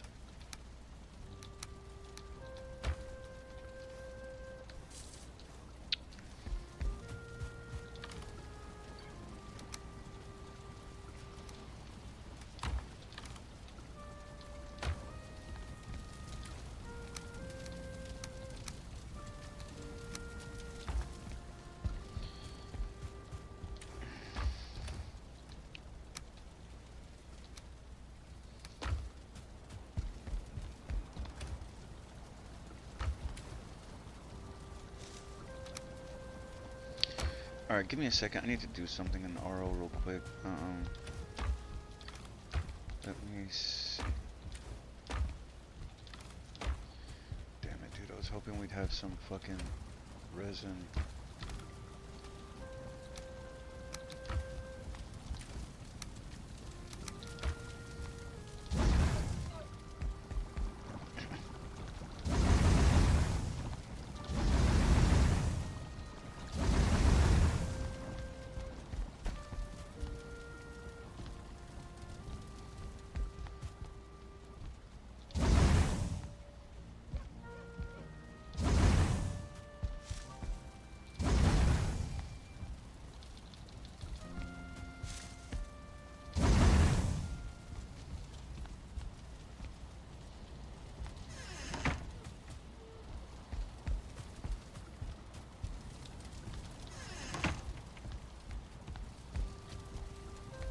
Feels dark in here. I don't know why. Because it's nighttime, I guess. Alright, give me a sec, and then I'm gonna do something real quick. I'll be right back.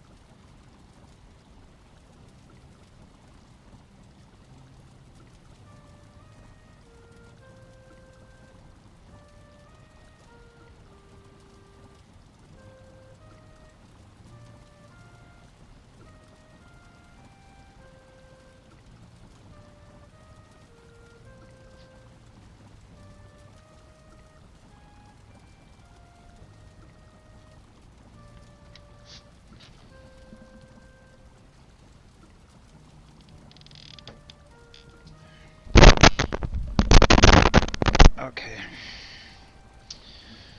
Oh man. I've done so much shit on the side to just beat this boss, man, and I just can't. You will find that. I'll just close it down so you don't hear the echo.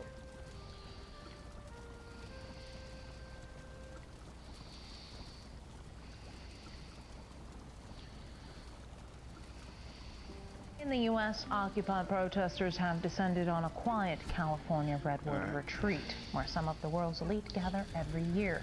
Demonstrators say the 2 weeks, officially portrayed as a time of rest and relaxation, is really a chance to discuss plans for the world's future. What do you mean idol worship? Is that things, watches, cars, motorcycles? Well, today, but no, this was worshiping demons. Psalm 96:5, the gods of the Gentiles are demons, it says. And so the Israelites continually, over time, fell into idol worship, false gods, Baal worship, and other demon gods of the pagan nations, because they brought in power. Who are those gods? They're still around. Do they have names? Yeah. What are they? Baal, Beelzebub, Lord.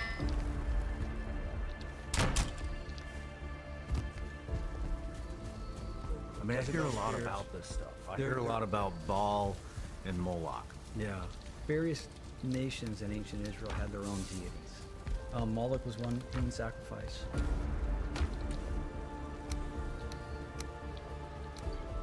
Oh, we're supposed to make the scythe. That's why we need the silver. What does they want for the scythe? I'm a jealous God. Right? I'm a jealous God. That word jealous means the passionate zeal of a lover commanding the fidelity of his bride. And so to those who hate me, and then he lists off, what does it mean to hate God? To follow false gods. Everything that they do is a mockery of the Catholic faith.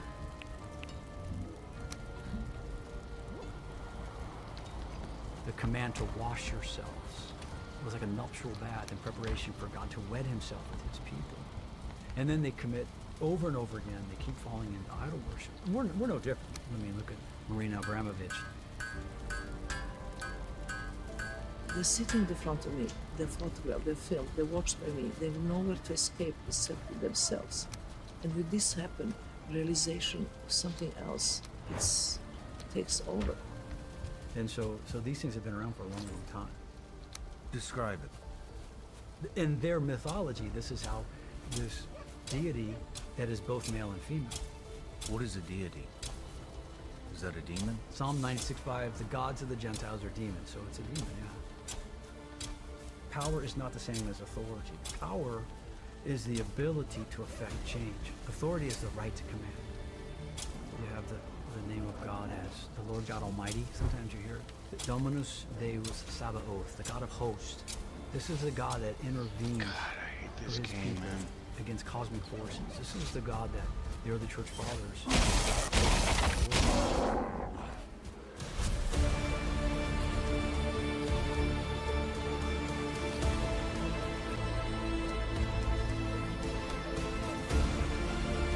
We have is this doesn't make sense to me. I mean, the Gentiles are the ones that believe in Jesus Christ, correct? Well, everybody that's not a Jew. His mission was to the Gentiles, to us, you and me, because we're Gentiles.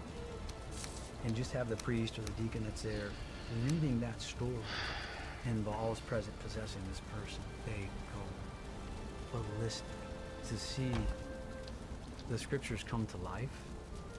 It's not just theory. Or it's not just, okay, read these things so you can go to heaven. I mean, when you're dealing with Baal, very powerful. So does that mean it can So this is just a weapon? Anything that you worship other than God or I thought this was to cut, like, stuff after it's done. When I see things like that, it actually strengthens my faith in Christ, because that's the other side, which is obviously alive and well right now. You know, and I look at that like, look at this. Like, this is... it is what it is, and if that's real, yeah, then so is the good side. You know, this is why when Jesus says that very unkind thing to the Canaanite Gentile woman, when she says, my daughter is possessed by a demon, he says it's not right to give to the dogs that belongs to the children, because the Gentiles were considered dogs.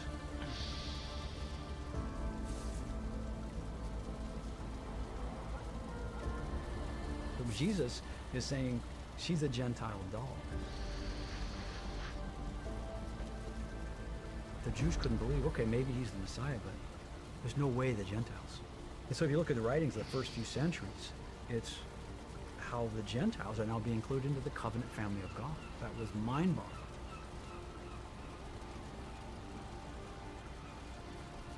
Debating over Judaic laws, should they carry over, etc. Because it was mind-boggling to the Jew that these dogs, these filthy. Okay, so they're saying that this can be used to kill enemies faster. It's not used for farming. But it claims that if there's groups of them, that you can, it's like a area of damage effect when you do this. Like you can catch a lot of them at once. But I don't know how this is gonna stand up, especially the blocking, you know, like.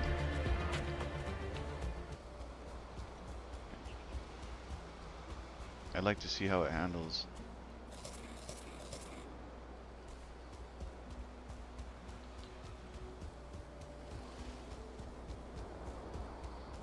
These are still growing.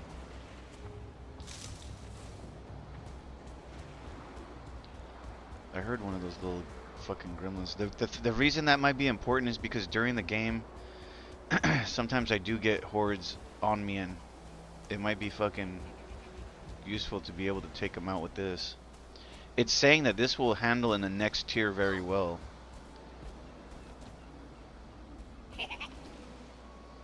What the fuck, bro?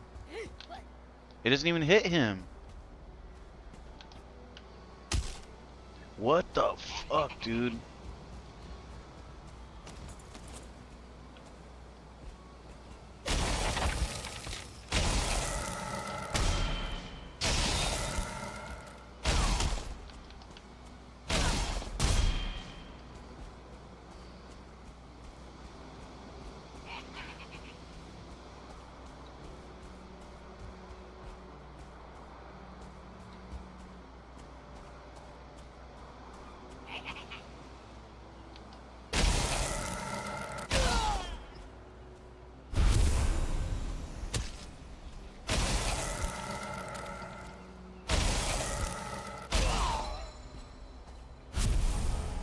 See, the nice thing about this weapon too is it freezes them.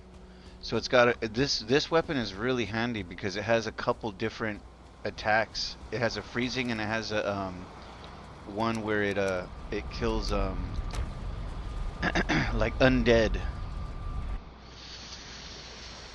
So like skeletons and those kind of creatures, like it works really well on them, and it also works really well because it freezes some of them. Oh, let's go to Shrine.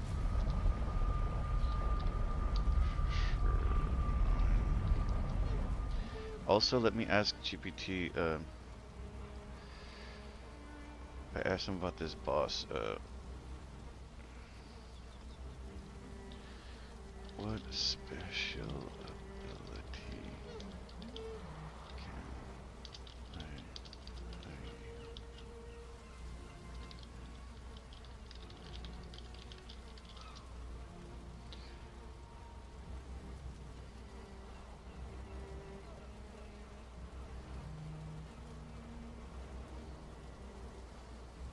Stamina reduction? What does that mean? Useless for the boss, good if you are really confident in bow. What? Bow damage?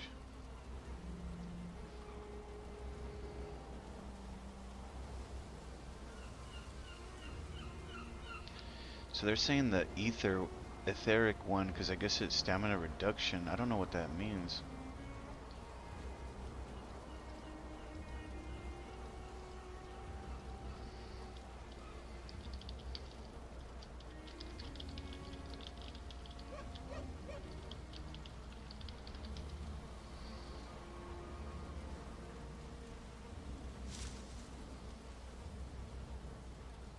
Oh, okay. Fuck.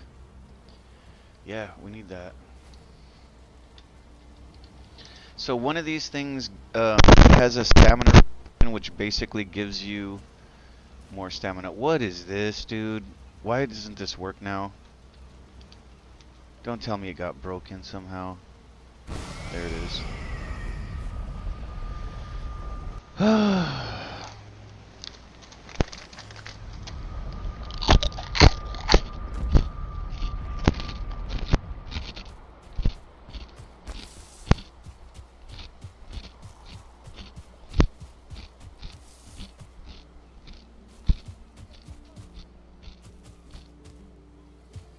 Are you fucking kidding me? I don't have it? Bro, there's 3 more bosses? Like...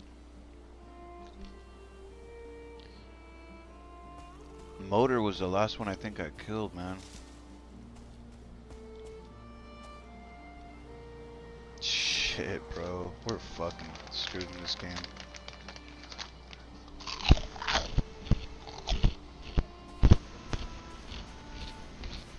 Oh, here it is. This is the one we want.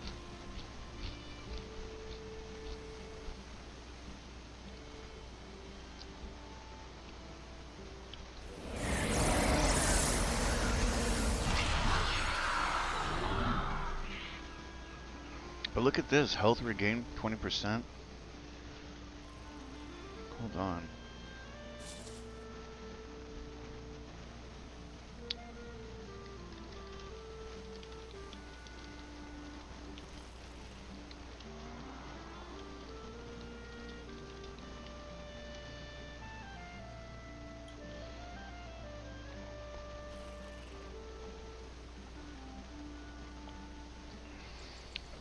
I think that AI is wrong here.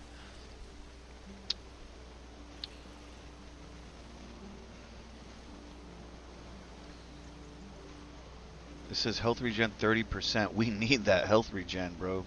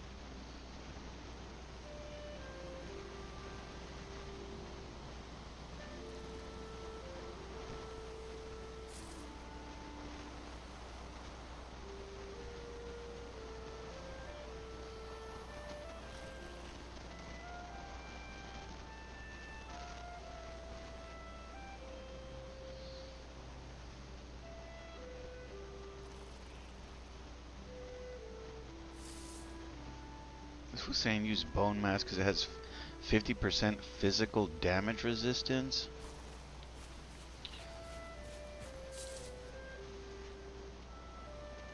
I don't even see that.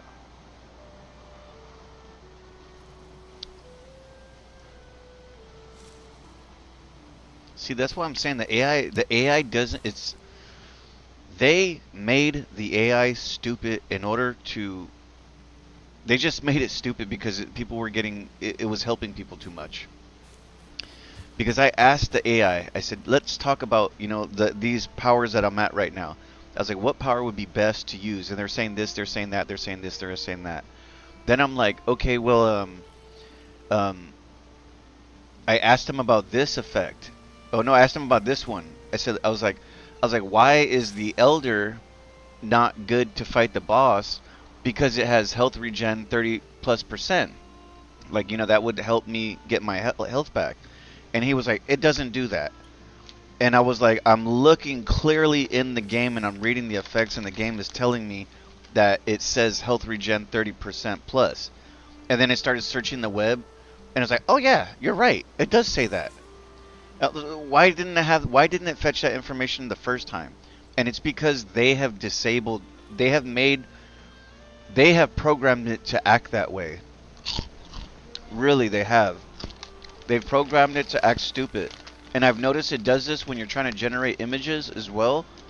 I had to try to, this is ChatGPT I'm talking about, but I tried to generate some images yesterday, and I was like, I want this specific, like, texture, or this specific font style, and I want you to make it, like, into a digital thing, and it couldn't do it. It gave me some complete opposite. It looked like it gave me something that was like an auto-generated image or something, which it was, but it used to do a lot better than that. And I was like, this is not even the same thing. Like, this is a whole different font. Like, and it did it again. It did, like, it just would not do what I was asking it to do. In my opinion, they started doing this because they want people to buy the premium service. So if you're trying to get it to generate like professional generated images, like I need this for work or school, can you generate me something like this? And then it's like, yeah, and then it's like comes out all stupid. Then you can only do that a couple times, like 3 or 4 times you could have it generate images. Then it's going to tell you, oh, I can't generate images for you, you have to buy the premium. And it does that.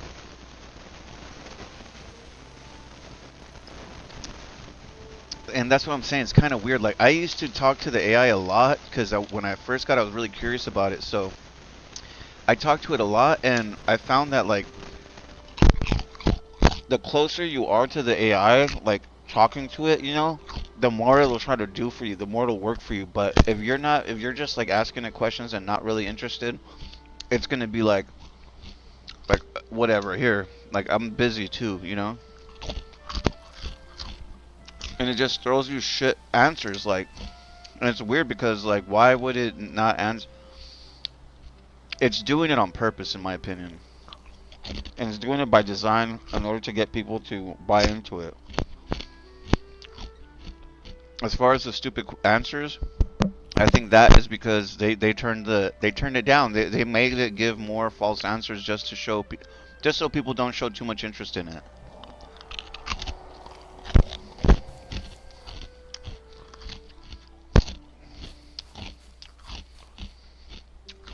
So this one gives us more stamina.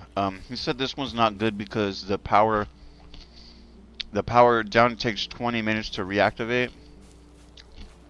I don't know how long it's going to take for this to reactivate, but we'll see. This one will give us more chances to hit him or run. When we run, it's not going to just kill off our energy. Because when I run, I'm really heavy, so it's just, by the time I get to him, I'm already halfway with my stamina, so this might actually help us a little bit. I'd like to get some shots on him with the hammer and see how it does. Let me run to the restroom. I'll come back and then we'll get going.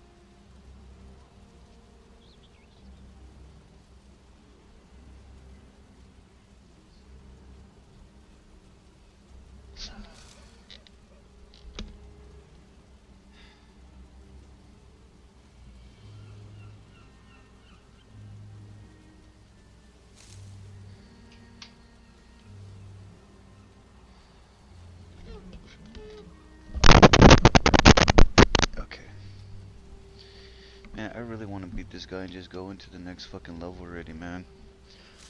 It's unfortunate that he fucking heals, dude, because if he didn't, we'd be done by now.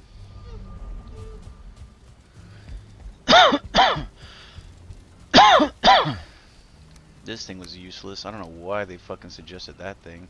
It wouldn't even hit him. I was sitting there fucking trying to hit him and it wasn't doing shit. Oh, man.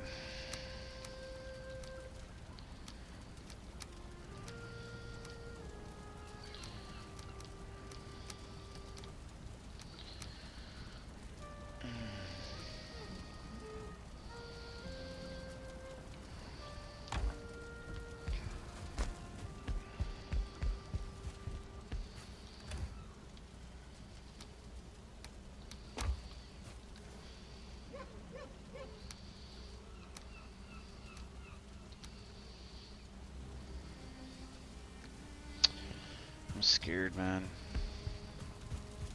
I don't want to live like this.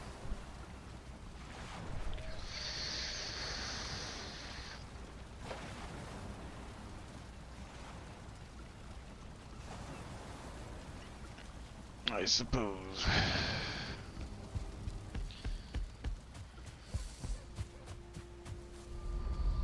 This is the wrong fucking gate.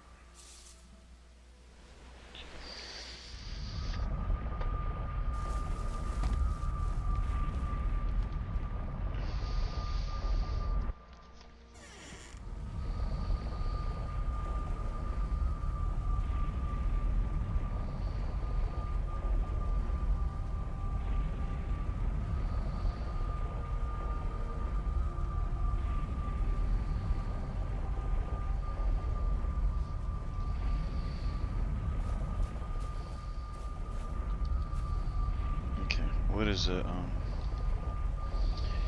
What is it called? Boss fight? Boss? Fuck, man.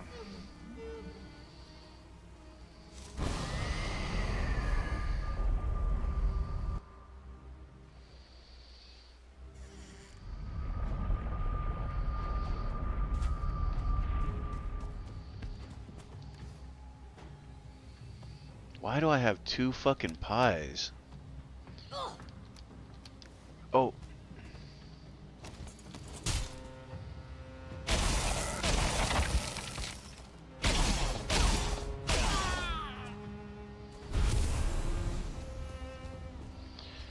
That's one thing I don't like about this game. I mean, I get it, you know. Hold on a sec. I get the, like, diversity in weapons and stuff, but, like, that shit just makes it even more confusing, man. Actually, I want to bring this back because we are not farming here anymore because of the bosses making things complicating. We need to switch our food up real quick. I'm gonna bring those fishes. I'm gonna bring the fish food and say fuck it. As long as we can use it, the wraps.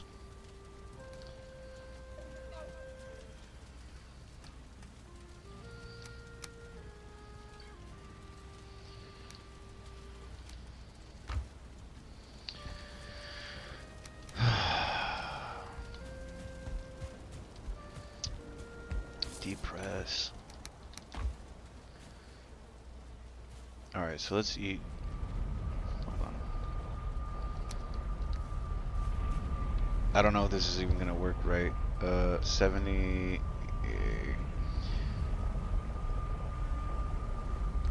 I don't know. We'll see.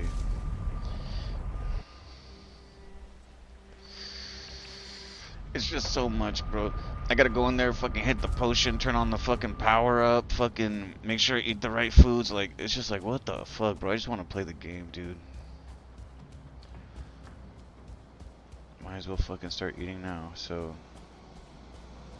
And it sucks, the power up only works for 5 minutes. Like, what the fuck? Oh my god, this was. Yeah, game over, guys. Game fucking over. He regened all his health again, like.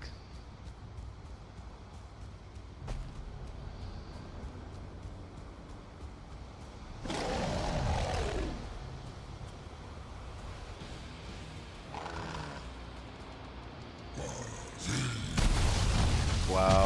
fuck now? Wow, look how much health that took from us. Wow, look at the... What the fuck was that, dude?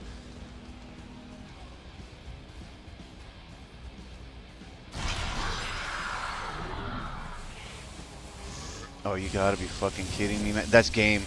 That's game. He's got me.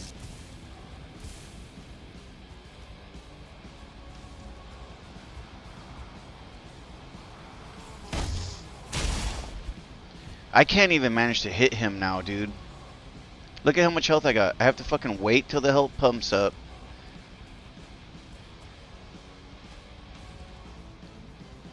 Now we're back to this fucking stupid fight. The health regen taking 5 minutes, him fucking going in circles. Like, this thing is gonna wear out as well. My little podium here.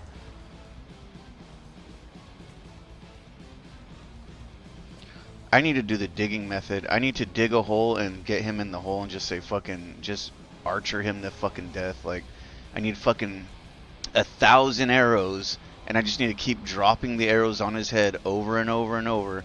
I mean, this is a waste of time on my everything, bro.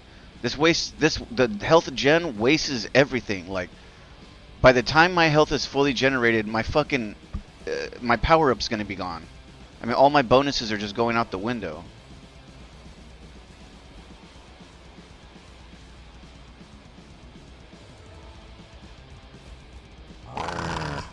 God damn it! I fucking got stuck in a little rock. Wow, okay. Beautiful game. Just such a fucking great game. I love it. Let's just die. I'm tired of this shit. Yay. Alright. There it is. Woo! Look how much damage I put on him. Wow. This weapon sucks ass. It's the fucking sword that you want. I tried to use that fucking weapon with the spirit damage, and it did fucking absolutely nothing. Yeah, so there goes all those bonuses, all the fucking food, everything is just shit. It was nothing. It literally did fucking absolutely zero. I don't know what I'm gonna do with these fucking pillars. Once the pillars are gone, bro, I'm so fucked. You have no idea. Like,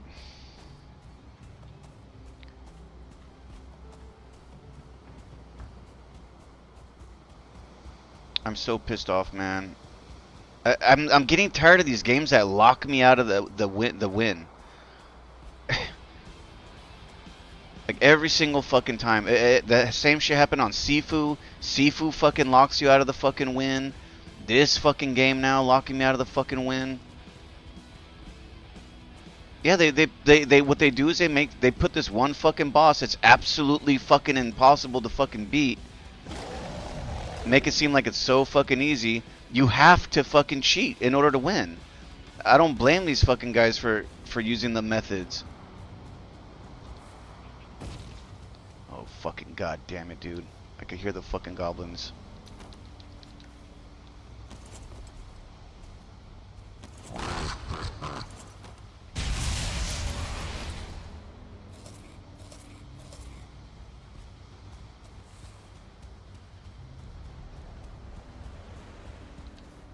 We need to get out of here. I need to go back through the portal and get changed a weapon.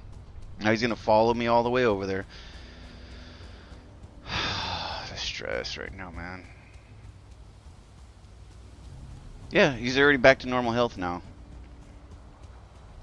It's nothing.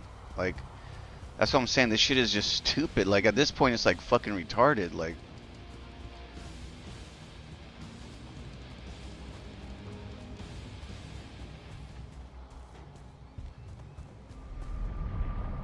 so fucking mad, man. God damn it, dude.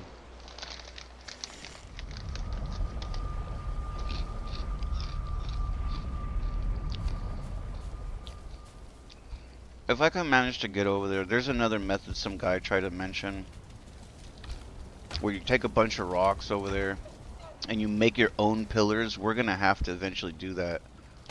We have to make our own pillars, and I'm pretty sure he can break those down just as much, but we'll see. If not, we might be in business.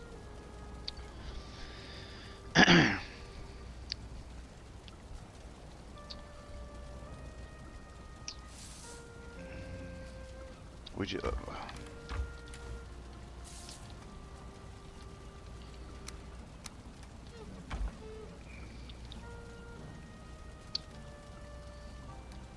I think it's this one that does it. We need this one.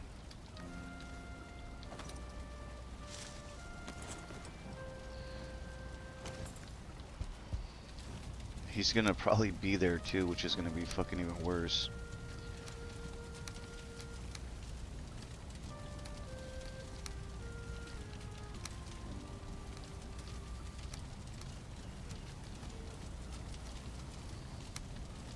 I feel like this is the guy that you need to build a treehouse for.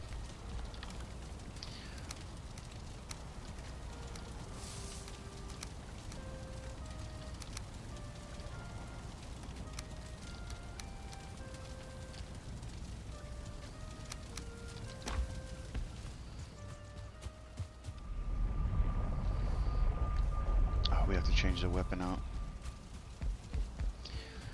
Yeah, the sword was the one that did the most damage, man.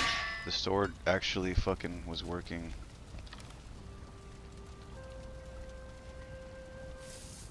I don't know if I just have to use the special ability on that hammer, but whatever it is, we don't have time for it, man.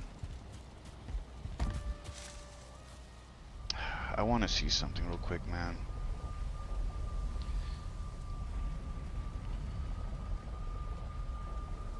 In this solo... Welcome, Viking warriors, to Valheim. There was an old strategy long ago where you could get Yagluth stuck, then shoot him with arrows safely from a distance without getting attacked. This strategy has been nerfed several times since then, but if you still want to try it, here's what you'll need to do for method number 3. First, you need to set a trap where Yagluth won't be able to move. He won't cross sharp cliffs, and you need to box him in somehow. Oh, we can't do this because we don't have the fucking When Yagluth spawns, harpoon. You want to guide him onto your little island. At long range, you should be able to avoid all his attacks with just sprinting. When he doesn't have line of sight, the only attacks Yagluth will use is dropping meteors at you, and maybe shouting at you from time to time. If you set everything up correctly, he'll cross your bridge and onto your little island. Once he's in a good position, you need to quickly destroy the bridge, trapping him there. See, that's the thing. These fools set up all these things before I could even do anything. Like, he may even help you out with some meteors. these fools made an island. They dug out an island. If you did they this dug part out correctly, a he's square. now stuck on the island. And You they should build also destroy any fucking nearby wood around there. workbenches on your And way then out. once he crossed You it in don't there, want they anything busted a nearby U-turn and that broke will it, everything, upset so he's stuck inside the... Now, they just run away and hit him Once with a everything million looks clear, arrows. run away from Yagluth and wait until he stops his attacks. Once he stops, get in your little house and let's start shooting.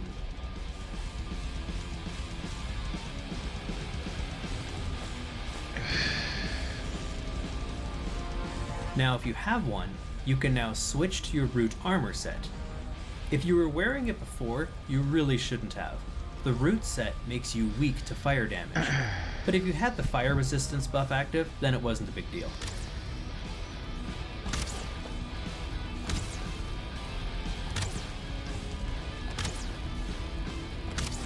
If your shelter and campfire are set up correctly, you should have a constant resting buff even though you're attacking Yagluth. You'll have some great stamina regeneration here. Wow, this is insane. For this strategy to work, the only arrows that are viable for this are frost arrows. Yagluth has some very strong resistances to piercing, so frost arrows are the only ones that can do any decent amount of damage. Now that everything's set up, let's see how long this takes.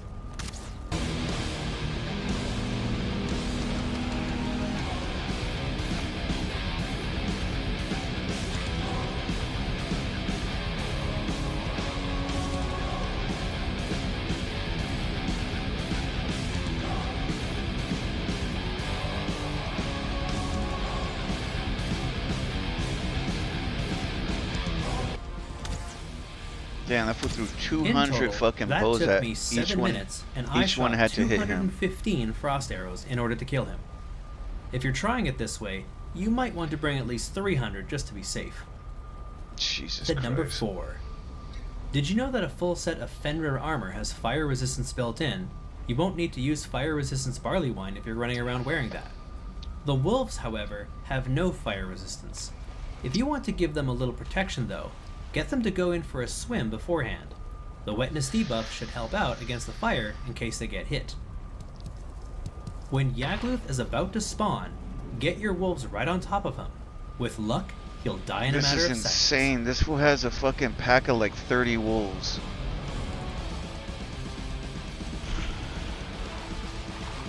Wow, and the dogs just fuck him up. Oh my god. He has like fucking 10 2-star wolves, and the 2-star wolves are just lighting him up. Wow. I don't know how he got all his wolves there.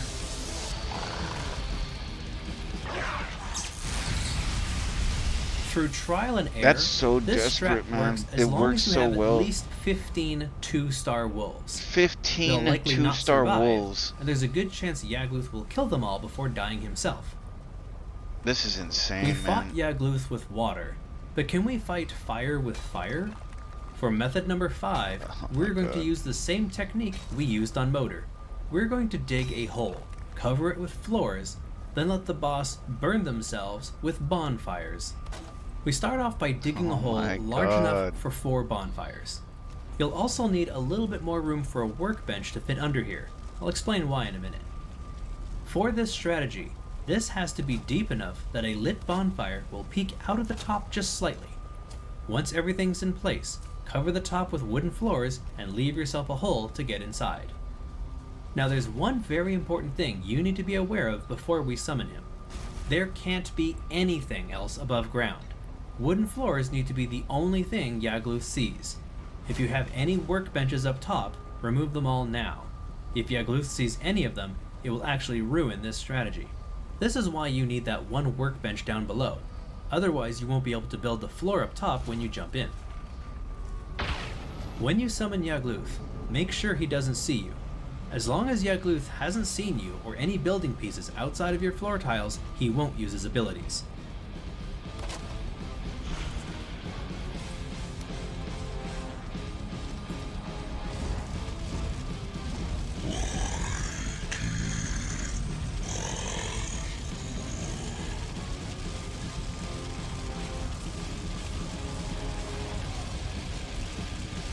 This is so crazy, man.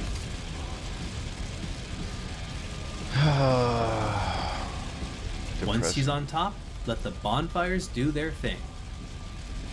Unlike Motor, Yagluth's just going to sit there the whole encounter. This will take a long time, so don't be too impatient when repairing the bonfires.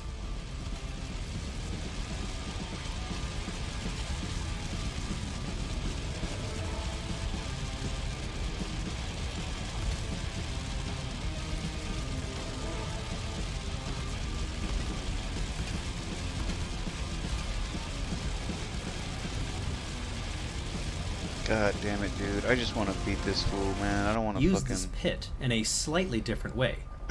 If you noticed from last time, Yagluth's belly actually hangs down through the floors.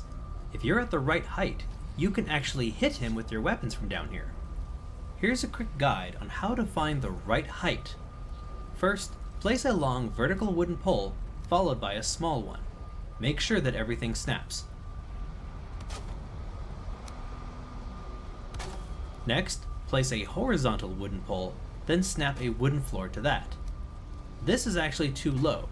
What you want to do next is stack 2 more wooden floors directly on top of it. I find that this height works perfectly. Now you just have to fill the bottom of your pit with floor tiles, then cover the roof again with floor tiles, and you should be good to go. Make sure all of these floor tiles have solid structures and are attached to the ground so they won't break. Like before, after spawning Yagluth, get into your hole and fill the entrance with a floor tile. Make sure that the only workbench that allows you to do that is in the hole with you. It may take some time, but Yagluth will eventually come over. Depending on your landscaping, you may need to guide him to a site where he's more willing to climb on top of the floors.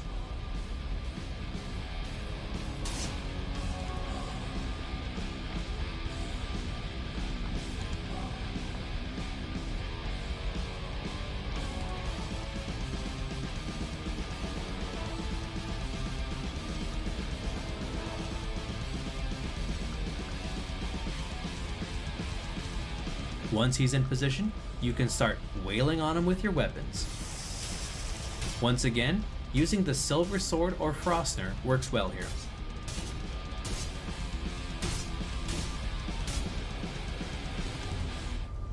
It only takes a couple minutes to kill him this way.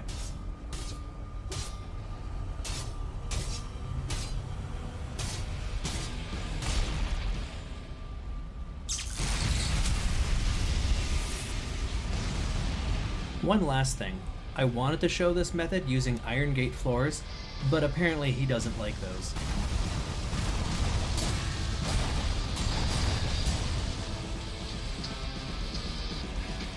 This seventh and last method is another glitch, like how we fought Bone Mass from inside of a tree.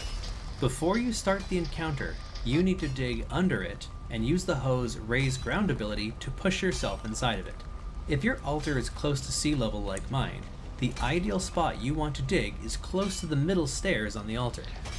Once you've dug underneath the altar, I don't want to be digging these fucking holes trying to fucking fight this fool, man. In today's video, It's Senator John sad because I Kennedy think I'm gonna destroys have the to, state of man. Minnesota, Ilhan Omar, and the record level of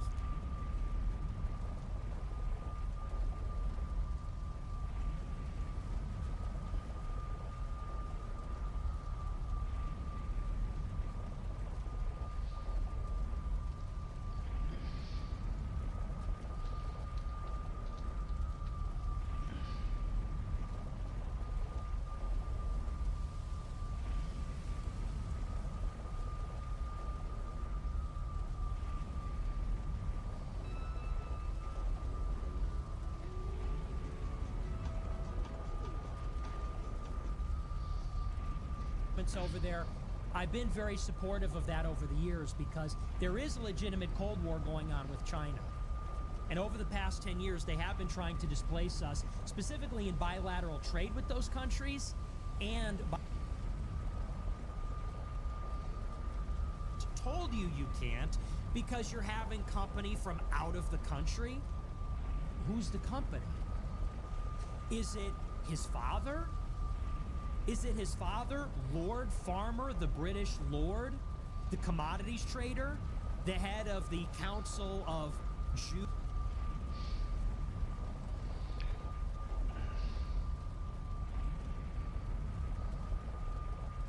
And look, man, you're in the wrong on this one, okay? This story, okay? So what happened, right? So Nick went on Steven Crowder's podcast.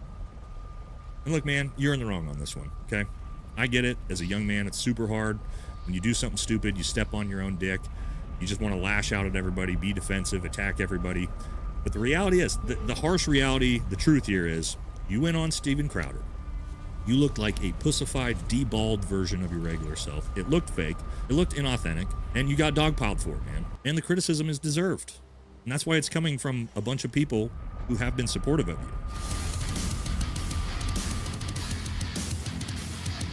So here's a good thing.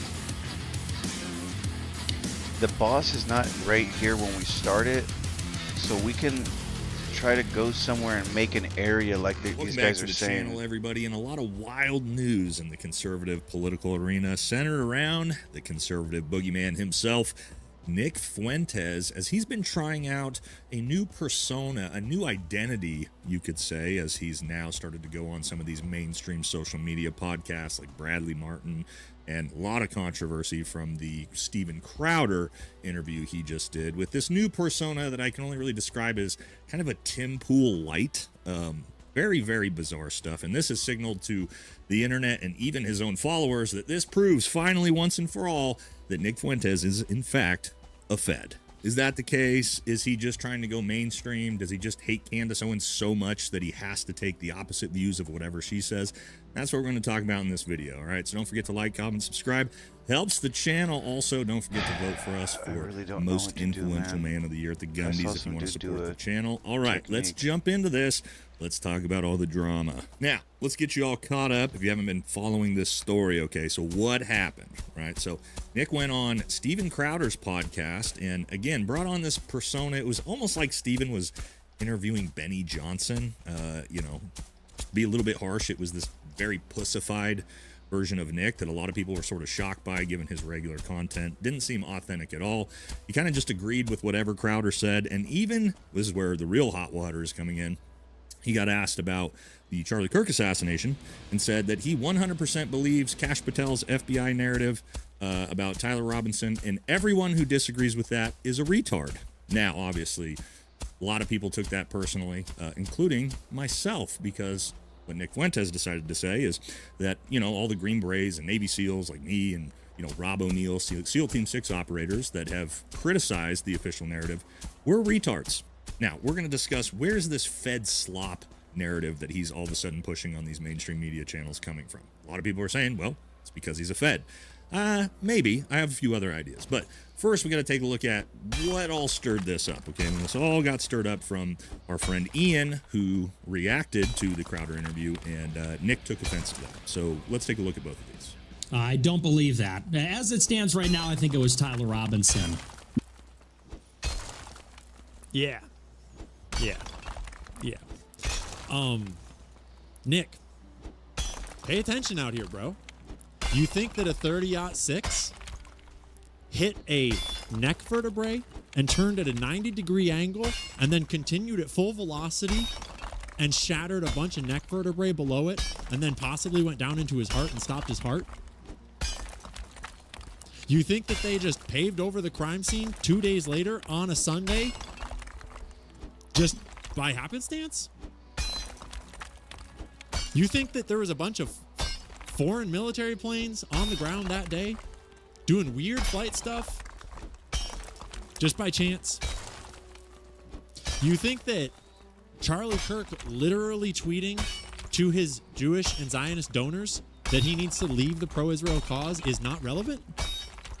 And that him texting to his friends the day before this happened that he was afraid they were going to kill him is not relevant? That Bibi Netanyahu offering him an enormous sum of money that he turned down is not relevant?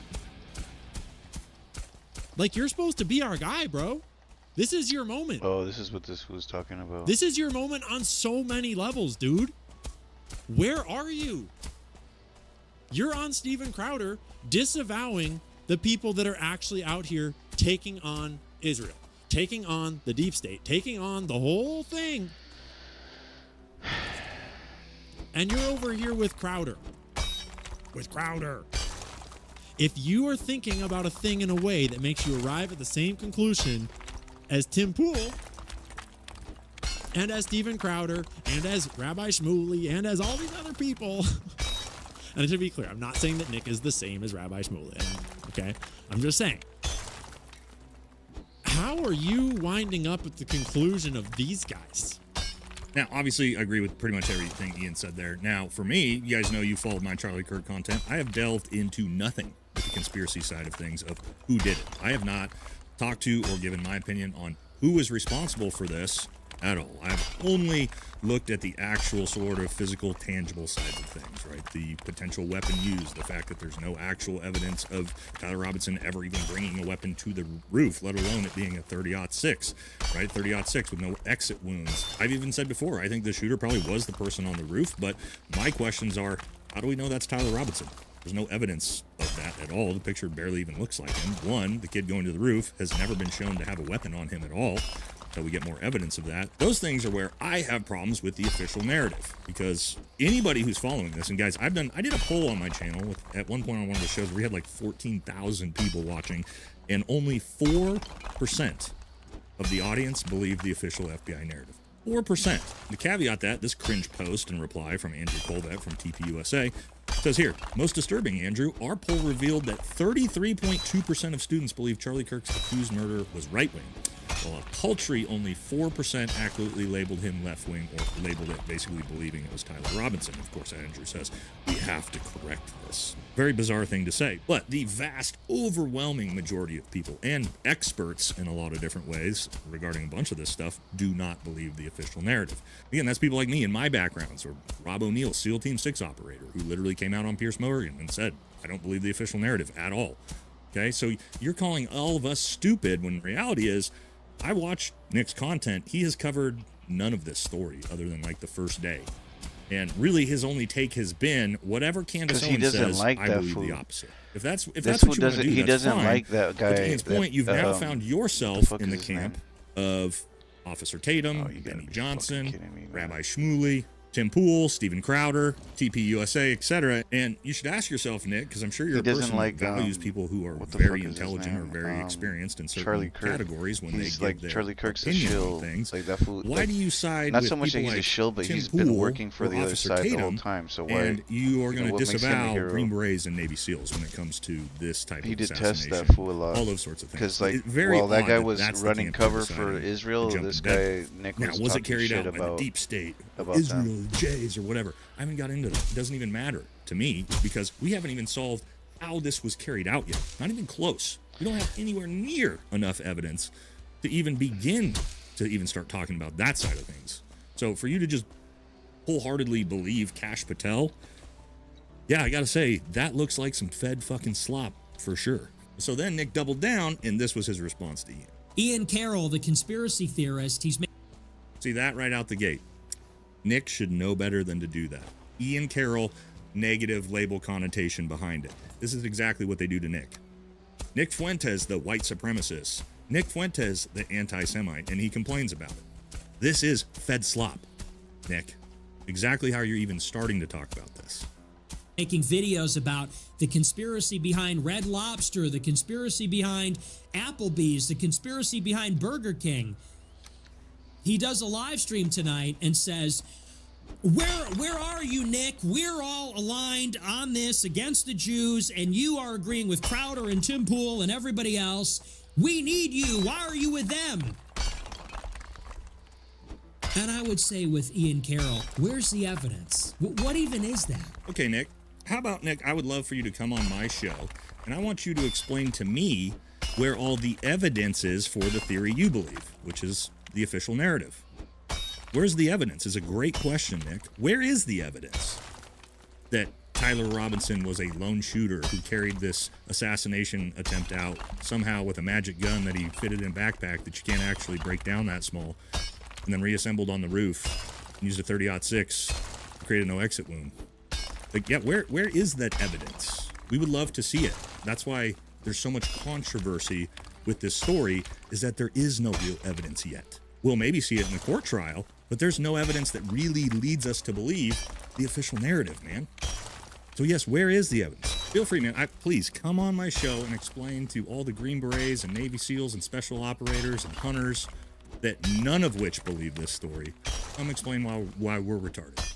I would love to see it. Everything other than evidence. They're gonna say, well, Israel kills everybody else. Okay, people die all the time, actually. People die all the time, and there are a lot of school shootings and assassinations. This stuff happens with regularity.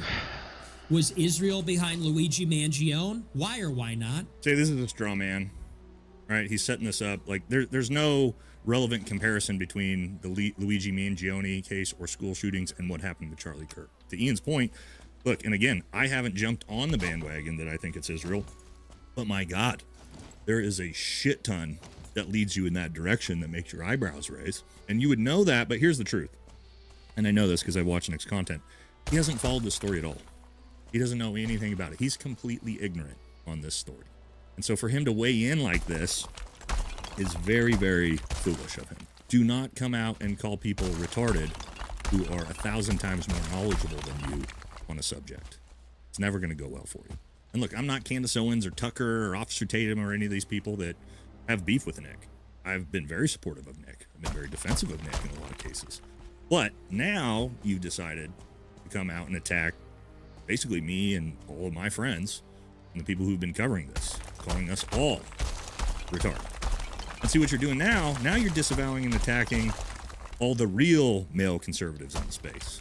Me, Dan from Heavy Duty Country, Jesse with Fire, Ian Carroll, Jimmy Dior, Coach Colin. Okay, this isn't the physically weak, emasculated, fake conservatives like Ben Shapiro and Matt Walsh and the Daily Wire and Tatum and Tim Pool. Now you're disavowing the people who have the audience that you want and you need. And that is the America First conservative millennials, Gen X, boomers. And if you want to attack and disavow that demographic, okay, well now you're just a new Tim Pool light. And we'll see how far that lack of authenticity gets you, buddy. And he got a lot of backlash for it, and this was his response.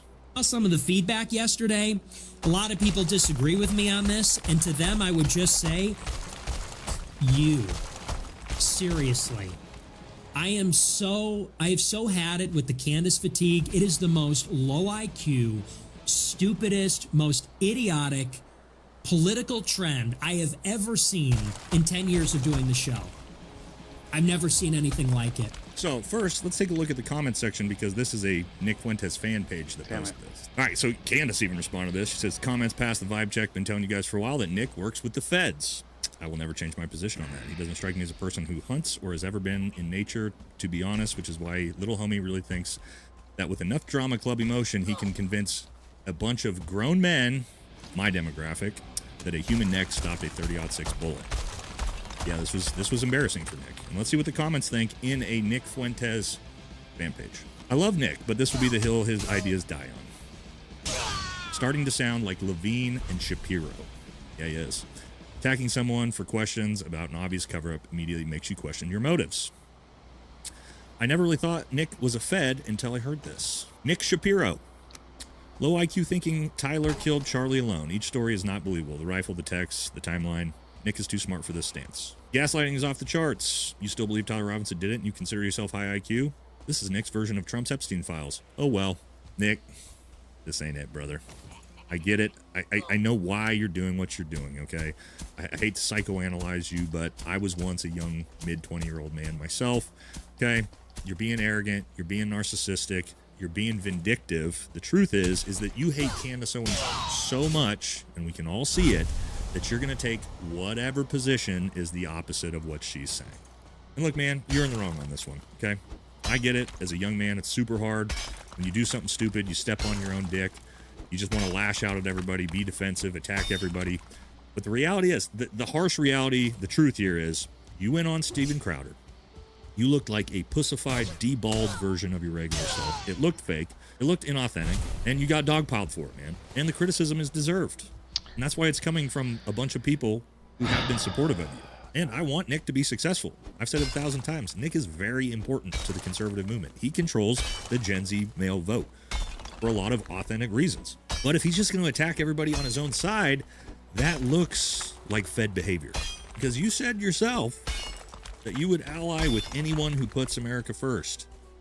And all I'm seeing you do is attack Tucker and attack Candace, and now you're attacking Ian. Now you're attacking all of us as well by proxy. Because like you said, anybody that doesn't believe the Kash Patel FBI narrative, we're all retards. And by extension, you're telling hundreds of thousands, if not millions of people that they're retards for not believing it as well, including my entire community. So let's psychoanalyze Nick. Is he a Fed? Look, I don't think so. Here's what I think, okay? Nick Fuentes has been at this for 10 years. He started when he was 18 years old. He was completely f***ed over by Ben Shapiro and was canceled, deplatformed, censored, debanked, put on a no-fly list, everything you could possibly think of. And he's had to grind for 10 years to get to the precipice of the mainstream. What I see is, Nick, is that he is terrified that he is so close, and he wants to be in the mainstream, and he even says it himself. He is so close to being there. Now he's being invited on mainstream podcasts, and he's terrified that if he says the wrong thing, it's all going to come crumbling down, and he's going to stay in his niche forever. And you can tell because he's a completely different person when he goes on Crowder, when he goes on Bradley Martin, when he goes on Tucker, than he is on his show. And that is inauthentic. And I can tell you guys in the social media space, The second you lose your authenticity, you're fucking done. Look at Ben Shapiro. Look at Officer Tatum. These are perfect examples of people that have shown the world that they have no authenticity to. Ben Shapiro pretended to be a conservative. We all found out that he's just a Hasbro mouthpiece for Benjamin Netanyahu. Officer Tatum can't go 3 seconds without simping for Israel, right? Everybody sees it, and that's why those platforms are dying. Another thing is that Nick is very clearly very vindictive, very vengeful, and I understand it. I probably would be too if I was in his position. He probably doesn't trust anyone. He's probably paranoid. I'm just trying to do this. I'm trying to build a fucking area with a passion. because It's our becoming shit very clear is, that he just wants to take the our counter position defenses to are dying on that anything other Candace is saying side. at the time. And that becomes obvious. I don't know what I'm doing, bro. To me, that Like, just I seems really kind of don't silly. know. You're fighting an uphill I saw battle. some fool do You should something like want this, Candace's and audience. he That says is, that again, it'll the help you adjacent to demographic to what you're looking for. go inside and get you your can see health he's back and lacking shit like that this. You because know what this I mean? new strategy to try to get in the mainstream. So the where trick he's, is to again, go just inside deballed here himself. and then come back out here and It's not fight going him, well. and then go And back now inside here. the entire blah, blah, blah. internet actually believes he's a Fed. I personally don't think Nick's a Fed. I think he's a young man that's had to claw, climb, and grind every second of the way to get where he's at, and he's just trying to figure out his way forward. And we all make mistakes. What I would like to see from Nick is some maturity. Just come out, and just say, yeah, maybe I was wrong on this one. I don't think he'll ever do it. Most 27-year-old men can't. But again, at this point, the strategy has to change because, again, I think he's supposed to go on Piers Morgan tomorrow. If you go on Piers Morgan tomorrow and you're this pussified version of yourself where you side with all the Christian Zionists, man, you're going to burn in pretty quick, dude. So, and again, I hope Nick figures it out. He pivots back and he starts being authentic again. And yeah, because again, I do think he's very, very important to the conservative movement, but I'm not sure that's going to happen. We'll just have to wait and see, if he wants to go mainstream or if he wants to get in spitting contests with people that he's not going to win. But we'll find out. All right, guys, that's going to do it for this one. Catch y'all next. All right, hopefully this works, man. I don't know what's gonna happen here. I don't think it is because he's gonna be dropping those things. It's probably gonna break those things down so quick. I don't know how and more expensive. I don't know how over the durable years. those things are gonna But be, it's but I have a even feeling worse he's than gonna you be might because he's think. gonna The drop cost the of what vet care what has he gone does up is by he drops these 60% asteroids. in the last These decade. asteroids come That's down double and the they rate of break inflation anything in the same like time quick. period. They're When you really consider really strong. that more than 60% of Americans are living paycheck to paycheck. 60%, 60%. Is it even possible to own a pet anymore? Now, this all really hit home for me personally when my dog Utah got sick. Aside from chasing frisbees, my lovable 8-year-old cattle dog loved food. So when I noticed that she wasn't interested in eating, I knew something was very wrong. I took her to the vet, and after some tests and x-rays, they told me that she had fluid in her chest and that it was critical. So I rushed her to an emergency hospital called Blue Pearl, where they ran even more tests and x-rays. But with no clear diagnosis, the only definitive thing they gave me was the bill. $3,258 that I had to pay on the spot. Now, that didn't even include the surgery that she might need, which would cost thousands of dollars more. This was the beginning of a 6-month journey trying to save our dog's life, taking her to different vets and spending thousands of dollars in the process. We were desperate to help her, but I also started feeling a little bit exploited, and I know many Americans are going.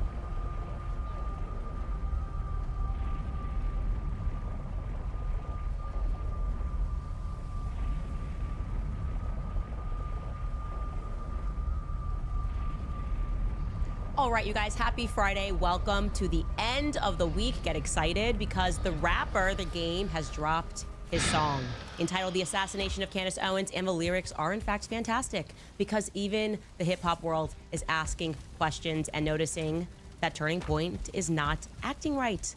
It's because you guys are just not acting right. Well, guess what? Something interesting has taken place this morning. TPUSA confirmed that the debate request and the sit-down request to respond to all of our very many questions actually came from Erica Kirk. They said that request was directed by Erica Kirk. And I find that to be compelling. And they also explained why it has to be in person. And I am curious to play that clip for you to see if you believe and accept their explanation, their reason why. Also, I have probably looked at more footage from September 10th than any human being in the government or otherwise, anybody on this planet. And I happened to take note of something that I find to be quite strange, and I want to toss it to you guys because the public is more perceptive and capable than our FBI. So let's jump right into this. Welcome back to Candace.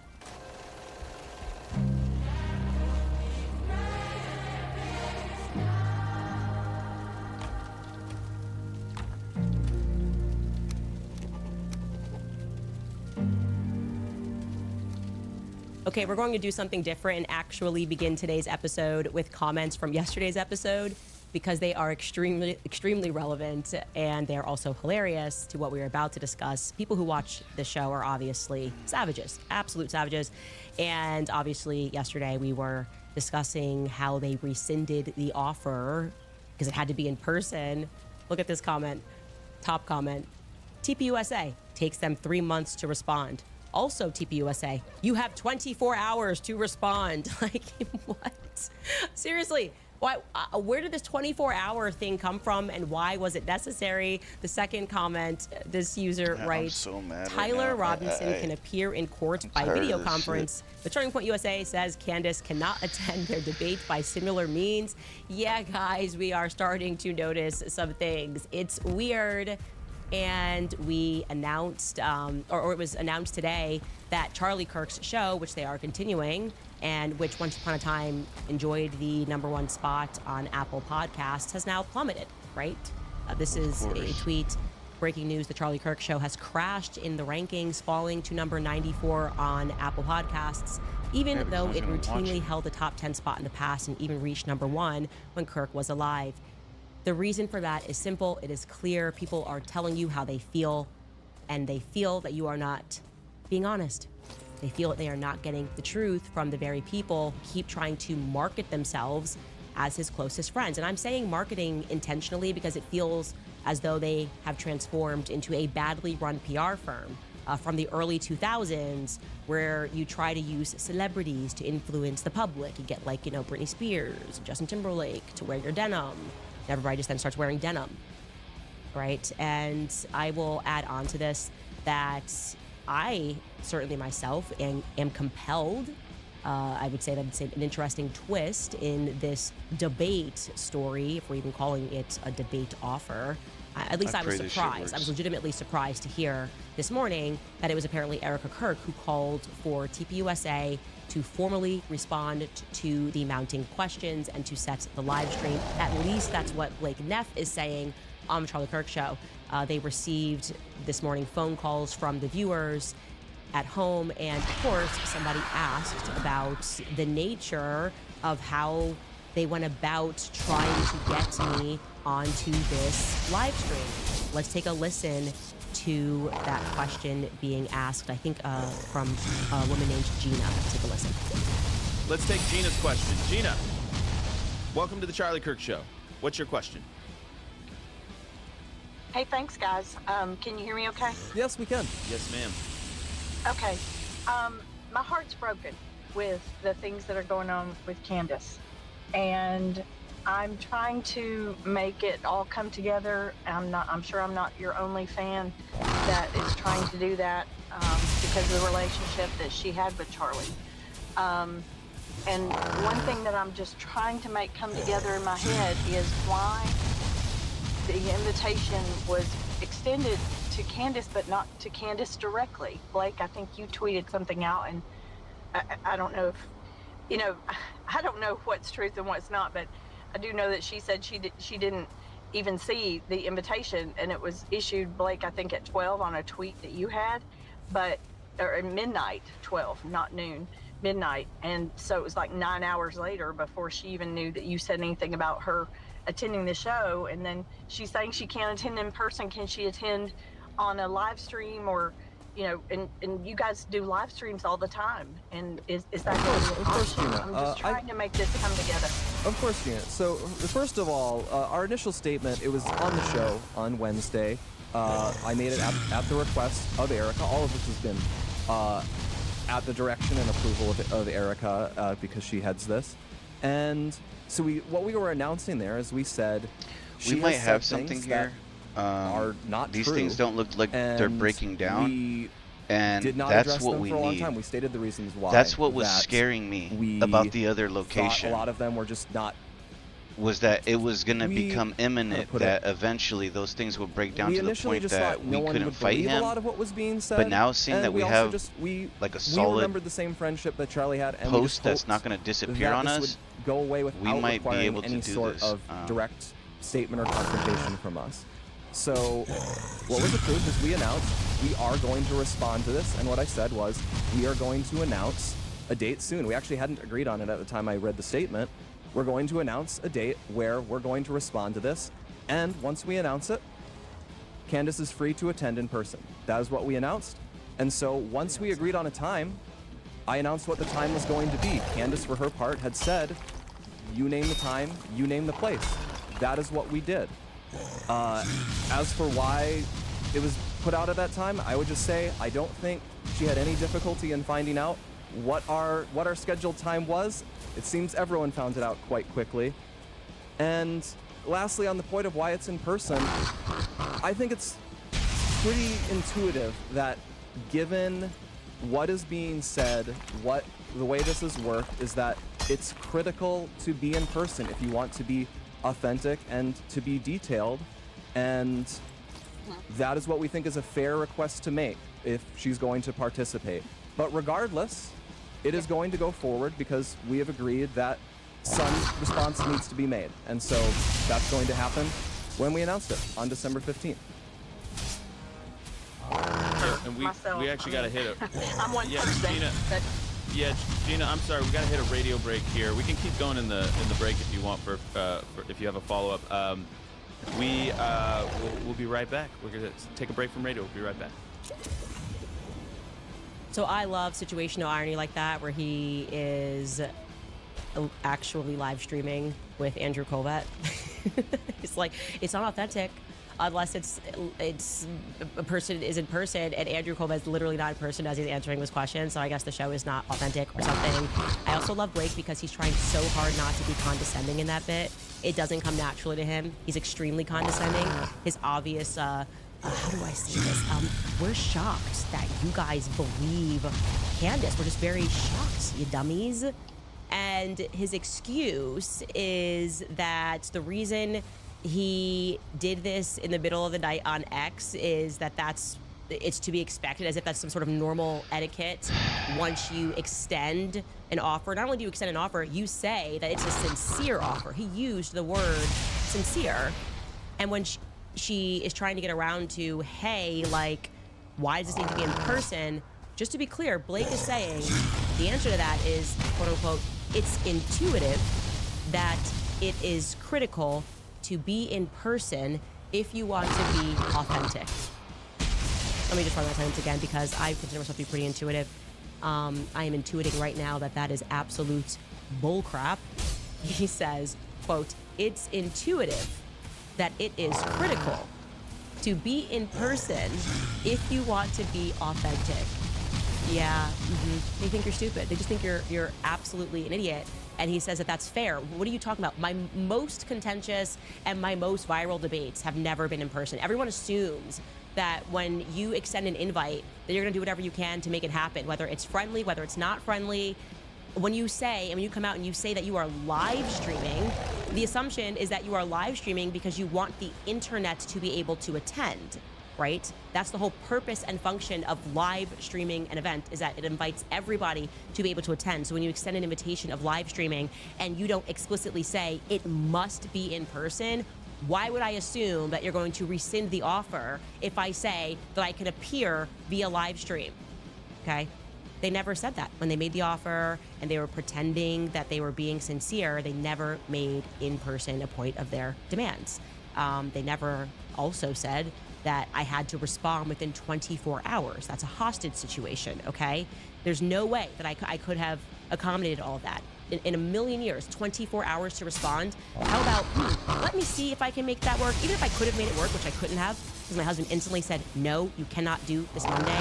Fucking hit him, man. And Come he on. runs a household, and he has an important thing going on that day, which involves people that are coming in from overseas. But even if I could have made that work, I would not have within 24 hours have confirmed to them if they had even sent me an email. Because I have kids, I would have had organize things, and it would have just taken longer than 24 hours, and they knew that. What Blake did say verbatim on that day is, quote, here is what is going to happen. In the near future, there will be a live stream here in Phoenix, so we're assuming they're live streaming from Phoenix, where we address in a clear and comprehensive way the claims and the accusations, the false accusations that have been made against Charlie's family, friends, and the people here at Turning Point. We plan to walk through everything carefully and thoroughly. If Candace is available, we would sincerely welcome her participation in that live stream at our studio in Phoenix. Not a demand to be there in person, live streams happening at your studio, and you said that this was a sincere request, then you went about it in the opposite manner, which is why it makes it really interesting that he says in the beginning that was done at the request, at the direction, and with the approval of Erica. And that's interesting for a lot of reasons. A, I think a lot of us have been wondering, like, did she take on this role and she's actually executing? Are we still going through a transition phase? Is she still learning the part? How involved is she on a day-to-day basis? Because some of these actions seem like fumbles, like absolute fumbles, and you're wondering, is Andrew Colbert running things? Is Tyler Boyer running things? Is this coming from Erica Kirk? Because I'm having trouble, I guess, comprehending why she would green light something that the internet has now read as incredibly insincere. Of course it's insincere. I mean, you market yourself as somebody that is passionate about family, and we can't even get 24 hours to guys, see if we can make things work and exchange things. Like, that doesn't feel I'm saying that honest. we're gonna That need a doesn't- lot that of didn't health come across as potions honest. to do And you're this. telling us, But if we get a lot of or health we're potions, assuming from that statement that she I can just keep approved spamming the these statement that health went out, potions referring over to and people over. as Antifa members, like making us akin to a Because basket that's of our deplorables slowdown, because we is the don't health. accept the Fed slop. Like, that got her approval to go out. Like, this was read by Erica.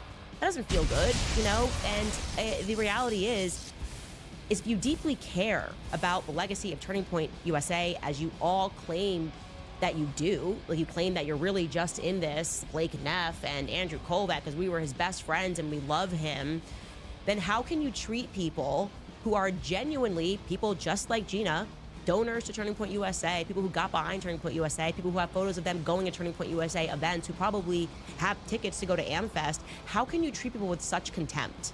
How could you think they're dumb enough to believe that that was a sincere offer, that that's how it's supposed to work? The That's fucking ever in strike is history better. If I did ever this other one, there's a of little people sheet you can setting do. up debates, that's ever I been don't know how to do it how yet, it though, works.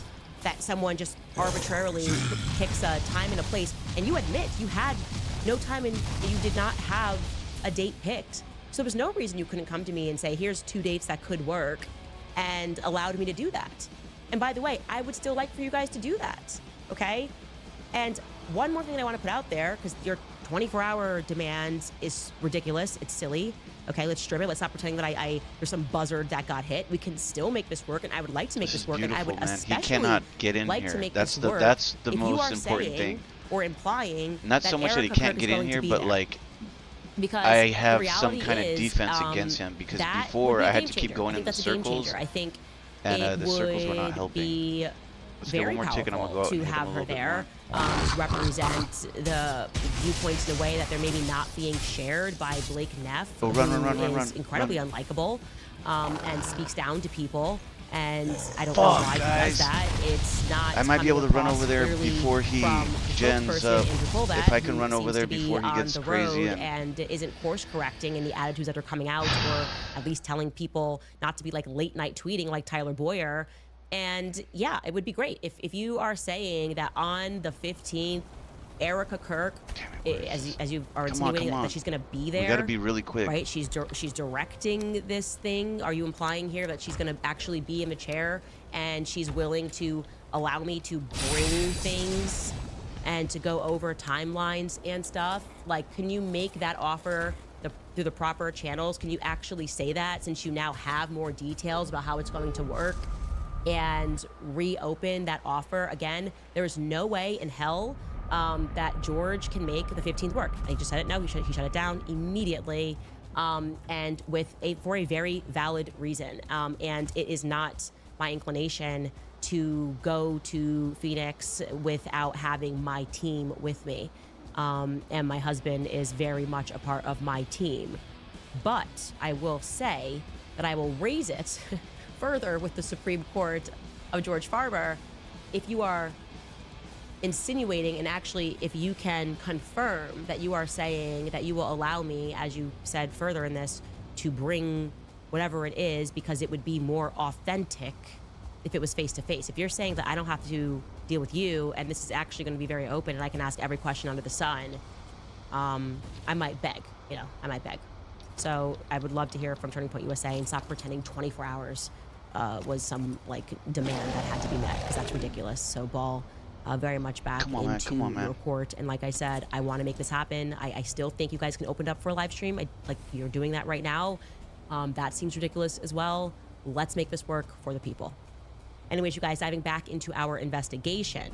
Okay, got something very interesting for you. Now, it is actually common sense that has been guiding this investigation the entire time, despite the federal insistence that we pretend we don't have any. And I think there's a compelling element that we should follow here. If we believe and know and have the intuition oh man, this fucking game, man. Fuck, dude. And we know that our deep state, the CIA, is involved. A fucking buffalo shows up. Oh, there's a buffalo here now. Also, organize the revolutions, right? I'm so sick of the fucking random. Just spin it, throw the fucking dice, and see what you can hit them with. Okay. And I think it's I gotta fucking be quick about this shit, because the fucking thing is, this guy's gonna fucking regen his health. I made it all the way down to the bottom. If I don't fucking act fast, he's gonna regenerate his health, and we're gonna lose the fucking game. I'm so fucking close, but I'm so fucking far away, man. And coordinating is the operative word. It has to look organic to the untrained eye. You have I'm probably gonna die right here, man. I'm just gonna have to get my body, redo this again with massive amounts of fucking health regens. That all of this just it's the only way to fucking do it. Like back in 2014, the Ukrainians were authentic. Come on, fucking regen. Hurry the fuck up. And when John McCain went over there and led the protesters in the streets, he was really representing the voice of the people. It was not another United States military color revolution. By the way, if you have not seen that, this is what we do all around the world. You should just, I'm just going to play a little bit of this. John McCain addressing protesters in Ukraine before we overthrew their president. That's game. I can't fucking manage all of this shit at once, man. People of Ukraine, this is your moment. Народи український, це ваш момент. This is about you, no one else. Це про вас. Bro, can we fucking sleep? Do we have to fucking sleep? Can we fucking sleep? Is that what we need to do? Is sleep? Because it's fucking nighttime, and that's when all the creatures get crazy? Like, fuck, man. Про майбутнє вашої країни. Це про майбутнє, на яке ви заслуговуєте. A future in Europe. Майбутнє Європи. Yeah, he probably regened his health. I guarantee you he did. What happens when you sleep is it speeds time up. It's like time goes fucking all night, and like whatever happened in the nighttime is generated in speed. So, you know, he probably went in circles running around by himself in the middle of the night and fucking regen himself. Leading the people of Ukraine, and we got our color revolution, and we've been doing corrupt stuff. I mean, I was in that so region fucking since. look what he did. He went halfway. He fucking built halfway back the up. people of the crowd, obsessively. Obviously, you should see the photos. Hopefully, the on fucking my stupid desktop. buffalo fucking distributed. Of course, oh my now god, to dude. a UVU on September 10th, and there was something that I kept noticing: a weird amount of young men were alone at this event, and they were wearing maroon shirts. In fact, so many of these young men that I was coming across were wearing maroon that at first I legitimately assumed that it had to have been one of the UVU colors. I asked this question so innocently. I was like, to someone at UVU, I was like, oh, are your school colors maroon? And he comes back and he said, no, they're green and white. So my gut told me, okay, that's interesting, because maroon is not exactly a highly ranked color for men, okay? And it can't be that all these men that are wearing maroon also happen to have attended this event alone. So I'm going to show you what I mean, and I'm going to go back to some of these people. This is by no means everyone. I'm just showing you a few times here. Here we go. We have this young man. This is after the shot. He's wearing maroon. Show you another person here sitting there under the tree. They say don't get greedy at one point. They're like, watch out when you got him going. Don't get greedy and don't hit him too many times. Just hit him 1 or 2, 3 because his dad is going to say something publicly. 3 people, 1 shot, all of them alone, wearing maroon. We're going to come back to the guy at the top there who has the hat, the darker hat on, who's wearing maroon. Just like these strapping young men all wearing maroon. We've got this guy in the bush wearing maroon. I could go on and on. This person of how many people wearing maroon. I even have a video of someone holding a maroon shirt.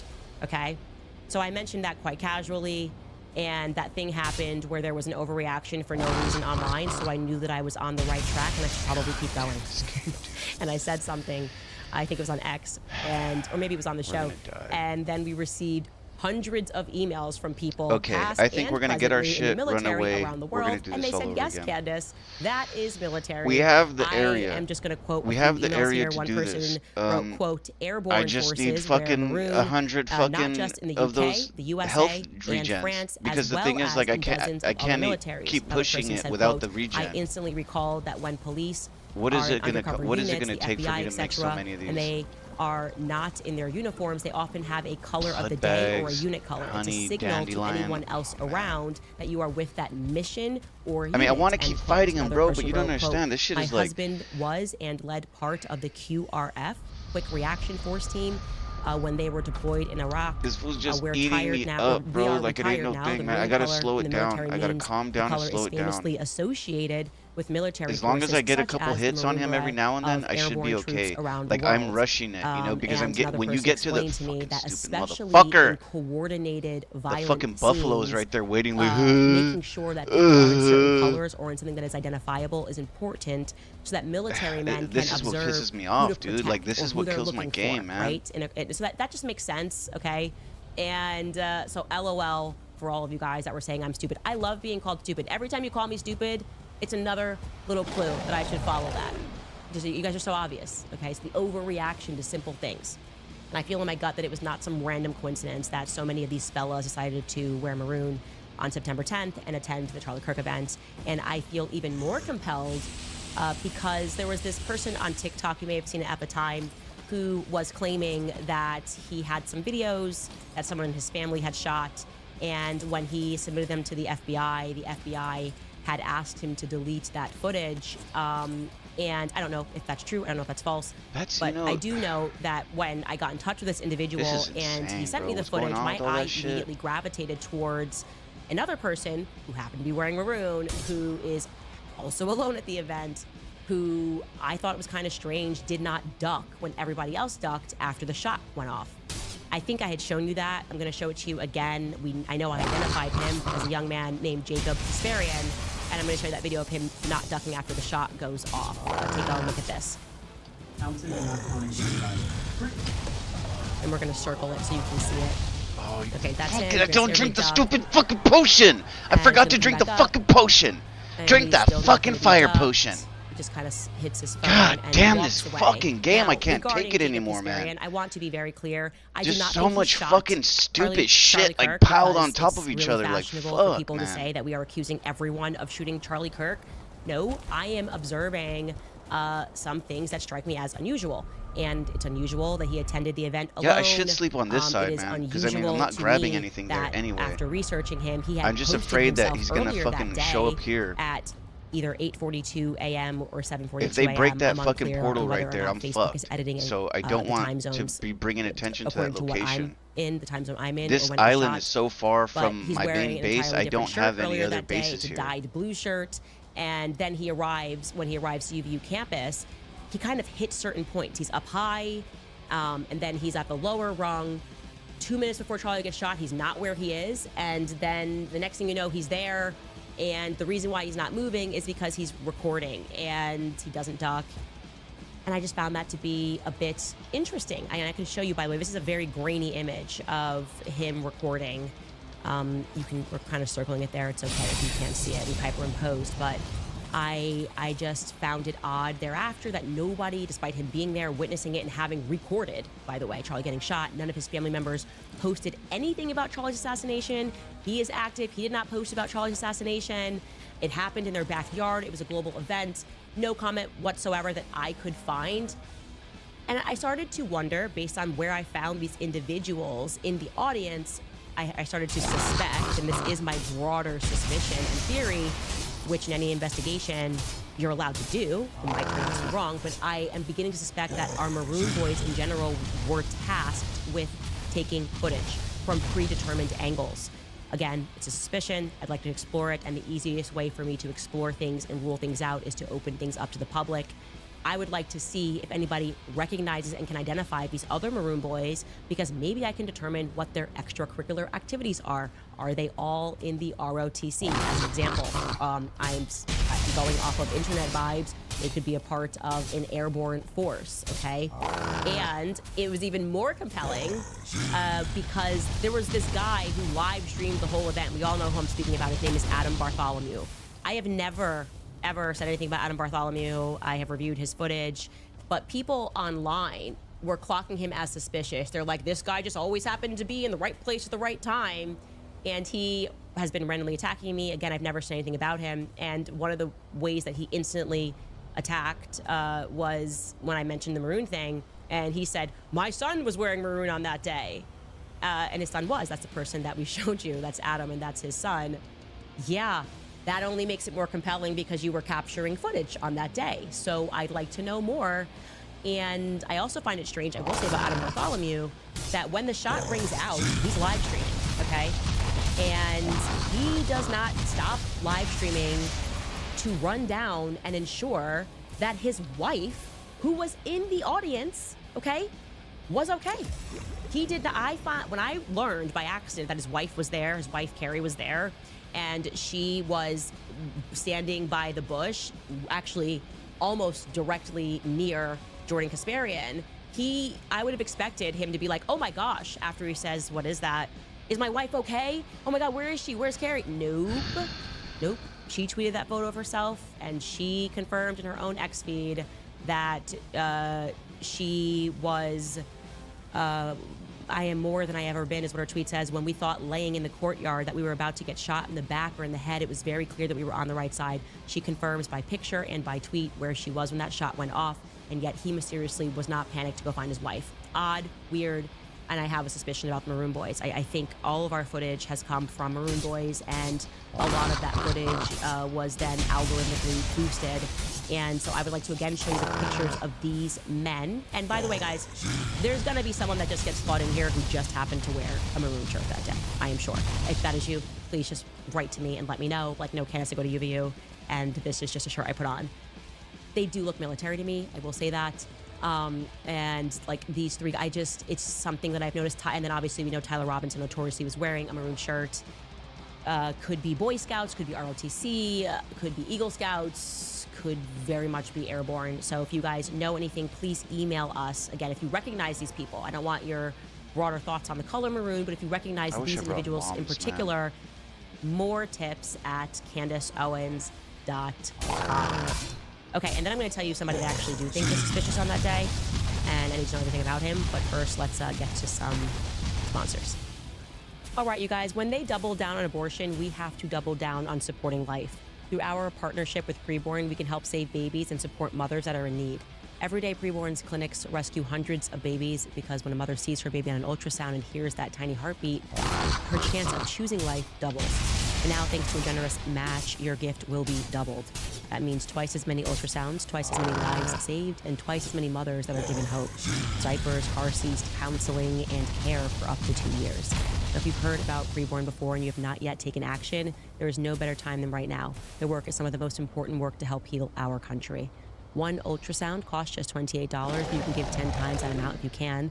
Head to preborn.com/Candace to give. Again, that is preborn.com/Candace. Also remind you guys about Just Thrive. We love them. The biggest health secret that is not talked about is that everything begins in your gut. Every day your gut is fighting a silent war against processed foods, work stress, and toxins in the air that you breathe. When your gut is in trouble, your whole body obviously feels it. And no probiotics do not work. Actually, 99% of the traditional brands die in your stomach acid before they even reach your gut. And that is what makes Just Thrive's spore-based probiotic completely different. Just Thrive is the only probiotic that is clinically proven to arrive 100% alive in your gut. It does something that no other probiotic can. It turns your gut into an antioxidant factory, creating protective compounds exactly where you need them most, which means better digestion, healthy immunity, more energy, and easy weight management. You can take Just Thrive probiotic in the form of a capsule or a berry-flavored gummy. From their award-winning probiotic to their full line of gut, immune, and brain health supplements, Just Thrive has been fighting to make Americans healthy again with science-backed solutions that you can trust. Join the gut health revolution and take control of your health today. Visit justthrivehealth.com. And you'll save 20% if you use promo code Candace. You'll see the difference yourself, or you'll get a full product refund, no questions asked. Take control today with Just Thrive. We need Visit health. I don't care if you regens. We gotta wait till all our health goes up. We are not. I wanted to introduce you guys, by the way, to somebody that I do think is extremely He's almost shady. there, guys. We Okay? just gotta stay strong. I gotta calm down suspicious to and me, not and I be can give you a greedy. variety of reasons, but I'd rather just ask How for the health your is help taking so in, long to gen, I don't let me know. give you I don't know something why it explicit. does this, but it does. I would like to see footage Once it's of like a him, certain type of period, time in the point food, blank, it just who he stops was with, regenning. in the crowd. I'm starting to like identify every person there. That's where I'm at. Like I'm micromanaging. Like I'm doing my best Karen over here. I would like to even find him on the day of Charlie Kirk's assassination in the crowd. Okay, his name is Emmanuel Beerer, and there are 1,000,001 reasons why I wanted to know more about him. Look, he's a Just wait former for it to employee regen. of Wait for it to Oracle. He's in regen. Calm down, stay engineering. calm. I believe he's calm. from Germany, from what I looked into. He's a software engineer, and relax and he listen to this attended the conspiracy event, but bullshit. somehow I don't see any photos of him at the event, and he was plucked from obscurity by the mainstream media as an eyewitness in Salt Lake City. Like, they went to film him in Salt Lake City. I just would like to know how these media requests came about. Like, did he tweet something and you knew he was there? Like, actually, if you are PBS, which I'm about to show you a clip of him speaking on PBS, how did you know to reach out to this man? That's the first question I'd like to have answered, right? I'm waiting for Because I'm thinking, if I'm sending people down, I'm not sending them to Salt Lake City, right? I'm going to send people a truck down, a news truck down probably to gonna wanna use UVU his campus. meteors on I'm going me, to go which is around the one and that try to fucks speak me to up. people on campus organically, people that are students and attended this event. Without a connection, which ended up being a Tiffany Barker situation, where she said, "Oh, I was friends with Jeff Lehman, and that's the reason that I was able to get the news hit in the morning." How did Emmanuel Beerer get picked out in Salt Lake City? Okay, I am going to let you listen to him speak and what he testified to on that day. Take a listen. I hear this loud sound and I'm like, that wasn't what I thought it was, is it? I was like, no, this can't be happening right now. And we all ducked. Look at the hell. I just fucking took a health fucking Okay, thing, so bro. yeah, they had him on basically every Why is news it taking channel. I so think there long is a to longer fucking clip, regen, and I dude? might be Like, able to seriously. find it, but I would like to. Look at that. I find just him. took a fucking So health if you thing. attended It's the supposed to UVU pump the health all the way to the events top. and you went with Emmanuel, maybe you are Emmanuel, and you are watching this, and you would like to Let it clarify fucking who go you were to with the and top. send some Fuck photos this and some guy, man. pictures, and also explain to me how you became an eyewitness that all the mainstream media wanted to speak to. I would deeply appreciate that, because I find that to be suspicious. I just do. Anyways, you guys, in other news, The Game dropped his album, his mixtape, with the song "The Assassination." No! Because Game gonna I got recognize greedy, Game. man. And I'm gonna play for you guys and probably get hit for it. A couple of we'll play like 10 seconds I of the should've just, song, instead of and then I'll running just away kind of getting go scared, I over should've just these blindly lyrics fucking went at him. from the I second would've verse, died which I with think him. are actually really powerful. Take a listen. Let that woman speak her truth, and I will love her like my mama, love her like Kamala, love her like Obama. Truth is, truth hurts. It's like a neck shot. Who really killed Charlie Kirk? Here we go. Okay, I'm going to read this to you guys. So, he says, "Let that woman speak her truth, and I will love her like my mama, love her like Kamala, love her like Obama. Truth is, truth hurts. It's like a neck shot. Who really killed Charlie Kirk?" Okay? That is the truth. The truth does hurt, and people want to know who killed Charlie Kirk. This next line is just absolutely, I think, destructive to Turning Point USA as an organization. He goes on and he writes, his body is not yet settled in the dirt. Why are you carrying on like that? Are you an Andre 3000 verse? Okay, so that's a reference to Outkast, and they are known for making their verses really long. They're very lyrical and poetic, and so that's the vibe coming at Turning Point USA from the hip-hop community. How are you guys just going on like an Andre 3000 verse? Who killed Charlie Kirk?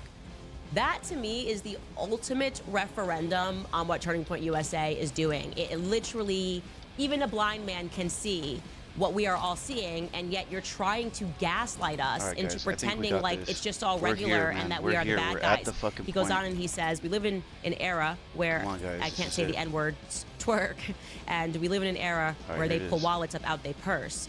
But I was raised in Zion and Nas I am. And if I'm lying low, throw me in a den with the lions and 5 lions. I think that's a game. Got him, I'm sorry. guys. I'm We not got up him, on, guys. on gang stuff. Got Either his way, ass. these bars Fuck is shots you. flying.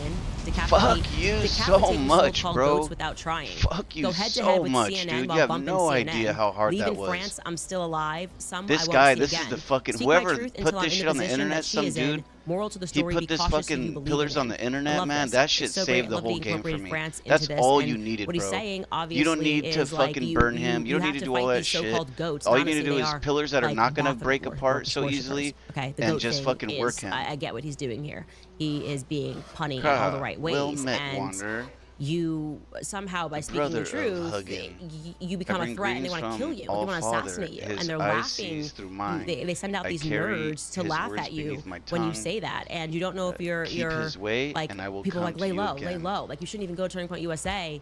What am I doing? I'm just telling the truth. What is happening? And he's saying all of this to say we're all going, like we all should be putting ourselves in this position to speak the truth, and the moral of the story is that we should be very cautious in who we believe in, and I think that Let's that get is how the we fuck all out of here because I'm so are sick of feeling this right now. fucking Like place. we are suddenly recognizing that these Oh my God. this authority Look at how is many times. arbitrary, kind of the 2, most grotesque, 3, perverse 4, humans 5, that you could 6, possibly imagine. I don't even think they're humans, to be honest with you. They're 7, 8, subhuman.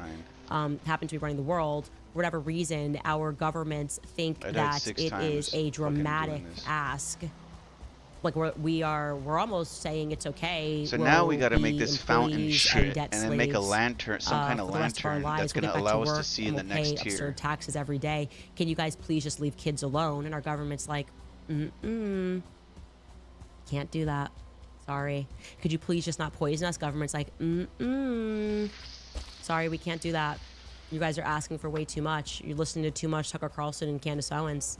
It's too much. So you guys, how could you think that we don't have a right to poison you and to poison the minds of your children? It is, like I said, I think such a good commentary on the state of things today. I hope I didn't say gun stuff. I'm not in any gangs, but I'm a gangsta. Yeah, I'm a gangsta. I think so. So, anyways, if you guys would like to toss him some support and just to appreciate that we're at a moment where hopefully when he says like I was raised listening to Nas, what he means is like real hip hop, right? And people that were actually commenting on the state of things in an intellectual way. It's actually why I loved Jay-Z's music when I was growing up, and I kind of hated what he became.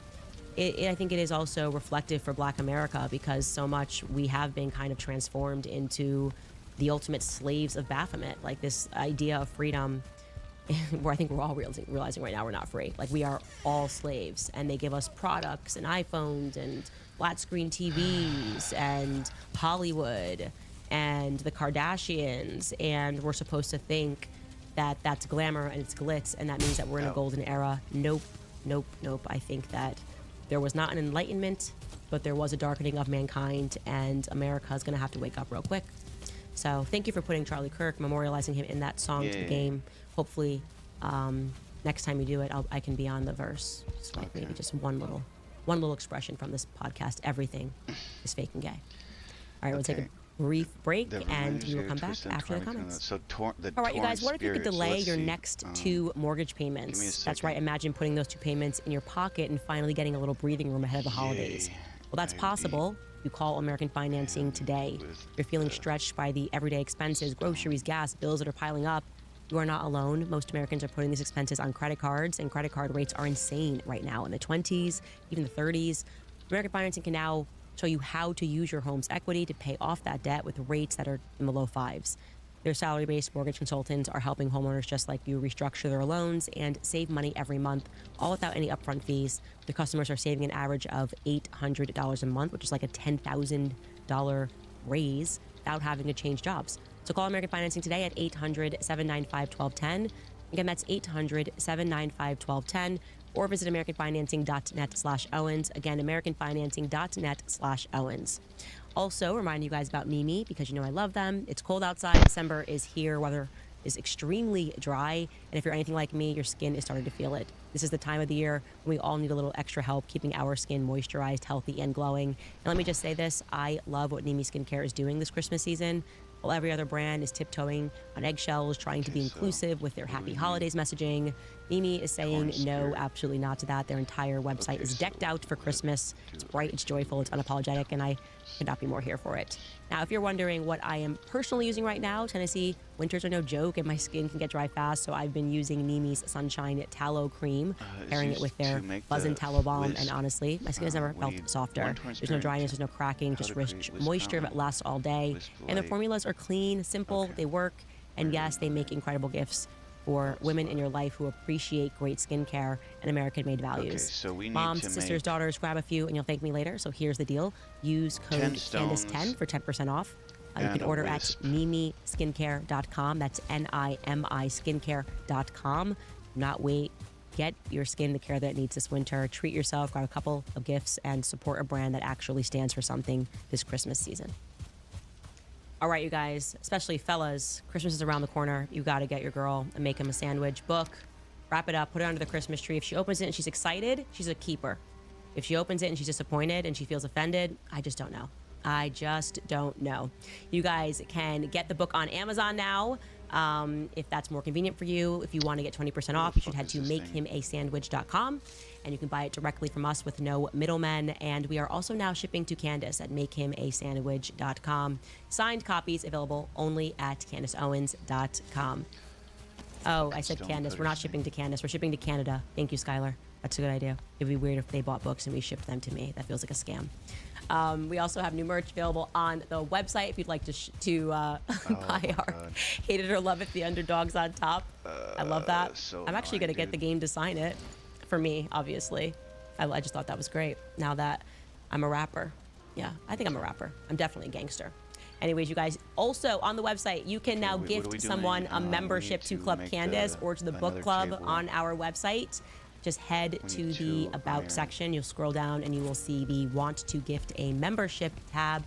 Enjoy. I think that's great. I think that's very fun, especially for the book club. We really get into it. We get into a lot of trouble, but it's fun and it's way more laid back because I'm not worried about getting struck on YouTube. All right, let's get into some of your comments for today. Laughing Cats writes, that's, by the way, a very big donation. Thank you. Holla at our girl Candace, supporting her, y'all. I think we need to remind the world that a news station at the CK Memorial talked to attendees for 3 hours, and none of them believed the FBI narrative. TPUSA can blame you all they want, but you are not changing minds. You are speaking to ours. That is so well said.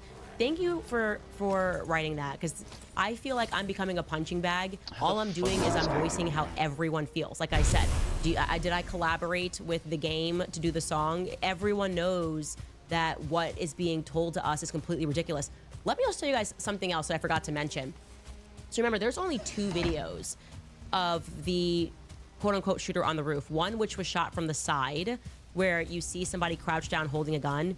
Well, I had a follow-up call with the person who shot that video, and I asked him, I was like, can you confirm that you actually saw him take the shot? Because literally, he's recording him at 12:23, right? He said, no, I didn't see him take the shot. I never saw any recoil. This guy has experience in guns. He teaches people to shoot guns. And he said, and I did not say that that was, remember, he told us early on That's not the person that I saw. I saw somebody in tactical gear, and I have seen so much about people saying, "Yeah, this is the video." I've seen so many people debating whether or not he put the gun back together. He's like, I can say that none of that happened. So I asked him, did Tyler Robinson's defense lawyer reach out to you? No. Have the feds reached out to you since I called you? So this shit just generates these things. There's only 2 people that have cameras of this person on the roof, and you are telling me that he hasn't been like automatically subpoenaed into the court case. Again, every layer of this is BS, and we know it. And you can't just, spit in our faces and tell us that it's raining. And that's what it feels like they're trying to do. Curbster writes, so the best spokesman at TPUSA, the best spokesman, that TPUSA has to present a BS invitation to CO is a guy who was fired by Tucker Carlson for racist remarks. No wonder TPUSA is failing. No one is buying it. None of them deserved to breathe the same air as Charlie, much less call him their friend. I actually, a few of you have commented about, I actually didn't know that Blake Neff used to work for Tucker Carlson when Tucker Carlson was on Fox News. I'm going to ask Tucker Carlson about Blake Neff, because I'm not feeling his vibes. Remember I said before I believed him? Now I'm just like, no, now he's just doing too much. No, he's lying. He's a liar that lies, okay? After extending an invitation and saying, we sincerely invite Candace to join us on the live stream, he then tweets, I don't know if we have the tweets, where he just like says, no, it was never meant to be, like, we know that that's not an invitation. Do you have that tweet? I don't know if I send that to you, Skylar. We can pull it up later. But now they're pretending like they were never sincere. Oh yeah, here it is. Of course it's not how you book a guest. We are not booking a guest and never said that we were.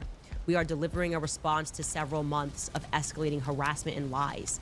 She was given the opportunity to join and declined. That's just a lie. Like, you're just like, how can we accept that anything you guys say in this live stream is going to be true when you are lying to us right now? I never declined an offer to join your live stream, okay? You never insinuated that it had to be in person, and you made it seem like it was a live stream, which meant that as long as we could get there, of course, any place you can live stream, literally any place, anytime. That's what tech allows for. And now you're pretending like the terms were very clear. Well, the funny thing about what she's saying right now is that she's previously stated that if they ever want to meet, that she said anytime, anywhere. BS officers. And then now she's like, oh no, not like that. It has to be certain terms. Like, it's just a bunch of bullshit. And you know what? I start to question this whole thing. My friend Tucker, my only friend Tucker. It seems like a fucking show now. Tucker's my only friend. Corey Henry writes, Candace, you don't think that they would hesitate to take a whole plane down to get to you? They would, and they don't care. I love you and I'm praying for you. Christ is king. Look, I do think it would be one of the dumbest moves ever if they coordinated my assassination at Turning Point USA headquarters. I mean, that would just be, yeah, I would like to think the feds are smarter than that, but, it is being run by Kash Patel, and he thinks his girlfriend's music is sensational. So maybe you're right. Maybe you're right. Top Class T writes, make things right with black people so that we can throw our support behind you. Quote, no permanent allies or enemies, only permanent interests. Cut the check.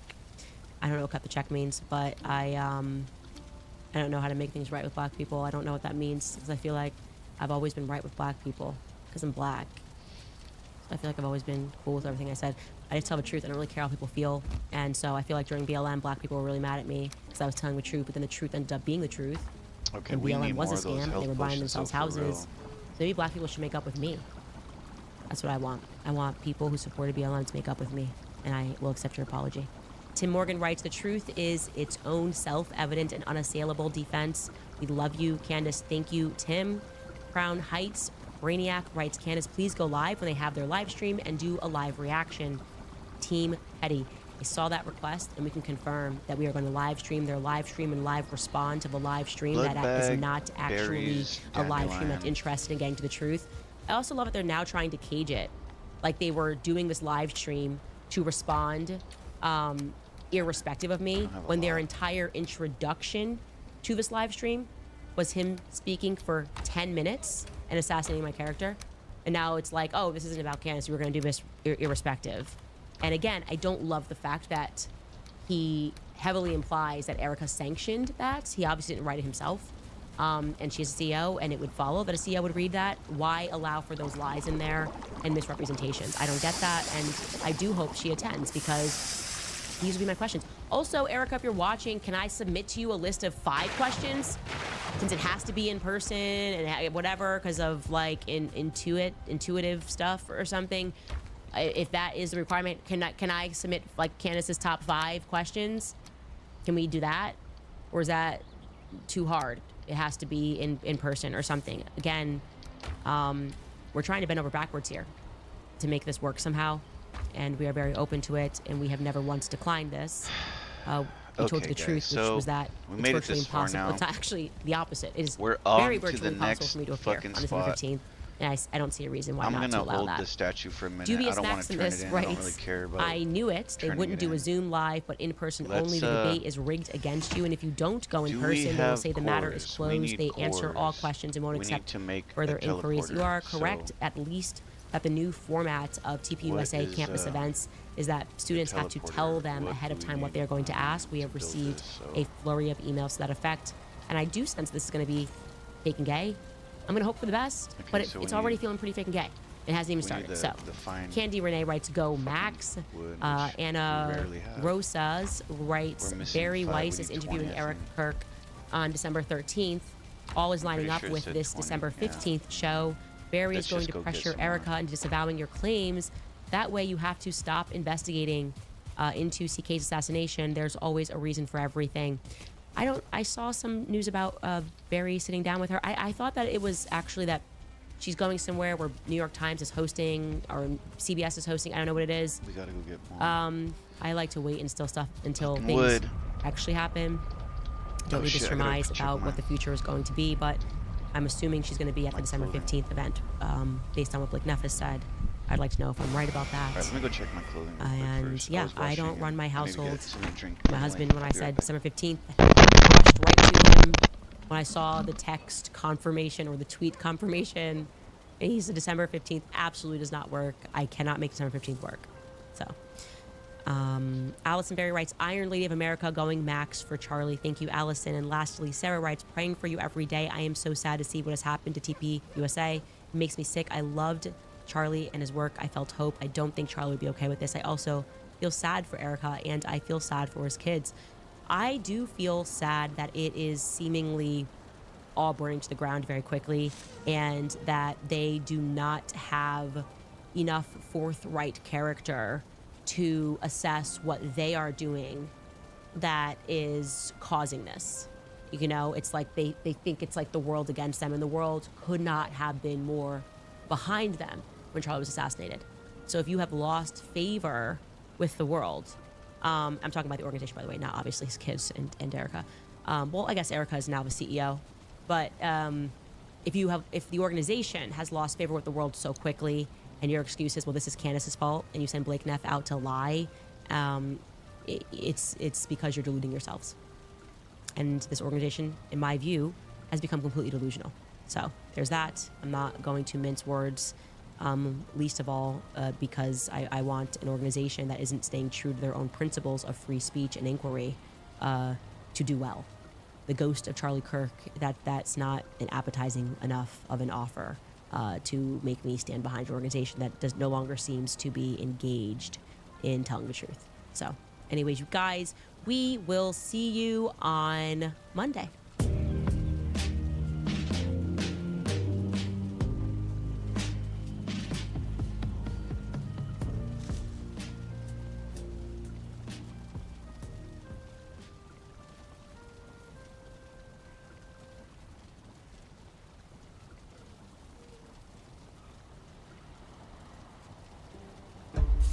We have a problem in this country of our agricultural production has depended on workers who are in some ways not fully free.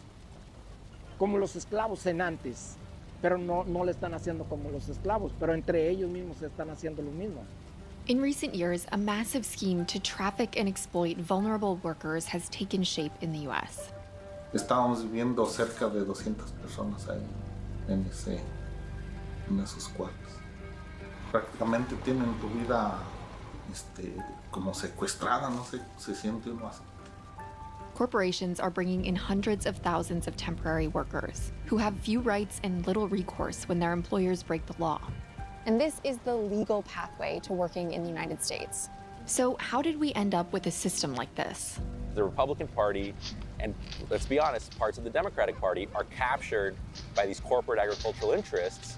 No other industry would get away with this.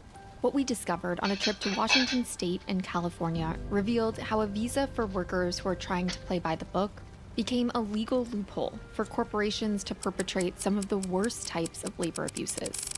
And how companies are not only getting away with this, but are quietly scheming to make it even worse. Desde pequeño soñaba yo con venir a Estados Unidos. Soy ciudadano mexicano. Todos mis hijos nacidos en este lindo estado de Sunnyside, Washington. Sunnyside is an agricultural town in eastern Washington. Farm workers from Mexico started moving here after World War II. Generations later, families like Crisanto Serranos are the bedrock of the agricultural workforce. Crisantos worked on farms here for the past 40 years, at least until last summer. Fui en enero de este año para meter la aplicación. So we need to go to boss, I think. Y pues mi aplicación fue. Oh wait, no, cancel. No me hablaron, no me solicitaron. Crisanto lost his job at a mushroom farm, but not because the company didn't have enough Dude, work. I'm eating these beef jerky sticks. No They're actually really fucking good. Pero ahorita, si vas a ranchos, tienen puro contratado. The contracted workers Crisanto's I used to love like Slim migrant Jims, you know? were brought to the U.S. on temporary work Now they're kinda permits like- known as H-2A visas. Slim Jims are like too small and too greasy for me. I mean, I really still love wasn't them. I'll eat used them. Don't get me very wrong. much. You give me But in just the fucking, past decade, it's more than tripled in size. you give me like 10 of The those H-2A Slim program Jims is and I'll supposed eat to be a them. legal way for workers to But- come to the U.S. What But this happens in one that I'm practice eating, is it's very actually really good. It tastes Their like, I employer don't know, it tastes essentially like, owns and controls it feels like it's their quality, but it's probably immigration just like, status, you know, a bunch which of means their preservative ability shit. to be in the United States and But to I think work it's and called earn money. Cattleman's, That has led to Cattleman's many cases jerky, of, or enforced labor Cattleman's and human cut. trafficking and And they're serious like, abuses of, they're like these H-2A workers. beef jerky Workers who sticks. speak out can face tremendous risks. It's including got like a logo deportation. that has like a So it's CC rare on to it. get an in-depth account But they're of really what fucking exactly good. workers are dealing with. I'm liking them. We are on our way to meet Frank. I wish I would've brought He two was an bags. H-2A worker for several years out in Connecticut, but he now lives in Southern California. So we're going to meet him at the motel where he's been staying. Así vivíamos cuando trabajaba para Manzana, todo amontonado. Frank Javier Zavala Martinez was recruited to work in the U.S. by a company called Manzana. He began the long journey from Mexico to Connecticut in 2021. When he got there, he found out he'd be staying here, a labor camp with 200 workers who slept Oh, I on think I bunk heard this beds story. separated by garbage bags or on air mattresses when there weren't enough beds. Frank raised his concerns to his supervisor. Le dije a Luis, mucha gente aquí, y él luego me comentó, me dice, si te gusta, si no, puedes buscar donde vivir tú. Frank worked up to 60 hours a week at Casertano Greenhouses, Damn, that's a plant crazy. nursery in Connecticut. There was no time off during holidays and no overtime pay. Of course not. At what point did Wow, you start that's another to thing. No overtime pay. wonder if That's what illegal as Manzana was fuck. doing was illegal? En el punto en que empezaron a cobrarnos el dinero por traernos. Y yo desde ahí empecé a notar que había cosas extrañas. Frank had to take out a high-interest loan to cover his travel expenses. Costs that should have been fully reimbursed by Manzana, but weren't. Then he was charged fees in order to be recruited back the following season, which is illegal for companies to do. Si nosotros no dábamos esa parte de dinero, ya no Oh, shit. regresaban. Hubo compañeros que les tocó no dar esa parte y ya no regresaron a trabajar. Uno estaba pagando por trabajar, así principalmente. In a 2020 report by the Centro de los Derechos del Migrante, a quarter of workers reported paying recruitment fees. More than 60% took out loans Oh my to God, come I don't to the have US. For Frank, these costs added up to thousands of dollars each season. Did you feel like there was anyone that you could turn to for help? Mire, desgraciadamente no. No. He was like, no, principalmente no, of no course not. busqué una persona porque como que tenemos prohibido acercarnos a las personas a platicar de nuestra situación. Yo les soy sincero, yo opté por... Okay, what are we building again? Oh. Por quitarme la vida, porque yo no aguantaba la presión ya. La situación de sus necesidades pues lo va obligando a que usted aguante. H2A workers come here, don't speak the language, don't know anybody here, and have paid recruitment fees, so they're basically indentured and afraid to leave their job and have very little recourse. Even when workers do report labor violations, there are rarely investigations.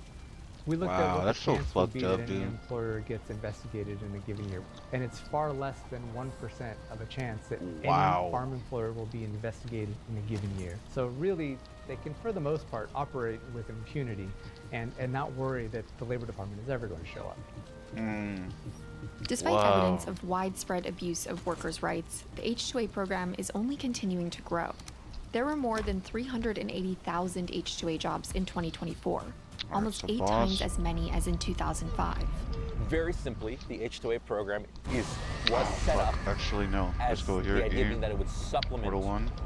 the workforce that exists. Let's get that if wood there that we was just not had because a we needed to local make a base. American worker who could do the job, that there would be a labor source to fill that need.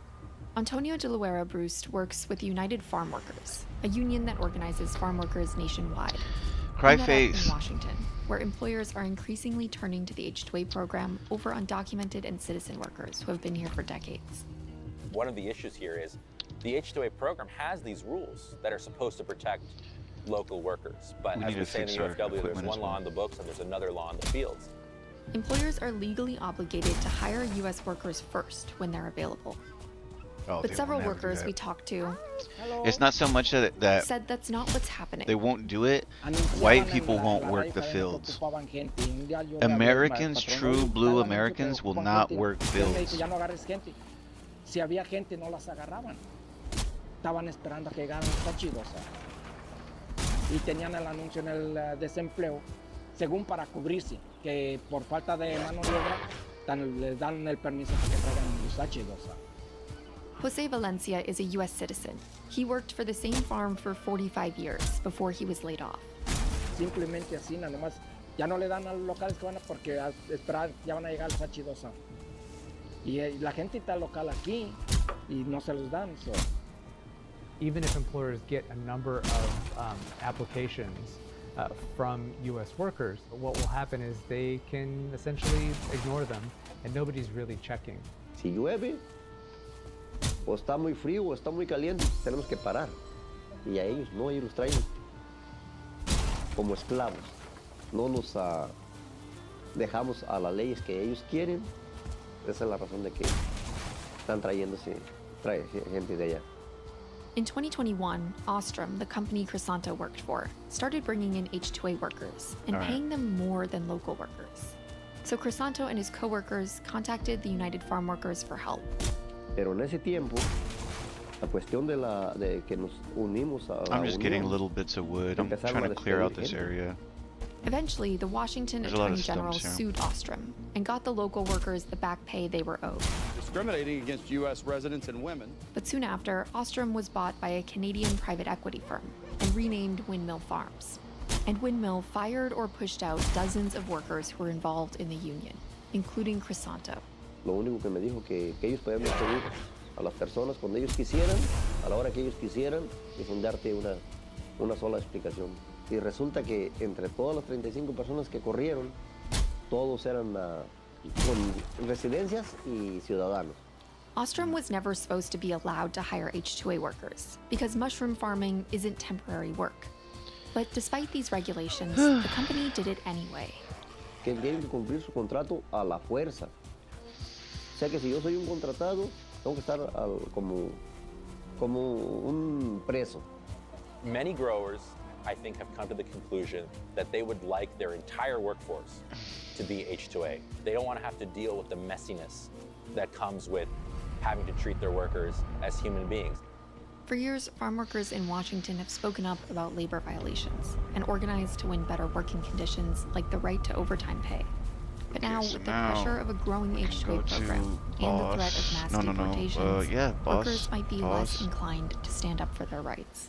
And we need to The make US another portal in now. 2023 spent over $30 billion to do immigration enforcement. I wish I Compare had that a to bigger all of the chain. worker Like, protection this is gonna help us agencies that the because US now we're gonna government have has 2 portals on combined, one got island. $2.2 Like, billion. by only having one That portal on shows this what our island, priorities are.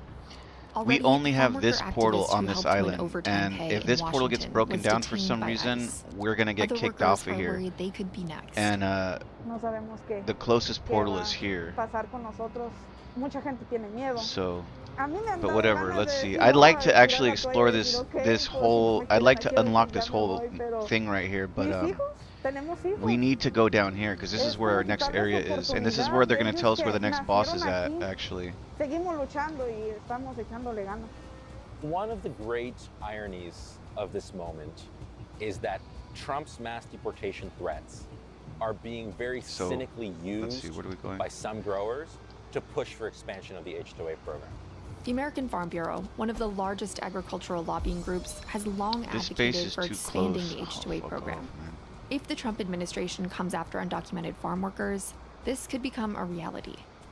We need to eat, first of all. Deporta a esta gente, ¿quién haría ese trabajo? The problem we have is we had people coming in under my administration, and they were coming in legally. They were coming in through a system that we had, which was great. Trump came into office the first time around critiquing work visas, saying he was going to fix them, saying they were a problem for American workers. He took a number of measures to crack down on certain immigration pathways, but namely just the ones that led to a green card and permanent residence. But when it came to work visas, the numbers kept growing basically exponentially. Now, Trump has insinuated that undocumented farm workers should leave the U.S. voluntarily and come back as guest workers. They'll go out, they're going to come back. Okay, so we need to make a base around legal here. workers. Okay? No worker wants to say that they want to break the law. They'd rather come in lawfully. But when you look at it from just in policy terms, what the outcomes are. Flocks are mighty creatures, great earth shakers who roam the plains of Valheim before The reality forsaken is or that banished this this realm. quote-unquote They legal are H2A quick to anger system and will is crush filled with any illegal behavior. who are foolish enough to approach It's them just that unguarded, employers but are the they ones are known breaking the to law. hand of man and There's a can very be taught to love again. nightmarish vision So we, of the I guess they're agricultural economy suggesting that before we go here, it'd be effectively good to sees have one of these the creatures, entire but labor force being let's composed of guest worry about workers making our who are base permanently first. excluded from citizenship, I want to who are get a little bit of room denied because basic once we labor come rights. back, like And we're I going to think be they fighting these see guys. this moment I mean, as maybe an that opportunity base to isn't get too closer bad. to that. The farm industry I just like it to be is one of the closer. biggest recipients That base is of ready government for a aid, portal. basically I corporate mean, welfare. They account for about 1% of GDP, but they're about a quarter. and it's of a all little bit of government ways from And this area, so it's they're- not going to be they're like. getting public money. They not gonna be should too crazy. Be required and have a responsibility to have high standards for I think their this workers. might be a good place to put the With portal. an expanded H2A We already program, have the building companies ready. could continue their race to the bottom, replacing workers who speak out with those who have little choice but to stay silent. Despite facing tremendous risks, Frank found one avenue to advocate for himself and his coworkers. Nosotros acostumbrábamos a ir siempre los viernes a Walmart, al mandado, a surtir nuestra despensa. Y fuera de una iglesia conocí una persona de nombre Juan. Juan was a law student intern at Yale. He introduced Frank to a Yale law clinic, and with their help, Frank and his coworkers filed a class action lawsuit against Manzana. It's at least the third time in the past 8 years that Manzana has been sued for exploiting farm workers. The legal counsel Nice. for Casertano and Manzana told us in a statement that the companies deny the allegations and that the legal process will, quote, confirm that they are baseless. No deseo ni ambiciono el dinero porque pues dinero nunca lo he tenido, ni quiero tenerlo.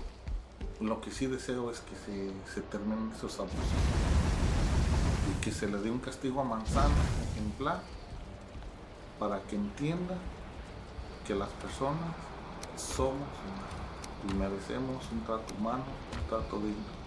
But ultimately, it's not enough to rely on the justice system to punish companies after they've violated workers' rights.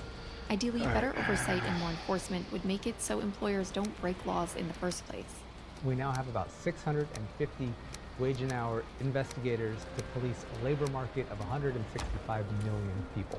650 investigators is a historic low for all going back to the Yeah, well then late give some 70s, people some all the numbers fucking we had data jobs, for. dude. Fuck. These fools act like, oh, we don't have enough people to work to do that work. Then there's all these people that are begging for fucking work. Oh, do you have a fucking college degree? No. Okay, get out of here then.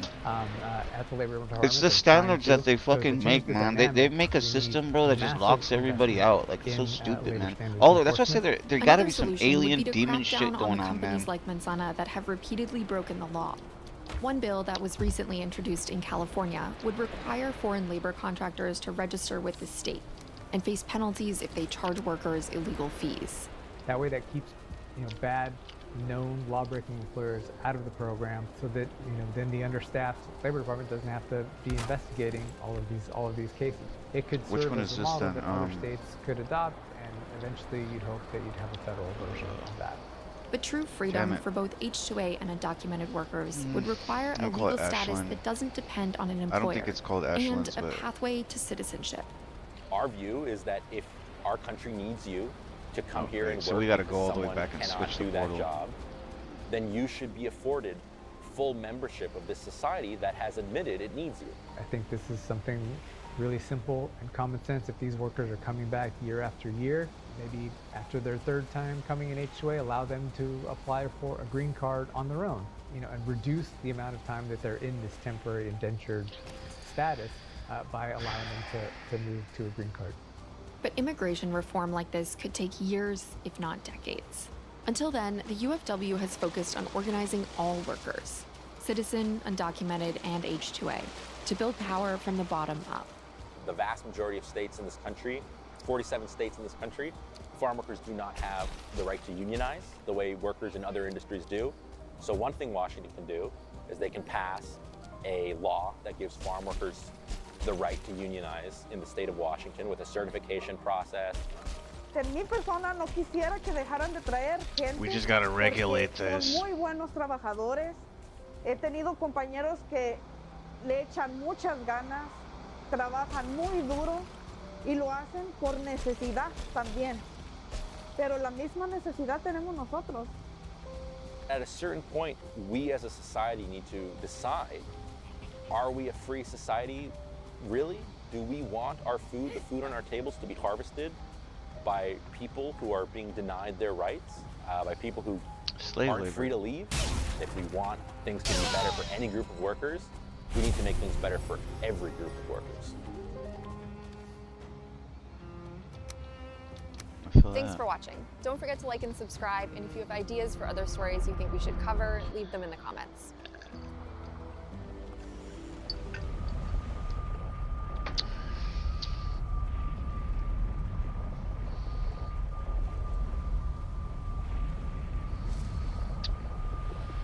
I'm not going to lie, I like some of Trump's policies, and that's the reason why I voted for him. But did I know it was going to threaten America? The America that I keep safe every day? Damn. America's airport security has been thrown into chaos. The Trump administration is ending collective bargaining for more than 50,000 TSA workers across the country. According to TSA officers, the consequences could be deadly. With this current administration, I was expecting it to bring order. To me, it's brought chaos. In March, without warning, the Department of Homeland Security illegally ripped up the TSA's union contract. These are the people responsible for staffing the airport, making sure things thank like weapons God. and explosives Fuck don't TSA, bro. They came in after 9/11. Terrorist attacks. Fuck TSA. We're going to see vulnerabilities that should never, ever exist ever again. Experts say this is part of a bigger plan, detailed in Project 2025, to cut staff, slow down security lines, and let the system fail. They're using the keyword privatization to say, hey, we're cutting the fat, we're cutting TSA, but I think there's ulterior Fuck motives. TSA, man. We don't need those motherfuckers. TSA is just government-controlled security guards. Trump's Like, unprecedented move against the TSA union and what it could mean for air travel and workers across the country.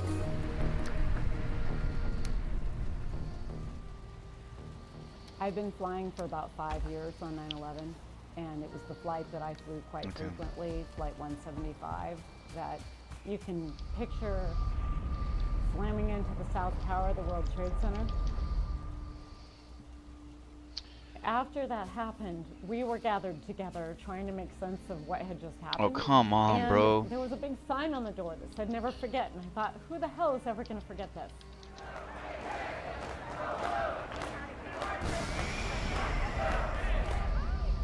Sarah Nelson has been a flight attendant for nearly 30 years. She also represents flight attendants across the industry as president of the American Flight Attendants Association. And it was my good friends who died on 9/11, which is why the TSA was formalized. When they died, there was private security going to the lowest bidder at all of our airports. None of it I'm worried connected about to this one, anything else. guys.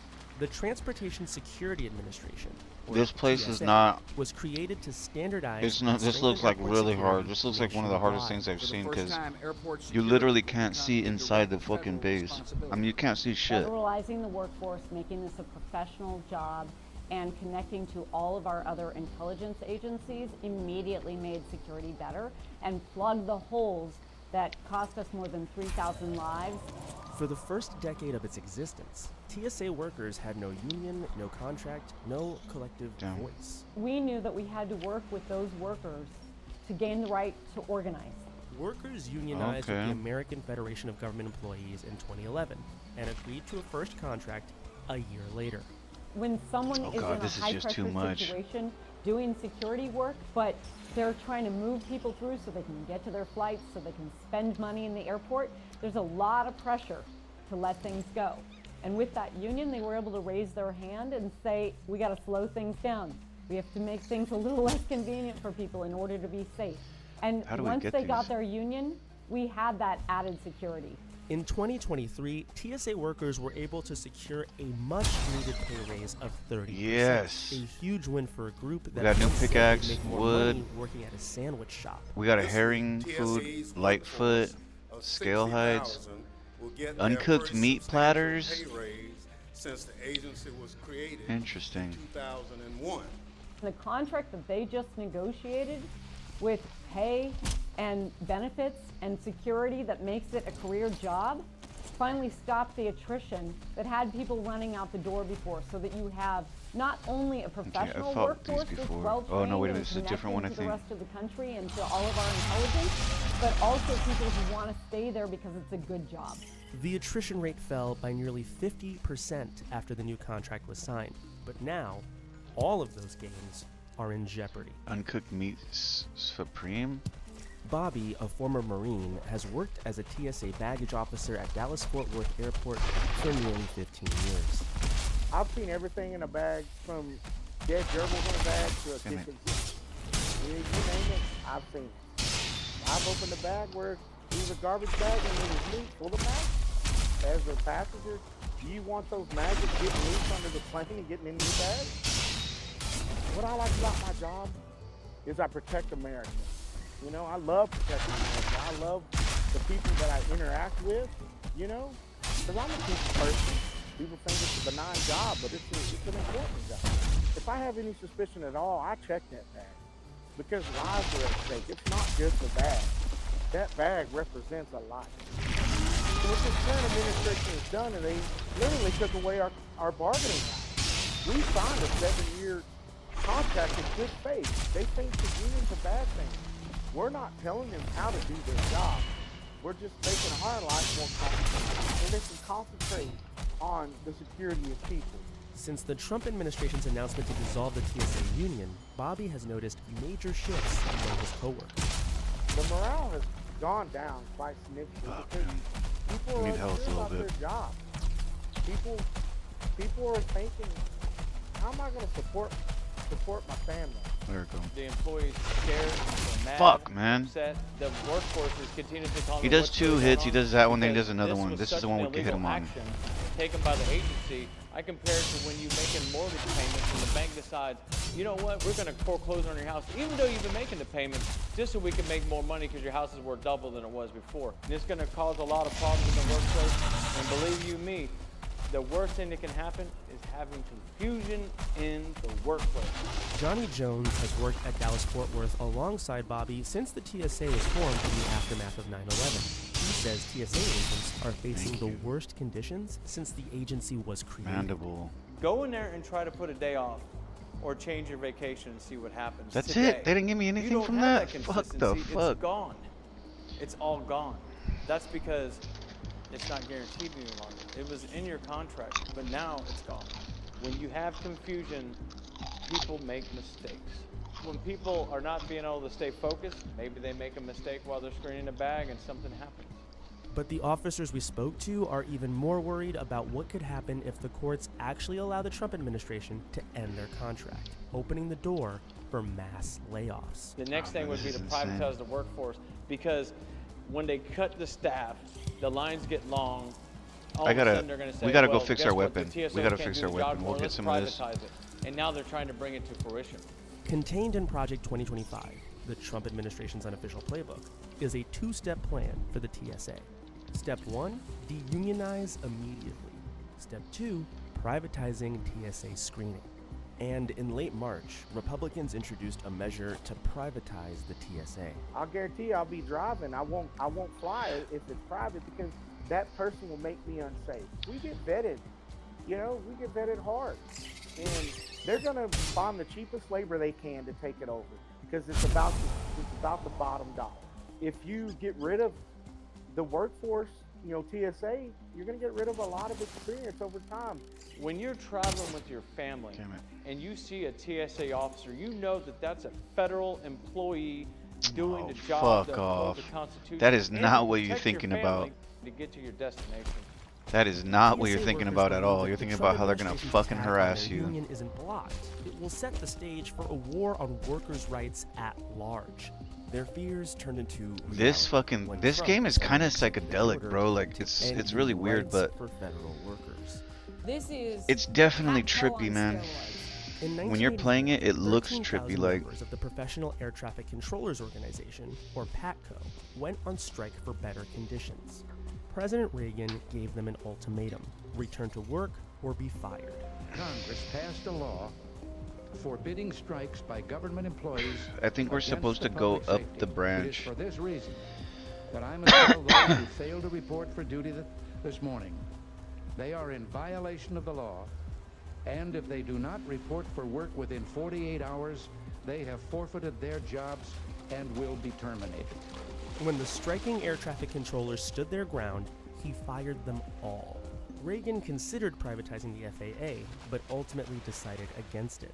When President Reagan fired the air traffic controllers who were out on strike fighting for decent pay, for a 32-hour work week, for a good life in return for their service to our country, he sent a message to the rest of corporate America that it was open season on unions. So corporations went out and fought, and today there's less than 6% of the private sector that's unionized. We've got to rush to the sides of government workers like we failed to do in 1981. The Flight Attendants Union and AFGE, which represents TSA workers, have sued the Trump administration. The goal of the lawsuit is to stop the agency's illegal action. Hopefully with this lawsuit, we get an injunction and we could depend on AFGE again. It will help people be more secure. You not go to bed and losing sleep over the fact they might lose their job at any minute. When the court process has run its course, we have to be willing to do whatever it takes in order to defend these collective bargaining rights, in order to defend working people's rights. But it's also about pushing back against this idea that union contracts can just be canceled from one day to the next. I voted for Trump, but was my decision the right decision? I have to live with that every day. Damn. I have a sense of I have to live with that pride every in day. I served this country, and I served the country helping protecting America. There hadn't been a plane to go down since 9/11. I take pride in that. We're all about legacy in this world. We want to leave something. Oh, this is such. We're not this is making such a things cop better. out. We're going backwards. Locks and I me. hate that. Okay. All because Point justice or of food. money. One hearing. Okay. These are kind of weird. Thank you Ready so for much the? for Oh, we gotta watching cook our them in the video. oven. If you'd like to see more stories like this one, be sure to like and subscribe to Okay. the channel. to get So, more please tell me we have your one feed. locksmith at And if you least. have any ideas for stories that you would like for us to investigate, we do. just drop them in the comments below. Oh, we do. We have two actually. Let's see if we can make something with that. What did it want?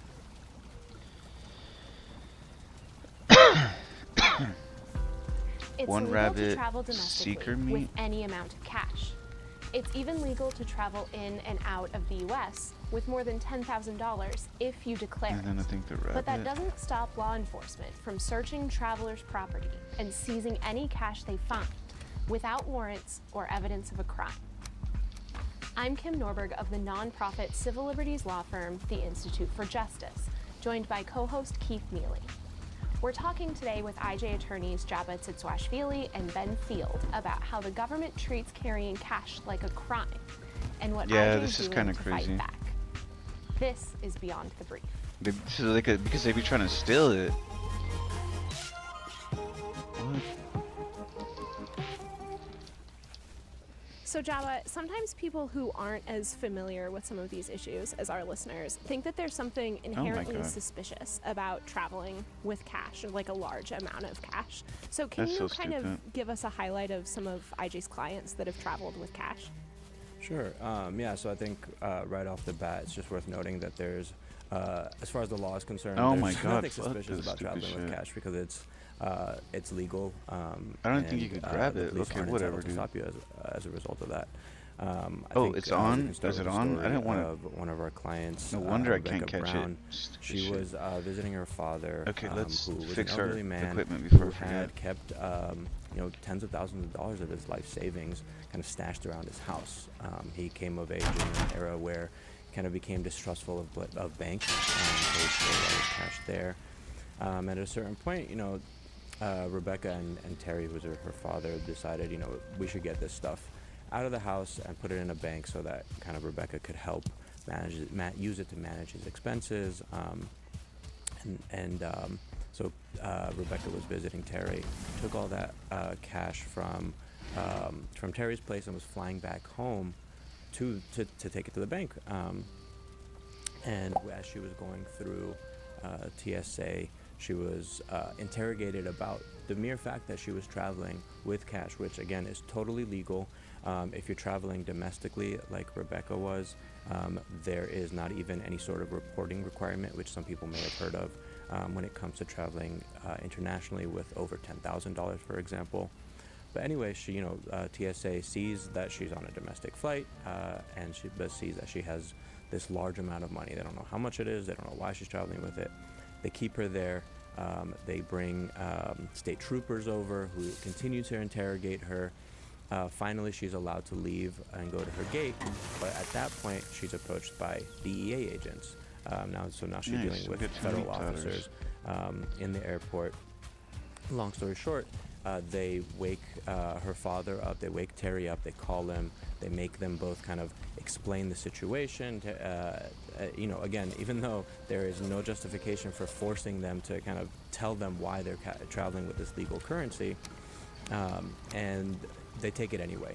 They get this explanation.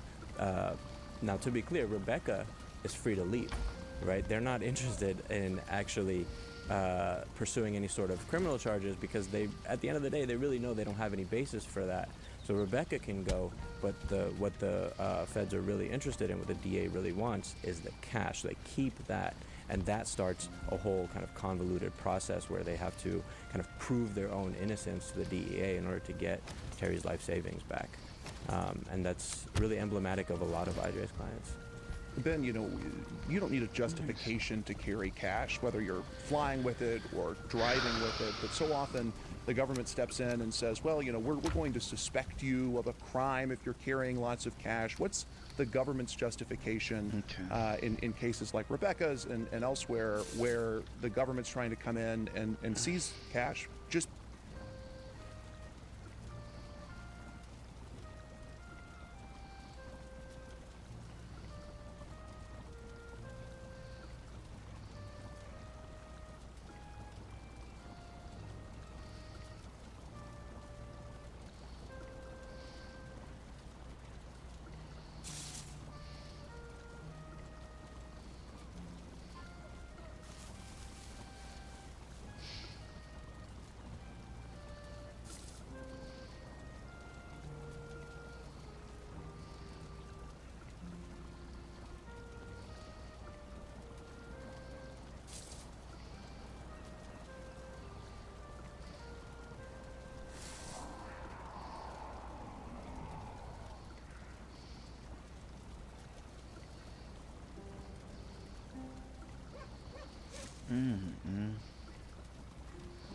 Sorry, I'm just trying to see something real quick.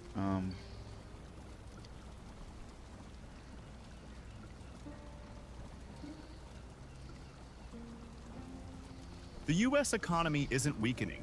It's collapsing from the inside out. And the proof is everywhere. When a country introduces so 50-year we're gonna mortgages, go to 15-year car loans, that spot and rent again, spikes but of I'm just 30% getting in 1 rid of the year, shit that's on me. it means the system has already failed. Families are cramming into sheds, professionals earning 6 figures are moving back home, and grocery bills are hitting $500 a week just to survive.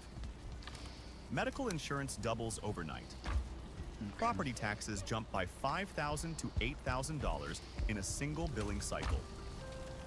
This isn't inflation. No, I think we're fine. This is structural breakdown. A nation quietly entering its most dangerous economic phase in decades. The first and most undeniable signal that the U.S. economy is breaking apart is the collapse of basic housing mechanics.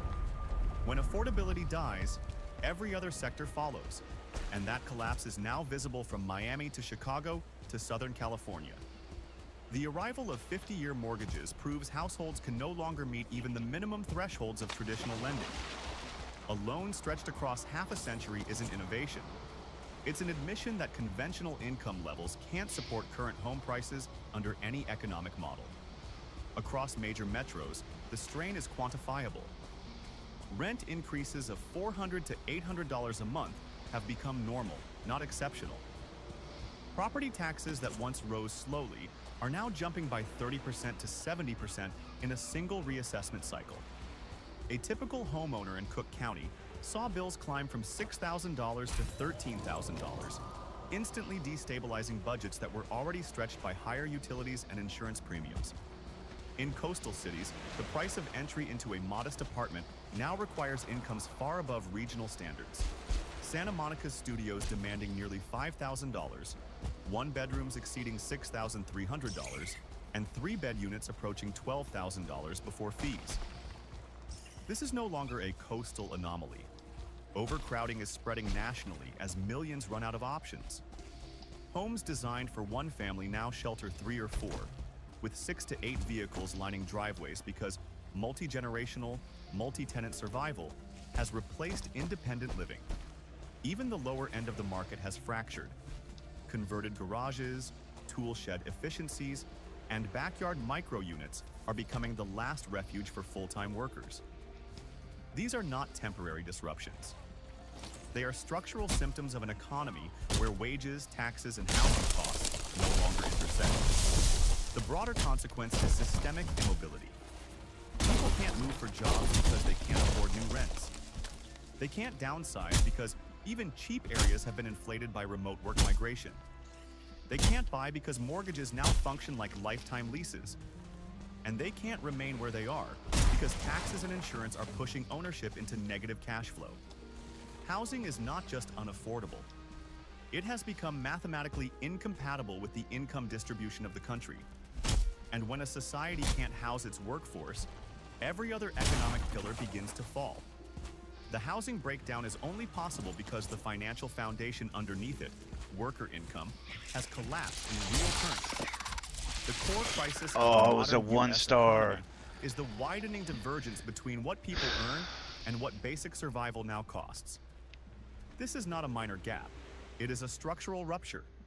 Since 2020, essentials have risen at multiples far beyond wage adjustments. I don't know how we're gonna do this one. Food categories that once increased by 2% Now I can't even to see in there. 3% a year now rise by 20% to 40% cumulatively. Insurance premiums that hovered around $150 to $200 for many workers have surged toward You have to wait till $350 it's to nighttime? Get the $700 per fuck month. out of here. Commuting, utilities, and general services I'm literally follow not the gonna be able same to see upward inside. This is why I was This is worried why about this full-time fucking employment no longer biome. guarantees stability.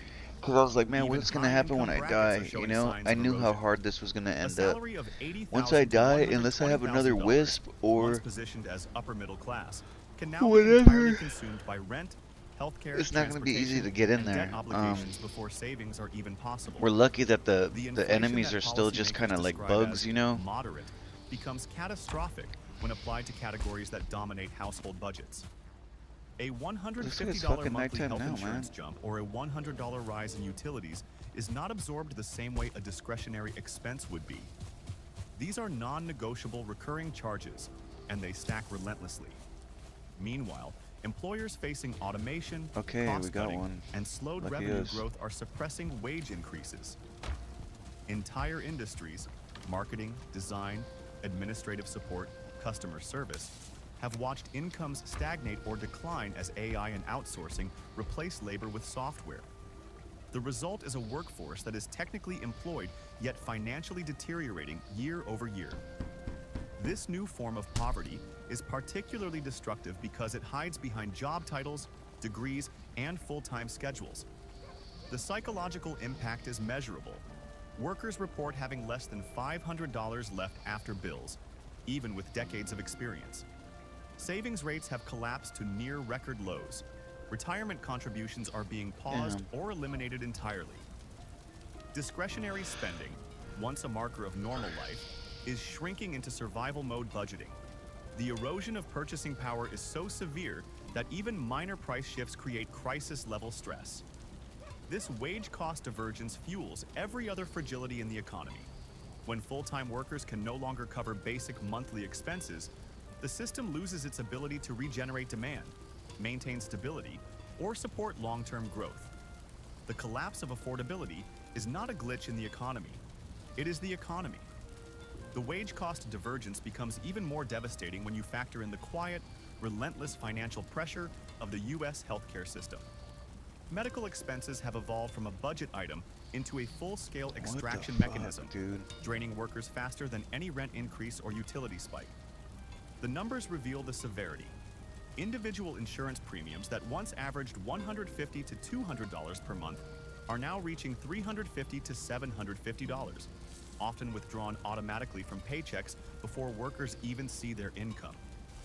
Annual deductibles commonly exceed $4,000 to $8,000, guaranteeing that most Americans pay out of pocket before insurance coverage begins to offer meaningful relief. Oh, here's a nimble anklet. This new burden is not limited to catastrophic events. It affects basic, predictable medical needs. Routine prescriptions, specialist visits, and diagnostic tests have risen far faster than nominal wages. This is gonna suck. A single urgent care visit can We should cost probably sleep. $250 We don't without want testing. that shit. We don't want to be there in the Premium nighttime. increases God of knows what's gonna 40% happen to there. 70% over a few renewal cycles are becoming the norm across employers, forcing millions to downgrade or cancel coverage altogether. The system effectively punishes anyone who tries to stay insured, while offering no safety net to those who opt out. The most destabilizing part is the shift from insurance as protection to insurance as an ongoing financial liability. Workers now lose hundreds of dollars per paycheck to maintain policies that often provide less coverage than plans from a decade ago. Health-related payroll deductions routinely exceed $700 to $900 for individuals, and $1,400 to $2,000 for families consuming income that was once used for housing, food, or savings. In many cases, medical premiums alone rival the cost of rent in lower-cost regions. This burden fuels a growing reliance on medical forbearance, deferred treatments, and rising personal debt. Even insured individuals are accumulating unpaid medical balances that compound monthly. For many households, the daily interest on past due healthcare bills adds up to more than credit card minimums, making medical debt one of the fastest growing bankruptcy triggers in the country. The medical burden spiral directly accelerates economic fragility. When workers must choose between insurance premiums and food, between deductible payments and rent, the entire financial structure becomes unsustainable. Healthcare, once considered a stabilizing pillar of modern life, has transformed into one of the primary engines pushing fully employed Americans toward collapse. The medical burden spiral feeds directly into the next destabilizing force: the unprecedented surge in everyday living costs. Essentials that once anchored the middle-class budget, groceries, electricity, internet, transportation, are now eroding household finances at a pace no salary structure can match. This is not the moderate inflation described in official reports. It's an accelerated cost explosion that affects items people cannot avoid. Food inflation is the clearest example. Weekly grocery runs that averaged $180 to $220 a few years ago are now routinely surpassing $400 to $600, even for small households. Staples like eggs, poultry, dairy, produce, and basic packaged goods have risen cumulatively by 20% to 60%, while Always higher the one star. quality or Fuck. organic items have become financially out of reach for millions of families. I love it. For those without I access to bulk love it. warehouses or discount alternatives, food affordability has collapsed entirely. Utilities, Well, at once least I got it out of predictable, there. now function like variable That's what's taxes. important, that we dragged it Electricity out bills of the that area. hovered around $120 to $150 in many regions have climbed toward $220 to $300, driven by grid upgrades, fuel costs, and extreme weather demand. Internet and mobile services, previously stable at $60 to $80, are commonly hitting $100 to $150 per line after fees, surcharges, and equipment charges. These increases apply universally, eliminating the ability of households to cut costs without sacrificing essential services. There's so many birds in this Transportation one. has become another financial We really pressure gotta grind the feathers. Auto insurance premiums in several states have jumped by 20% Oh shit, to look. 40% within a single renewal cycle. They're squabbing it. Routine maintenance, tires, and diagnostic services carry price tags far above pre-2020 norms.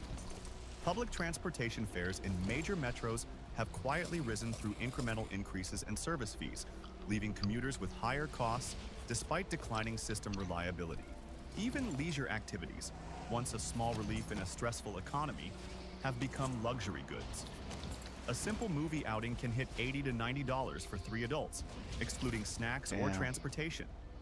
Personal care services, gym memberships, barber visits, and household repairs have risen by double-digit percentages, pushing everyday shit. quality of life That items fool was into a- discretionary territory. This consumer cost explosion has That's one crazy. unifying consequence.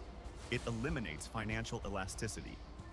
Households no longer have room to absorb unexpected bills, supply shocks, or income disruptions.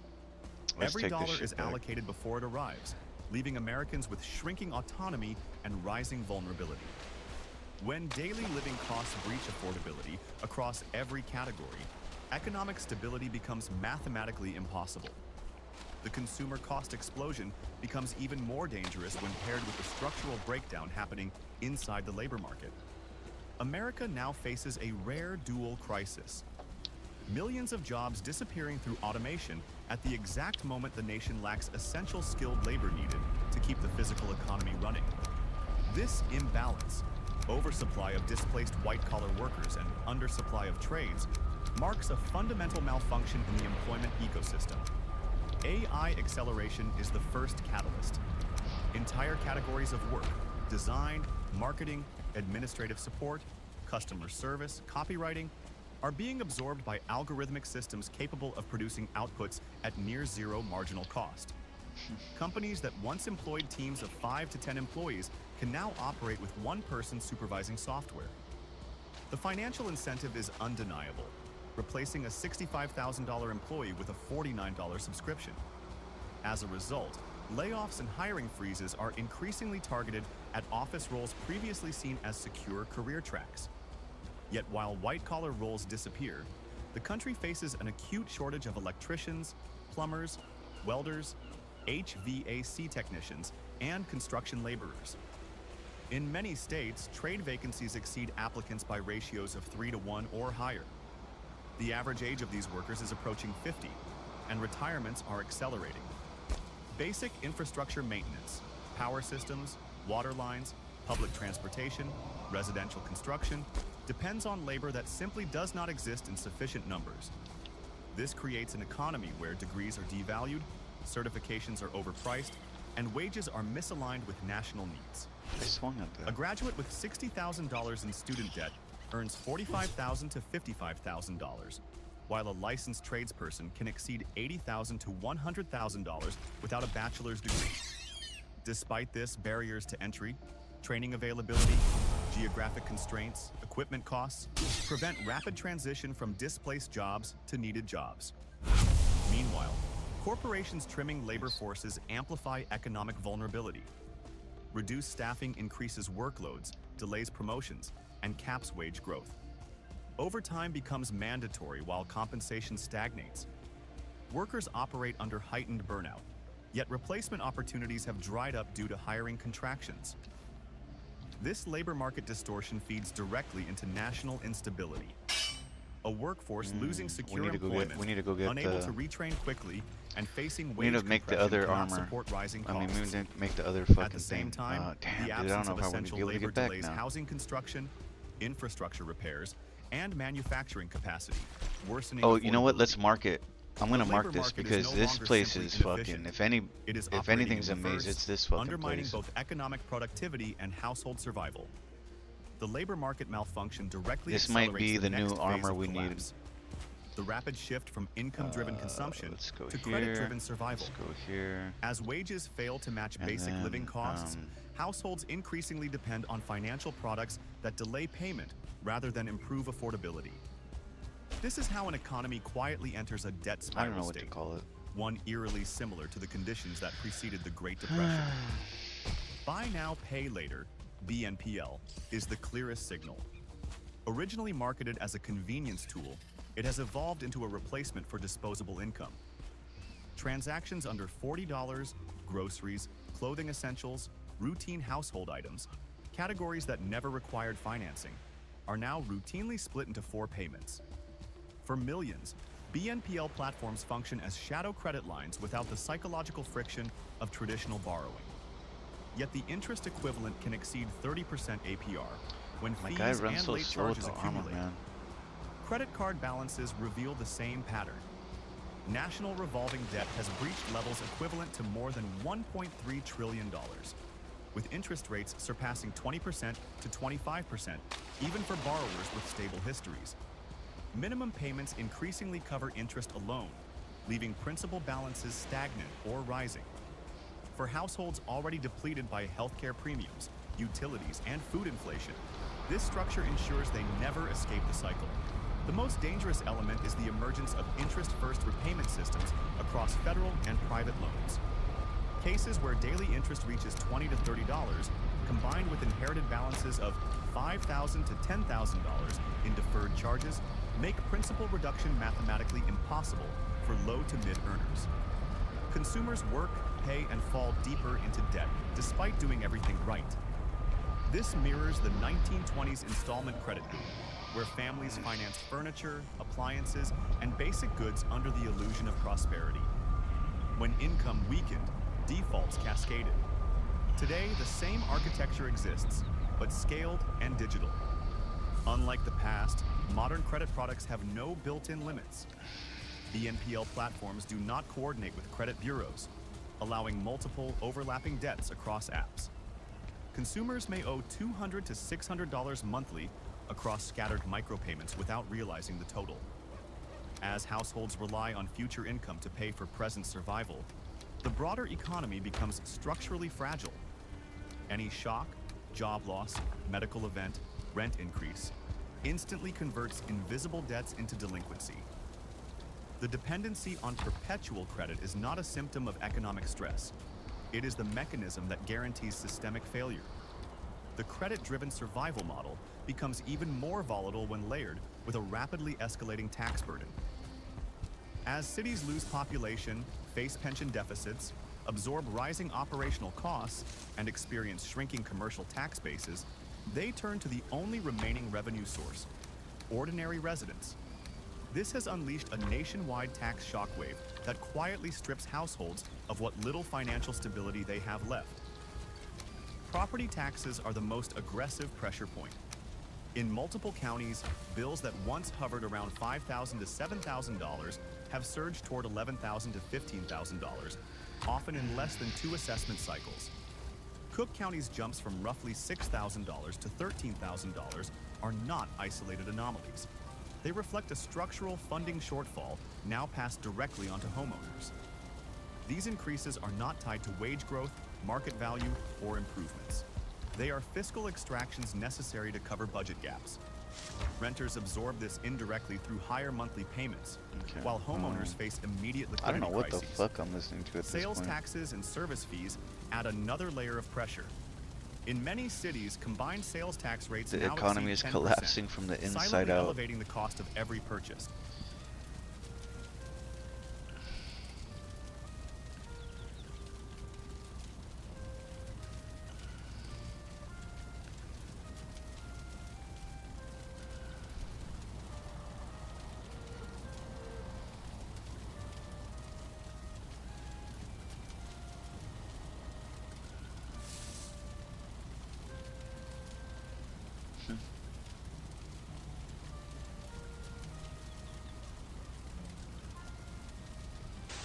If Israel goes in too hard, but Hamas has put too many civilians in front of its rockets, Dude, I hate this little baby. Oh my God, he's. I need to do war crimes. Israel has to do ethnic cleansing. Why do you say anything? You know, I should set a base in that one place. That place looked like it was good for a base. Why? What happened to the facts not Oh, feeling? oh yeah, yeah, yeah. I don't know what I'm What's doing. Hold on, we're supposed to. I was doing something else. I was listening. This guy's tripping me out. Oh my God. Oh my God. The gall, the audacity, the arrogance, dude. Saying Bardock no bummer, okay, is anti-Israel is a classic take that I hear from conservative Zionists, okay? It's their favorite goddamn line. It's just racist. I will tell you right now. It is literally racist. That's it. You just think that because he's black, he's a Kenyan Muslim, and that's why you hate him. I'm There's fucking no stoned right other now. way. There is no other way. Okay, what is it? We're looking for the axe, dude. We need a better axe. Okay.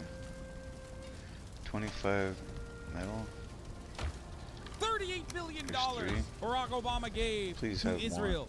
$38 billion over the course of the next 10 we don't years have on his way enough, out. dude. Get the out of here, dude. $38 billion. $3.8 billion a year. well, Barack Obama was a wildly anti-Israel president. Everybody knew it. Well, now he has emerged from his hidey hole to unleash a massive essay on why, in the end, it's probably the Jews' fault what's going on right now. It's not just Joe Biden who's telling this big lie, which is that Israel, if it weren't for America, Israel would just be gloves off murdering people. Barack Obama, of course, does this as well. Now, Barack Obama, I said many years ago, is Bro, effectively this sucks because anti-Semitic in his approach to it's Israel. so hard to get this. We're gonna let's go to He gave Israel $40 Portal billion 2. instead of How much do we $100 need more? billion. I think we need That is 5. So anti-Semitism. we need a lot more, Barack Obama but was the only president in American history who tried to just to deny make aid it, to Israel in the middle. He we need literally 5. tried to stop the resupply of Iron Dome in the middle of a war in 2014. How dare he? How dare he? How dare he do that? Asking Israel to go back? Yeah, we gotta go Israel to dial it we back gotta go on there. his ethnic cleansing Okay. campaign? How dare he? The goal, the audacity. I just want to say, the audacity. How dare you? You Portal piece 2. of shit. How dare you? Who the are you? What the are you saying? God, Americans are so fucked. It makes me so mad. Oh my God. Oh my God. Barack Obama stops his administration with people who despise Israel. Despise Israel. Most anti-Israel president in my lifetime, far not close. And so it's no shock. Which again, despised Israel. Like, okay, remember, $40 billion, the B, okay? $40 billion Barack Obama gave to Israel on his way out. Please, Wow. brother, what do you want, dude? What the do you want? What do you want? That's insane. You're psycho. meld with Barack Obama's anti-colonialist. Yeah, famous Israel haters, okay? Famous Israel haters. Obama approves $225 million in Iron Dome funding. Defense system has intercepted hundreds of rockets fired by Hamas towards residential neighborhoods in the past month, okay? Obama makes surprise visits to the Jerusalem Western Wall. Obama ended his trip in this morning with a surprise to Jerusalem, the Western Wall, before heading to Berlin. Here's a couple things that Obama did that Israelis consider to be anti-Semitic and bad, okay? 1, being a black guy who people thought was Muslim. Number 1. Very important. You have to remember that, okay? Him being black, kind of f***ed up, okay? Automatically, I'm going to assume that you're Muslim, and automatically, I'm going to assume you're a hater of Israel, okay? So that's number 1. That's straight up. His middle name is Hussein, okay? Just remember that. Kenyan Muslim man, definitely secretly pro-Hamas. Number 2, I believe it was John Kerry that said Israel can be a democratic nation or a Jewish nation and not both. I think that was another reason why Israelis hate his administration. And then, of course, the Nuclearization Agreement, which was opening up a pathway to normalizing relations with Iran. worldview, which is really a left-wing worldview left over from the 1960s, the basic idea being that the West and its tentacles are everywhere and must be fought everywhere. There was a shift in how Israel was perceived on the far left. From 1948 to 67, Israel was considered actually an anti-colonial state because it had thrown off the British and had allowed the indigenous people of Judea, namely the Jews, to return to their homeland. And then after the Jews won in 67, the Soviet Union decided. I mean, I don't know about that, brother. The way that Israel was sold to other colonizing forces, including the British, who literally made Israel. Like, what are you talking about? They made Israel, okay? That is so f***ed up. It's so f***ed up. It's so f***ed up to say this. The British made you, dog. Chill. How dare you? How dare you, dude? They armed the brigades. They armed the Zionist brigades. They trained them. They looked the other way when you did ethnic cleansing campaigns and ethnic displacement campaigns. The f do you mean? Sure, there was a period in time when they were like, okay, no more immigration because these Arabs are wilding out. It's so selfish. It's such a fake friend attitude to have. It's so ungrateful to just both shit on the British and also the United Nations, arguably two institutions that have been the most important in the development of the Israeli nation state, and also turning a blind eye to the atrocities that Zionist brigades committed in that effort. Okay, it's crazy. I hate fake friends. Anyway, I did that Israel was too pro-Western, and so they ginned up this whole new post-colonialist nonsense where Israel is actually a Western colonial occupier, which yeah, I wonder why they would say that. That's so strange. Yeah, where did that come from? Oh, I mean, I don't know. Maybe because Theodore Herzl himself said that as a means to have the support of Western colonial forces in the development of an Israeli state. So, you know, there is that. Also, it is settler colonialism. Like, what the it just is. Meanwhile, the first Zionists, we are colonizers. Yeah. Amazing switch in time to save time, but Barack Obama really believes that. That's how he talks about the state of Israel on a routine basis. In fact, in a speech. Yeah, I mean, it's nuts that Barack Obama didn't sufficiently glaze up Israel is a crazy take. But again, arrogant. It's arrogance. It's so profoundly arrogant to just be like, Obama didn't suck my hard enough. Is an insane fucking take, okay? The sense of entitlement is alarming. Speech that he made while he was president, talking about the roots of the state of Israel, he didn't attribute it to Israel's historic presence. He didn't attribute it to, Jewish history or Jewish presence in the land. He attributed it all to the Holocaust, meaning Israel was a colonial state, right? That's Barack Obama's mindset. So Wait, what do you mean? It's an important part of the myth making. Israel has to be a Jewish nation state, otherwise the Holocaust will happen again, is what I hear from basically every conservative Zionist. I mean, I'm almost certain that Ben at a certain point has probably said that as well. It's a very common part of the myth making. Has said virtually nothing about this entire conflict, and now he puts out a statement. Thoughts on Israel and Gaza, because we needed to hear from him. He was so successful in this arena, was Barack Obama. We need to hear from him. So he throat clears for a couple of paragraphs about how Hamas is bad, right? It's been 17 days since Hamas launched its horrific attack against Israel, killing over 1,400. It's not sufficient enough. You have not condemned Hamas hard enough, Obama. You have not done your sufficient Hamas condemnations. I do not like it. I give this a 3 out of 10. Like, who are you? Who the fuck are you? Who are you? Who the fuck do you think you are? You lactating bitch with your nipples protruding from your shit ass brown Henley that you buttoned up all the way to the tippy top. Who the do you think you are? I cannot believe I'm over here ostensibly defending Barack Hussein Obama. I mean, think about that. Think about that. The audacity, the gall of this man to sit there and be like, Barack Obama is a Jew hater. He hates Jews. He's an anti-Semite. He only gave $40 billion to the state of Israel. Only 40. Why not 100? Why not 1 million? Why not $1 million billion? $7 quadrillion. You have not sufficiently said Hamas is bad. We have enough. With my fucking titties protruding out of my goddamn Henley, dude. What the fuck? What the fuck? Like, what do you want? What the fuck do you want? What do you want? You want fucking Obama to like execute a Palestinian child on camera? Like, is that what you want? He had more restraint criticizing Kanye for his Hitler nonsense. Exactly. There's a difference between somebody cohesively saying what Kanye West said and Kanye West saying things in broken grammar in the midst of what appears to be a bizarre period of his life. I'm not going to treat that the same as Ilhan Omar saying openly anti-Semitic stuff, as in... Because I hate her. That's it. I'm not going to treat this as the same as Ilhan Omar saying openly anti-Semitic stuff, that the American-Israeli lobby has a profound amount of influence on American Congress and the actions that they take. Even though that's true, I will consider that to be the foremost anti-Semitic thing that you could technically say, okay? Because I hate her, and also she's a Muslim, and she wears the hijab. Meanwhile, Kanye West, on the other hand, is an ally, because he's saying a lot of conservative things, and he's owning the libs. He just has no genuine values around the subject. It's a weapon to wield, okay? That's it. That's how you know that this is not a point of condemnation. It's just like he literally was more tempered in his approach to fucking Kanye West and his anti-Semitic nonsense than Barack Obama, dude. Come on.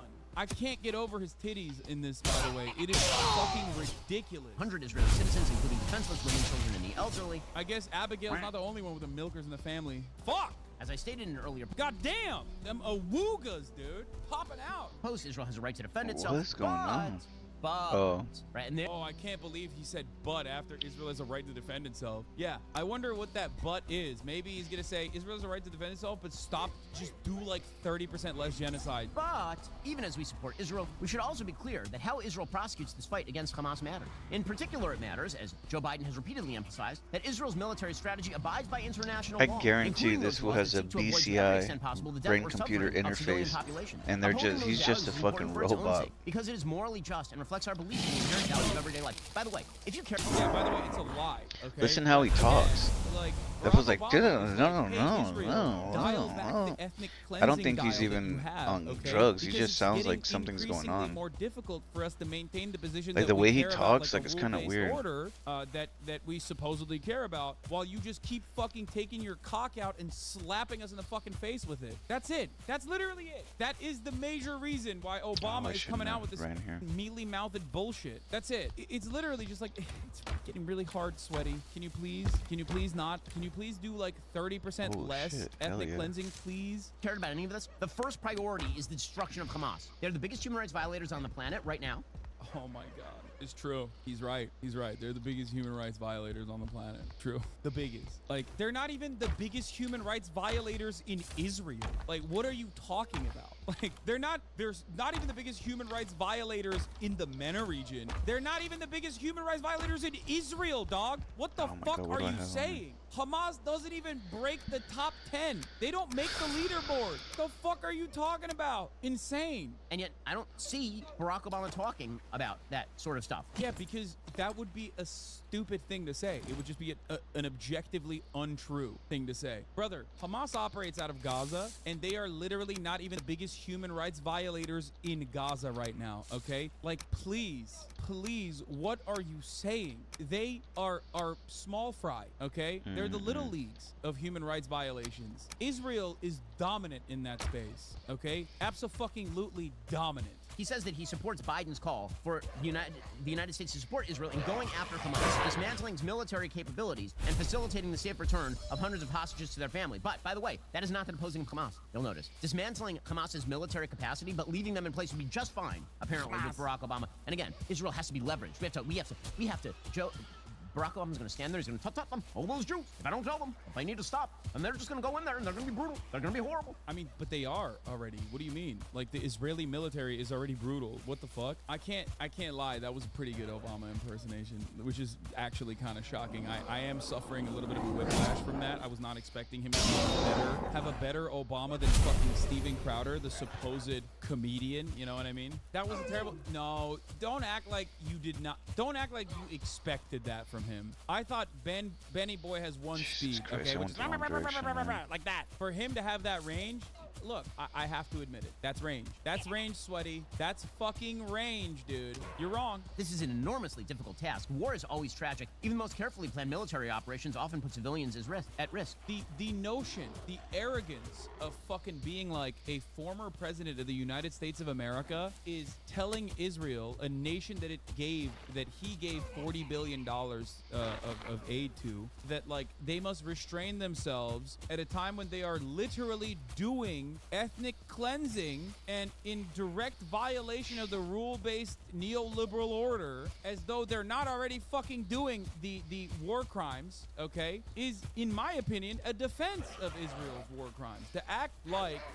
to say Israel has a right to defend itself and say, but they have to follow international rules on war at a time when they're not doing that is a defense of Israel. But he is mad that it's too critical critical of Israel. Still, the world is watching closely as events in the region unfold. Any military strategy that ignores the human cost could ultimately backfire.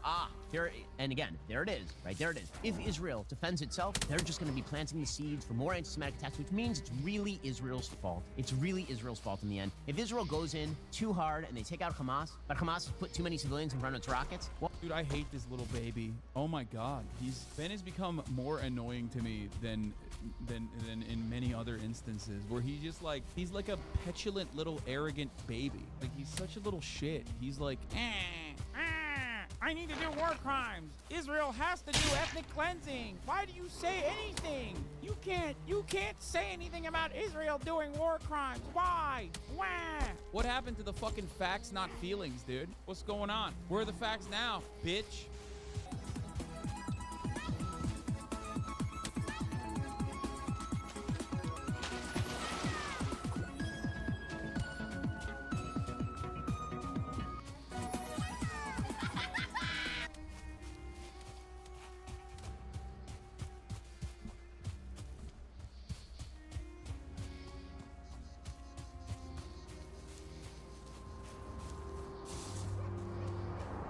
It's a choice. Pay your utility bill or eat. In the face of record heat, Americans are cornered. Nearly a third of American families were unable to pay their energy bills for at least a month last year. My utility bills are double what they were a few years ago. We have 120-degree weather here, so we don't have a choice to turn off our air conditioner. In states like Arizona, that puts lives on the line. The big headline has been the heat. It's been that way for a long, long time. 100 consecutive days at 100 or higher. We're breaking records, it seems like, almost every single day. Ugh. You can't catch a break. In Arizona, it's a life and death situation. People die in their homes if they don't have air conditioning. But energy bills aren't just going up because of high temperatures. They've approved rate hike over rate hike, rubber stamping it through for corporate greed. It really shows us. So we're making the thing now, the pickaxe, black pickaxe.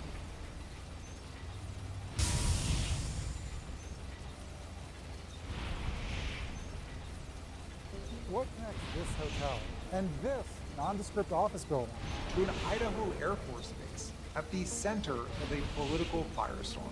Well, just one thread of a massive tapestry of corruption where foreign oligarchs have been bribing American officials to put their interests front and center of American foreign policy and of our own. Today, I'm investigating how Qatar is trying to buy America, and more importantly, what they're getting in return. The US president here in Doha, this time including camels and Cybertrucks. The Emir is a fantastic person. I think I'm going to be his public relations man. The U.S. has officially accepted this. Taking jets from Qatar is not the way. Taking real estate deals from Qatar is not the way. Pete Hegseth has just announced plans to build a Qatari Air Force facility at the Mountain Home Air Base in Idaho. From this day forward, it's going to be only America first. This is Park Lane Hotel, and I'm outside because my boss refused to let me film from a room that cost over $700 a night. Park Lane Hotel is owned by the government of Qatar, or Qatar, a tiny Gulf nation with a native population about the size of Cleveland, Ohio. And they bought it from someone very close to Donald Trump. It's part of a massive alleged scheme that one day might result in American troops being Now, I have the feeling that we're going to end up having to go get the wood because I don't have enough of the wood. We're about to find out right every now. tool at its disposal, including real estate and business investments, to influence the U.S. government. They've spent $250 million on lobbying and public relations firms in the U.S. We got 12. They also spend That might be millions of enough. dollars on the We might not top be able to DC upgrade think it, but tanks. we'll They spend have enough billions to of dollars on craft U.S. one. universities. That's all we need is one, really. Investigates foreign influence and authored a damning report about Qatar All right, just that's this 5. year. Qatar owns a piece of the Washington Wizards, of X. They own 9.9% of the Empire State Building. They also have a special interest in American news. CNN just built a news hub in Qatar's media city. Welcome to... Newsmax was, at one point, extremely critical to Qatar. Bottom line, this is a terrorist group that cannot be trusted, or at least a terrorist nation. That is, until a $50 Okay, we have million enough investment from the Qatari government. After which, well, here's an employee in their own words. We were not allowed to criticize Qatar. We were told very clearly from the top down, no touching this. Criticism which might be important given the grim state of human rights in the country. They are most notorious for the rampant abuse and massive number of deaths of migrant workers that come to Qatar. Qatar also funds Al Jazeera, which does plenty of valuable reporting, but they do seem to have some limitations. My own personal experience with Al Jazeera goes like this. I wrote reports critical of Saudi Arabia, the UAE. When I did that, Al Jazeera was all too happy to have me on the network. And then I wrote a report on Qatar's influence in America. Crickets. I have not been on the network since. But you might say some of Qatar's best assets are in real estate, and it's not just the money they're making on their investment. As nice as it might seem, the Park Lane Hotel used to be a financial disaster for its owner, the Witkoff Group, founded by a guy named Steve Witkoff. If he looks familiar, it's because he's been doing a victory lap over his role in the Israel-Palestine ceasefire. He was one of Trump's most important diplomats in the Middle East. What is this? He seems time and again to believe anything and everything he hears from these foreign regimes, many of whom just so happen to be paying him and his family as well. And so in 2023, the Qatari influence campaign ended up right over there when they bought that building for $623 million from the Witkoff Group. They also invested in the Witkoff Group's luxury Brook building through the Qatari-affiliated Apollo Group. Now, it might be more accurate to say that Qatar invested in Witkoff through these properties. In Steve Witkoff, so we're gonna have to go the get some Qataris more. found their ultimate champion, somebody who could profit from business no, deals we're gonna go with get the them iron. and who could work directly with them on some of the biggest foreign policy issues. And this is gonna be, this is gonna kind of suck because Qatar's you getting can't really training carry that much, you know. American And Air another Force thing that's Base gonna in be Iran. scary So there's a lot of is benefits once for we Qatar start to here. do this, Very little benefits to the US. they're gonna come running. There's also Trump's pledge to Every time defend you start Qatar to with mine the in a full new force of biome the or US any military. biome, And for the let's be most part, clear about you what start that to cut means. down If wood, you start to Qatar is hit the attacked, rocks, US it just troops calls the will be enemies. asked to fight and possibly die to And you'll defend get like the a wave or government of two. Qatar. Usually just one good wave will come in. Weakness and chaos will be over. I don't have wars. What about that is not getting involved in foreign wars? It just doesn't make sense. Oh But Qatar wow, didn't this just makes get it back even into worse. US military Okay, by great. investing just one So the guy. Wisp, If you follow the money, it goes way beyond one diplomat and reveals it how takes our off my entire belt, so foreign I cannot policy carry is so much. increasingly for sale. Let's start with Pam Bondi, who's a registered agent for the government. She worked at a lobbying firm that was pulling in $115,000 a month from the authoritarian regime. It was spreading information on behalf of the Qatari government to U.S. officials, helping to facilitate meetings with high-ranking U.S. government officials and high-ranking Qatari government officials. Now, I don't think we as can Attorney get over General, there. Pam Bondi Yeah. runs the Justice Department that has to sign off on Qatar's $400 million, definitely not a bribe, to We might be able to make that. I don't know why people they are thinking about it, that this is considered as a bribery. a plane which Steve Witkoff helped procure. It was actually Pam Bondi who do wrote it. the memo saying that this was legally permissible. There is a law that creates some accountability for foreign lobbyists like Pam Bondi. FARA, the Foreign Agents Registration Act. One of her first days in office as Attorney General, she issues a memo that effectively guts FARA enforcement. But Bondi is just one investment. Former GOP Congressman Lee Zeldin once criticized foreign influence on American think tanks. He singled out Qatar's influence specifically. Then Zeldin gets hired by a firm run by a Qatari royal. Since then, Lee Zeldin has publicly said nothing critical of the Qatari government.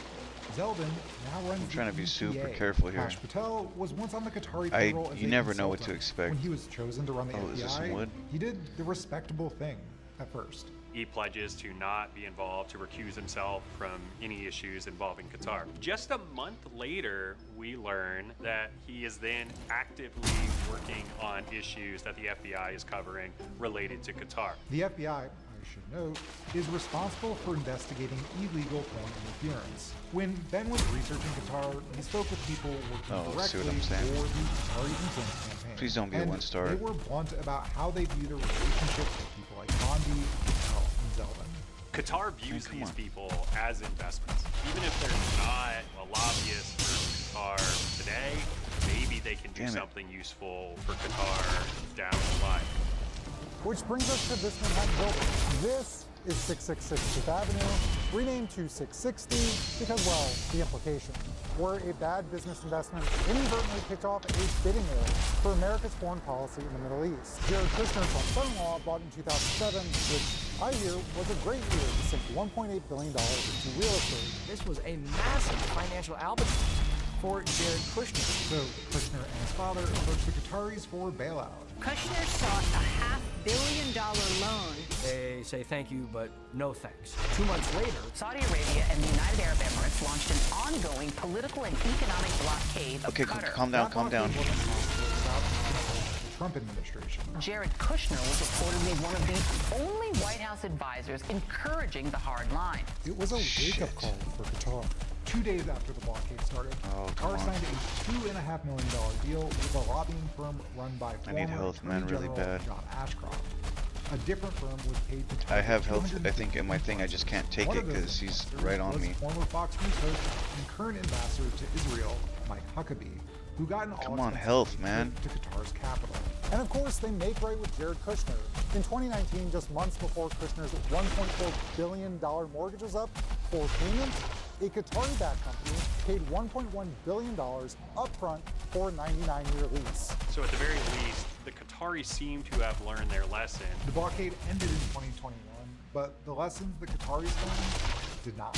what we have seen since has been nothing but a bidding war, both for Kushner in particular, but also for American policy more broadly under the Trump administration. The Trump Organization, for instance, just inked a $1 billion deal in the Saudi city of Jeddah for Trump Plaza. Same goes for the United Arab Emirates. Steve Witkoff and his son Zach started a crypto exchange called World Liberty Financial with the Trump family. Dude, this shit's Recently, not fucking the around. United Arab Emirates spy chief dumped $2 billion into it.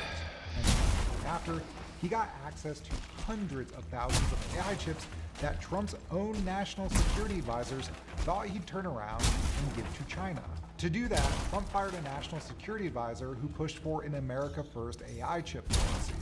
It's true that foreign lobbying rules have always been lax. In 2016, the Clinton Foundation was criticized for taking $25 million from Saudi Arabia. Hillary Clinton was even accused by one critic of turning the State Department into her own private hedge fund during her tenure there. The Russians, the Saudis, the Chinese all gave money and got favorable treatment in return.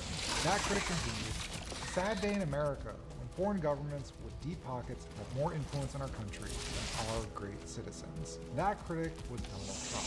But fast forward to today, the Trump administration has become something like the LeBron James of taking money in unethical ways, using a network of businesses and organizations like never before seen. Whether it's cryptocurrency, whether it's luxury real estate, whether it's new golf courses, you name it. If there is a way for these regimes to line the pockets of the American president, they will find it.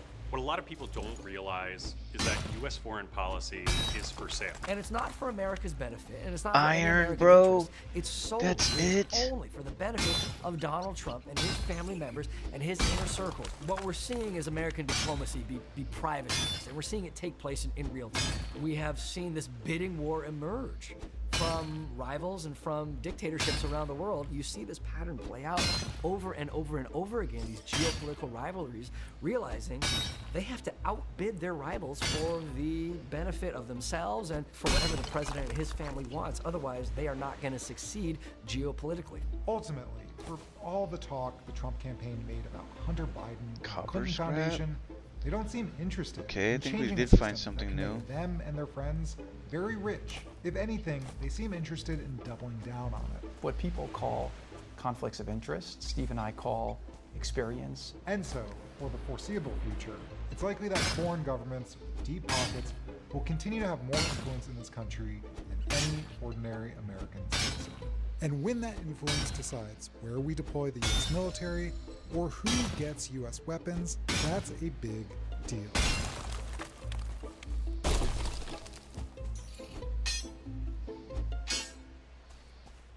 Thank you so much for watching.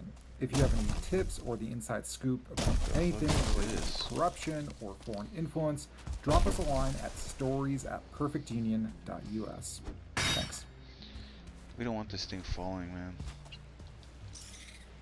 I don't know what this is, but looks like it's gonna be important. Banks breathing down your neck, they want their money.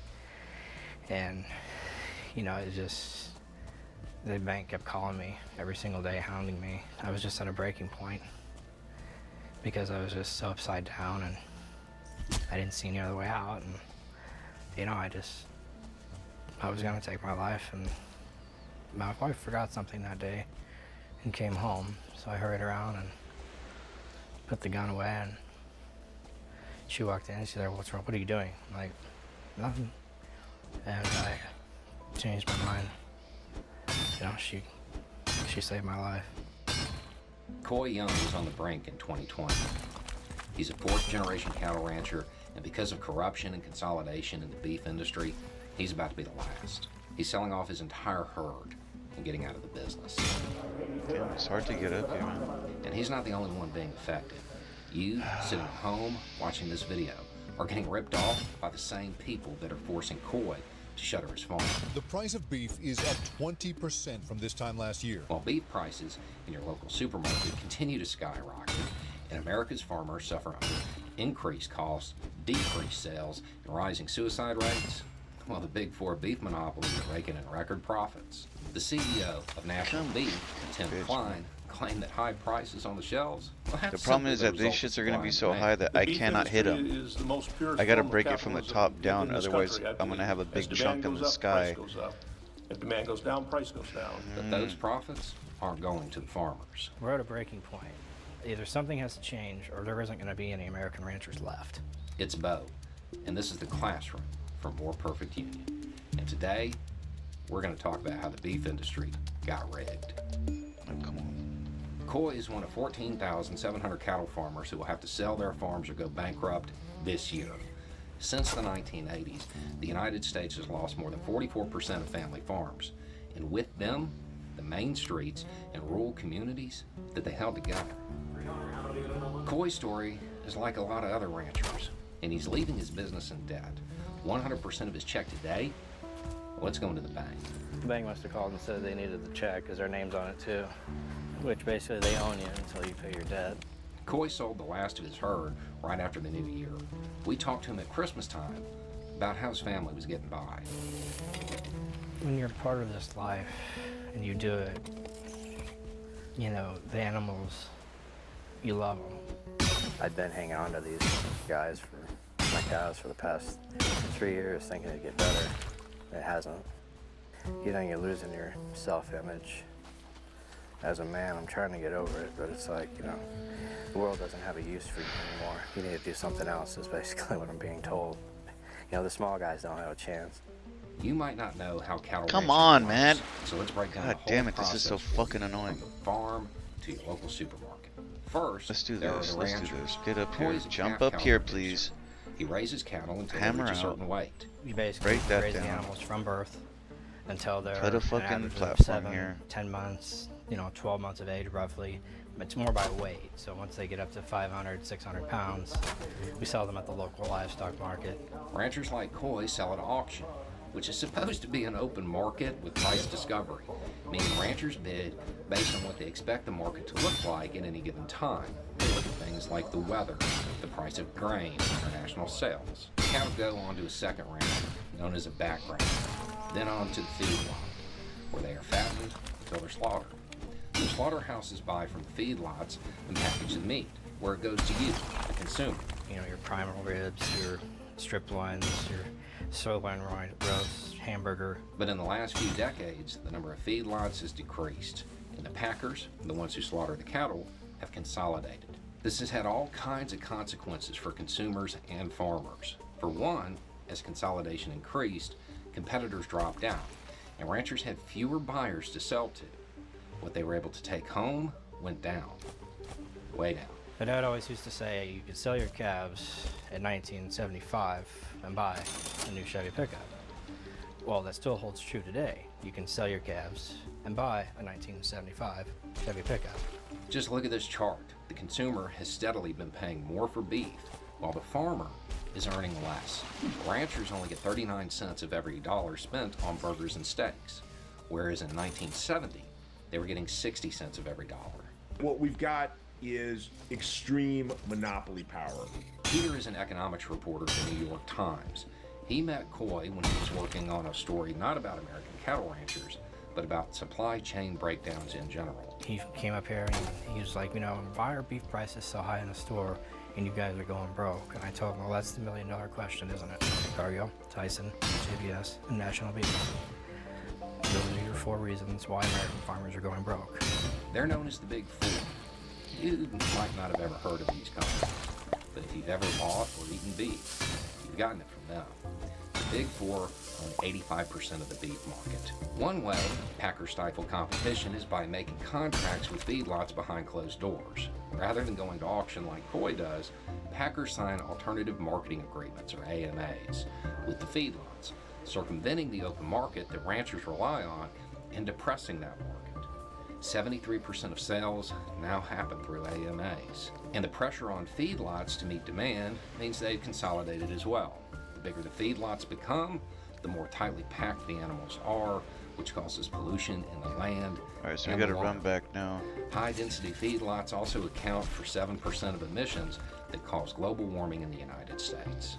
There really isn't one part of the chain that isn't feeling the squeeze. The consumer, the farmer, the animals, even the planet, except of course, the packers. The person sitting at home is paying more, not because the ranchers, the workers are getting fairly compensated for their labor. The person sitting at home is paying more so that we can give more money to the shareholders of those 4 giant companies.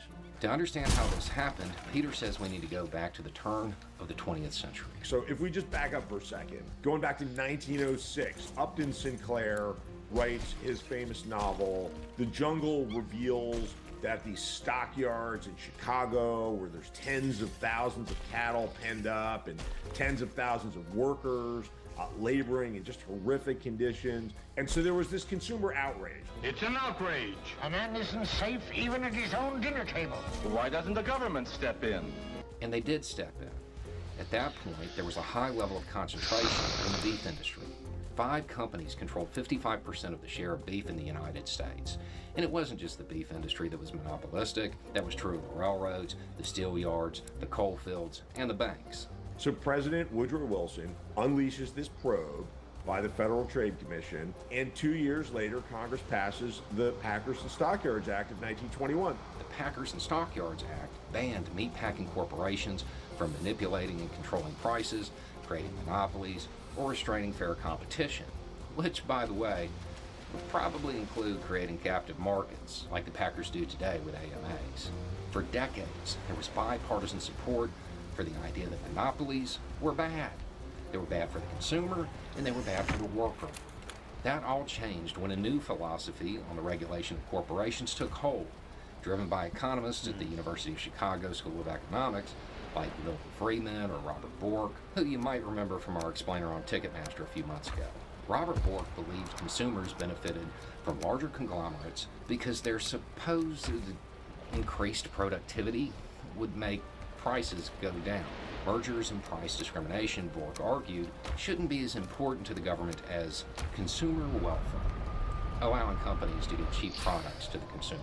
His work had a profound impact on President Ronald Reagan, reshaped our trust laws, undoing decades of worker and consumer protection. We've essentially been marinated in this idea that scale is the way to produce stuff that people can afford, quality products, that's how we get innovation. History tells us otherwise. The largest packers went from owning just 25% of the market in the 1970s to now owning 85%. It's a huge bottleneck system. They control all the slaughter and they control all the prices. And you're at their mercy. Consolidation at this scale means that the market is fragile, and minor upsets can wreck the whole system. Think of early in the pandemic when there was a beef shortage. Slaughterhouses were shutting down because of COVID-19 outbreaks, and ranchers had no one to sell their beef to. Prices were skyrocketing in the supermarket.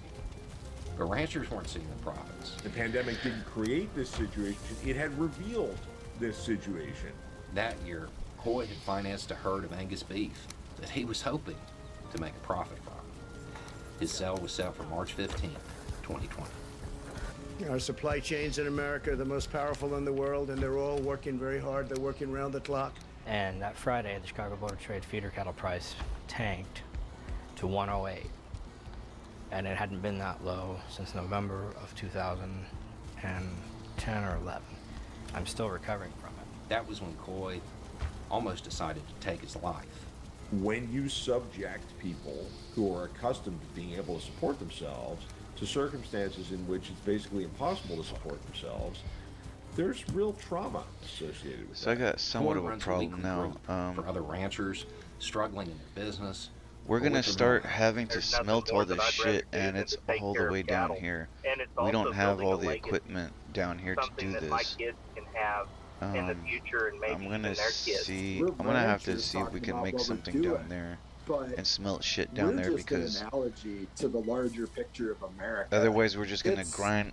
I mean, corporate power I want to see what we're gonna make, man. dictating I want to see what we're gonna make, what's because going on in the halls of Congress, and it is small business in general, not just man. ranchers. Small business is under attack. Coy has a side business running a barbecue catering company, and he's transitioning to that full time. He's also bullshit. devoting time to helping other farmers. He testified before Congress in 2022 over price fixing in the industry. 25 I come here quarters. I don't know before if I you have today it. and try to save what is left of rural America. You know, I do feel very do not have it. passionate about this, to be an advocate for the American cattle farmers, because a lot of them are too scared to say anything. I don't know. I feel like I should take a I break don't from have the any game. cattle I've done a lot I today. mean, I have nothing left to lose. We don't have to lose farmers like Coy, and we shouldn't. The Biden administration can enforce the Stockyards and Packers Act of 1921, which Coy likes to say the USDA is using as a doorstop now. It would mean ranchers like Coy wouldn't have to give up the work that they love, and the consumer wouldn't be buying hamburgers that only profit shareholders of big conglomerates. We need to push back on this idea that deregulation and just allowing large companies to do what they will and pursue their own interests amounts to pursuing societal interests.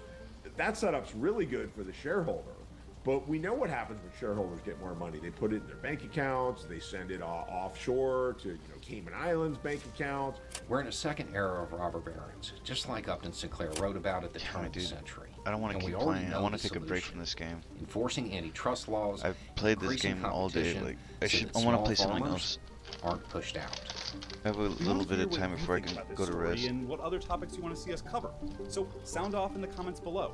And as always, don't forget to like, subscribe, and hit the bell for notifications to support more Alright, videos I'm gonna try to load like Skate Up. They said they did a new season, so I'm gonna try to see what the rewards are for